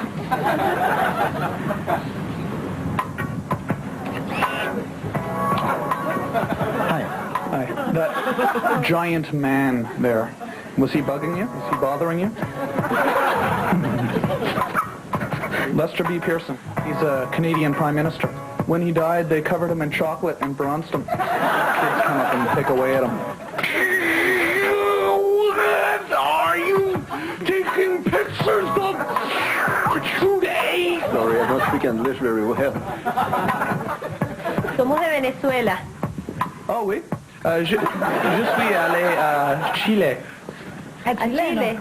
Tu es habité dans Venezuela? Sí. Est-ce que tu as acheté ton caméra vidéo dans Venezuela? No, la compramos aquí en Canadá. Oh, ici au Canada? Oui. Okay, see. I think I just had a conversation in Spanish. I think I just had a conversation in Spanish.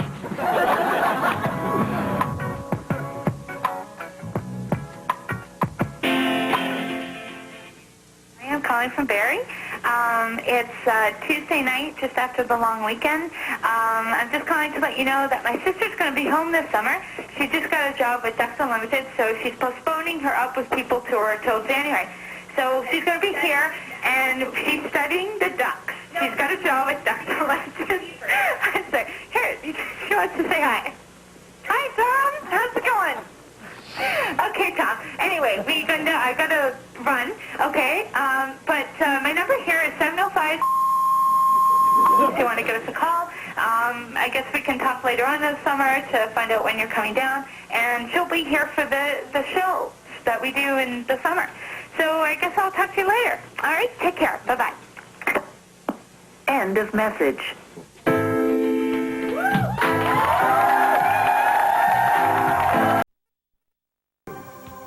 Ottawa.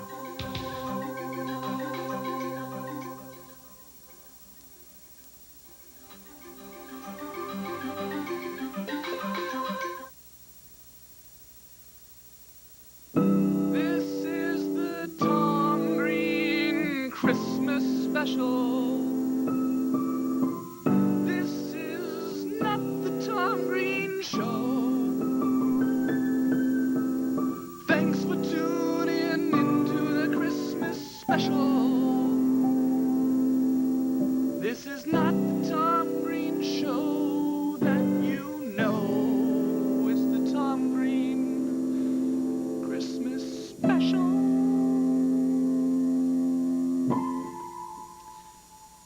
Thanks for tuning in.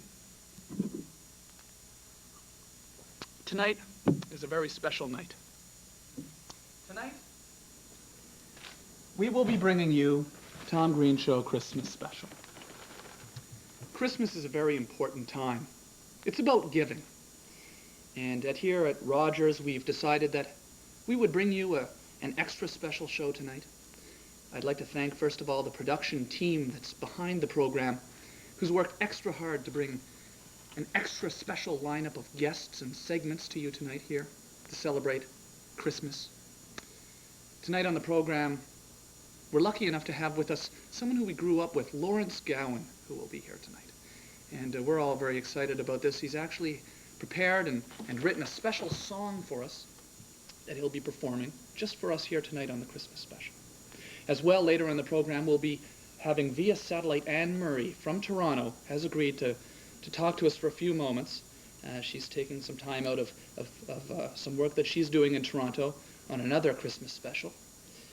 So we have an exciting lineup this evening, and I appreciate all of you for tuning in, and I hope we can have a wonderful evening together. Before we bring out Lawrence Gowan, though, and bring out Anne Murray, I would like to read you a poem that I've written. The poem is called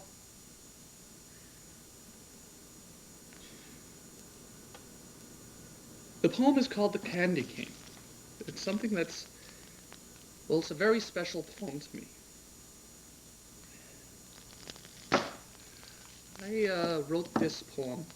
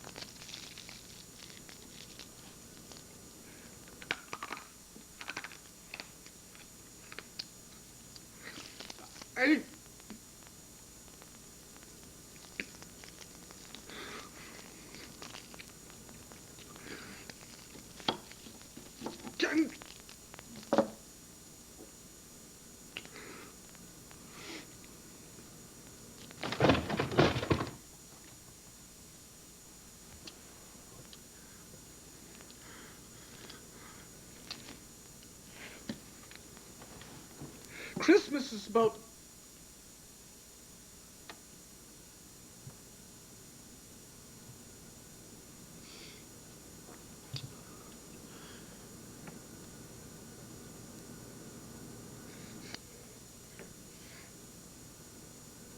Christmas.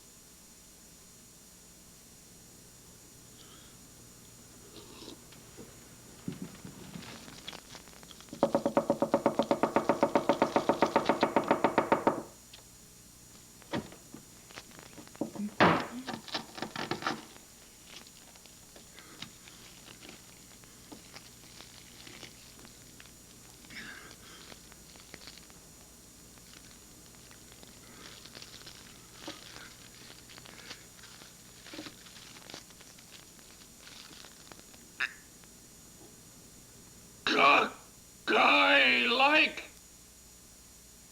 Christmas.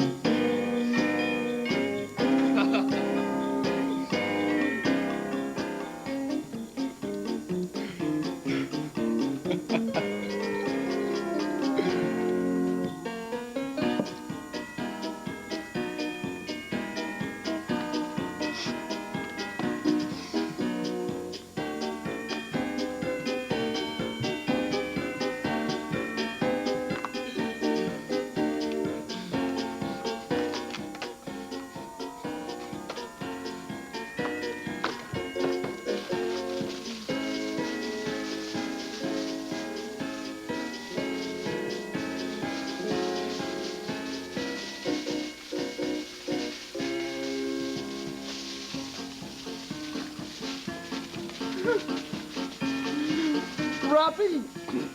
Wrapping. Wrapping.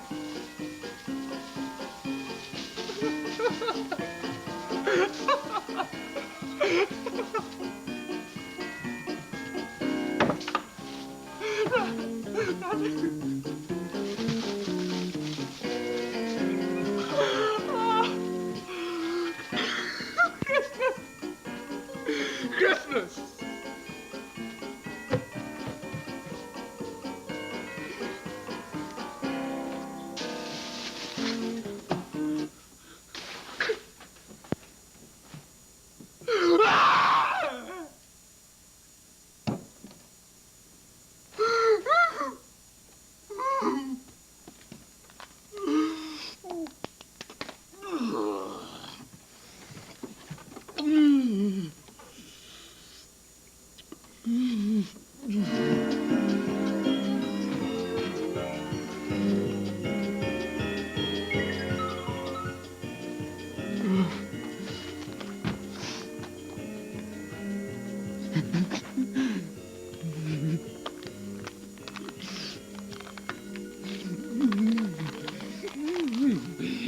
We went to the dollar store today.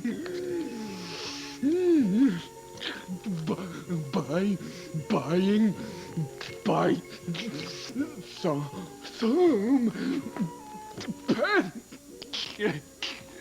pancake Christmas time Christmas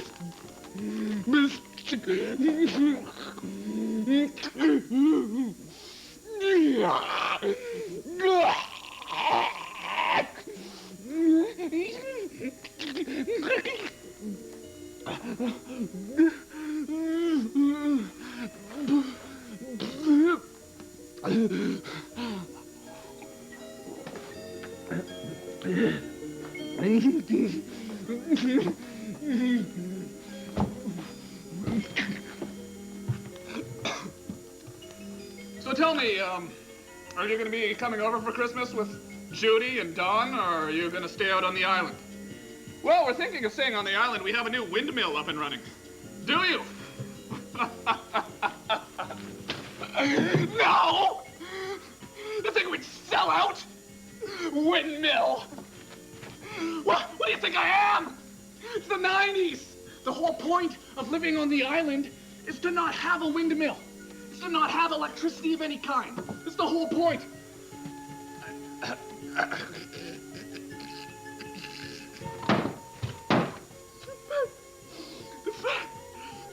The fact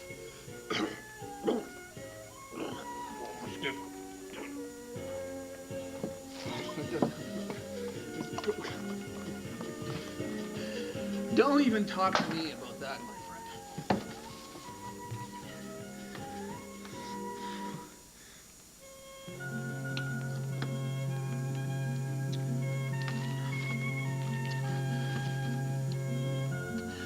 There's gotta be 6.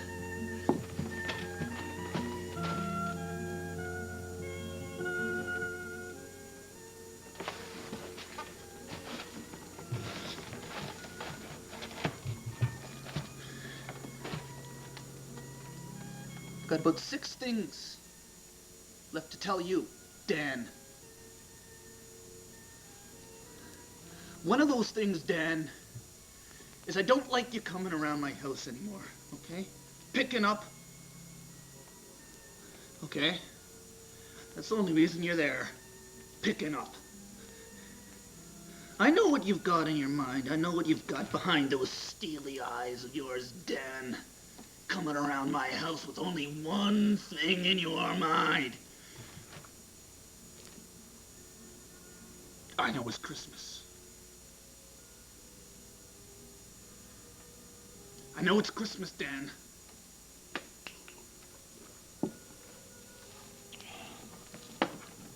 How'd you like this for a Christmas message?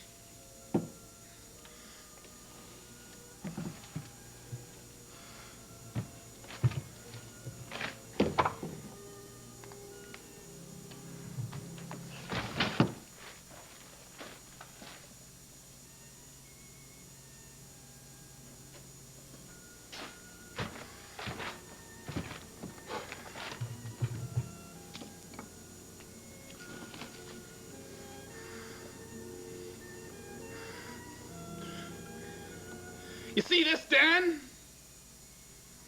You see this? If I were any wiser, Dan, if I were any wiser, I may just think that this was your face, Dan! May just think that this was your face.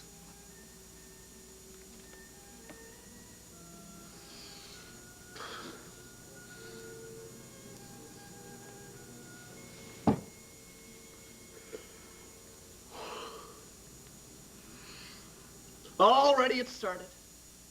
Already it started, Dan. Already it started, Dan. 5 minutes into the show, you hanging around at my house. 5 minutes into the show, Dan, and already I got soap in my eyes. I think you're one of those clowns.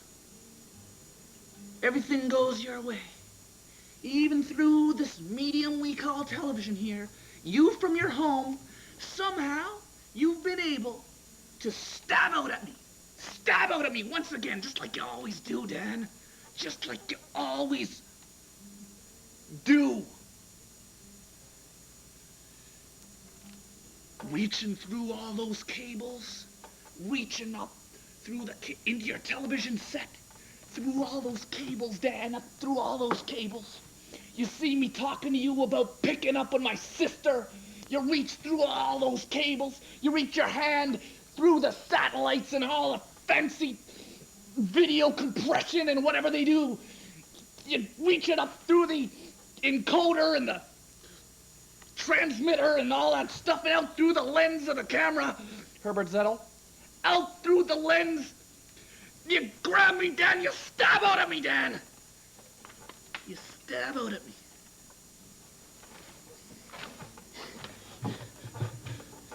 If I was any wiser a man, Dan, I would think that maybe this was your face. Your face, Dan! Your face! F-A-C-E! Your face, Dan! Your face, Dan! That's right, your face. Not potpourri carpet room deodorizer. Not that. Your face, Dan. Your face. That's what I think it was. I think it was your face. 'Cause you're a basket. You're a basket, Dan. You're a basket. That's right.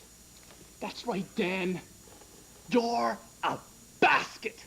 And this soap is your face. It's your face, Dan. Not a bowl of Crispix. Not a bowl of Crispix, Dan. It's not a bowl of Crispix. You sister picking up in face. It's not a bowl of Crispix. It's your face. F-A-C-E. Face. That spells face. F-A-C-E spells face. So it doesn't spell carpet and room deodorizer.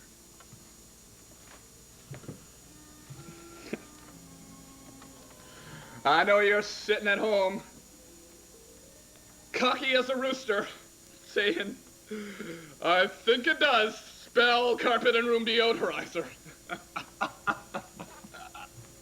You're wrong, man! F-A-C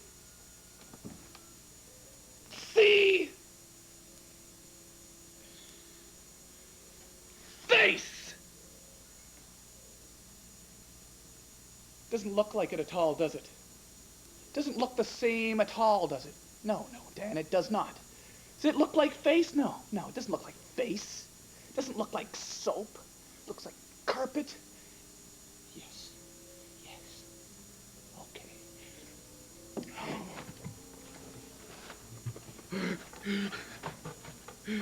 What, is this all there is? I haven't even seen the movie. Derek said the line the other day, I haven't even seen the movie.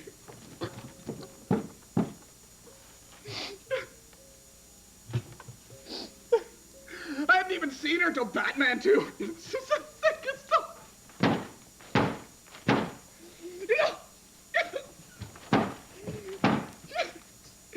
Egg beater? Egg beater? No, it's not an egg beater.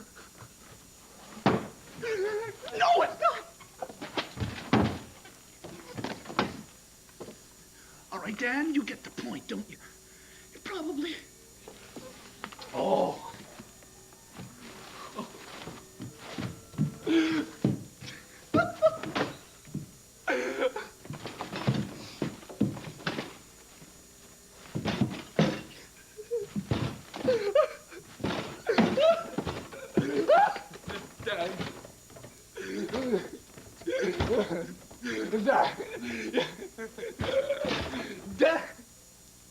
Dan the man!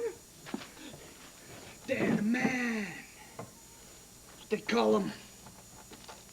That's what they call him over at Lisgar. Oh. They call him Dan the man. Big guy, tough guy. The man. You're not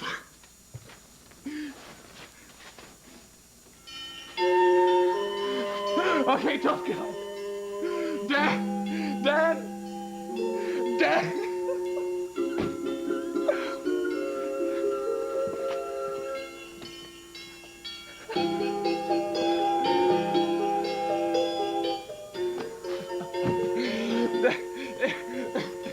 No, he's not fooling anyone.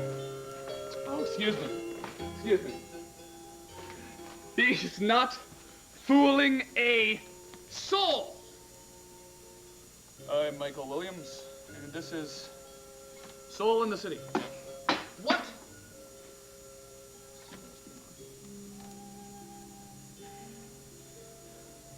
Oh boy. $16 sure goes a long way these days.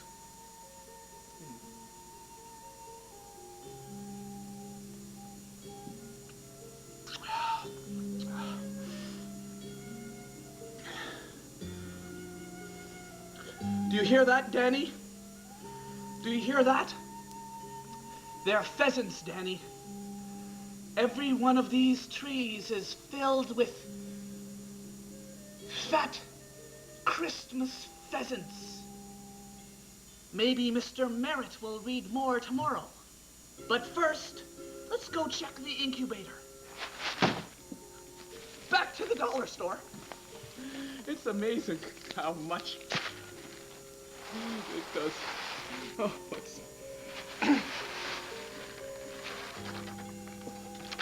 that's amazing.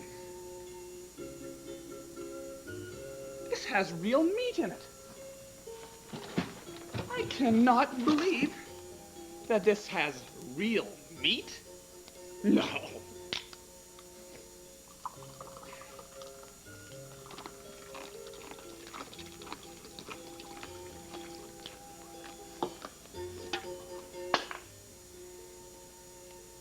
No. It's not bad.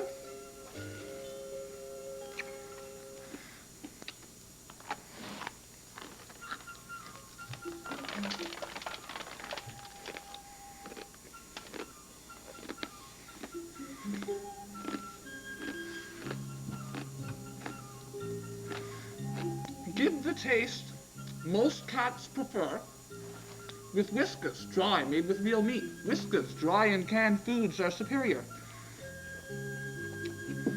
Designed expressly for a taste that cats prefer. I can see why. Original recipe with chicken, milk, and tuna is an all-time favorite combination. Whiskas Dry provides 100% complete and balanced nutrition, providing all the essential nutrients, vitamins, and minerals your kitten or cat needs for all stages in life.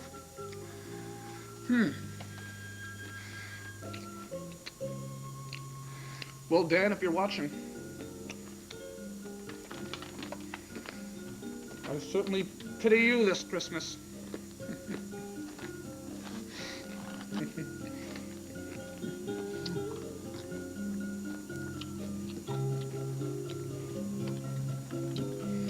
Dan,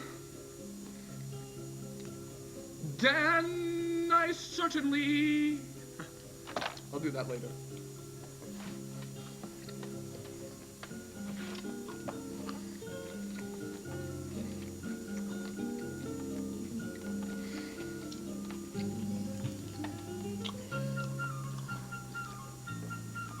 You know, after seeing Monkey Shines, you really don't have as much sympathy for someone in a wheelchair anymore, do you? I mean, it really is not that bad. He had a wonderful relationship with a woman. Clearly he lost. You know, he lost it all at first.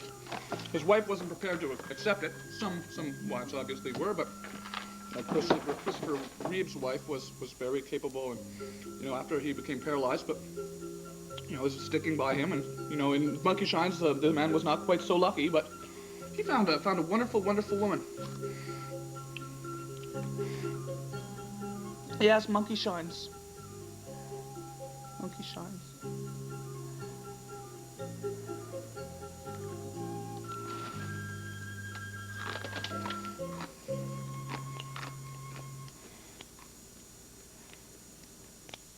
You guys think you're fast?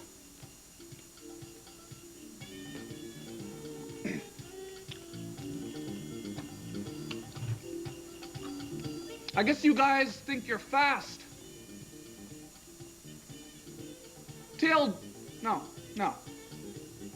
Tell Dale that he's fast.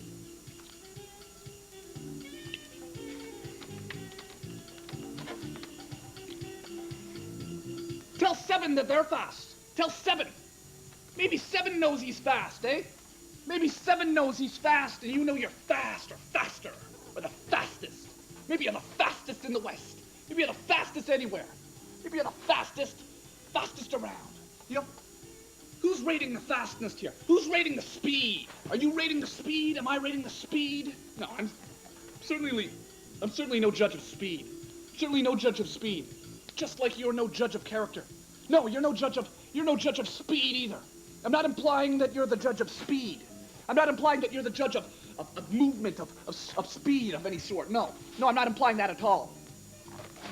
Oh, a friend. My friend. My fast little bucket of bolts. Is that you're no judge of speed. You're no judge of distance. You're no judge of depth, of speed, of oscillation. I don't know if that word is correct. You're no judge of speed, though. Back to speed. Let's clearly establish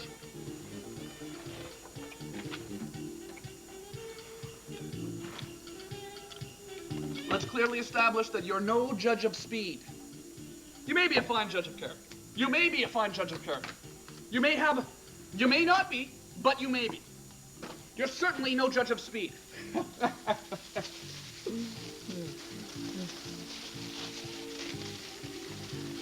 Are you a rubber mallet? No? No, you're not a rubber mallet. No. No. If you were a rubber mallet, if you were a dog, or a screaming ball of yarn, you may be. But you're not. You're not a ball of yarn. No, you're not. You're not a ball of yarn. No. No, you're no ball of yarn. That's right, Dave. That's right, Dan. Gouge me in the eyes on Christmas Day. See what I hear. See how many times you can hit me before I get up, and before I stop getting up, and before I start getting up again, and after I've stopped getting up. See how many times it takes you to get me down, Dan. You can't get me down. I know my sister says she loves you. I know my sister says she loves you, Dan. But love isn't everything. My sister's young. My sister's only 30 years of age. You go running around like you're Mr. Hotshot. Mr. Ball of wax bigger than the World Trade Center explosion. You're no Mr. Ball of Wax bigger than the World Trade Center explosion, Dan. You're no ball of wax bigger than the World Trade Center explosion. No, you're not. You're not a Farkas. You're not a Farkas comic strip, Dan.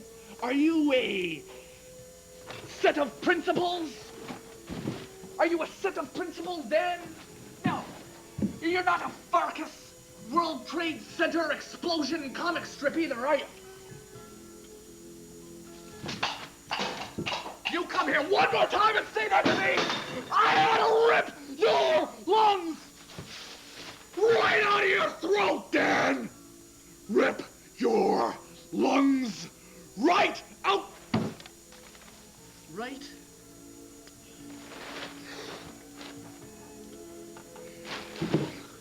Don't let them get nervous.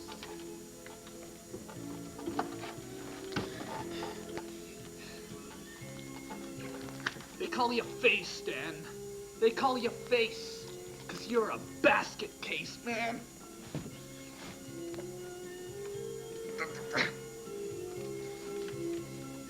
You're a basket case, man. That's right. That's right. You can spill cotton candy, eh? You can spill cotton candy all over yourself. That's right. Dan, you're a basket case, man. I'm telling you. If you came in my house, I swear to God, I swear to gosh, Dan, I would have you forcibly removed from the house. You think, Dan, that you would stay for more than 5-10 minutes in my home? No, you wouldn't stay for one damn minute. You wouldn't stay a minute longer than the last time you were over. You wouldn't stay 2 minutes, Dan. 'Cause last time, when you were in my house for 1 minute last time, Dan. And let me tell you right now, my man, my friend, my good friend, let me tell you, that was the longest minute of my life! The longest! Oh! Look what you made me do, Dan! On Christmas, of all days, someone like you comes along. Let me put on my shirt. I'm not even wearing a shirt. What have you done? Keep away from my sister. Keep away from my sister, Dan. You might think you're crazy, but Dan, you might think it's a miracle. Oh, I can never remember that. Paulina Poroskova, help me! Where are you when I need you? Stop it!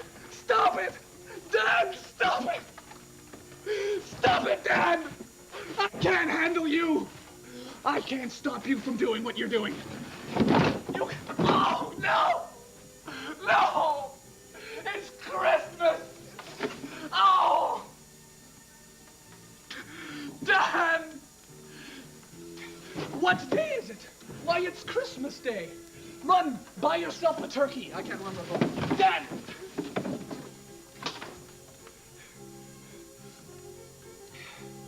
Oh, now we have broken.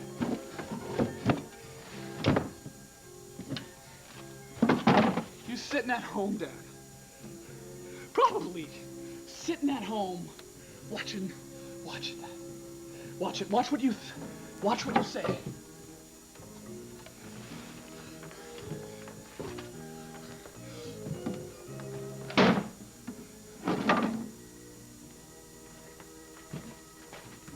Dan, sitting at home, watching all the. Sitting at home, probably. My sister, Dan.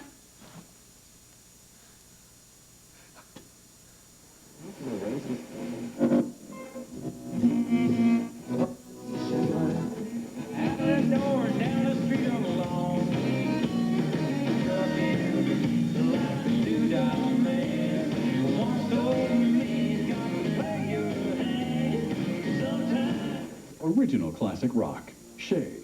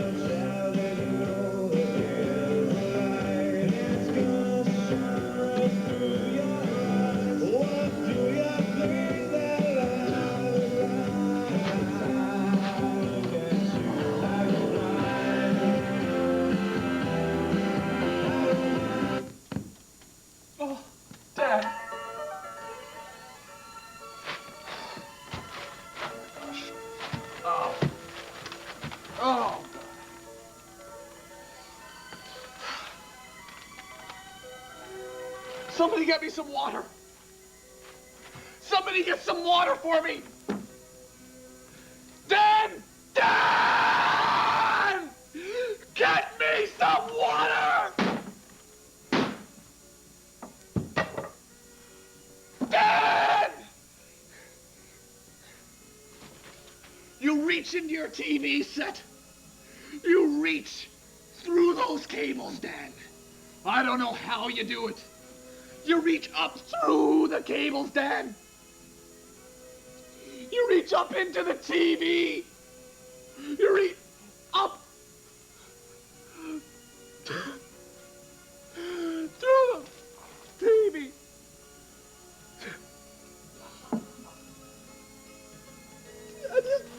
Get me a water, Dan. Get me a cloth and some water. What? I don't know how you do it, Dan. You take those scrawny fingers of yours, Dan, and you reach them up. Thank you, Phil. You reach them up through the TV, and you stab your scrawny little fingers at me, don't you, Dan? You reach up through the TV set with your scrawny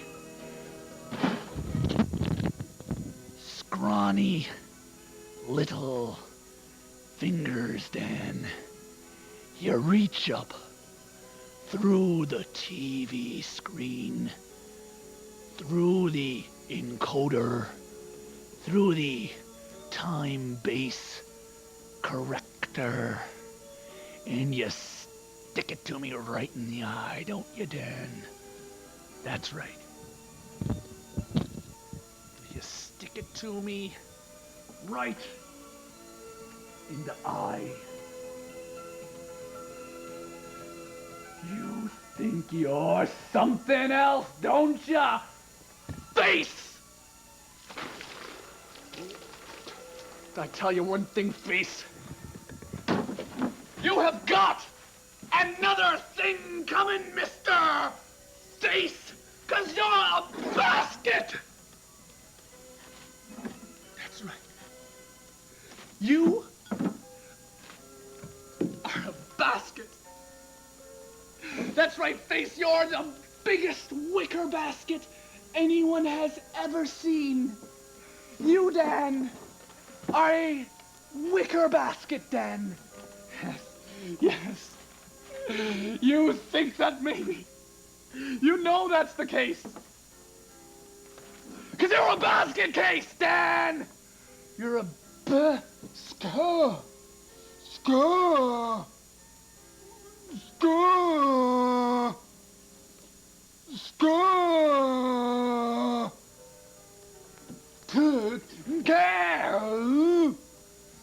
Bye. School. Dan is a bar. School.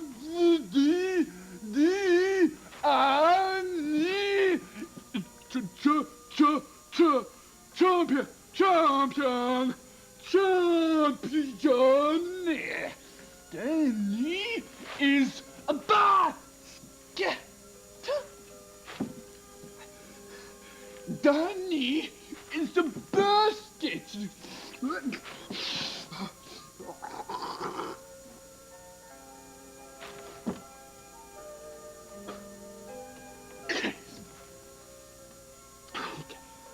Okay, I've said enough, Dan. I've said enough to you now. Oh, God! No! No! No, we've done it! No!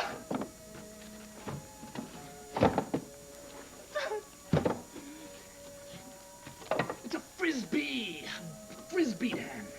You're a frisbee man!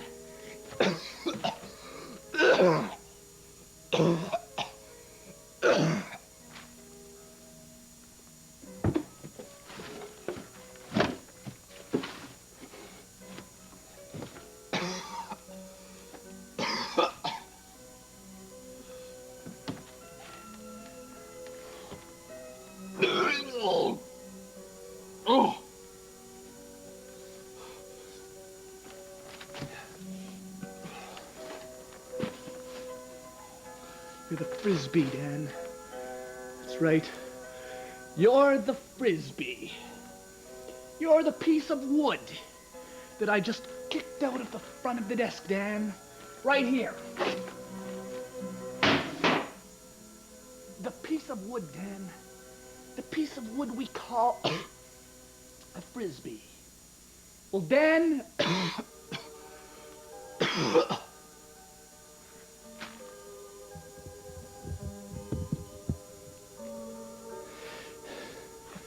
That frisbee is you, Dan. That frisbee is you. You're that frisbee. Flying along. Flying around. You're the frisbee, Dan.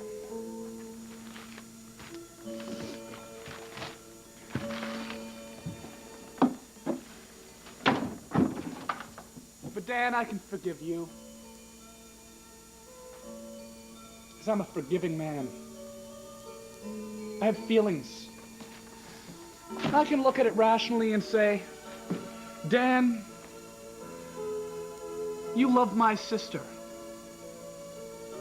And just because you're not the best apple in the barrel, the stinkiest fish in the can, Dan, I think it's all right that in the end, maybe it is all right. It's Christmas time and maybe we should just be friends after all. I mean, clearly, this mistrust between us has not come to any positive thing here. We have a good thing here, Dan. And this mistrust just may have ruined that good thing tonight. But I think there's still a chance to pull it out of the fires, out of the coals, and pave this over, smooth this over, patch it up, Dan, patch it up.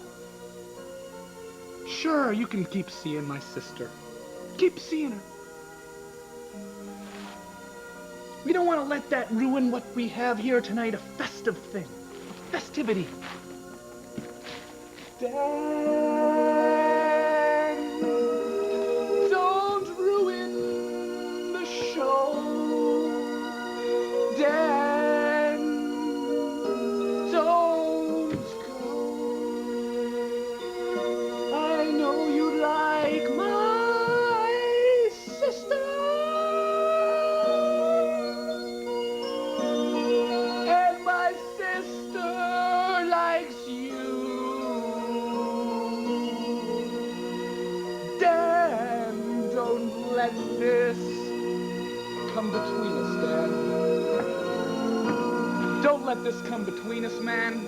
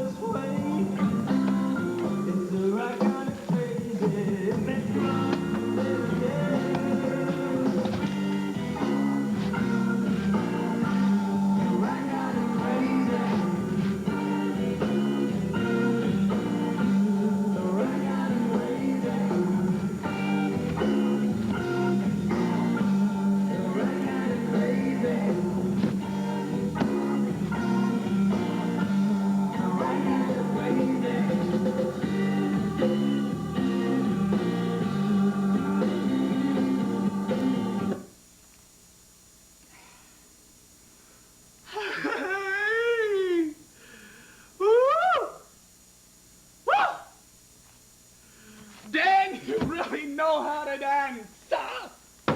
That's...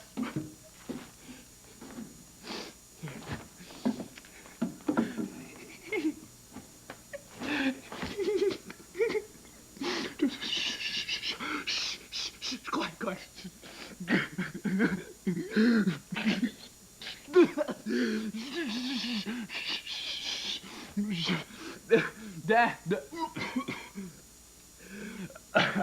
Strangest thing.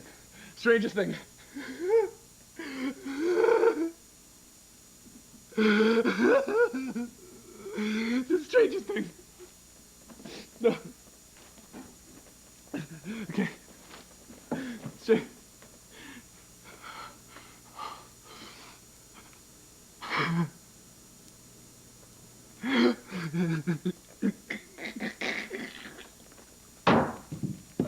Oh,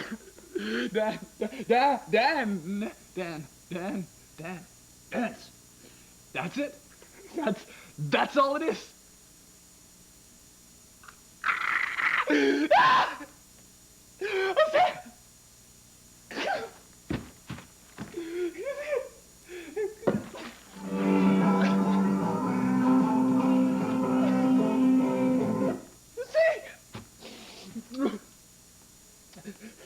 Oh man, this might come at you like a ton of bricks, Dan. But while I was dancing there, dancing right there, you get me? You follow me?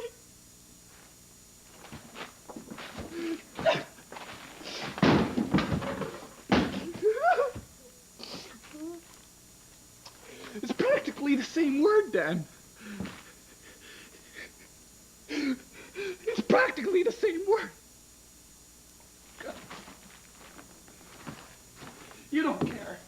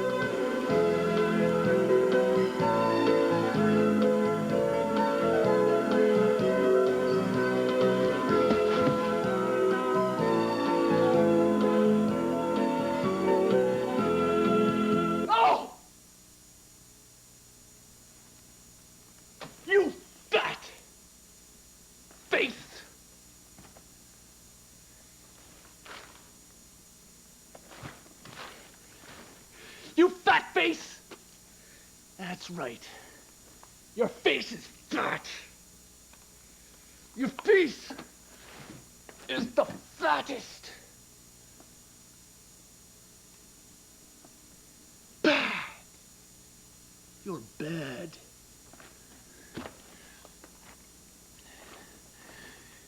You're supposed to be a good boy on Christmas. But you're not a good boy. No. No, you're not a good boy.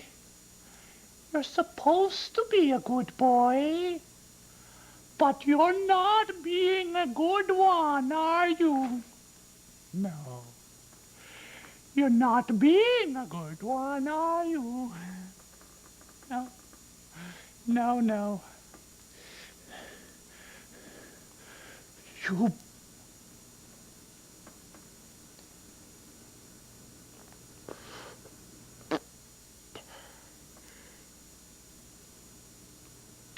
You ba... You...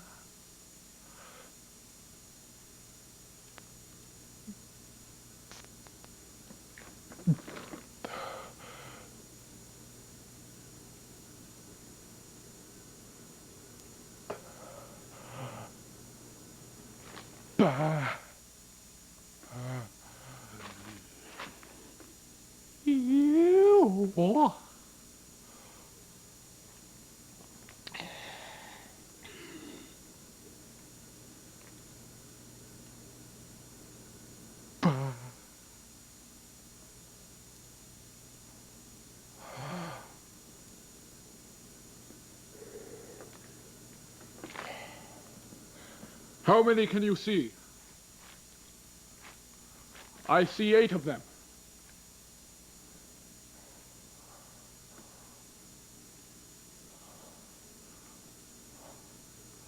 Uh-huh. Okay. Uh-huh. Oh. Uh-huh.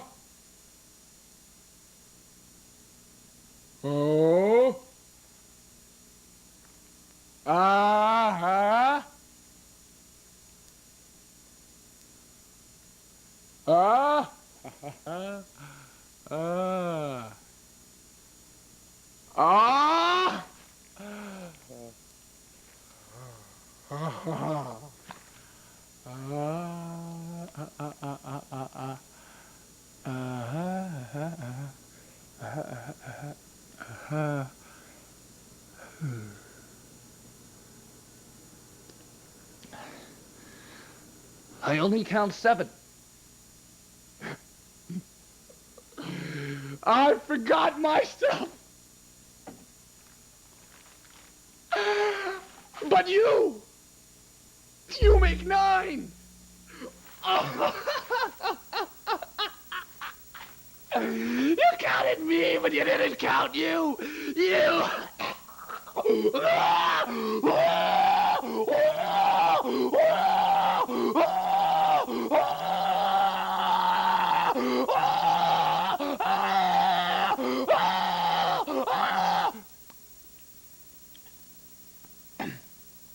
Rapunzel!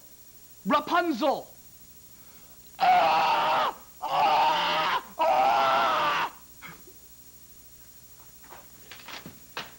You monkeys! You guys are a bunch of monkeys!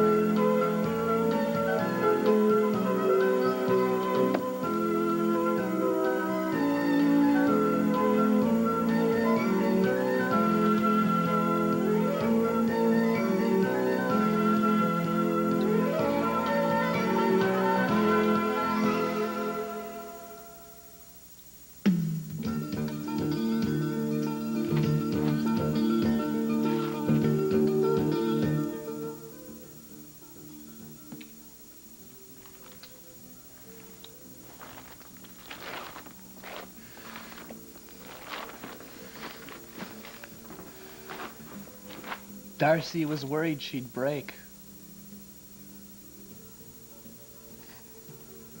The radio. See, the radio belongs to Darcy. The radio cost Darcy $150. And he said to me before the show, Tom, don't break the radio, man.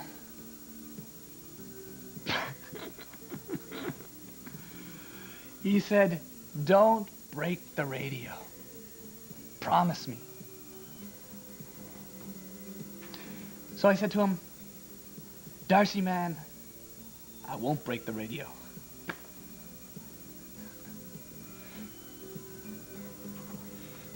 Oh, well.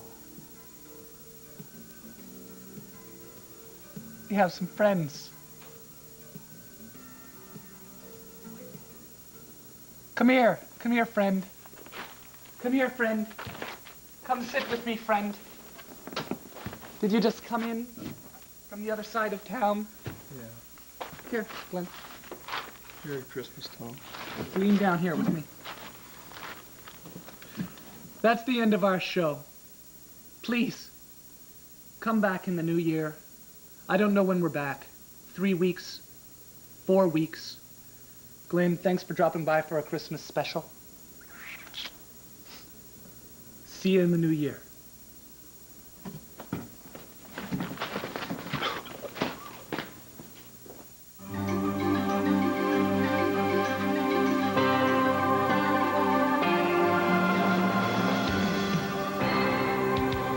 You are watching Rogers Community 22 in Ottawa.